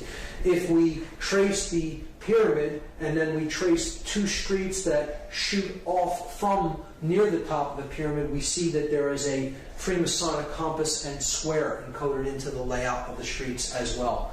I'll take that off and do it one more time for you to see where those streets are. Here's a close-up of it. There's the owl. I'm removing it and then putting it back so you can clearly see the layout. This image was taken from Google Earth. And the owl, again, is that Babylonian deity that the Ammonites worshipped. They often worshipped it as Molech, and here it surrounds the sacred feminine. Again, it's the same principle as codified in the cremation of care ritual.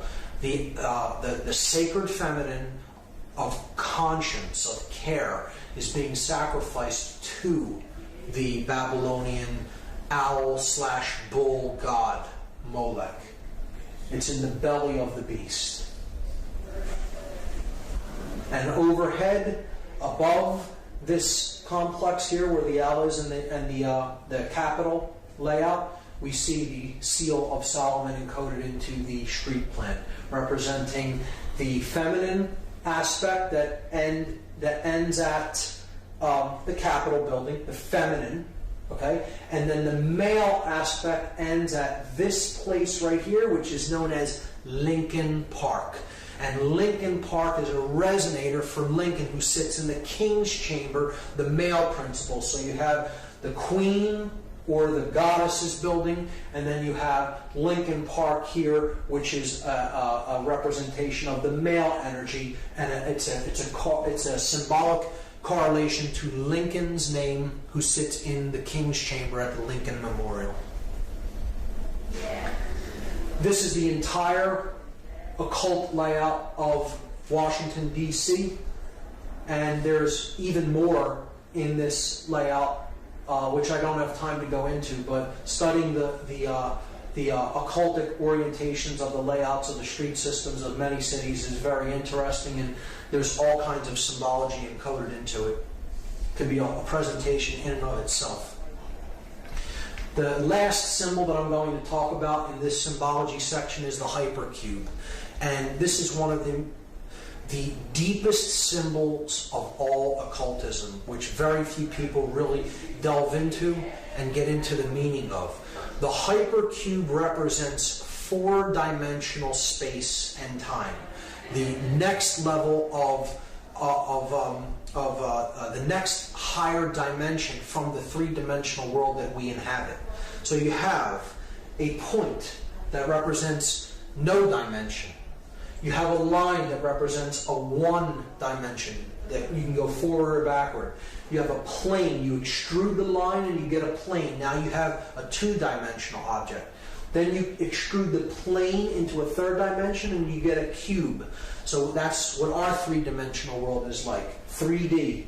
You have a single cube. You have length, width, and depth.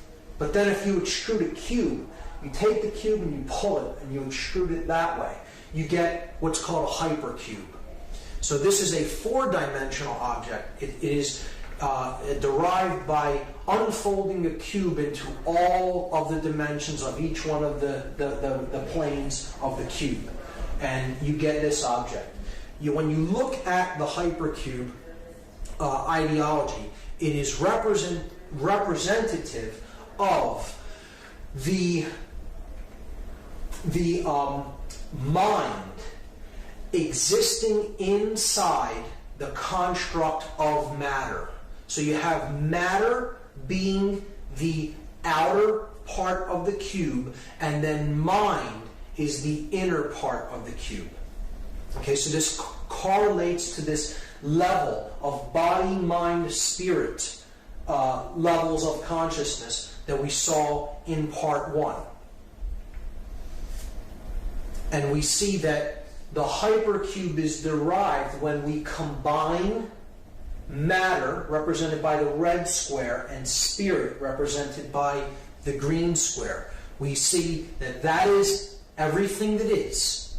Okay? That is the universe, or the world of matter, the world of spirit, coming into manifestation as matter to experience itself subjectively. And that is the large cube that is derived from that union. See, that's the large cube.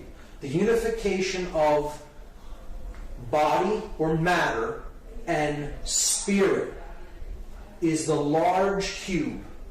And then the inner cube is the mind.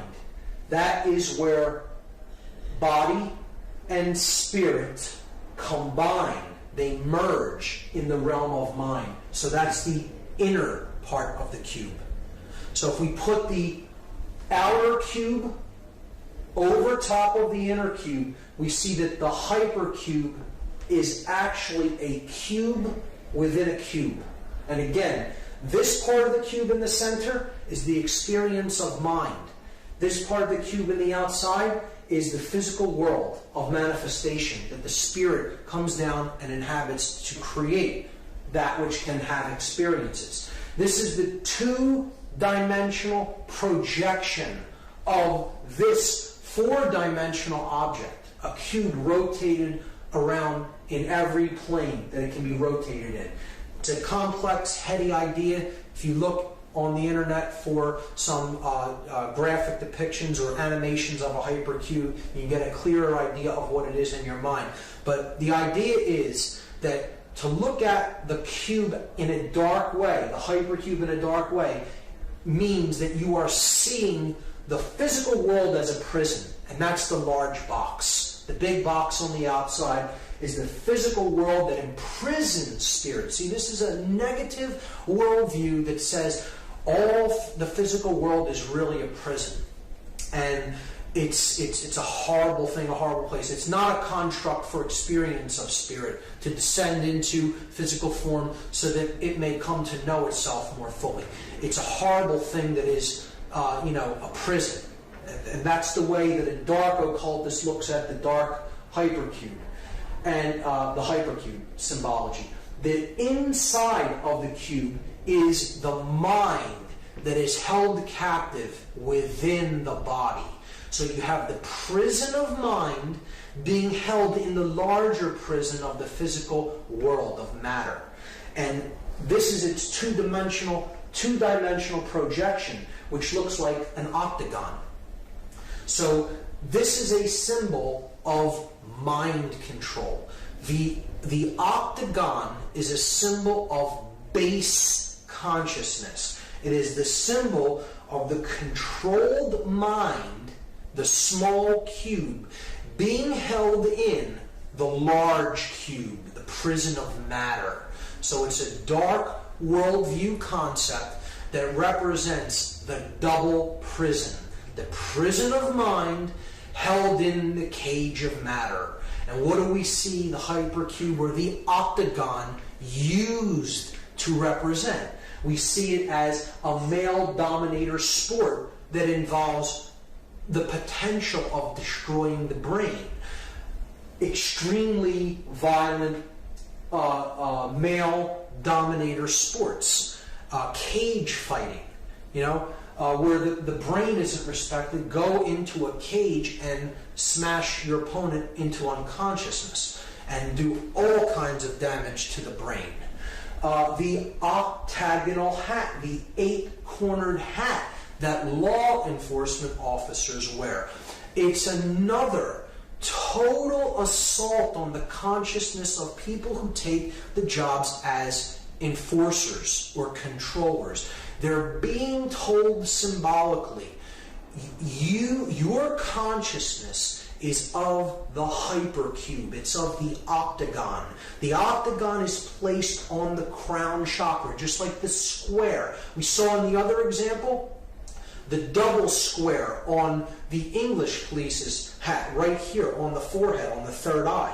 Again, the double square is representative of the octagon, the two squares being combined in an 8-sided shape. If you complete the corners, you get the octagon if you connect the corners. But the 8-cornered hat is the octagon being worn on top of the crown chakra as another occultic insult, an insult in symbolism to the mind-controlled controllers, the controllers who they themselves are under deep forms of mind control to do a job that is a deeper suppression of their spirit and others. Because the hypercube is seen in one more place, and it is ubiquitous. It is everywhere. It is on every metropolitan street corner, the stop sign. Encoded in red, and it has the word stop written on it, and this is saying to the consciousness, stop. Stop the journey. Stop your movement. Stop the progression of spirit. Just stop and stay in the double prison. Stay in the hypercube. The prison of mind encoded and captured in the prison of matter. The hypercube is one of the more difficult symbols to really grasp the deep connotative understanding of the symbolism of it. But once you understand it, you will see it in many places, and it is definitely used as a subversive symbol in most instances, particularly in cage fighting, in the uniform and emblems of controllers, particularly the 8-cornered hat of police, and most ubiquitously in the stop sign that we see all over Western culture. This brings us finally to the last part of the methods of manipulation, and the last one is the biggest of them all, chaos sorcery. What has been known as the Hegelian dialectic, or problem-reaction-solution. And we're going to talk about what the Hegelian dialectic is, and we're going to see an example of how this is put into action when we analyze the 9/11 occult ritual. The Hegelian dialectic is what chaos sorcery really is, and this is an ideology that was formulated by George Hegel, a German philosopher. The Hegelian dialectic is a framework for guiding our thoughts and actions into conflicts that lead to a predetermined solution. So the solution is already predetermined before anything happens. The people who are putting this into effect want a certain outcome. This is outcome-based framework, an outcome-based framework. It's saying this must occur. This is the end result that we want, and anything else is undesirable and we will not settle for. It's going to happen this way. We just have to convince people that it has to end up happening this way. So what you do is you guide thought and action into decision making that ends up how you wanted it to begin with. This is accomplished by manipulating consciousness into a circular pattern of thought and action. So again, it's a manipulation of consciousness. It's ultimately about mind control. The synthetic solution to these conflicts cannot be introduced unless those being manipulated take a side that will advance the predetermined agenda. The agenda is already predetermined. We just need to create a synthetic conflict to make this come into manifestation the way we have it originally planned and designed. So, this is Hegel's dialectic, and it is not so much that Hegel is an evil person in his own right. This is another perversion. How chaos sorcery is used as an example of the Hegelian dialectic is it's a modified version of this dialectic for a dark purpose, for manipulation. The researcher David Icke has called this problem, reaction, solution. And it's a great term for it because it describes it perfectly. You create the problem to get a reaction, and then you offer the solution. The solution was already predetermined. But I like to call it chaos, confusion, opportunity, because I think it more accurately describes what the process that's taking place is really about. You want to create chaos. You need a chaotic situation created, because the reaction that you're looking for is confusion, not knowing what to do or how to act appropriately to the situation. Once confusion enters the mix, you have fear-based consciousness. So the person is willing to accept all kinds of limitations and control to go back to order. And therefore, that's your opportunity to bring in your predetermined solution and get them to go along with what you originally wanted. David Rockefeller described the Hegelian dialectic perfectly. He said, "We are on the verge of global transformation. All we need is the right major crisis, and the nations will accept the new world order." And it's not the light one that he's talking about. This was the major crisis that they introduced. The events of 9/11, 2001 was an example of the modified Hegelian dialectic. It was an example of chaos sorcery. It was an occultic ritual of human sacrifice that involved three major examples of occultic symbology and ideology in the work to create the synthesis that they were looking for. And those three occult schools or occult ideologies that were employed on that day, the symbolism of which was employed on that day, was Kabbalah, Tarot, and Freemasonry. Now, before we get into any confusion at all, I want to state emphatically that I do not believe that any of these systems are evil in and of themselves. It is how occult sciences are used, occult knowledge is used by the practitioner to what end that determines whether they're wielded for good or evil. So it is not these practices or these systems that are of knowledge that are evil in any way. They are simply knowledge, and it is how they are used. Let's get that straight right off the bat. So, these three systems of occult knowledge all encode within them the understanding of human psychological makeup and human consciousness. And the ritual of 9/11 is ultimately about the destruction of that knowledge and keeping the truth down, keeping our awareness down, destroying our awareness, destroying consciousness. So we're going to look at some examples of this occultic iconography and symbolism that was used on that day. The most glaring example of which is in tarot. This is the tarot image known as the Tower. It's a card that represents the end of an old way of things and the birth of a new way of things. It's the destruction of something that is old and worn down and the building of something new in its place. One thing is being cleared to make way for something to be put up in its place. Okay? So that's the Tower. It is depicted as being struck by a bolt of lightning, on fire, with people toppling out of the windows. And that is exactly what we saw on the day of 9/11/2001. We saw towers that were struck by forces. They were on fire, and people were leaping from the windows. So clearly the occultic symbology of this particular tarot card was employed on that day. Whether this be totally by design or it be synchronicity, I'll leave that up to the audience to decide.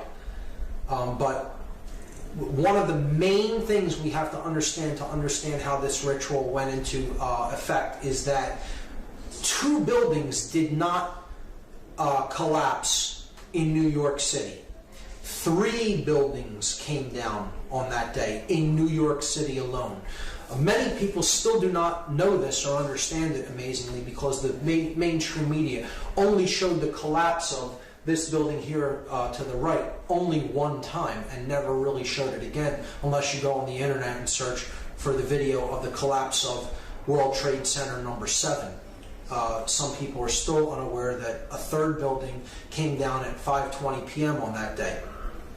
So we have to understand first that not only the Twin Towers collapsed into their own footprint, but so did Building 7, a 47-story steel, concrete and steel reinforced building, collapsed into its own footprint in approximately 6.5 seconds at 5:20 p.m. on 9/11/2001, when no plane had struck it.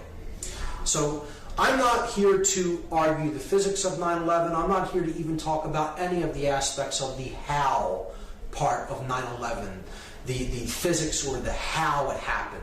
I'm much more interested in using my time to discuss the why and the implications of the occultic symbology employed in what I consider a dark occult ritual, a ritual that embodied the modified Hegelian dialectic.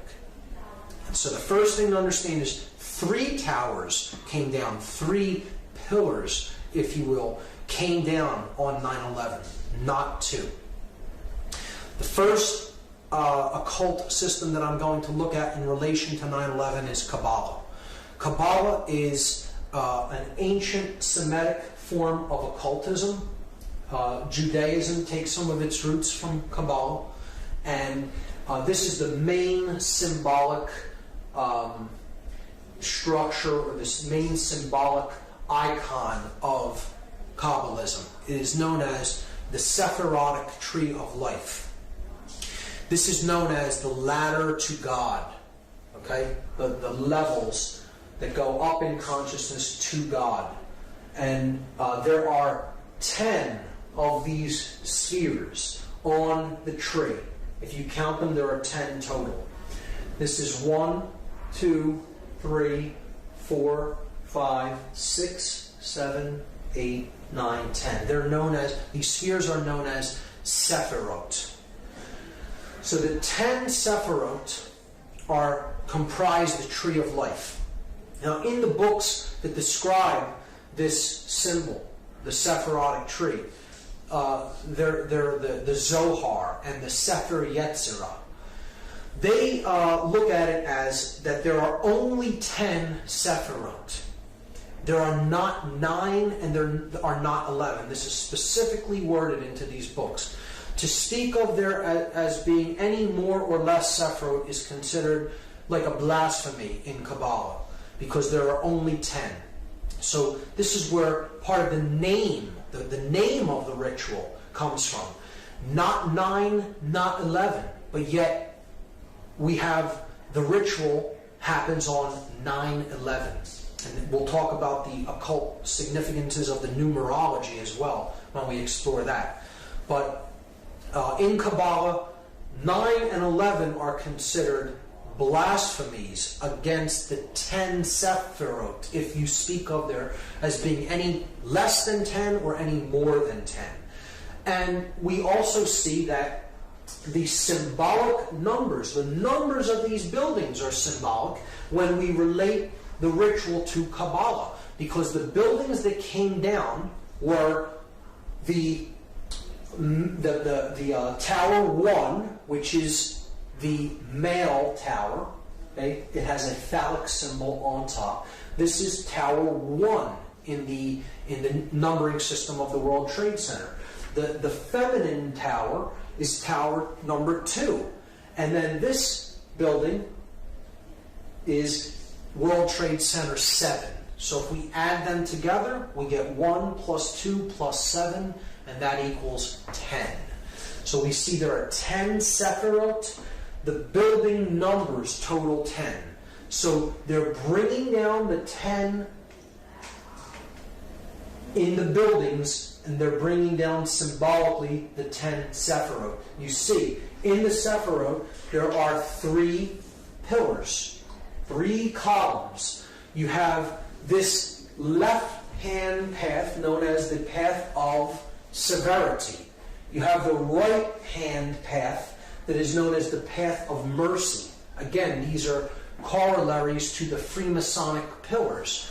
This would be the pillar of mercy, which is Joachim. This is the pillar of severity, or Boaz. And then you have the path of mildness, or the path of will. Will to ascend in consciousness. This sphere representing base consciousness, and this sphere representing cosmic consciousness. Without going into very deep explanations of what each Sephirot represents, just understand that this middle pillar is the synthesis between these two. This represents too much male aspect or control. This could be too much capitulation to control. You can look at it that way, with this path being severity, this path being mercy. You could look at it as this path is not being a controller and also not being a slave. It is not being a dominator nor capitulating to domination. Therefore, the middle way, as it is called in Buddhism, the unification of male and female, the chemical wedding. It is the ascension from base consciousness through connection with conscience, the heart chakra, and attaining cosmic consciousness or higher level awareness, represented as the crown Sephirot. See, if you collapse these in, right? If you were to take these 3 levels and collapse them in right into the middle pillar to bring these dual aspect Sephirot into one, you would see that this really represents the chakra system. The 7 chakras. You would have the base chakra, the sacrum chakra. These 2 comprise the solar plexus chakra, the heart chakra. These 2 comprise the throat chakra. These 2 comprise the third eye chakra, and that comprises the crown chakra. So there's the 7 chakras. All right? And we see that would be on the middle pillar, and it would contain 7 chakras. And again, the middle pillar here is building 7. All correlates perfectly.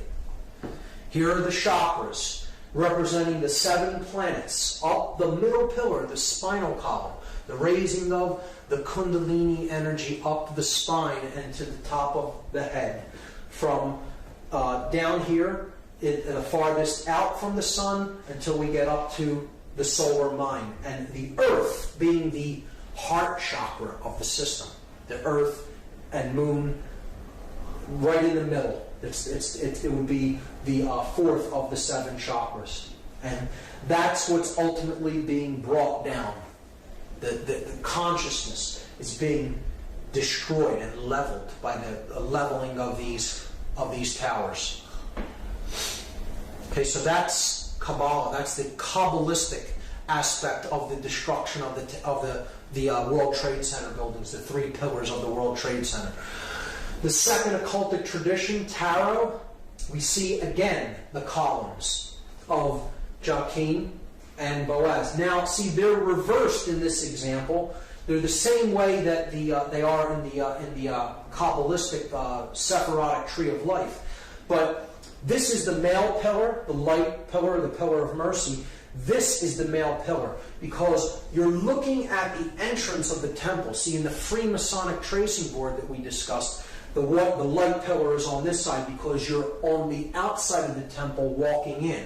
In this example, you're inside the temple looking toward the outside, and the goddess is seated in the temple and she's veiled from the outside. So if you were to picture yourself walking in from behind her, right, and she's veiled, the Joachim pillar would be to your left.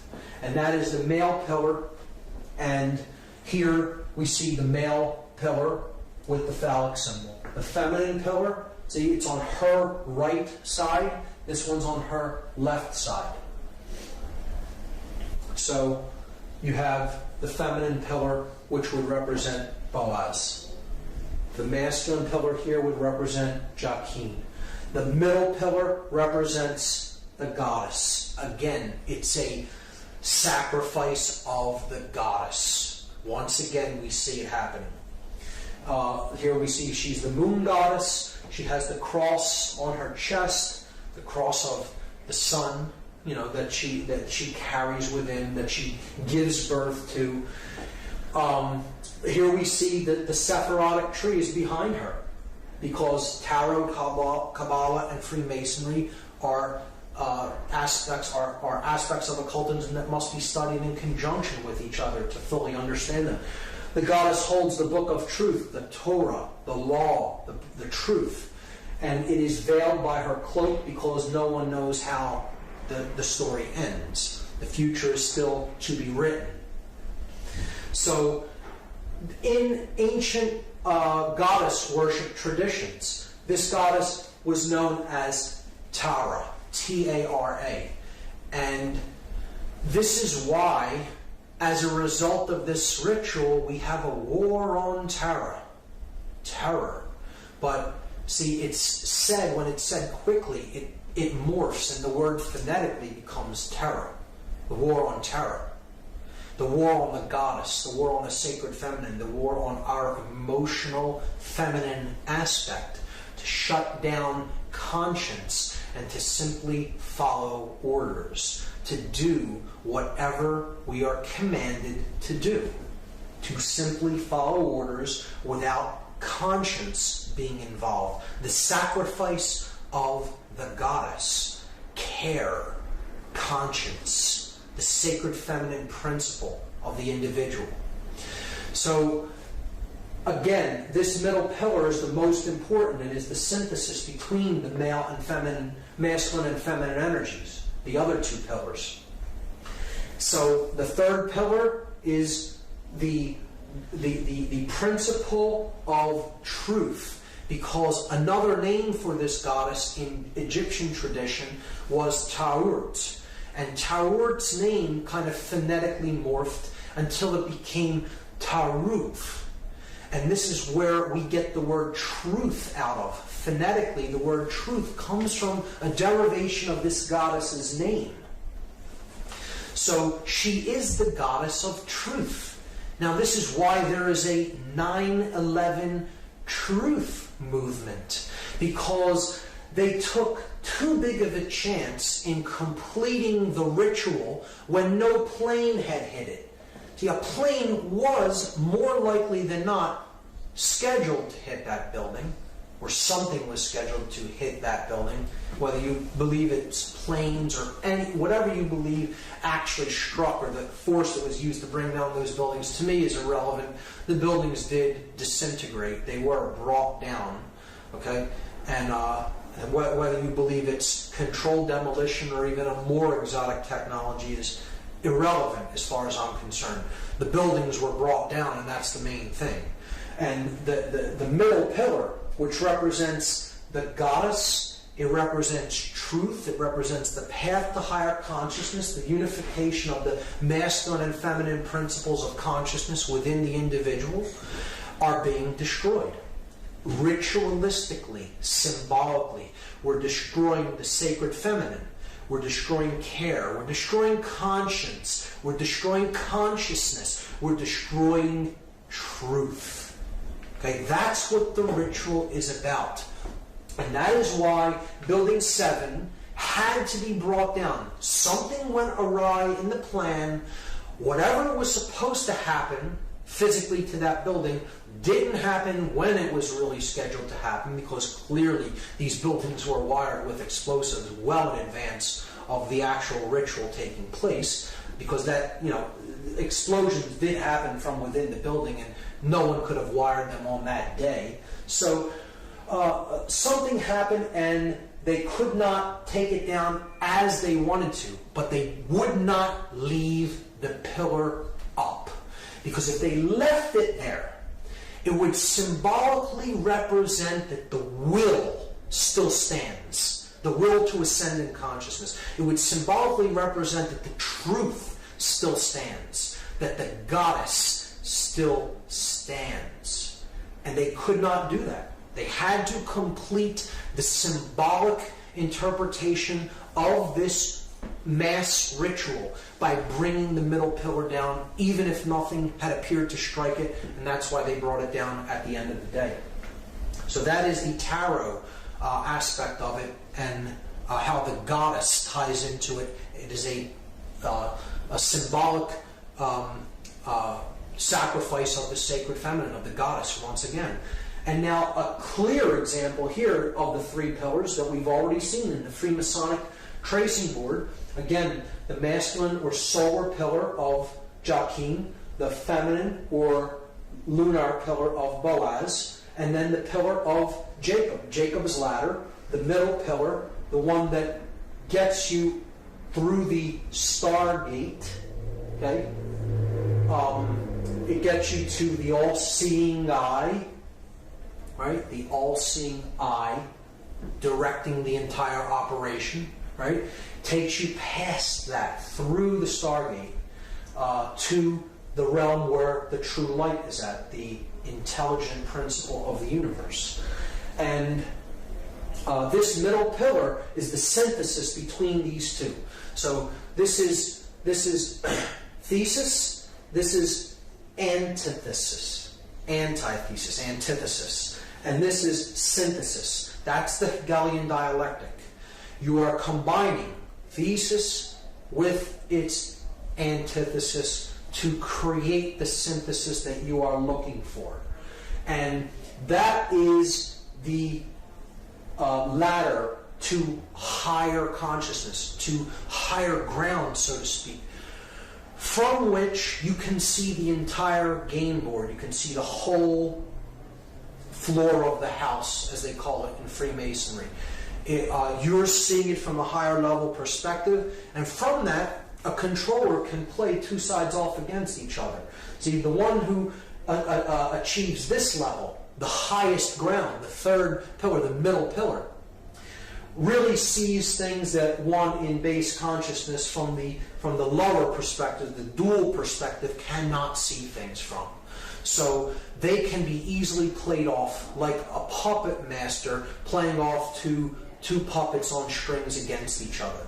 So that's how the Hegelian dialectic works, and that's exactly how they used this event. They're playing off two sides against each other, the Christian nations against the Muslim nations, when in fact, those who want the synthesis created the whole thing. They orchestrated the entire thing. And they got their synthesis, rushing off into wars with countries that really did not have anything to do with the events of that day, because it was a highly orchestrated occultic event controlled by the hidden sorcerers from behind the scenes, and this entire operation was directed from that all-seeing eye, the Pentagon. So bringing down the middle pillar at the end here could represent, well, once a puppet master climbs up to a higher level to control two sides against each other, he has to destroy his ladder so no one can come up to reach him where he's at to discover that he's the one pulling the strings. See, in that symbolic context, that's why they destroy the middle pillar there. So in any context, it works. To understand also in Freemasonry, Hiram Abiff is a representation of truth or conscience, right? He is the middle pillar here. He is the grand architect of Solomon's Temple, the greater architect. Hiram, king of Tyre, being the lesser architect, representing the square.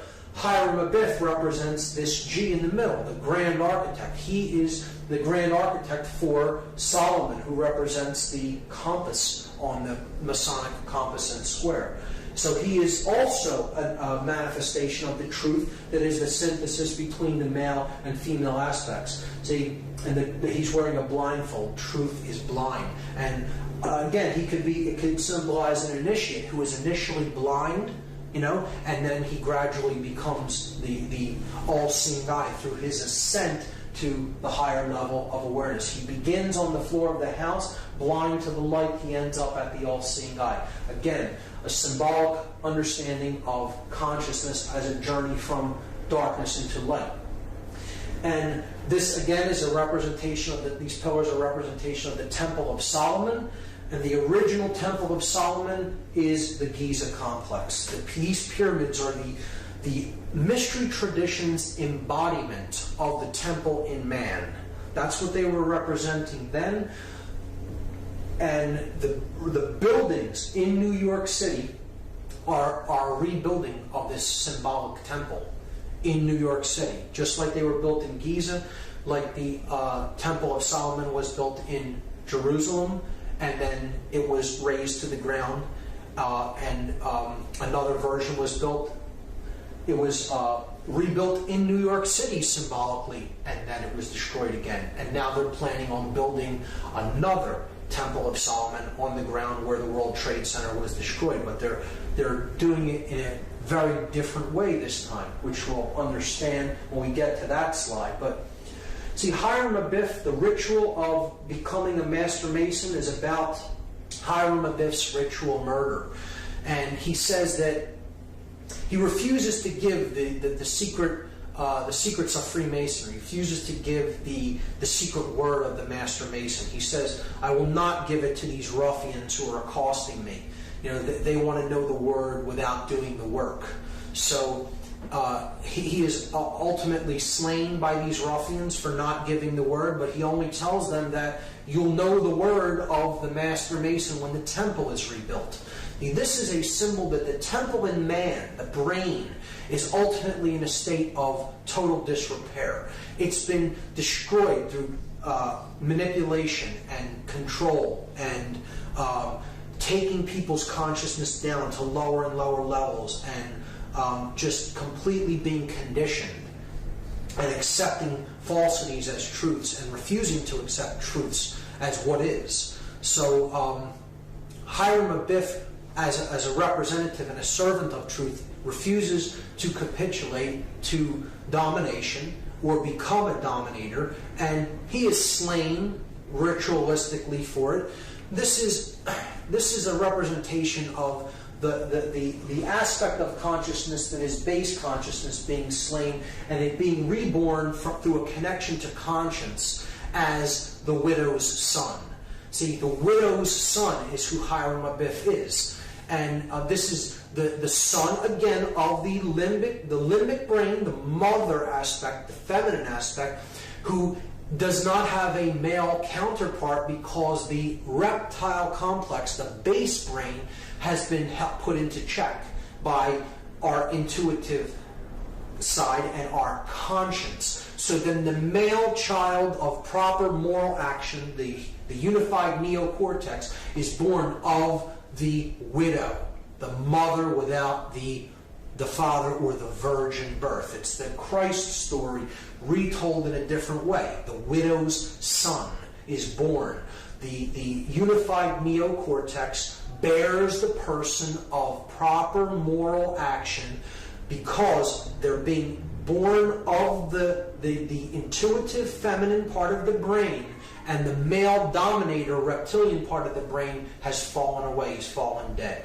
Okay, so that's what the story of Hiram Abiff is about. And he's saying to the ruffians, those in base consciousness who threatened to kill him for not giving the secrets of Freemasonry, you'll know the word when the temple here is rebuilt. And the word, the lost word of Freemasonry is equilibrium. That is the lost word. Because equilibrium is what we're striving for between the hemispheres of our brain. and the masculine and feminine polarities that are indwelling within us. So they have to come to a state of equilibrium, and then the temple will be rebuilt. The brain will operate in global coherence across both brain hemispheres, and the third eye will be opened, and cosmic consciousness will be awakened. That is what this story is about, and that is what the ritual murder of Hiram Abiff is about. And we'll keep that in mind when we understand that there is a new temple being built on the ruins of the old temple in New York City. Again, the complex of the World Trade Center is a symbolic representation of the original Temple of Solomon, the pyramid complex at Giza. Rebuilt in Washington, D.C., here we see the 3 pillars at Giza, 2 extremely large towers or pillars, and 1 small one. And we see it rebuilt here, the 2 large towers and then the one that is less than half of the size of the other 2. This sphere here is a representation of the Sphinx, okay, at the base of these columns. So these columns are also a symbol of the Babylonian gold-headed man depicted in the dream of Nebuchadnezzar in the book of Daniel, a prophetic book in the Bible. The gold-headed man represents centralized authority, pharaonic rule, or total hegemony, the unquestioned global ruler, the one world order, the church and state unified in the head of gold. And as dynasties went on, power diminishes. It goes through the Silver Age, then it goes into the Bronze Age, and eventually you have the separation of church and state. And you have the iron legs of the separation of church and state, and then you eventually get to the clay feet if you study this symbology in Daniel.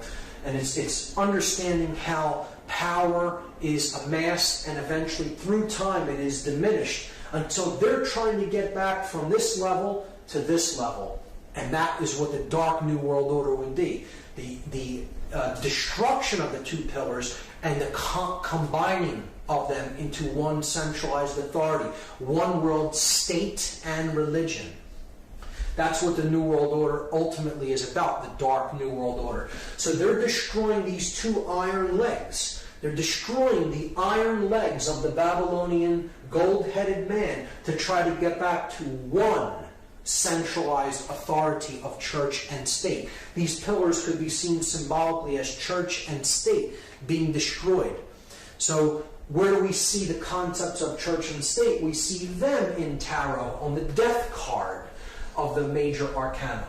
So we see the rider, death, on the white horse, coming with the flag, the black flag that has the inverted pentagram on it, the destruction of spirit.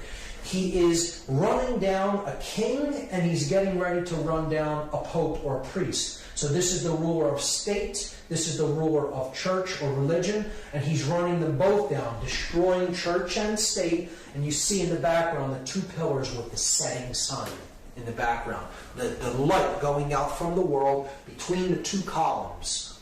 Highly symbolic. This is a representation of the new temple that they're building. In place of where the 2 pillars stood, they're planning on erecting one from where the 2 stood. The thesis and antithesis destroyed, the synthesis is created.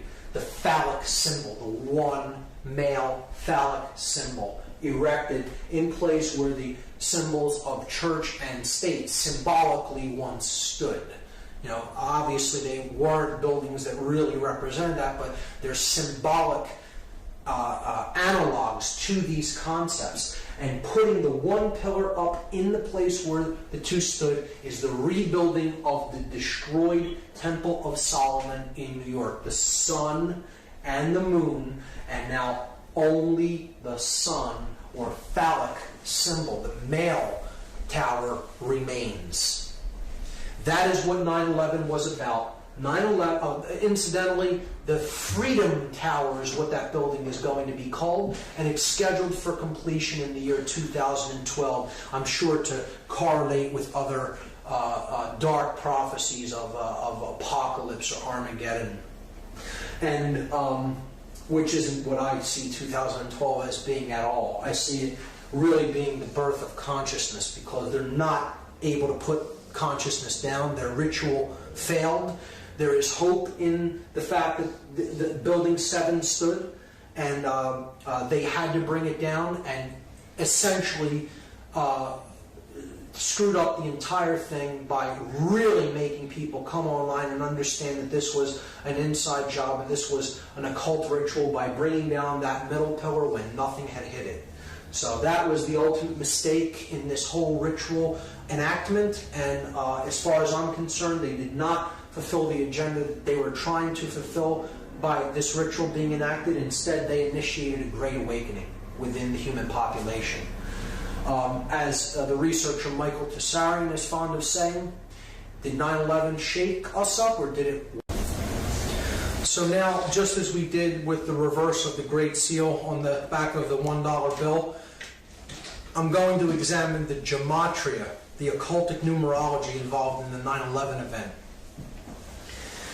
These are the numbers of the 3 flights that struck these 3 buildings. The North Tower was struck by Flight 11, the South Tower was struck by Flight 175, and the Pentagon was allegedly struck by Flight 77. Now, there is another flight that was involved on that day that crashed in Shanksville, Pennsylvania by an unknown act of will, shall we say. And this was Flight 93, and it is my contention that Flight 93 was indeed headed for World Trade Center number 7, Building 7 of the Trade Center, not to Washington, D.C., as is claimed. And this, to me, makes much more sense than it heading toward Washington, D.C., because I believe it was there to strike a building that had already been wired to allegedly collapse, as the 2 Twin Towers were, and that was Building 7. And the flight not making it to that building meant that they had to make a decision about whether to pull that building or to allow it to stand, and we know what they chose. So I'm going to place 93 over Building 7, and at first this would seem like a very arbitrary arrangement of numbers, and that these numbers don't have any commonalities to them, until we begin to perform gematria upon them. And then we see a very clear pattern emerge. So I'm going to leave 11 as is for now, and I'm going to reduce or add these 2 numbers together and get a total. So 9 plus 3 is 12. 1 plus 7 plus 5 is 13, and 7 plus 7 is 14. So now, the 4 planes, we have a clear pattern. We have the pattern 11, 12, 13, and 14. And we can further reduce those down to 1 digit. We add 1 plus 1 and we get 2. 1 plus 2 is 3. 1 plus 3 is 4. 1 plus 4 is 5. So we have the pattern 2, 3, 4, 5. When we add those together, 2 plus 3 plus 4 plus 5, we get the total 14. And again, there's that symbolic number again that totals 5, that is about the 5 elements: earth, air, water, fire, and spirit. But it is the separation of them, the 1 and the 4, the spirit and then the 4 elements. This is the 14th level of that pyramid, where the light is at, the 13 levels of stone, and then the light at the top, the 14th level. So look at the 9/11 date, 9/11/2001. You add up all of these numbers, 9 plus 1 plus 1 plus 2 plus 1 in 2001, and you get 14 again. So not only is it the date, it's the powers that did the act. Okay? The 4 planes totaled to 14. Their digits all totaled make 14. So the powers that performed this act are the 14, and this correlates with the 14th level of this pyramid, or the illuminated ones, the sorcerers behind the scenes that are manipulating the events of the world. So we have this arrangement on the building: 77 at the Pentagon, 11 at the North Tower, 175 at the South Tower, 93 at Building 7. If we add the two planes that struck these towers together, we get the number 186. 175 plus 11 is 186. Now, these are the planes that struck the twin towers, the North and South Tower. What if we equally distribute that number between the two buildings by dividing it into two? 186 divided by 2 is 93. So there is 93, 93, 93 on every building, and we've already seen what 93 represents. It represents the will to ascend out of illusion, out of base consciousness, and into cosmic awareness or higher levels of consciousness. 93 is the number of willpower and of love. It is essentially the same force, the force that expands consciousness, love, or will to ascend, to put what we think and feel into action, to use our willpower. So we are left with only two numbers that symbolically represent the events of this day, 77 and 93. And these are two extremely significant occult numbers in numerology, because they represent two completely different concepts. And we have to look at these two numbers as they relate to a third number, the number 777, which we've already seen is the number of God, or completion, or perfection. We saw that earlier. The 7 chakras, the 7 planets that can be seen with the naked eye, tripled for the 3 aspects of consciousness, unified as one to total 3. Again, it's the number of God, the number of completion, or the number of perfection. 93 in relation to this number 777. Just like 777 totals 21, which totals 3, 93 totals 12, which reduces to 3. So they equal the same thing, which means they equal the same. They mean the same thing. So love is 93. Will is the concept of 93. It is the number of ascension. So all of these ideas are the same.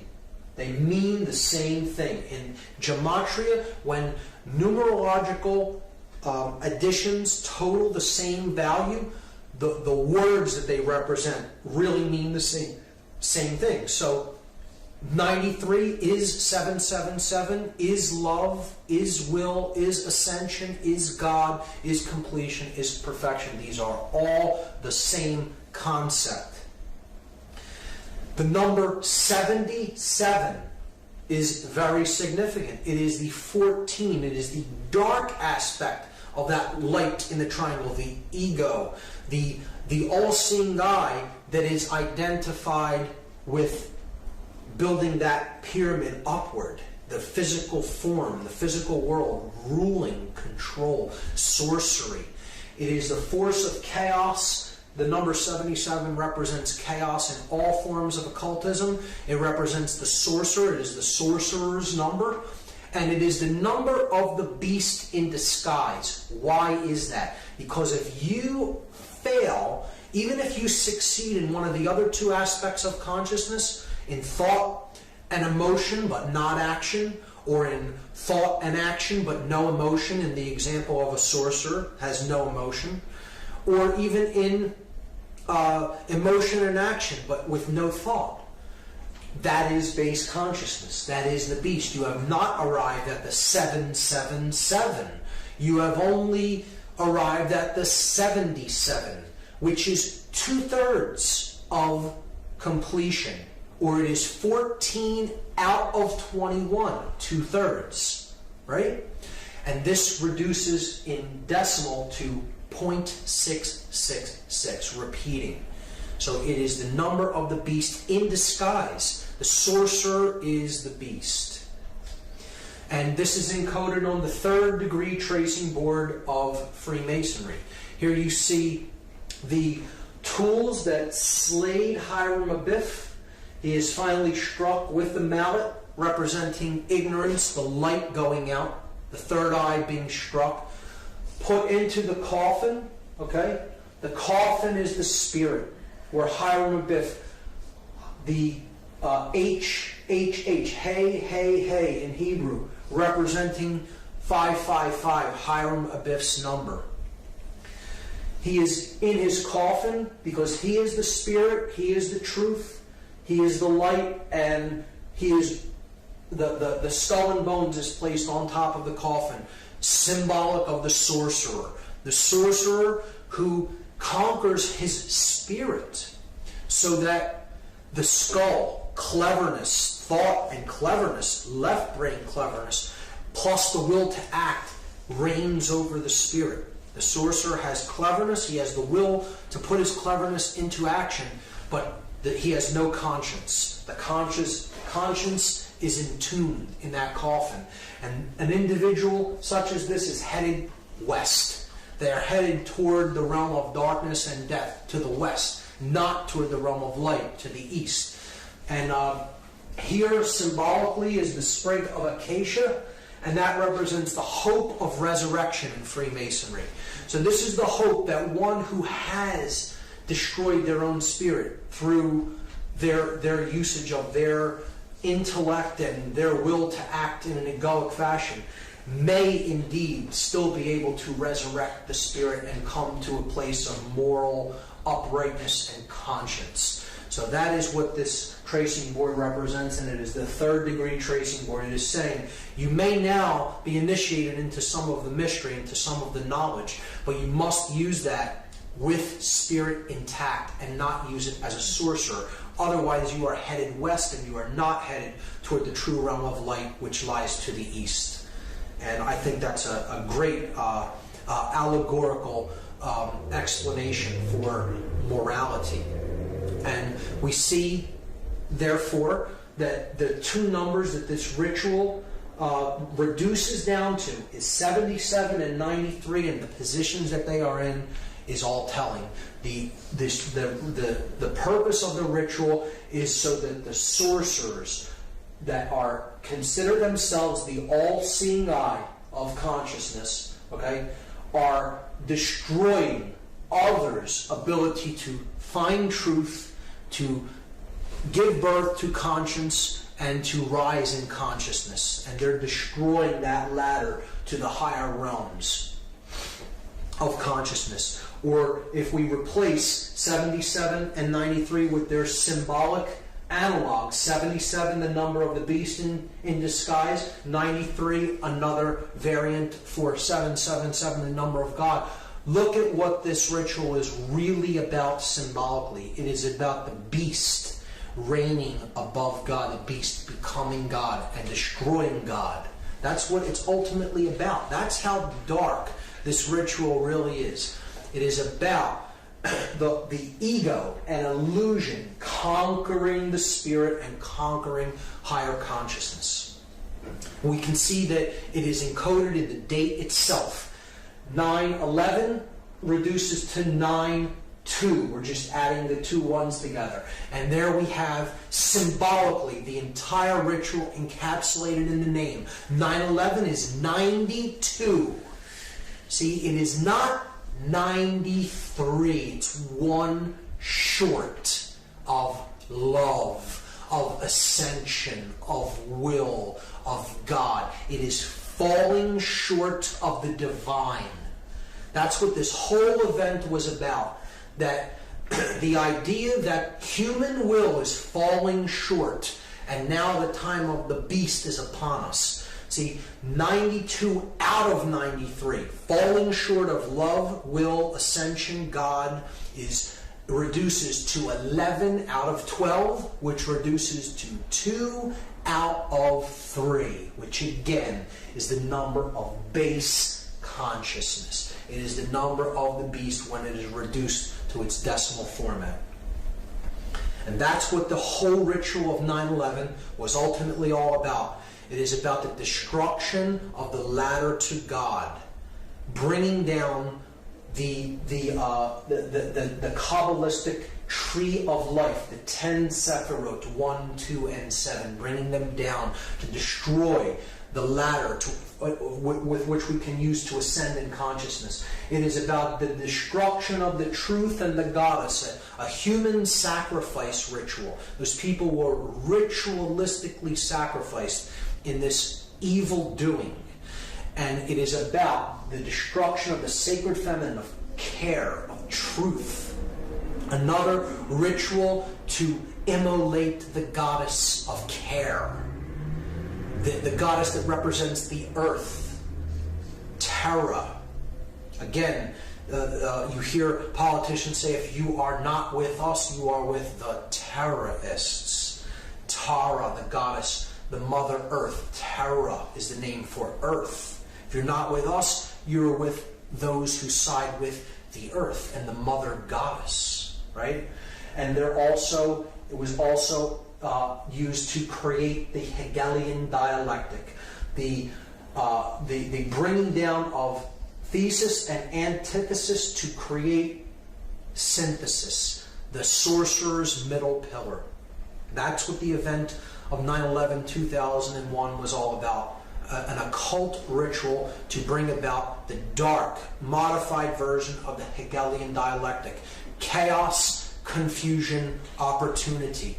General Douglas MacArthur talked about the Hegelian dialectic. He said, our government has kept us in a perpetual state of fear, kept us in a continuous stampede of patriotic fervor with the cry of grave national emergency. Always there has been some terrible evil at home or some monstrous foreign power that was going to gobble us up if we did not blindly rally behind it. Create the chaos. Get the confused, fearful reaction, and then that's your opportunity to offer the solution that you had in waiting. Hermann Goering perfectly understood this, one of the highest ranking officials of the Third Reich, the Nazi regime. He said, naturally the common people don't want war. Neither in Russia, nor in England, nor for that matter in Germany. That is understood. But after all, it is the leaders of the country who determine the policy. And it is always a simple matter to drag the people along, whether it is a democracy, a fascist dictatorship, a parliament, or a communist dictatorship. Voice or no voice, the people can always be brought to the bidding of the leaders. That is easy. All you have to do is tell them they are being attacked and denounce the peacemakers for lack of patriotism and exposing the country to danger. It works the same in any country. And that is what we saw on 9/11. Except it wasn't just telling the people that they were attacked. This is what Hitler did. Hitler burned his own Reichstag building, the German parliamentary building in Germany, and he blamed it on the communists, even though his Gestapo really did the fire. They lit the fires at the Reichstag, and he blamed it on the communists as an act to usurp more political power and be appointed as Supreme Chancellor. Goering was describing the Hegelian dialectic exactly. Benjamin Franklin made this statement: those who would give up essential liberty to purchase a little temporary safety deserve neither liberty nor safety. And we have neither as a result of going along with this witch hunt and this hunting for the boogeyman that perpetuated 9/11, because Middle Eastern terrorists did not do this event. It was a staged, orchestrated, occult ritual that has nothing to do with Islamic fundamentalism whatsoever. Voltaire said that those who can make you believe absurdities can make you commit atrocities. If you go along with what simply is not true, you can be led into any number of atrocious actions. And Really, that's what the ritual was all about, to keep us in a perpetual state of fear so that we are easier to control. And that's what the whole fear of terrorism and the terror alert system is all about.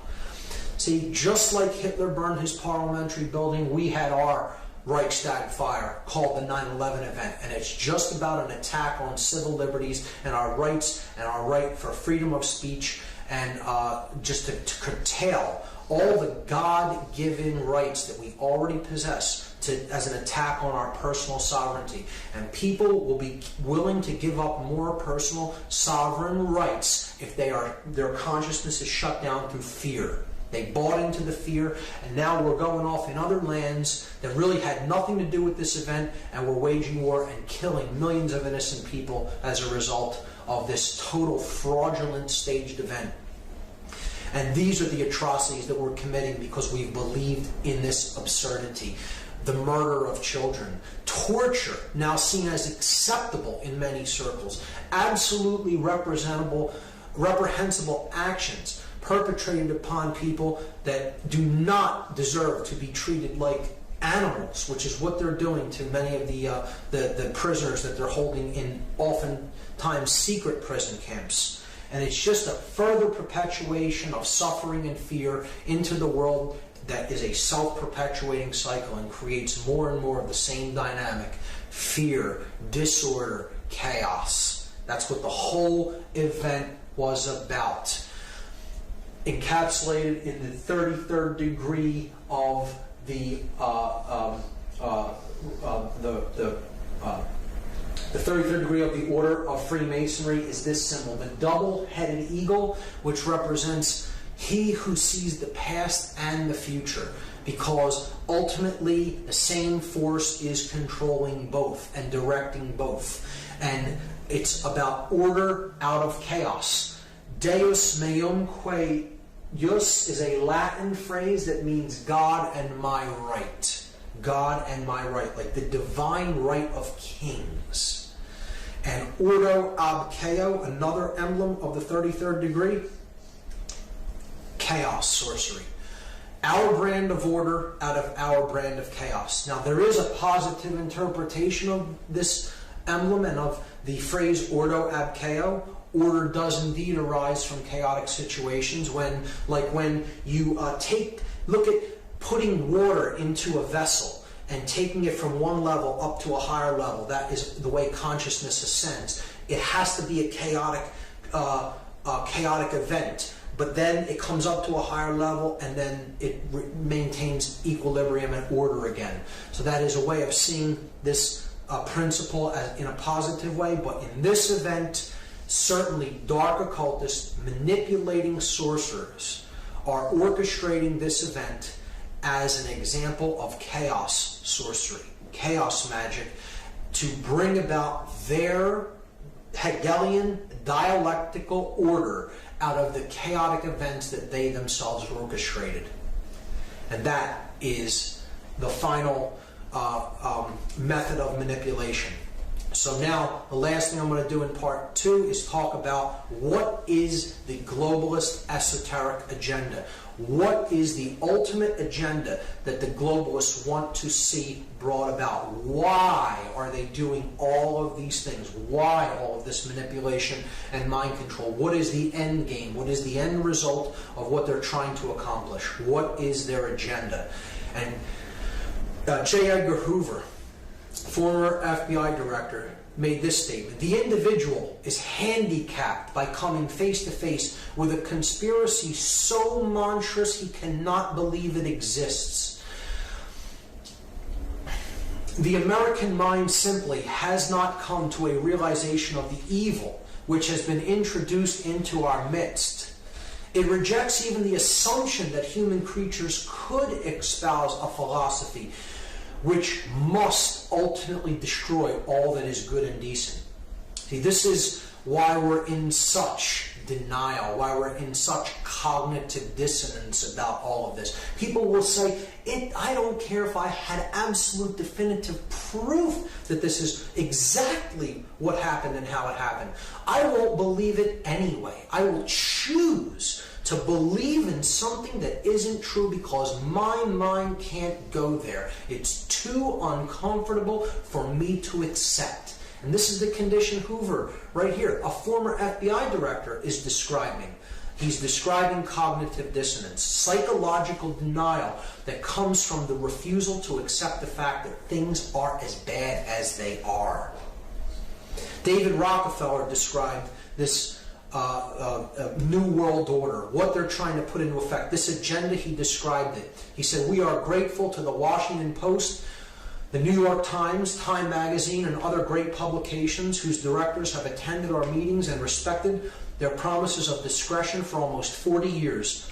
It would have been impossible for us to develop our plan for the world if we had been subjected to the lights of publicity during those years." He is thanking the media for their silence and complicity in not exposing the agenda of these global manipulators and their plan for the world. He said, "The world is now more sophisticated and prepared to march toward a world government. The supranational sovereignty of an intellectual elite and world bankers is surely preferable to the national auto-determination practiced in past centuries." Imagine the hubris of somebody making this statement practically out in the open, saying that the world surely would be better to be completely governed by international bankers and an intellectual elite rather than national sovereignty and personal sovereignty codified by our documents of higher consciousness, like the Declaration of Independence, that explain what the sovereignty of man is really about and where it comes from. And he's saying out in the open, why have that when you can have rule by international banking dynasties? This is what the agenda is all about. The elite want to get back to the Babylonian gold-headed man. They want to get back to 100% total control of all the resources and all the minds on the planet as God on the earth, the all-seeing eye in human form, that which is omnipresent, omnipotent, and all-powerful. All-powerful, all-knowing, all-seeing, present everywhere. So this is the rulership of church and state in one. Church and state are obliterated and they are replaced by one sovereign, ruling, global elite class that runs the state and the religion, and they're one and the same. Just like Nazi Germany tried to do, but this would be the new version, the Fourth Reich, Nazi Germany on technological steroids, taken to a whole new level by advanced technology. 1984, as written out by George Orwell in his brilliant novel, like the Ingsoc Party. Total 100% control of everything that is true, everything that is believed, everything that is done. They are the arbiters of truth. They're God on earth. That's what they want to accomplish. They're putting this into practice through trying to eliminate national sovereignty through the erasure of borders and to create national superblock states of nations, like they're doing with the European Union and like they want to try to create with the North American Union of Canada, the United States, and Mexico. Their plans for this have been slowed, but I think they're going to use the economic crisis to try to put them into a more forward state of advance. They want a world mercenary army to control the population of any dissenters. They want a world central bank. They want a microchipped population from which resources, food, money can all be controlled by a globally networked computer that they control, so they know where all finance, where all currency is flowing, and can take anybody out of the loop for not going on with along with their agenda at any given time, and then they would have no ability to take part in any commerce in any way. The mark of the beast, so to speak. A total surveillance grid, a technological surveillance state. Big Brother is watching you, getting us used and acclimatized to always being on camera, always our actions always being watched. Further and further centralization of control, and further people policing themselves. That's what they ultimately want. The destruction of the sacred feminine aspect of our consciousness, our emotions, through the numbing out of our emotions, through our food and medicine, particularly the overprescribed antidepressant SSRI drugs, a total state of left brain prisonhood in which people become more and more controlling and dominant toward the left brain, even females, and they become subservient to those of higher levels above them. So a race of masters and slaves.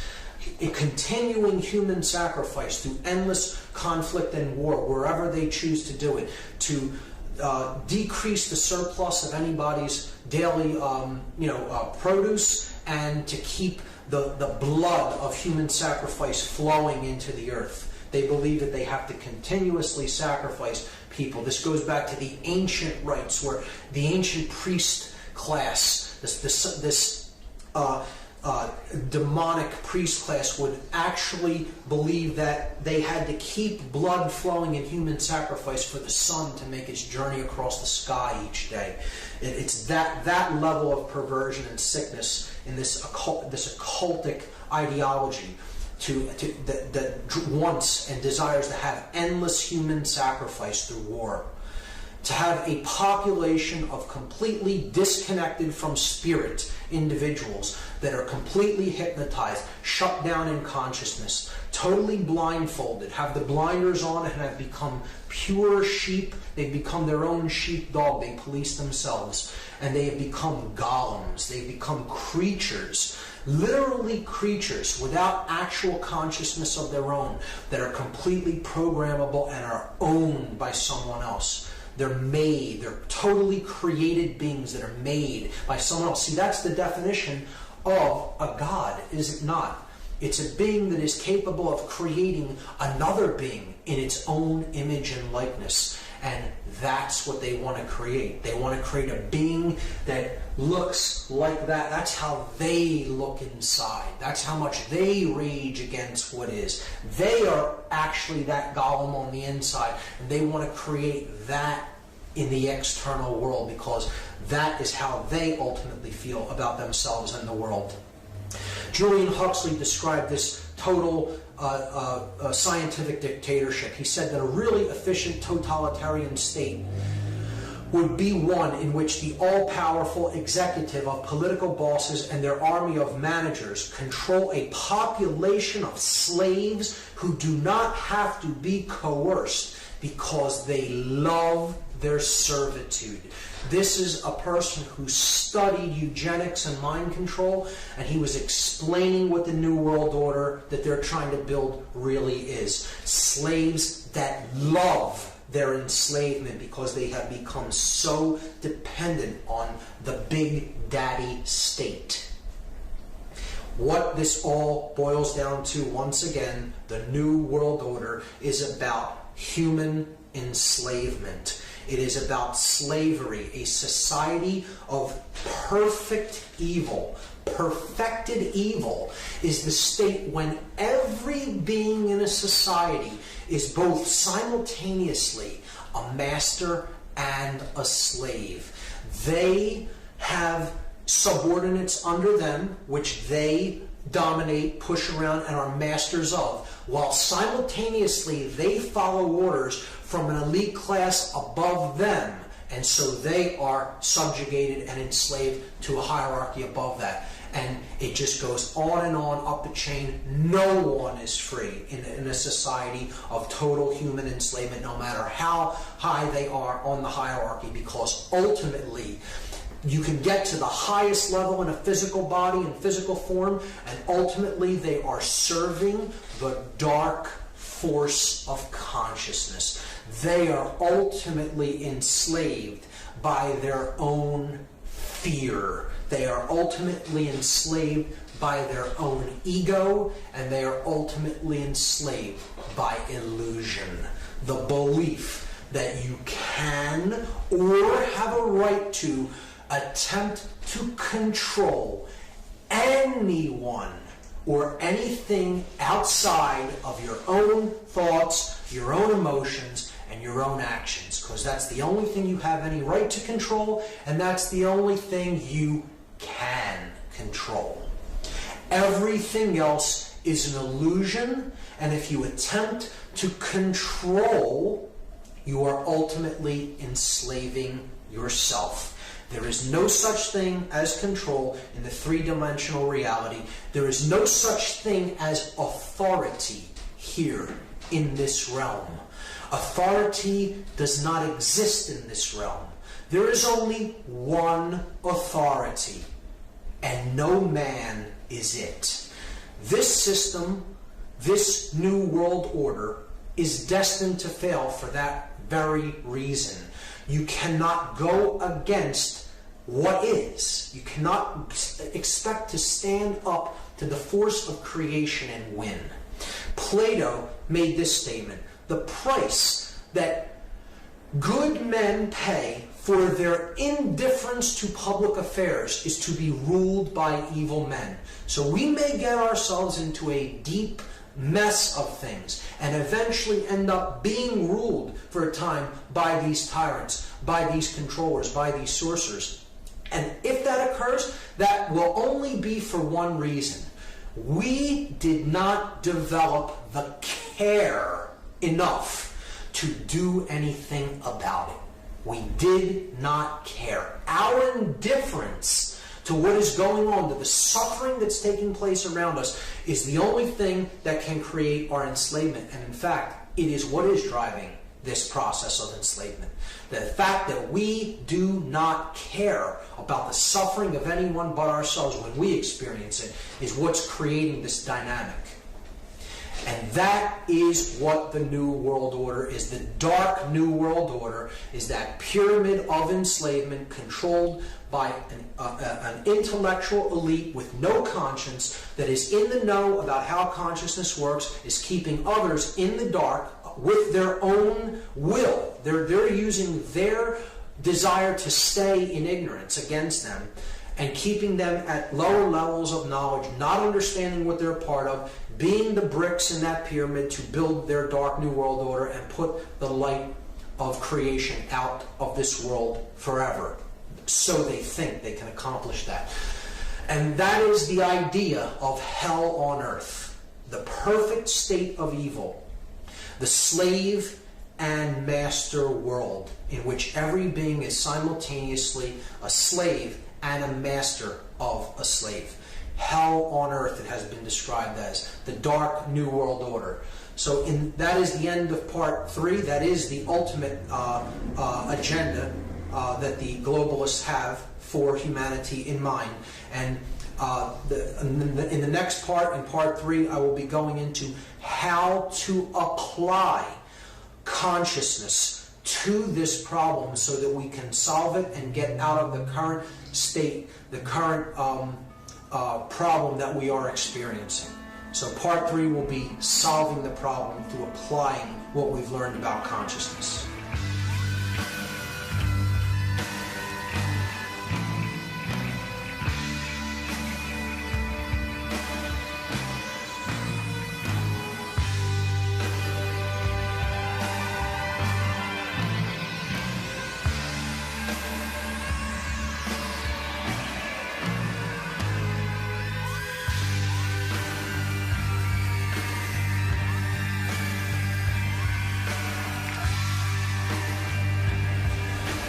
So this is the third and final part of the presentation.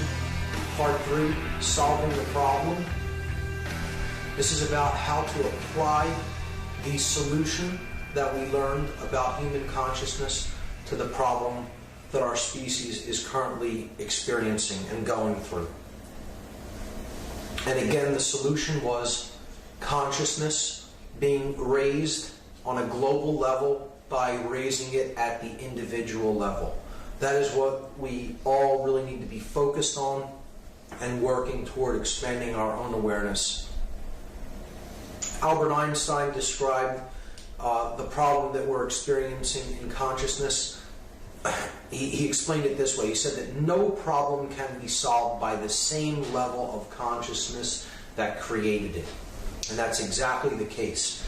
You cannot continue to do the same thing and expect a different result. We want to apply the same level of consciousness that created the problem and attempt to solve it that way, and it simply doesn't work that way.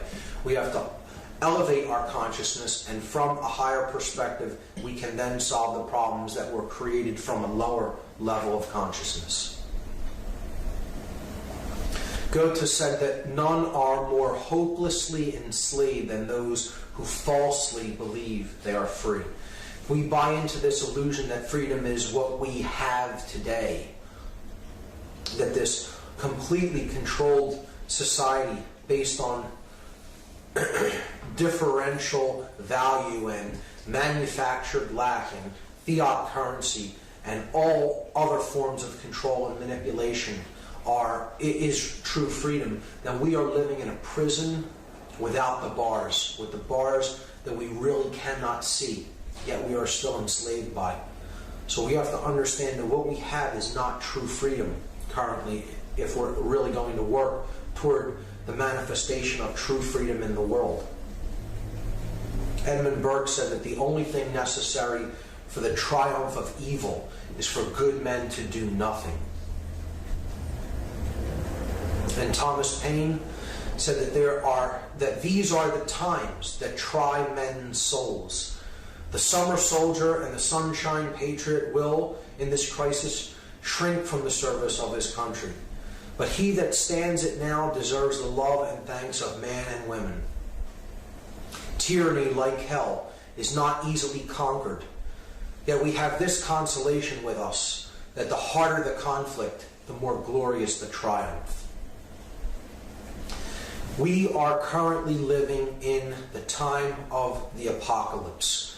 People have a completely incorrect notion of what apocalypse means. This word comes from the Greek language, and if we break it down into its etymology, apo means to take away or to remove in Greek, and kalyptine means to cover or to conceal. So it's a veil of sorts. So the apocalypse is the taking away, the removal of that which has been concealed, the lifting of the veil. It's a great revealing process. That's what apocalypse means. It means the process of revealing, and what is being revealed is the truth. The truth is what is being unveiled. It is the revealing of that which has been hidden, that which has been occulted and is difficult to see is now being seen by many people.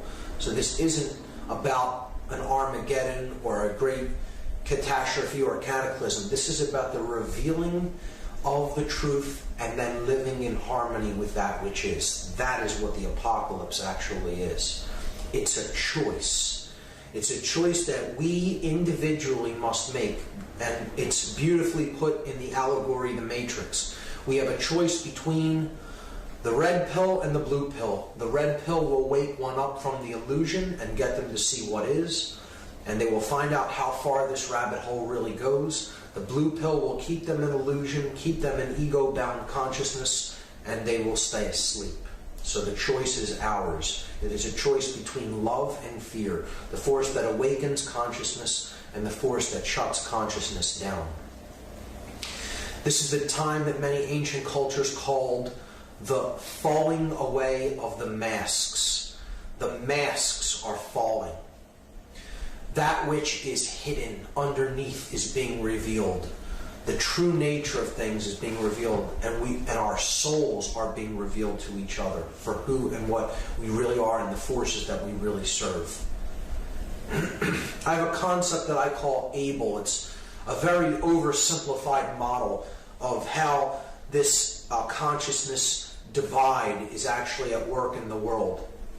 And it's an anagram for the modalities of consciousness that we see at work. So if you look at the whole earth and you look at the divisions that exist in consciousness on the earth, we see that people really kind of break down into one of four categories. There are two very small groups, people who really are consciously aware of what is happening. One is what I call the enemy, and one is what I call the awake or the aware. So ABLE stands for the aware, the blind, the lost, and the enemy. The enemy are these sorcerers of consciousness that have the understanding of how consciousness works and use it for manipulation and use it for evil purposes.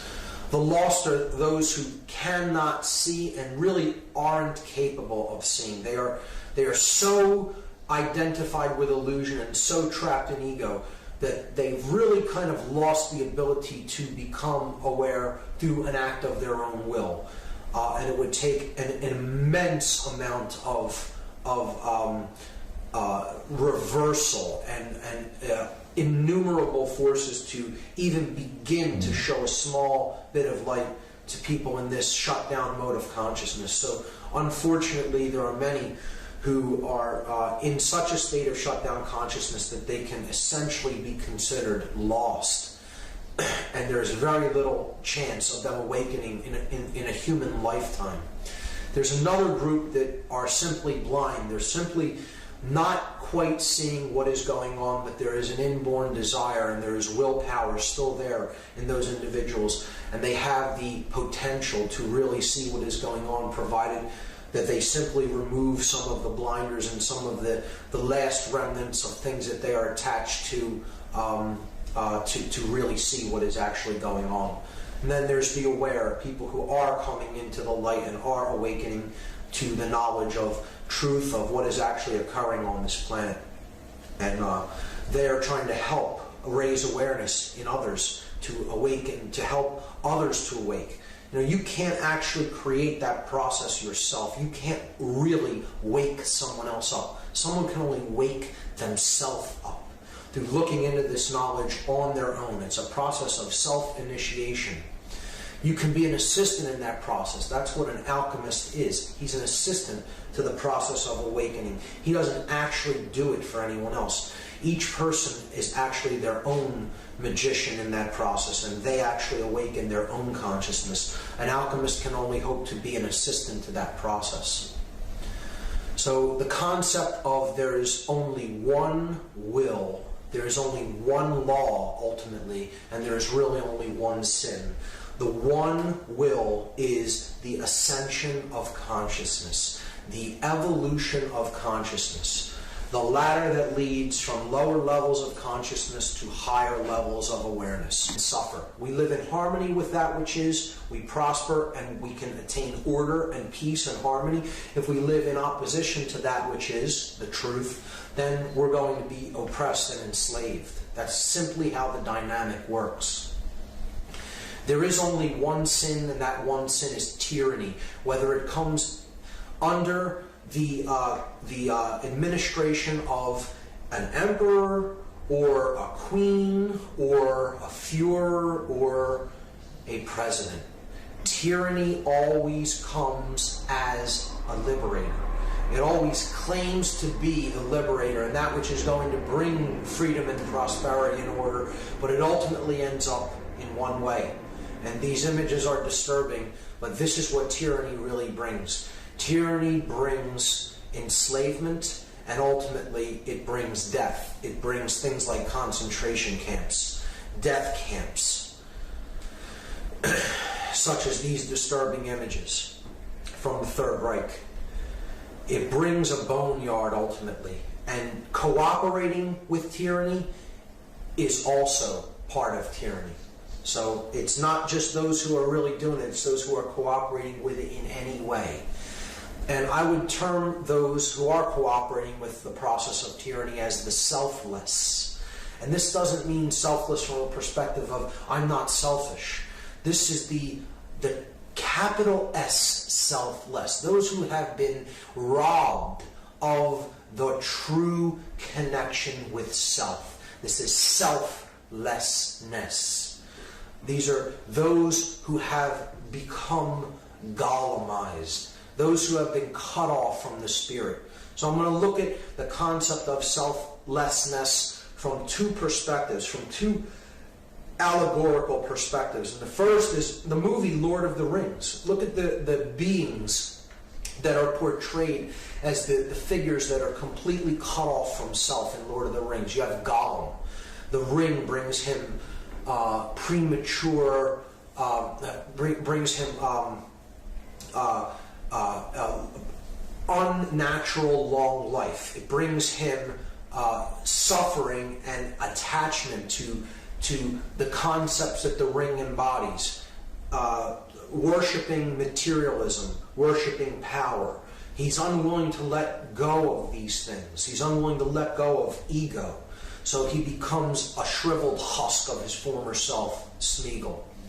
The orcs used to be elvish creatures. They used to be elf-like beings, and then they became these monstrous beings, the orcs. The ring wraiths have no face. They're depicted as completely selfless. They have no identity underneath their mask. They're a total husk.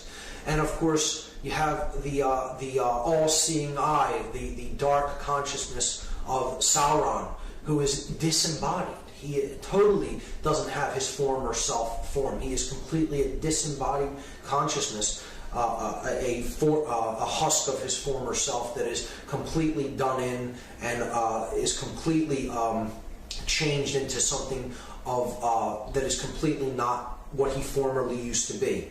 So that eye just represents total ego, total illusion, and he is not anything of what he used to be. This is brilliantly portrayed in Star Wars. The master and slave relationship that's shown in Star Wars. The stormtroopers are the oppressors of the people of the former Galactic Republic, now the Galactic Empire. And they are all clones of each other, we find out in the later Star Wars episodes. They're clones of the same being, Jango Fett, because they have no unique identity. They're all the same underneath. They're copies of each other, or clones. The uniformed individuals who have given up their sense of sovereignty and self, and they have become clones of each other.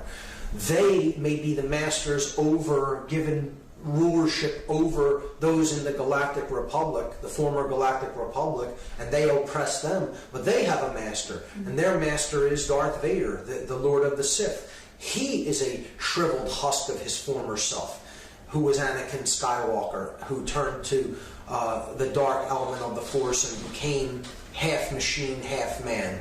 And he is not the ultimate ruler, because he himself has a master as one of the Sith. He is the apprentice, and then he has his master, Darth Sidious. Darth Sidious is a shriveled husk of his former self, Senator Palpatine.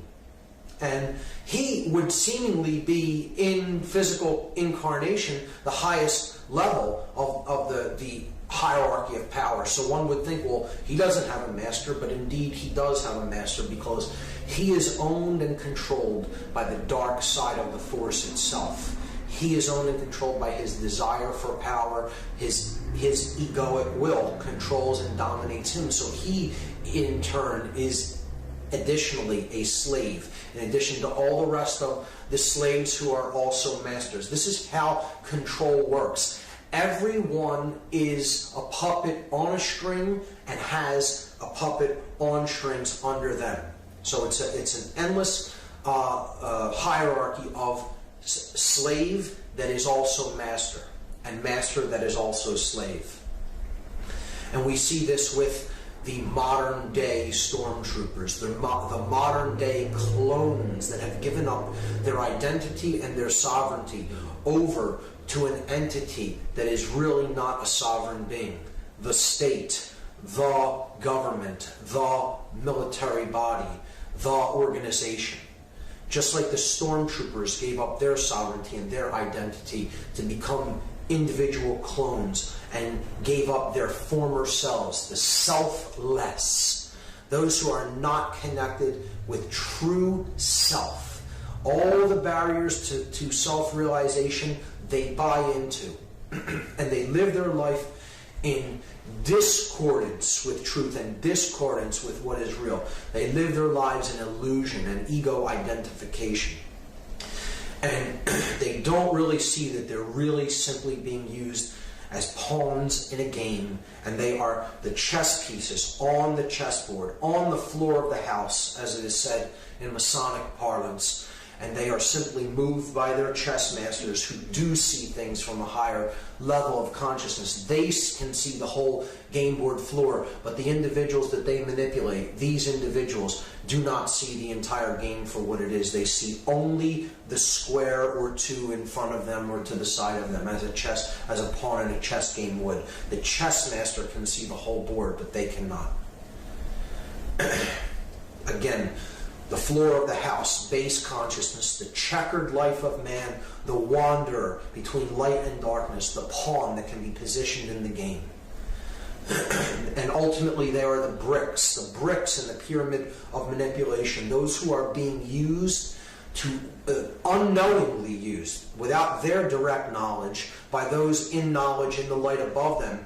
In their ignorance, they're being used as one of these bricks to build the pyramid of male dominator manipulation, the new world order system, to build the blade, the male dominator world.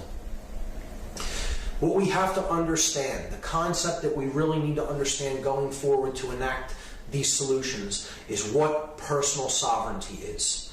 We have to understand the conceptual idea of sovereignty at a deep level, understand what it really is, what it means, and how we can exercise sovereignty in our own lives.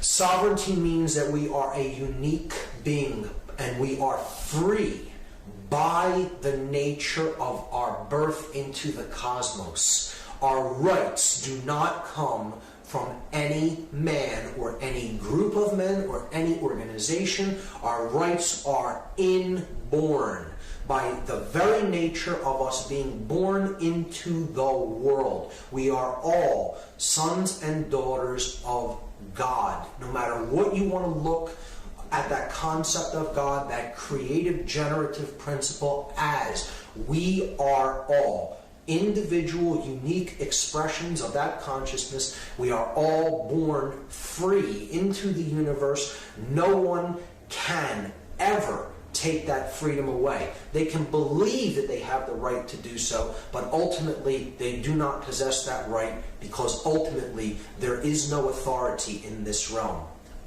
Any claims of authority are simply that, beings that are claiming authority over others, and others who actually accept and believe their claim that they have authority over them. But it doesn't exist in actual manifest reality. It is only a claim and a belief by those who accept the claim of authority. There is only one authority, and no man is it. This is enshrined, this principle of sovereignty is enshrined in the Declaration of Independence, a very high consciousness document.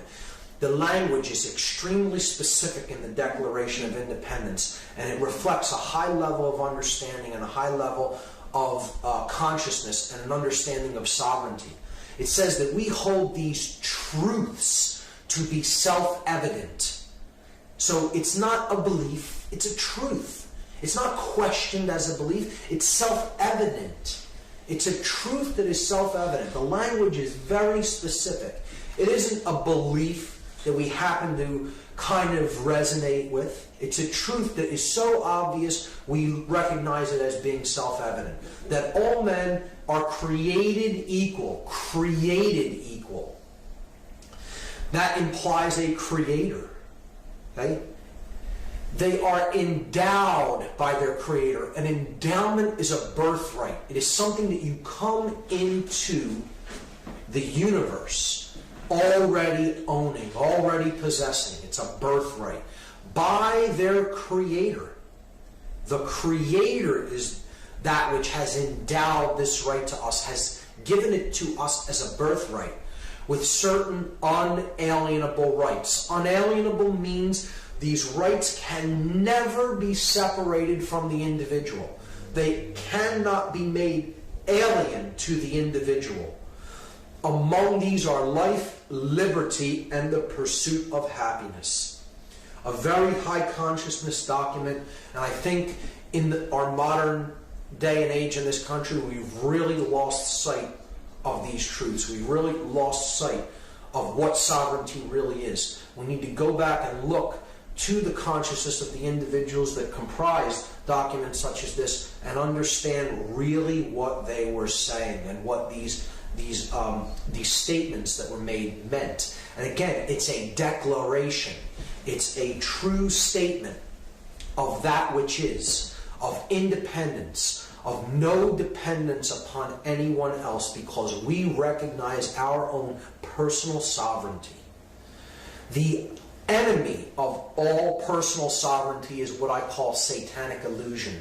This is the force. The word Satan or shaitan in Hebrew means the adversary, he who opposes, the oppositional force that tries to create strife and chaos in our life. That's what Satan really is. It's that force.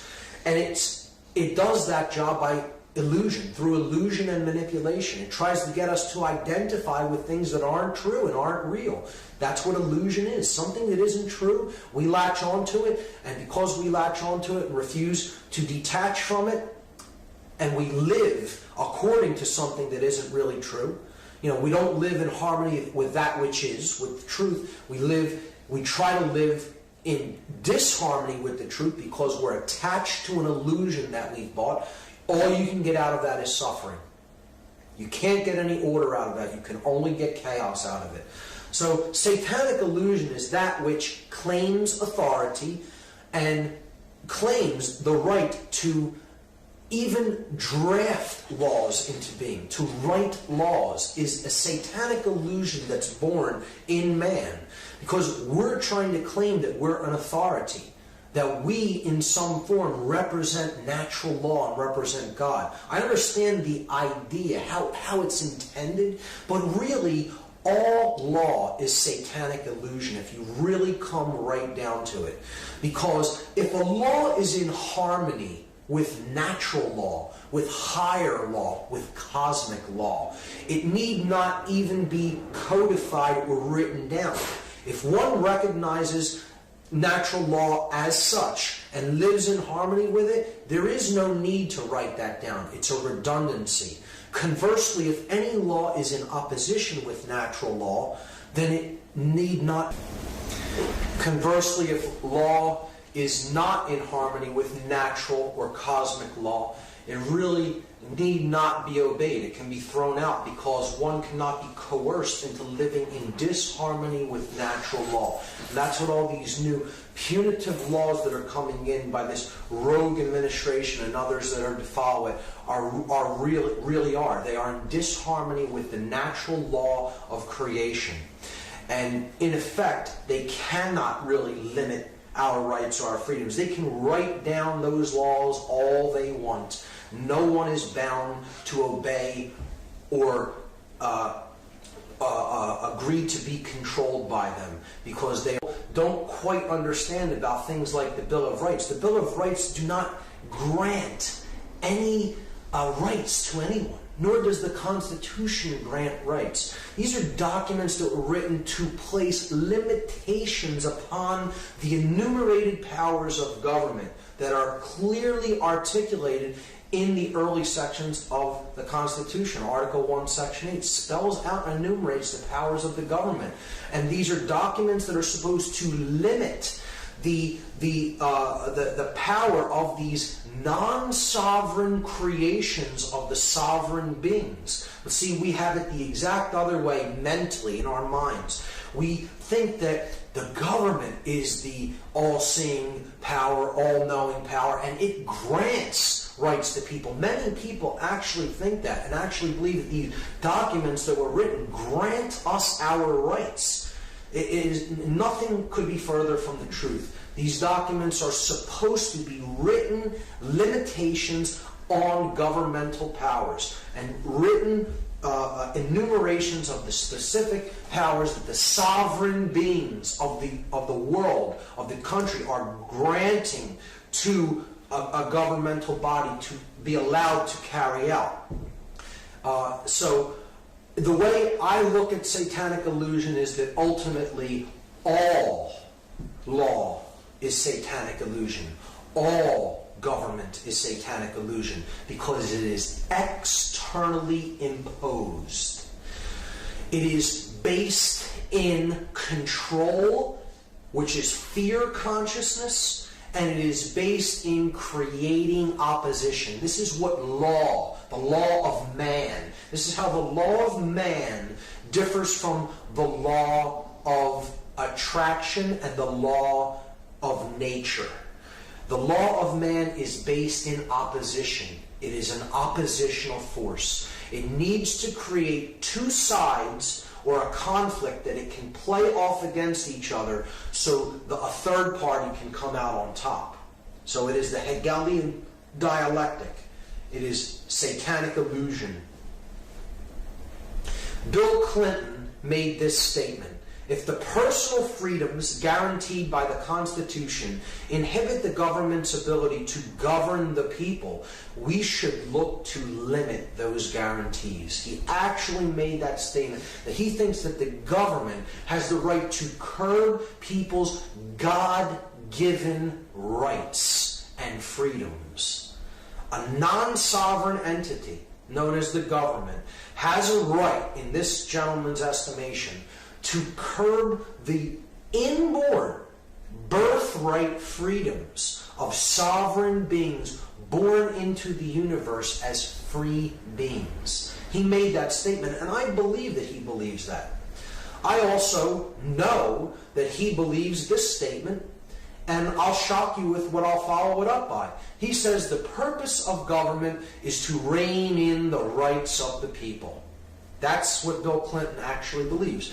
The purpose of government is to rein in the rights of the people. So knowing what I now am espousing in this presentation and what I've stated throughout, you would think that I disagree with this statement. But the truth is, I don't disagree with this statement. This statement is exactly the truth. The purpose of government is to rein in the rights of the people. And I make that statement because I understand what the word government actually means. This is what the word government means. It comes from two Latin words. Gubernare is a verb which means to control, and mente means mind. It is a noun that means mind. Government means to control the mind. Gubernare, where we get the word gubernatorial elections, the election of a governor. Mente, mental. The word mental comes from that root word, the mind, to control the mind.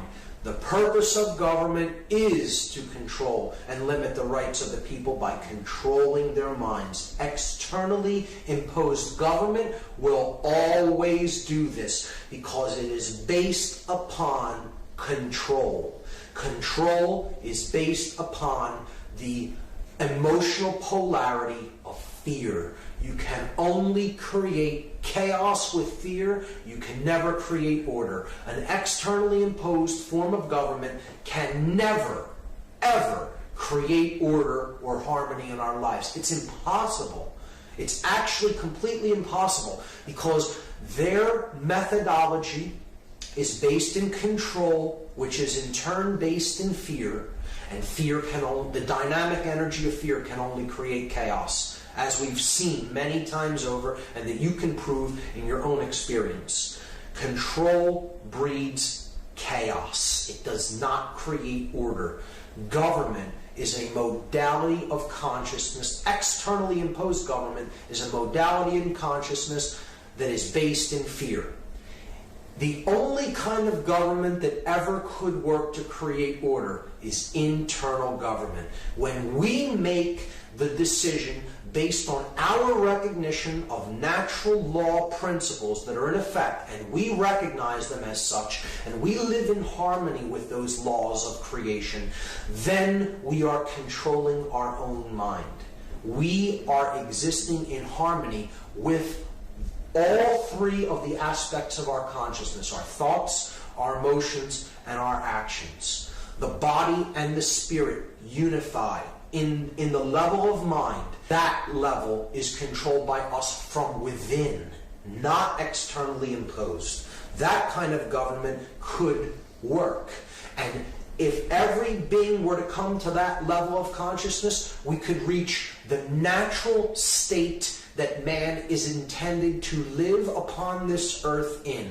And it is this state, Cooperative, spiritual, anarchy. Understand those three terms for exactly what they say. Cooperative, cooperation, existing in harmony with every other being. Spiritual, the recognition that mind and spirit, that the body and spirit come together in the realm of mind so that spirit is capable of having an experience here in the physical realm. So we have to understand ourselves as spiritual beings having the human experience rather than left-brained, imprisoned consciousness identified with physical matter and the five senses. Anarchy meaning just what it says, not the negative connotation that this word has picked up through propaganda and mind control. Anarchy is simply the absence of external rule, no rulership. It is understanding that we are all sovereign, free beings. No one has the right to control anyone else, and understanding that no one attempts to control anyone else either. Cooperative spiritual anarchy is the natural state that man is supposed to live in the world. We come to this level of consciousness and we live in this state of being, and we will have peace and we will have order. Bakunin, the father of modern anarchist philosophy, said the liberty of man consists solely in this, that he obeys the laws of nature, natural law, because he himself has recognized them as such, and not because they have been imposed upon him externally by any foreign will whatsoever. This is the understanding of what true anarchy really means. It means no externally imposed control, because one is not existing in oppositional fear-based consciousness. And we need to arrive at that state of consciousness through our own recognition of what natural law is. And that can only happen when you raise consciousness to that level where you can understand how these forces are really at work in our lives. When you say the word anarchy to most people, again, they think of this word, chaos, which we've talked about many times throughout the presentation. But anarchy, true anarchy, does not bring chaos. True anarchy would in fact bring order, because it is based in freedom. What we have now is not order. We now have chaos, because our consciousness is ruled by the vibration of fear. And fear creates illusion. Fear is giving into illusion. It creates confusion within the individual. That creates the desire to control things externally, and there you have chaos resulting. You cannot create order with that dynamic, because chaos is based in fear. Once again, chaos based in fear and based in attempting to control things external to the self.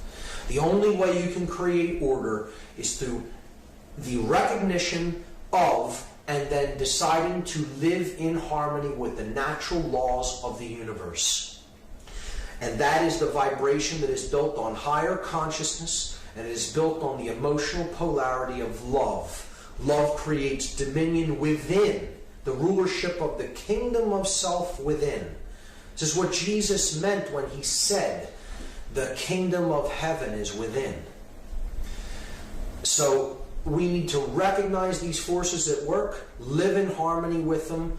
That is what the expansion of consciousness is. That is what living in a vibratory energy of love means. That creates internal dominion. That creates freedom in the external world. And ultimately it creates order. Everything that is ordered by divine principles and the divine intelligence that underlies nature. That's the only way order can ever be created. So those are the concepts to keep in mind when we talk about the way out. The actual grassroots solutions that we can employ to heal ourselves, to heal our consciousness, to unify the masculine and feminine energies that are indwelling within us, and to get out of this prison that we've let ourselves into. And the way out, I'm choosing 10 10 methodologies that are grassroots solutions for consciousness change.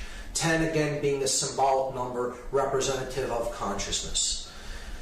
We need to heal our individual worldview healing. We need to change the quality of our attention, of the information that we pay attention to, what we take into ourselves. We need to develop true present moment awareness. We need to change our diet and get onto healthy foods, whole foods. We need to detach from the current monetary system to the extent that it was within our capability to do so, because our monetary system, again, is a fiat system of currency that equals debt and enslavement. We need to practice the non-support of dominators and the dominator culture as a whole. The non-support of it, not the support of it, but the non-support of it. We need to develop what I term mindfulness, and what many ancient philosophers called mindfulness. We need to learn how to use entheogenic compounds in a conscious context. The use of entheogens can play a role in this transformation.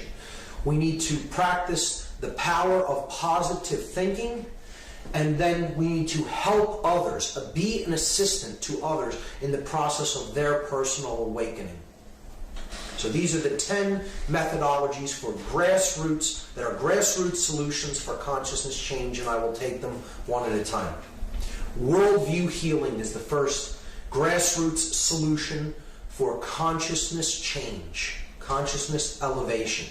This is also known as the techniques of shamanism. Shamanism is essentially indigenous cultures' name for worldview healing. These are worldview healers. They are medicine men in the true sense. People who practice indigenous tribal medicine. And it's not just medicine for healing the body. It's medicine for healing the spirit, for healing the soul, for healing our worldview. This is a great slide I found online. The opposite of good is not evil. The opposite of good is apathy.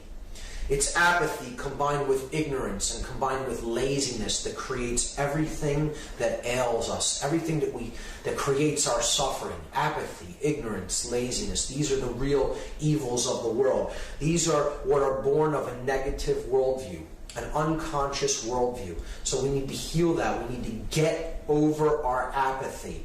Care is the grand architect of the universe. It's what bears everything into manifestation, what we care about. And we have to examine what we care about, what we're focused on, and what the real goal of what we're trying to achieve in the world really is. Is it our own personal comfort? Or is it really the alleviation of suffering for everyone here? Because we recognize we're all in this together, we're all one consciousness experiencing itself subjectively, and everyone else's suffering is also our own suffering. That is what conscience really means. That's what real responsibility is that understanding. And we need to get to that level of consciousness if we're ever going to truly unify and be one world, recognize that we're actually all one consciousness. That will be accomplished through healing our worldview and understanding that human nature is in fact good, that we need to live in harmony with natural law, and that change is in fact possible. To think positively and know that it is possible for the caterpillar to become the butterfly. We can make a transformation and a metamorphosis if we use the power of our will and the power to ascend to higher levels of consciousness to accomplish that. The next method for consciousness change is we need to change the quality of our attention. This is directly in relationship to the information that we take in. Human beings are very definitively the product of the information that they have taken into themselves. So the quality of what we put in is going to determine the quality of what we get out, of what we experience, and what how we experience the world. Thomas Jefferson said that if a nation expects to be ignorant and free in a state of civilization, it expects what never was and what never will be. Truer words were never spoken. There is no such thing as the simultaneous coexistence of ignorance and freedom. It is one or the other. An ignorant population is an enslaved population. And a well-informed population is a free population. So this is why reading is so important. Reading really is a key to understanding. We need to read information that was considered important enough that the people that came before us placed it down in writing. And this is how we become informed. We take in good information and we become inwardly formed. That's what information is. The process of becoming inwardly formed. And by becoming informed, we can be reformed. We can make ourselves anew with the new information that we have taken in to ourselves. See, this is what we generally have right now in the mass media and the popular culture. People hypnotized, paying attention to propaganda and mind control. And that's never going to get us up to a higher level of consciousness to solve the problems that we're experiencing. We have to change the quality of our attention. If we continue along this route, we're going to become hypnotized.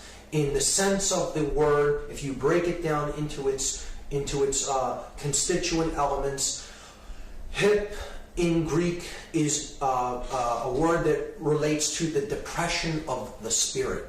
And gnosis is knowledge or information.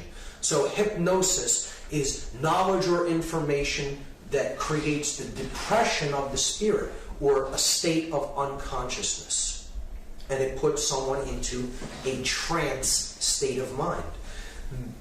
That's essentially, I'm not talking about clinical hypnosis or hypnotherapy here. I'm talking about hypnosis from a fundamental point of view of being a trance state of consciousness. One that is controlled by someone else, and another person is placed into this trance, often through their own will, through accepting that information, accepting the practitioner's invitation to go into the trance. We're going into a state of hypnosis willingly by paying attention to the information, the often horribly poisonous information that we accept from the mainstream media and from mainstream sources. But now, see, if we follow along in that ideology, we're going to go into a state not only of hypnosis but of fascination. The word fascination breaks down to a fascination or a fascist nation. The word fascist coming from fasci, it's encoded in fascination. We break words down, we see hidden meanings actually encoded into words that we speak, but we don't really look at the underlying significance of the word or how the word breaks down. You go into fascination, and that's the step toward becoming a fascist nation. We can go into a transformation, okay? A state of mind that resembles trance, mind control. We don't want that kind of transformation. We want a true transformation. We want to inform ourselves through the new alternative media that is truly a blessing and a gift that we have available to us, possibly, at this level for the first time, at this wide of a scale. The internet is that new form of information, and the new media that is arising on the internet is profound, and it is really helping to awaken the consciousness of the planet. And we need to use it and protect it and use it to its full benefit in our lives so we can undergo a true transformation, to go beyond form. Transformation, go beyond form. The next grassroots solution for consciousness change is develop true present moment awareness. I talked about this a bit in part 1. This is getting over the notion of psychological time, of being crucified at the place of the skull, Golgotha. between the two thieves, the past, anxiety, regret over the past and the future, anxiety for what is to come. As we saw encoded in this image of the Gnostic crucifixion, Jesus, the light of the world, crucified at Golgotha, the place of the skull between the two thieves, the past and the future. And this doesn't mean focus on minutia. Present moment awareness isn't the focus on minutia all around us. It's not developing tunnel vision. Many people will think that that's what it means. It means really broadening our horizons and opening up our consciousness and our perspective to see the big picture, not to focus on minutia. It doesn't mean pay attention to every little single detail that is all around you and all the little minutia of everyday living. It means be in the moment, but see the bigger picture around you. Understand what is taking place within and understand what is taking place in your environment. See the big picture from a global perspective, from a perspective that encompasses all consciousness. We need to get over our psychological notion of time as a quantity and as based in physical matter, principles, and endlessly repeating cycles of time. And great new time gnosis techniques and ideologies have been formulated and have been derived from indigenous cultures, such as the Mayan calendar systems that are out there. And it's the focus on time as an expression of consciousness and a movement of consciousness through the ever-expanding present moment. And not focusing on it as an endlessly repeating cycle, or based in a physical process that is based on astronomical movements. It's the markage of time as the evolution of consciousness through time. That is what some of these systems of time gnosis that are really gaining a lot of popularity in certain circles are really about. And the Mayan calendar is one that I have been able to use to some great benefit in my life. Another method for consciousness change is one that I believe that currently we really do have the ability to take and put into full practice, because we have a lot of control over what we put into our bodies as far as diet goes. To change our diet is something that is within our control and is something that we can all work toward if we simply use our willpower to do so. Because we talked about all the poisons in the modern Western diet and all the unnecessary drugs that people attempt in the medical profession and the pharmaceutical profession to get us dependent upon.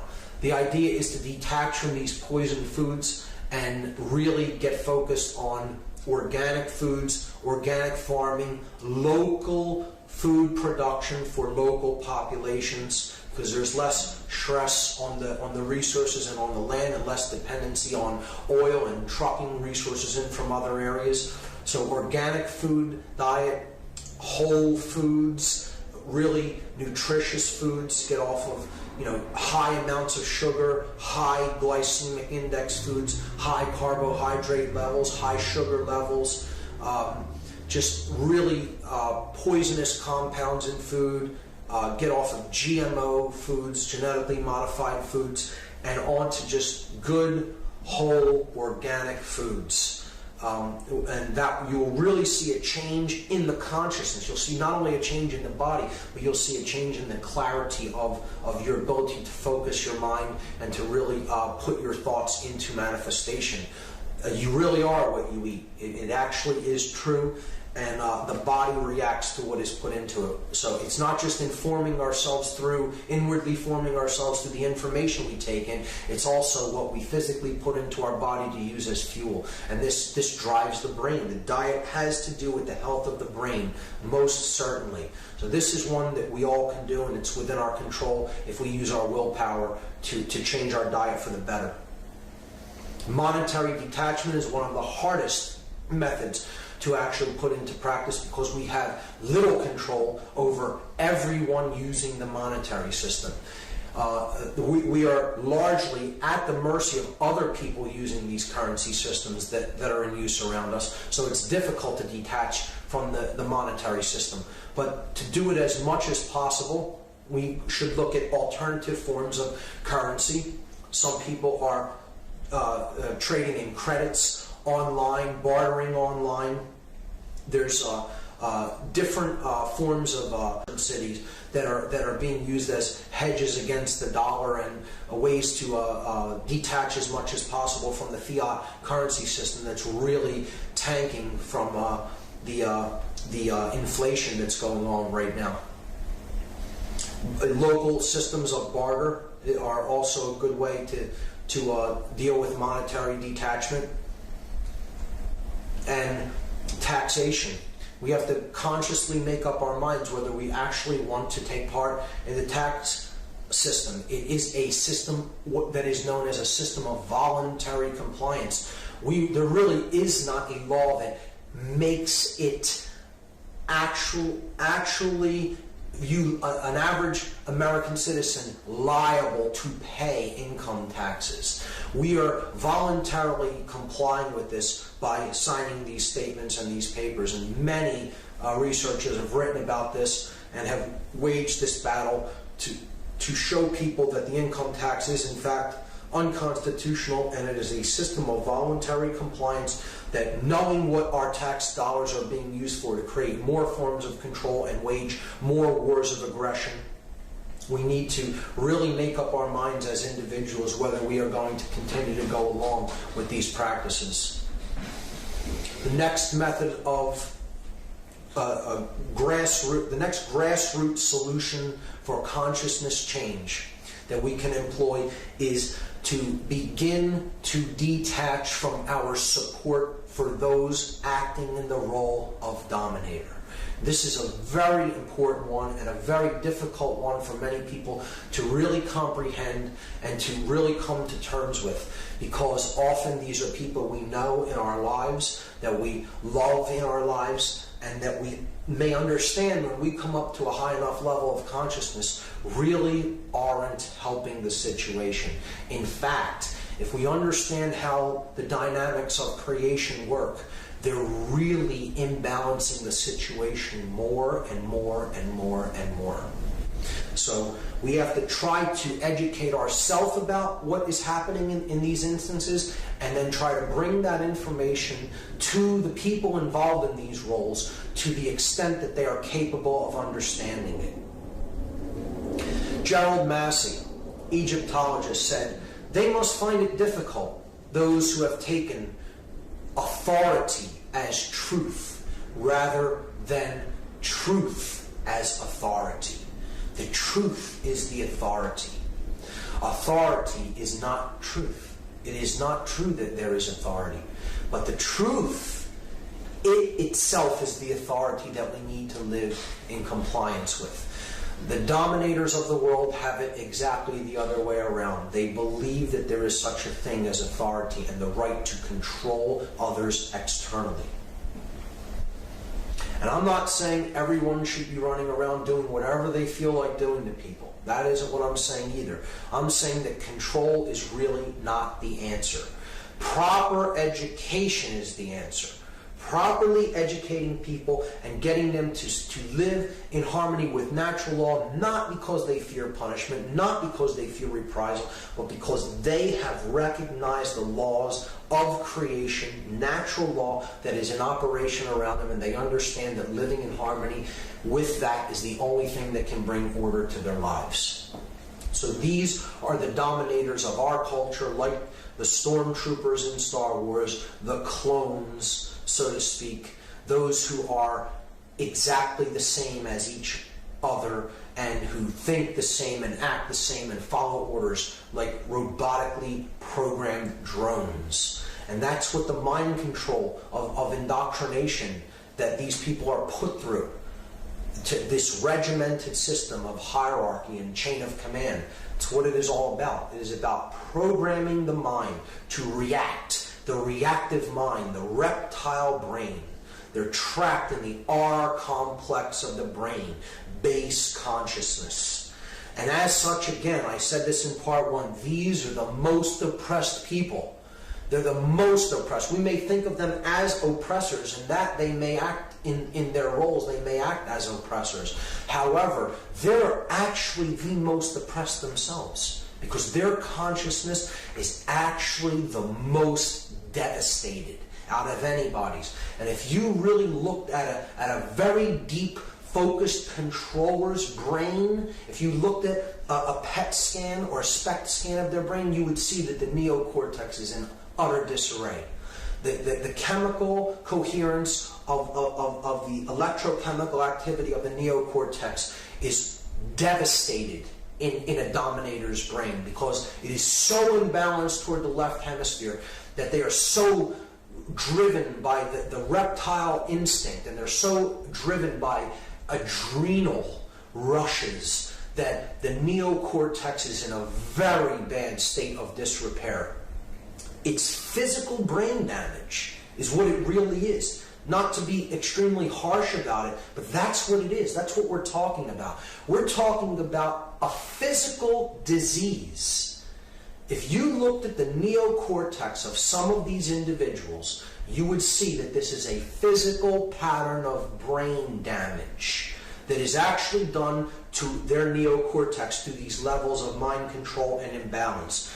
These are people who are in need of healing, not to be hated or to be derided and spat upon or anything like that, or looked down upon. We need to heal these people. They need healing more significantly than most other people. That is how damaged their consciousness has become.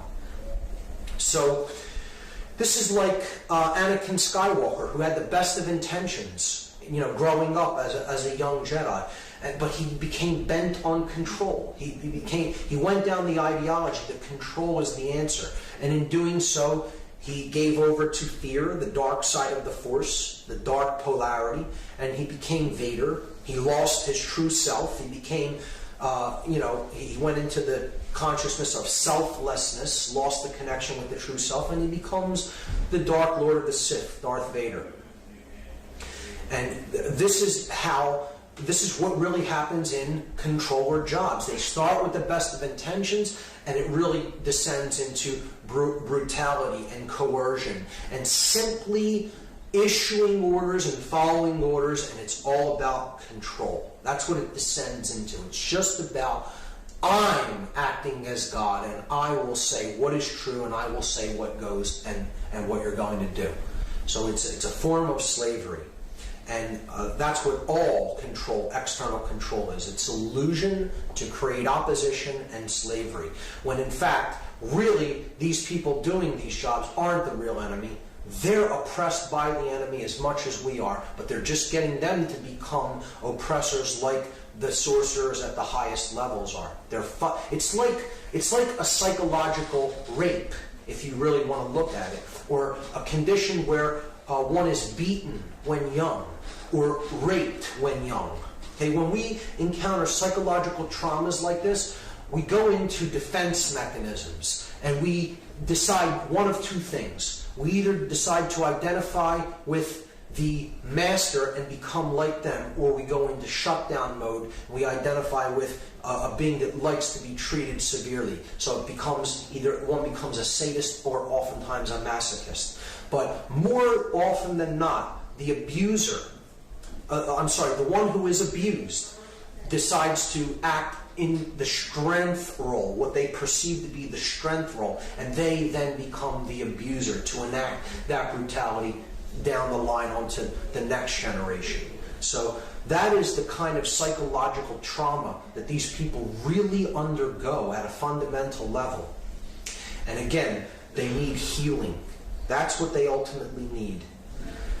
See, the idea is it's okay if we act like that. Many people will see it like that. It's not fascism if we do it. We can go out and bomb countries that didn't attack us and kill innumerable amounts of children. We can go and create torture facilities, but that isn't fascism because we've done it and we're the good guys. Well, it doesn't work that way. It still is fascism, and those who are enabling it are part of it, and those who enact these things are part of it. And they're as involved as the people that came up with these ideas and decided to enact them to begin with. They would have no ability to enact these things if they wouldn't have people willing to go along with it. And that's the same with any war scenario. Wars cannot be fought if there are no soldiers who are willing to go off and fight wars. And that is on both sides. That is on both sides of the conflict. That is how war will be put to an end. When people come to a level of consciousness where they understand that they're not going to be controlled and manipulated anymore, and they're not going to be manipulated into fighting wars for rich men that don't give a damn about them and are only there to profit from the endeavor. That's what our wars are ultimately fought about. And here's a person who is all too happy to explain that to you in the most overt terms. Henry Kissinger, a military strategist who actually comes up with the designs for positioning and strategies for engagements and helps to create strategies for positioning troops, makes a statement like this: military men are just dumb, stupid animals to be used as pawns in foreign policy. Here's one of the chess masters, folks, telling you himself that he doesn't give a damn about you. He doesn't care about you at all. At all. You're a dumb, stupid animal to him. This is one of the people deciding where you're going to go off to fight. You're a dumb, stupid animal to him, to be used as pawns in a game of chess. He's the chess master positioning you, the dumb, stupid animal, on the board, on the floor of the house, a wanderer between light and darkness, never knowing which is which. So people have to make up their minds. Do they want to wage war for people like this? Because that's really who's sending people off to war.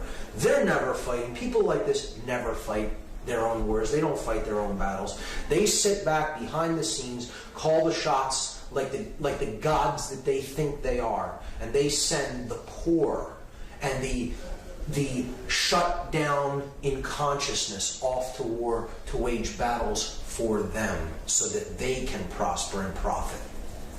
It's all about who benefits. Who gains is the question that needs to be asked. So in fact, I understand people like this believe that they're doing something positive. They believe they're supporting people. They're not really acting in the best interest of the people that they think they are acting in the best interest of. You know that they may love the people that they're supporting, they think they're supporting in these instances. Yes, they love them, but the action that they're taking to support their family members who are going to go off to war isn't really helping them. They need to help them to raise their conscious awareness so that people will decide not to fight these senseless wars of human sacrifice, because that is ultimately what war is and always has been. It is a ritual of human sacrifice, and they're all too happy to wrap the soldiers up in all the occult emblems all over them before they go off and send them off on the altar of sacrifice. That's all war is, that's all war ever has been, and that's all war ever will be. It's a human sacrifice ritual. And the object is, don't support this. Explain to people that it's a scam to make the rich richer and to do away with people that they look at as dumb, stupid animals to be used as pawns in foreign policy. We need to not support the dominator culture, the dominator ideology. We need to help people to understand that war is wrong in whatever context it is fought in.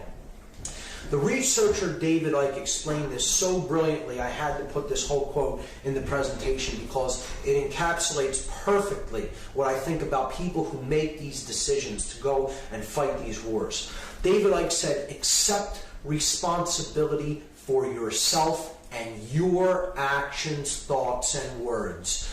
You alone make choices. You alone are answerable to the consequences of your behavior. The feeble excuse that the establishment expected it holds no truth or justification. What is the point of having principles if you allow others to dictate your behavior. At the end of the day, you will judge your performance and the contribution you have made to creation. It will not be based on what another expected of you or what you did because you felt trapped. And how often do we hear that? I had no choice. It's something I had to do. I didn't have anywhere else to go or anything else to do or any other way to live. You hear this as an excuse all the time for why people go off and fight the wars that they fight. This is a cop-out. This is doing something because you felt trapped and you feel that it's expected of you. And that justification holds no truth. We are answerable to our own actions. And what we do in any given circumstances, no matter what was threatened of us, no matter who said that they would do something harmful to us in return, we take that action of our own will and of our own accord, and we are answerable to the consequences of our own actions. That's what needs to be understood. And in this role, in this helping, this process of healing, women can play an immensely powerful role and have and will continue to have an incredibly powerful effect in this understanding of what the dominator culture is all about, and help to explain and talk with and really delve into the psychological makeup of the men that they love. Because let's face it, most of the people enacting this domination are men. Okay, they're the physically stronger of the sexes as far as a physical build and physical makeup and physical strength. So they're the ones who are really employed as this strong arm for the force that the sorcerers need to enact their will.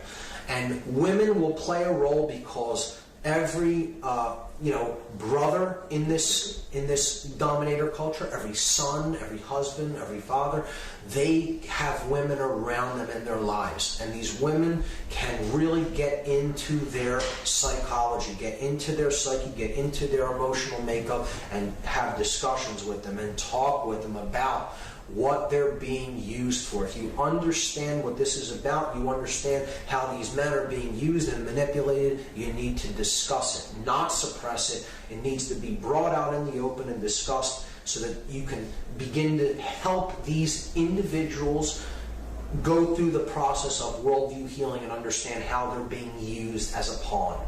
That's simply how it is, and that's the role that we need to actively take. The non-support of dominators, and one of the biggest roles to be played in this endeavor is the role that women will play in helping to heal that imbalance in consciousness. So the next grassroots solution for consciousness change is mindfulness. And this is interesting because it is kind of exactly the opposite of what the word is. We can understand mindfulness by quieting the mind and emptying it of thoughts for a time so that we can experience pure conscious awareness. And pure conscious awareness exists in the gap between thoughts. It's where the creative, generative principle of our thoughts derives from. It derives from the space between the thoughts, the gap, so to speak. So meditation is one of the practices that can bring mindfulness. It's a technique, a set of techniques that quiets the mind. There's many different ways to meditate. There's not just one meditation. There are sitting meditations. There are walking meditations. There are meditations that involve deep breathing. There are meditations that involve stretching. There are meditations that can be used in conjunction with music. There are innumerable forms of how to meditate. How the right method of meditation is that which works right for you, that which you resonate with, and that which you feel comfortable with. Meditation is simply about turning down the volume of the active mind so that one can, for a time, bathe in the quality of pure consciousness, divorced from the chatter of the mind. We need to turn our volume down so we hear the true voice that is speaking to us at all times, and it is only speaking one message, and that message is relinquish control. That is the message that is being spoken to us, and we only hear it if we turn our mental chatter down. Because this voice never speaks above a whisper. It's a gentle voice that does not impose will or control. It is saying attachment to control, the illusion of control, is what is bringing your suffering upon you. Relinquish control. Understand that which is. Live in harmony with that which is, with the truth. And then you will know order and peace and prosperity. But to do that, we need to get over the idea that we're in control of anything or anyone. You're only in control of what you think, how you feel, and how you act in the world. That's it. So relinquish control and do this through this process of developing mindfulness. Watch our actions. Watch, be an observer of the self, of how we behave in the world, and turn down the volume of the mental noise of the mind. And this can be done through various techniques of meditation. The use of entheogens in a conscious context is one of the next methodologies for consciousness change. And that is critically important, the last part of that, in a conscious context. This means understanding what an entheogen is, what it does, how to administer it or take it yourself, and to use it for the correct reason, in the correct set and setting, the correct psychological set, the correct physical setting, and for the right purpose. Because these are not toys. These are not games to play. These are consciousnesses to commune with. This is what true communion is. Not a dead sacrament, but an active sacrament. So the word entheogen, if some are not familiar with it, is a psychoactive compound that alters consciousness and helps us to experience a higher level, often a very strange level of awareness that is quite divorced from our ordinary state of consciousness. It is in a state of alternative consciousness, an altered state. The word entheogen means to create the divine within. It comes from the Greek words en, which means within, theos, which means the divine or God, and genere, which means to create. That's Latin, actually. So to create the divine within is what we can begin to do, begin to recognize the divine within us and to help cultivate it by communing with an entheogenic compound. Entheogens have also been called psychedelics. Psyche in Latin, in Greek, means the mind. Delun in Greek is a verb which means to make clear. So we can see things clearly in the mind when we commune with a psychedelic. They are capable of making the mind clear if they are used in a conscious context. Some of the most popular entheogenic compounds: THC, tetrahydrocannabinol, or cannabis; psilocybin, or psilocybe mexicana, magic mushrooms; ayahuasca, or Banisteriopsis caapi. This is the DMT being the active ingredient, a combination that is added to the ayahuasca blend from the chacruna plant, sometimes even pure dimethyltryptamine, DMT. These are powerful psychoactive compounds, some more powerful than others, that can really help us to go deep within our consciousness and explore the realm of the psyche, within the rich tapestry, the rich realm that exists within each of us. And these substances are demonized, and these substances are made illegal. Imagine that, naturally occurring compounds found in nature that are off limits to adult human consumption because you don't own your own consciousness. That's what laws like this, draconian laws like this, are saying to us. You as an adult do not have the choice as to whether you feel it proper to modify your consciousness as you see fit. We own your consciousness, and we are saying that this experience is off limits. You are not permitted to modify your own consciousness, which you think you own, in a way that you see fit as a mature, responsible adult.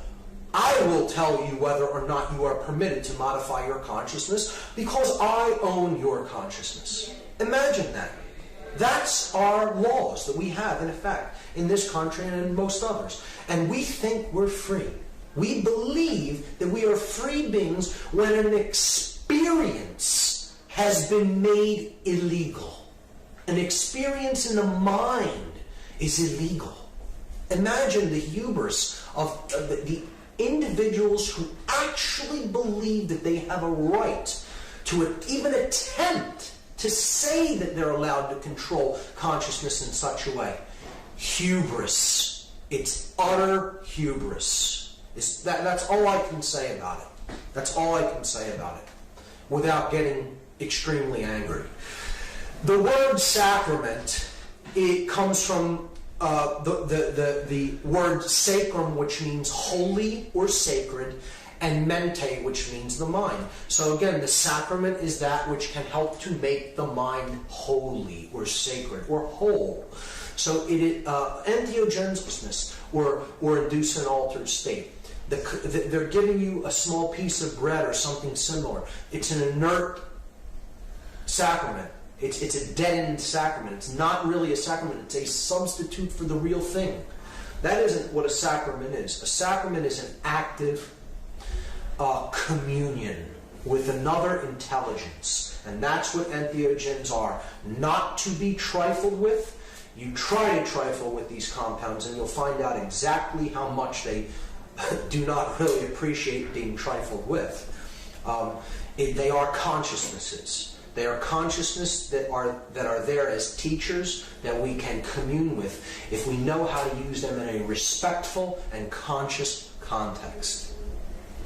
Terence McKenna, one of my greatest mentors, who sadly is no longer with us, he said, if the words life, liberty, and the pursuit of happiness don't include the right to experiment with your own consciousness, then the Declaration of Independence isn't worth the hemp it was written on. We own our own consciousness. It is ours to modify as we see fit. No one can make that decision for us. And I will go so far as to say no one is bound to obey a law that forbids an experience within one's own consciousness. Period. And when we commune with these compounds, if we do choose to do so, they can open up vistas of creativity because they're really putting us in touch with the intuitive right brain. And then art can flourish from a communion with these sacraments. And music can flourish and flow from a communion with these entheogens. So it's one of the ways that we can use them to get really into deeper touch with the creative aspect of ourselves. The next grassroots solution for consciousness change is the power of positive thinking. It's one I often struggle with, as do many people who do research in this field. We have to keep a sense of humor. It's often difficult to do so, knowing the weight and the gravity of the situation and how deeply along we are in this, but it's extremely important to be able to look at it lightheartedly. It is also extremely important to see the glass as half full. Try to recognize that we are making small steps and small progresses in the right direction. Try to see the glass as half full as opposed to being half empty, and focus on the positive rather than the negative. Difficult. I struggle with this one myself. Understand that change is possible. Keep that focus in mind. Keep the eye on the prize, so to speak. Change is possible. And we need to not look at the asleep as the enemy. We need to look at the asleep as ones to be helped and healed. They're in a state of worldview illness, worldview poisoning. So we wouldn't go into a hospital and start spewing hatred out against a cancer patient. They're ill. They have a disease. They have an illness. They're sick. Just like people who are really shut down in consciousness, they really have an illness. They are at disease. They have worldview poisoning. And what they need is healing, not hatred or resentment. And again, it's one many of us struggle with, who are at a higher level of awareness, and we want to beat somebody up because they don't understand what we currently understand. It's our role to help them to come up in understanding, and oftentimes you'll encounter people that are completely resistant to it, and they're attached to their state of consciousness and attached to their egoic self-centered worldview, and they want to stay in that state of disconnection. And it can be difficult, and we need to, work with them to the extent that we can, and if they are determined to stay in that modality of consciousness, perhaps it is better to allow them to do so and experience the negative outcome that will inevitably result from refusal to change and to ascend in consciousness. They will find out eventually, we all will in one form or another, what our level of consciousness is really going to create for us. No one really escapes the lesson. They can only delay it.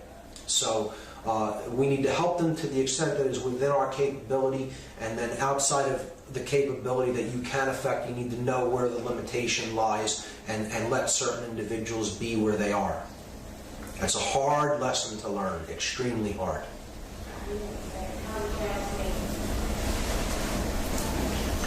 So the final grassroots solution for consciousness change is to begin to reach out and teach others. And we can do this when we ourselves have reached a certain level of higher awareness, when we feel that we've grasped these concepts enough that we can begin to explain them in a way that others are capable of understanding, and in a way that they can use to improve their own life. And we should do this only when we reach what I call the 3 R's. The first of which is respect. We need to understand that the word respect is from Latin. It means means again, and spectare means to look at. So it is to take another look. That's what respect really means, to look at again.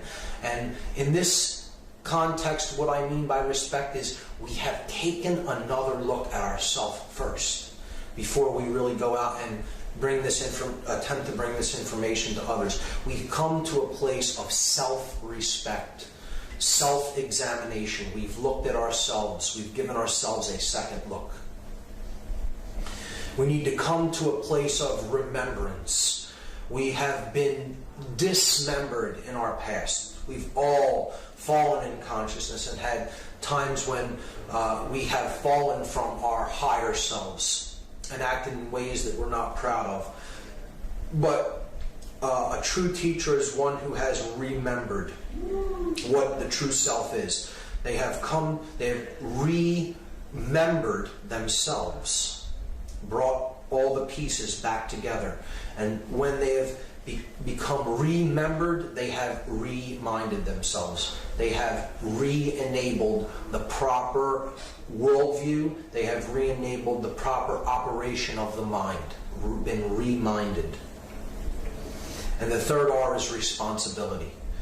To come to a true understanding of what responsibility is. And this does not mean the left brain, Western, monetary worldview of what responsibility is, having this much money or having this kind of a job and taking on all kinds of extracurricular activities, and that means we're a responsible person.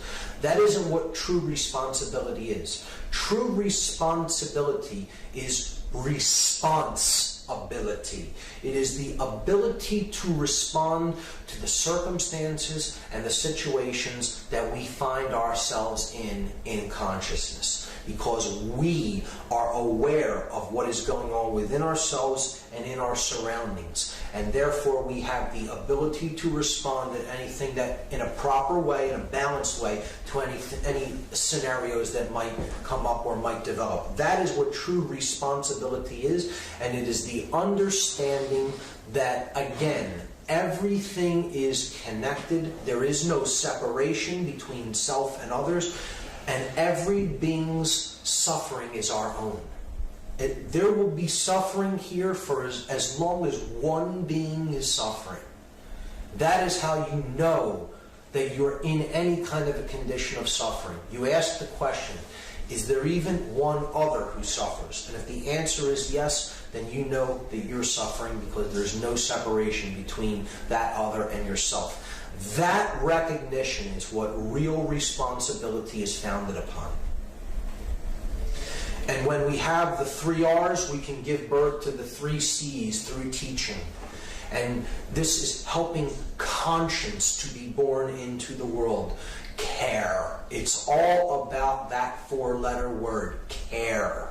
What we care about is the creator of our experience. And if we care to do the right thing, conscience is born within us. This is the second birth. This is to truly be born again, is to be born in conscience. And this comes from the Latin con, which means together, and scieo sciere, which means to know or to understand. So conscience is common sense. It is that which we all know together. To know together is to undergo conversion in this process of teaching ourselves, and we help others to undergo the process of conversion. So this word is similar to the word converse, to have a conversation or a conversion. This comes from the Latin words con, which means together, and versare, which means to change. So to undergo a conversion or to converse, to have a conversation, is to change together. To undergo a process of change together is to undergo conversion. And ultimately, it's about developing conviction. Conviction, or to become convinced of something.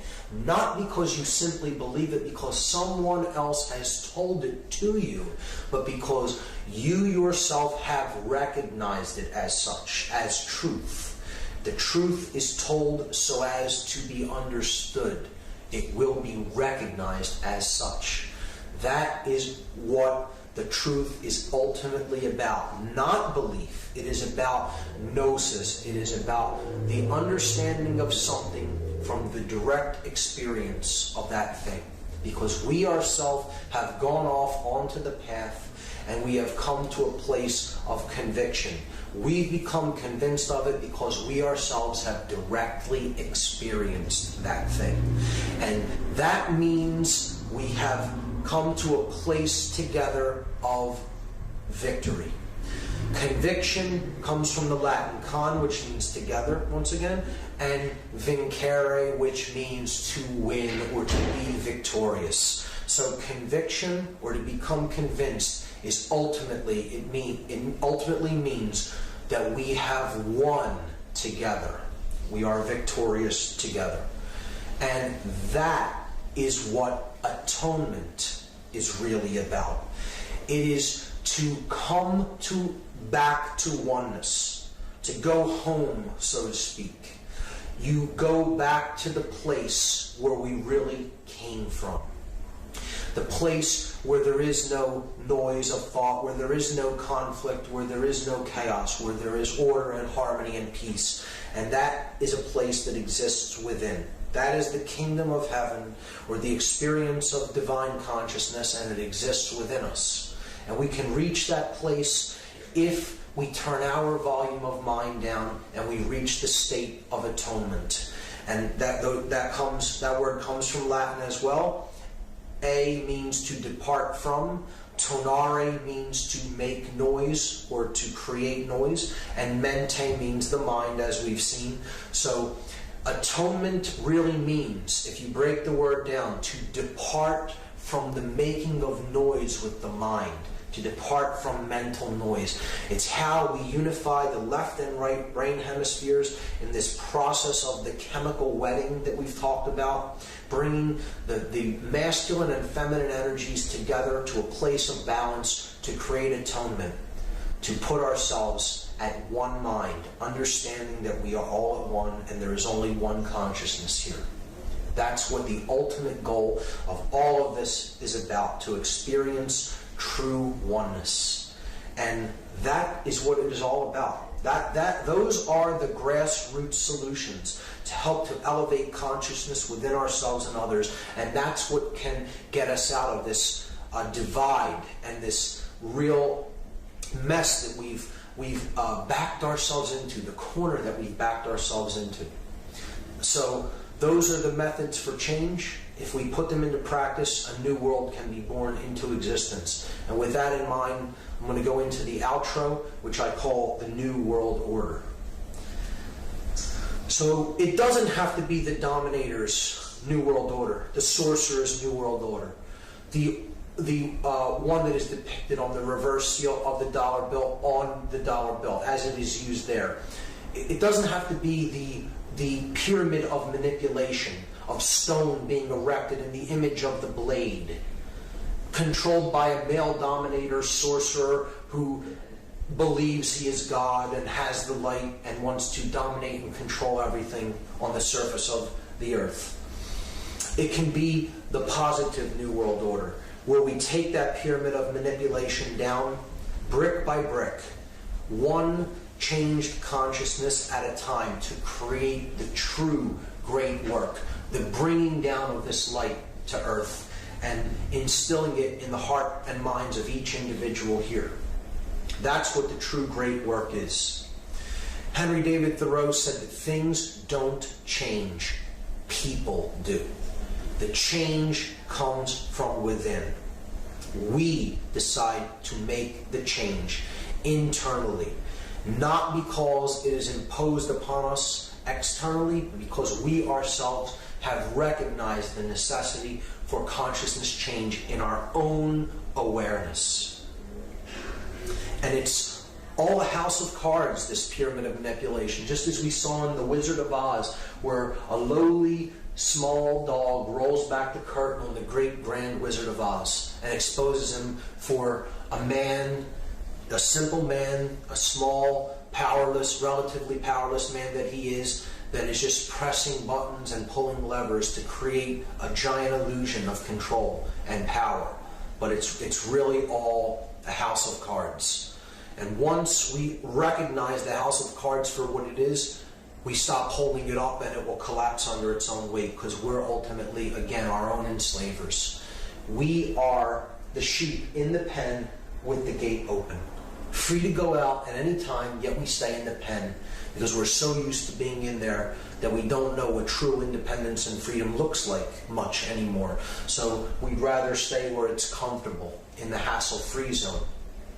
But ultimately, the decision to go out of that pen and into the true world of freedom that awaits us is ours to make. It's a choice between love and fear. It's a choice between the red pill and the blue pill, as in the allegorical movie The Matrix. And we need to choose that based on our level of awareness and what we feel is right for us. Do we wish to awaken to that which is? Do we wish to live in harmony with the truth and live in harmony with the laws of nature, because we ourselves have recognized them as such? That's the choice that lies before us. And when we make that choice, we will see that change happen in the world. We will see that state of non-dualism come forward and flourish and flower in the world. We will see the bonds that hold this world in bondage, the chains, the links of the chain that hold this world in bondage, crumble and fall away. And there will be one world. There will be not one world government. There will be one world with no externally imposed government. There will be one world born into the new consciousness of freedom and the new consciousness of higher awareness and love energy, the polarity of love. That's what we can give birth to if we use our power of will, if we use our intelligence, our emotions, and our actions in a proper context to bring this new world into manifestation. And that is the true great work, and that is the true new world order that it is possible for us to create here. What we're seeing happen is an epigenetic evolution. Epi from Latin means to go beyond, and genetic, to go beyond our genetic programming. This is not a physical evolution. This is an evolution in the mind. It's an evolution in consciousness that is happening on this planet and on the individuals of this planet right now. We are undergoing consciousness evolution. Epigenetic consciousness, epigenetic change.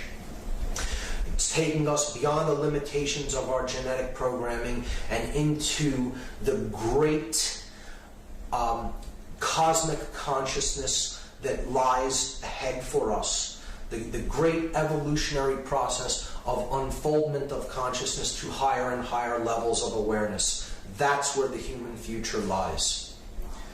And we can see that world. We can see that process coming into fruition. And if we go along with these changes and we don't reject these changes that are coming upon us, we can really, our lives can begin to flow effortlessly. And we can bring order and peace and harmony into manifestation in the real physical world. And this process is the process of awakening, the process of having an epiphany. This word comes also from Latin. Epi means to go beyond, and Phanes is a Greek god that was a solar god, the guardian of the gate of stars, the zodiacal band of stars. So just like we saw in the astrotheology section, he's a sun god. He's a god of gnosis and knowledge and information. And he stands as the guardian of the stargate. So to have an epiphany is to go beyond the god Phanes. It's to go through the stargate of cosmic consciousness to the true, undifferentiated void of consciousness that lies on the other side of that great divide that we experience as separation. And to come to a unified state of consciousness, a modality of consciousness known as non-duality, the understanding that we are one consciousness, experiencing itself in the physical world subjectively, and that is the vehicle for us to have experiences. The physical reality is not who we are. We are pure consciousness. We are infinite consciousness, experiencing itself here to come to know itself better. That's what the true epiphany is about. To go beyond the limitations of five-sense worldly reality, to break down this negative, harmful, poisoned worldview that many of us are experiencing right now, and to really go into a state of whole-brained consciousness that is born of conscience that comes from the heart, the polar energy of love, and to go through Phanes, to go beyond Phanes and go through the stargate of higher consciousness and cosmic illumination. That is what this process is ultimately all about. Martin Luther King said that cowardice asks the question, is it safe? Expediency asks the question, is it politic? Vanity asks the question, is it popular? But conscience asks the question, is it right? And there comes a time when one must take a position that is neither safe, nor politic, nor popular. But one must take it because it is right. Powerful words from an enlightened man. Nelson Mandela made the statement that our deepest fear is not that we are inadequate. Not that we are inadequate. Our deepest fear is that we are powerful beyond measure. It is our light, not our darkness, that most frightens us.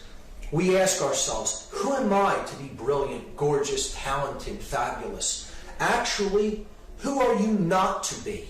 You are a child of God. Your playing small does not serve the world. There is nothing enlightened about shrinking so that other people won't feel insecure around you. We are all meant to shine, as children do.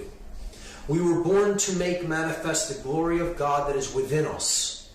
It's not just in some of us, it's in everyone. And as we let our own light shine, we unconsciously give other people permission to do the same. As we are liberated from our own fear, our presence automatically liberates others. And finally, the last quote, Mahatma Gandhi, the great teacher, said, simply, be the change that you want to see in the world. Because the external reality that we perceive around us is actually a reflection of what is going on within. As above, so below. You change what's in here, and what's out here will follow. That's what it is all ultimately about. So I'd like to wrap up the entire presentation with 3 simple wishes, blessings, if you will. One from the Eastern world, one from the Western world, and one from the place in the middle, the heart. So this is a Buddhist blessing. It's a prayer often prayed by Buddhists, known as the metta prayer. This is the blessing from the East. May all beings everywhere be at peace. May the hearts of all beings everywhere remain open. May all beings everywhere awaken to the light of their true nature. May all beings everywhere be healed. May all beings everywhere be a source of healing for all others. May all beings everywhere be happy, and may all beings everywhere be free. From the West, I'm going to read a message from the Hopi elders. This is from the Hopi tribe of Arizona, Native American. You have been telling the people that this is the 11th hour. Now you must go back and tell them that this is the hour, and there are things to be considered. Where are you living? What are you doing? What are your relationships? Are you in right relation? Where is your water? Know your garden. It is time to speak your truth. Create your community. Be good to each other, and do not look outside yourself for the leader. This could be a great time. There is a river flowing now very fast. It is so great and swift that there are those who will be afraid.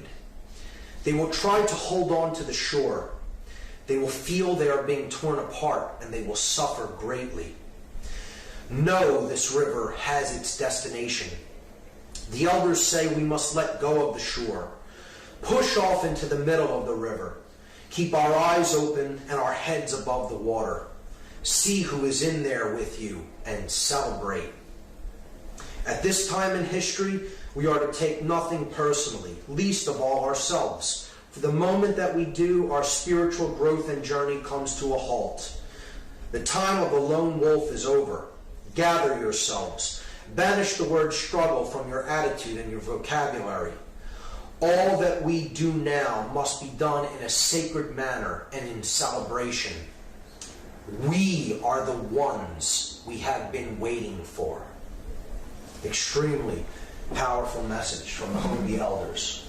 And finally, I'd like to wrap up the entire presentation with a blessing from the middle.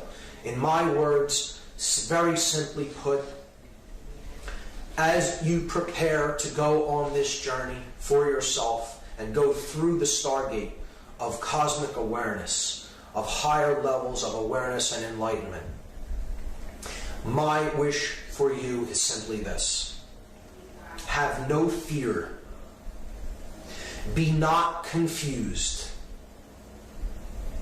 Lose control. See through the lies and deception. Find dominion within yourself. Fall in love. Know the truth. And the truth will set us all free. Go for it. And thank you.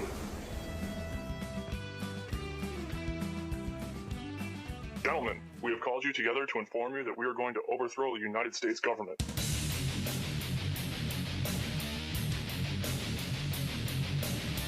You still think that jet fuel brought down the World Trade Center?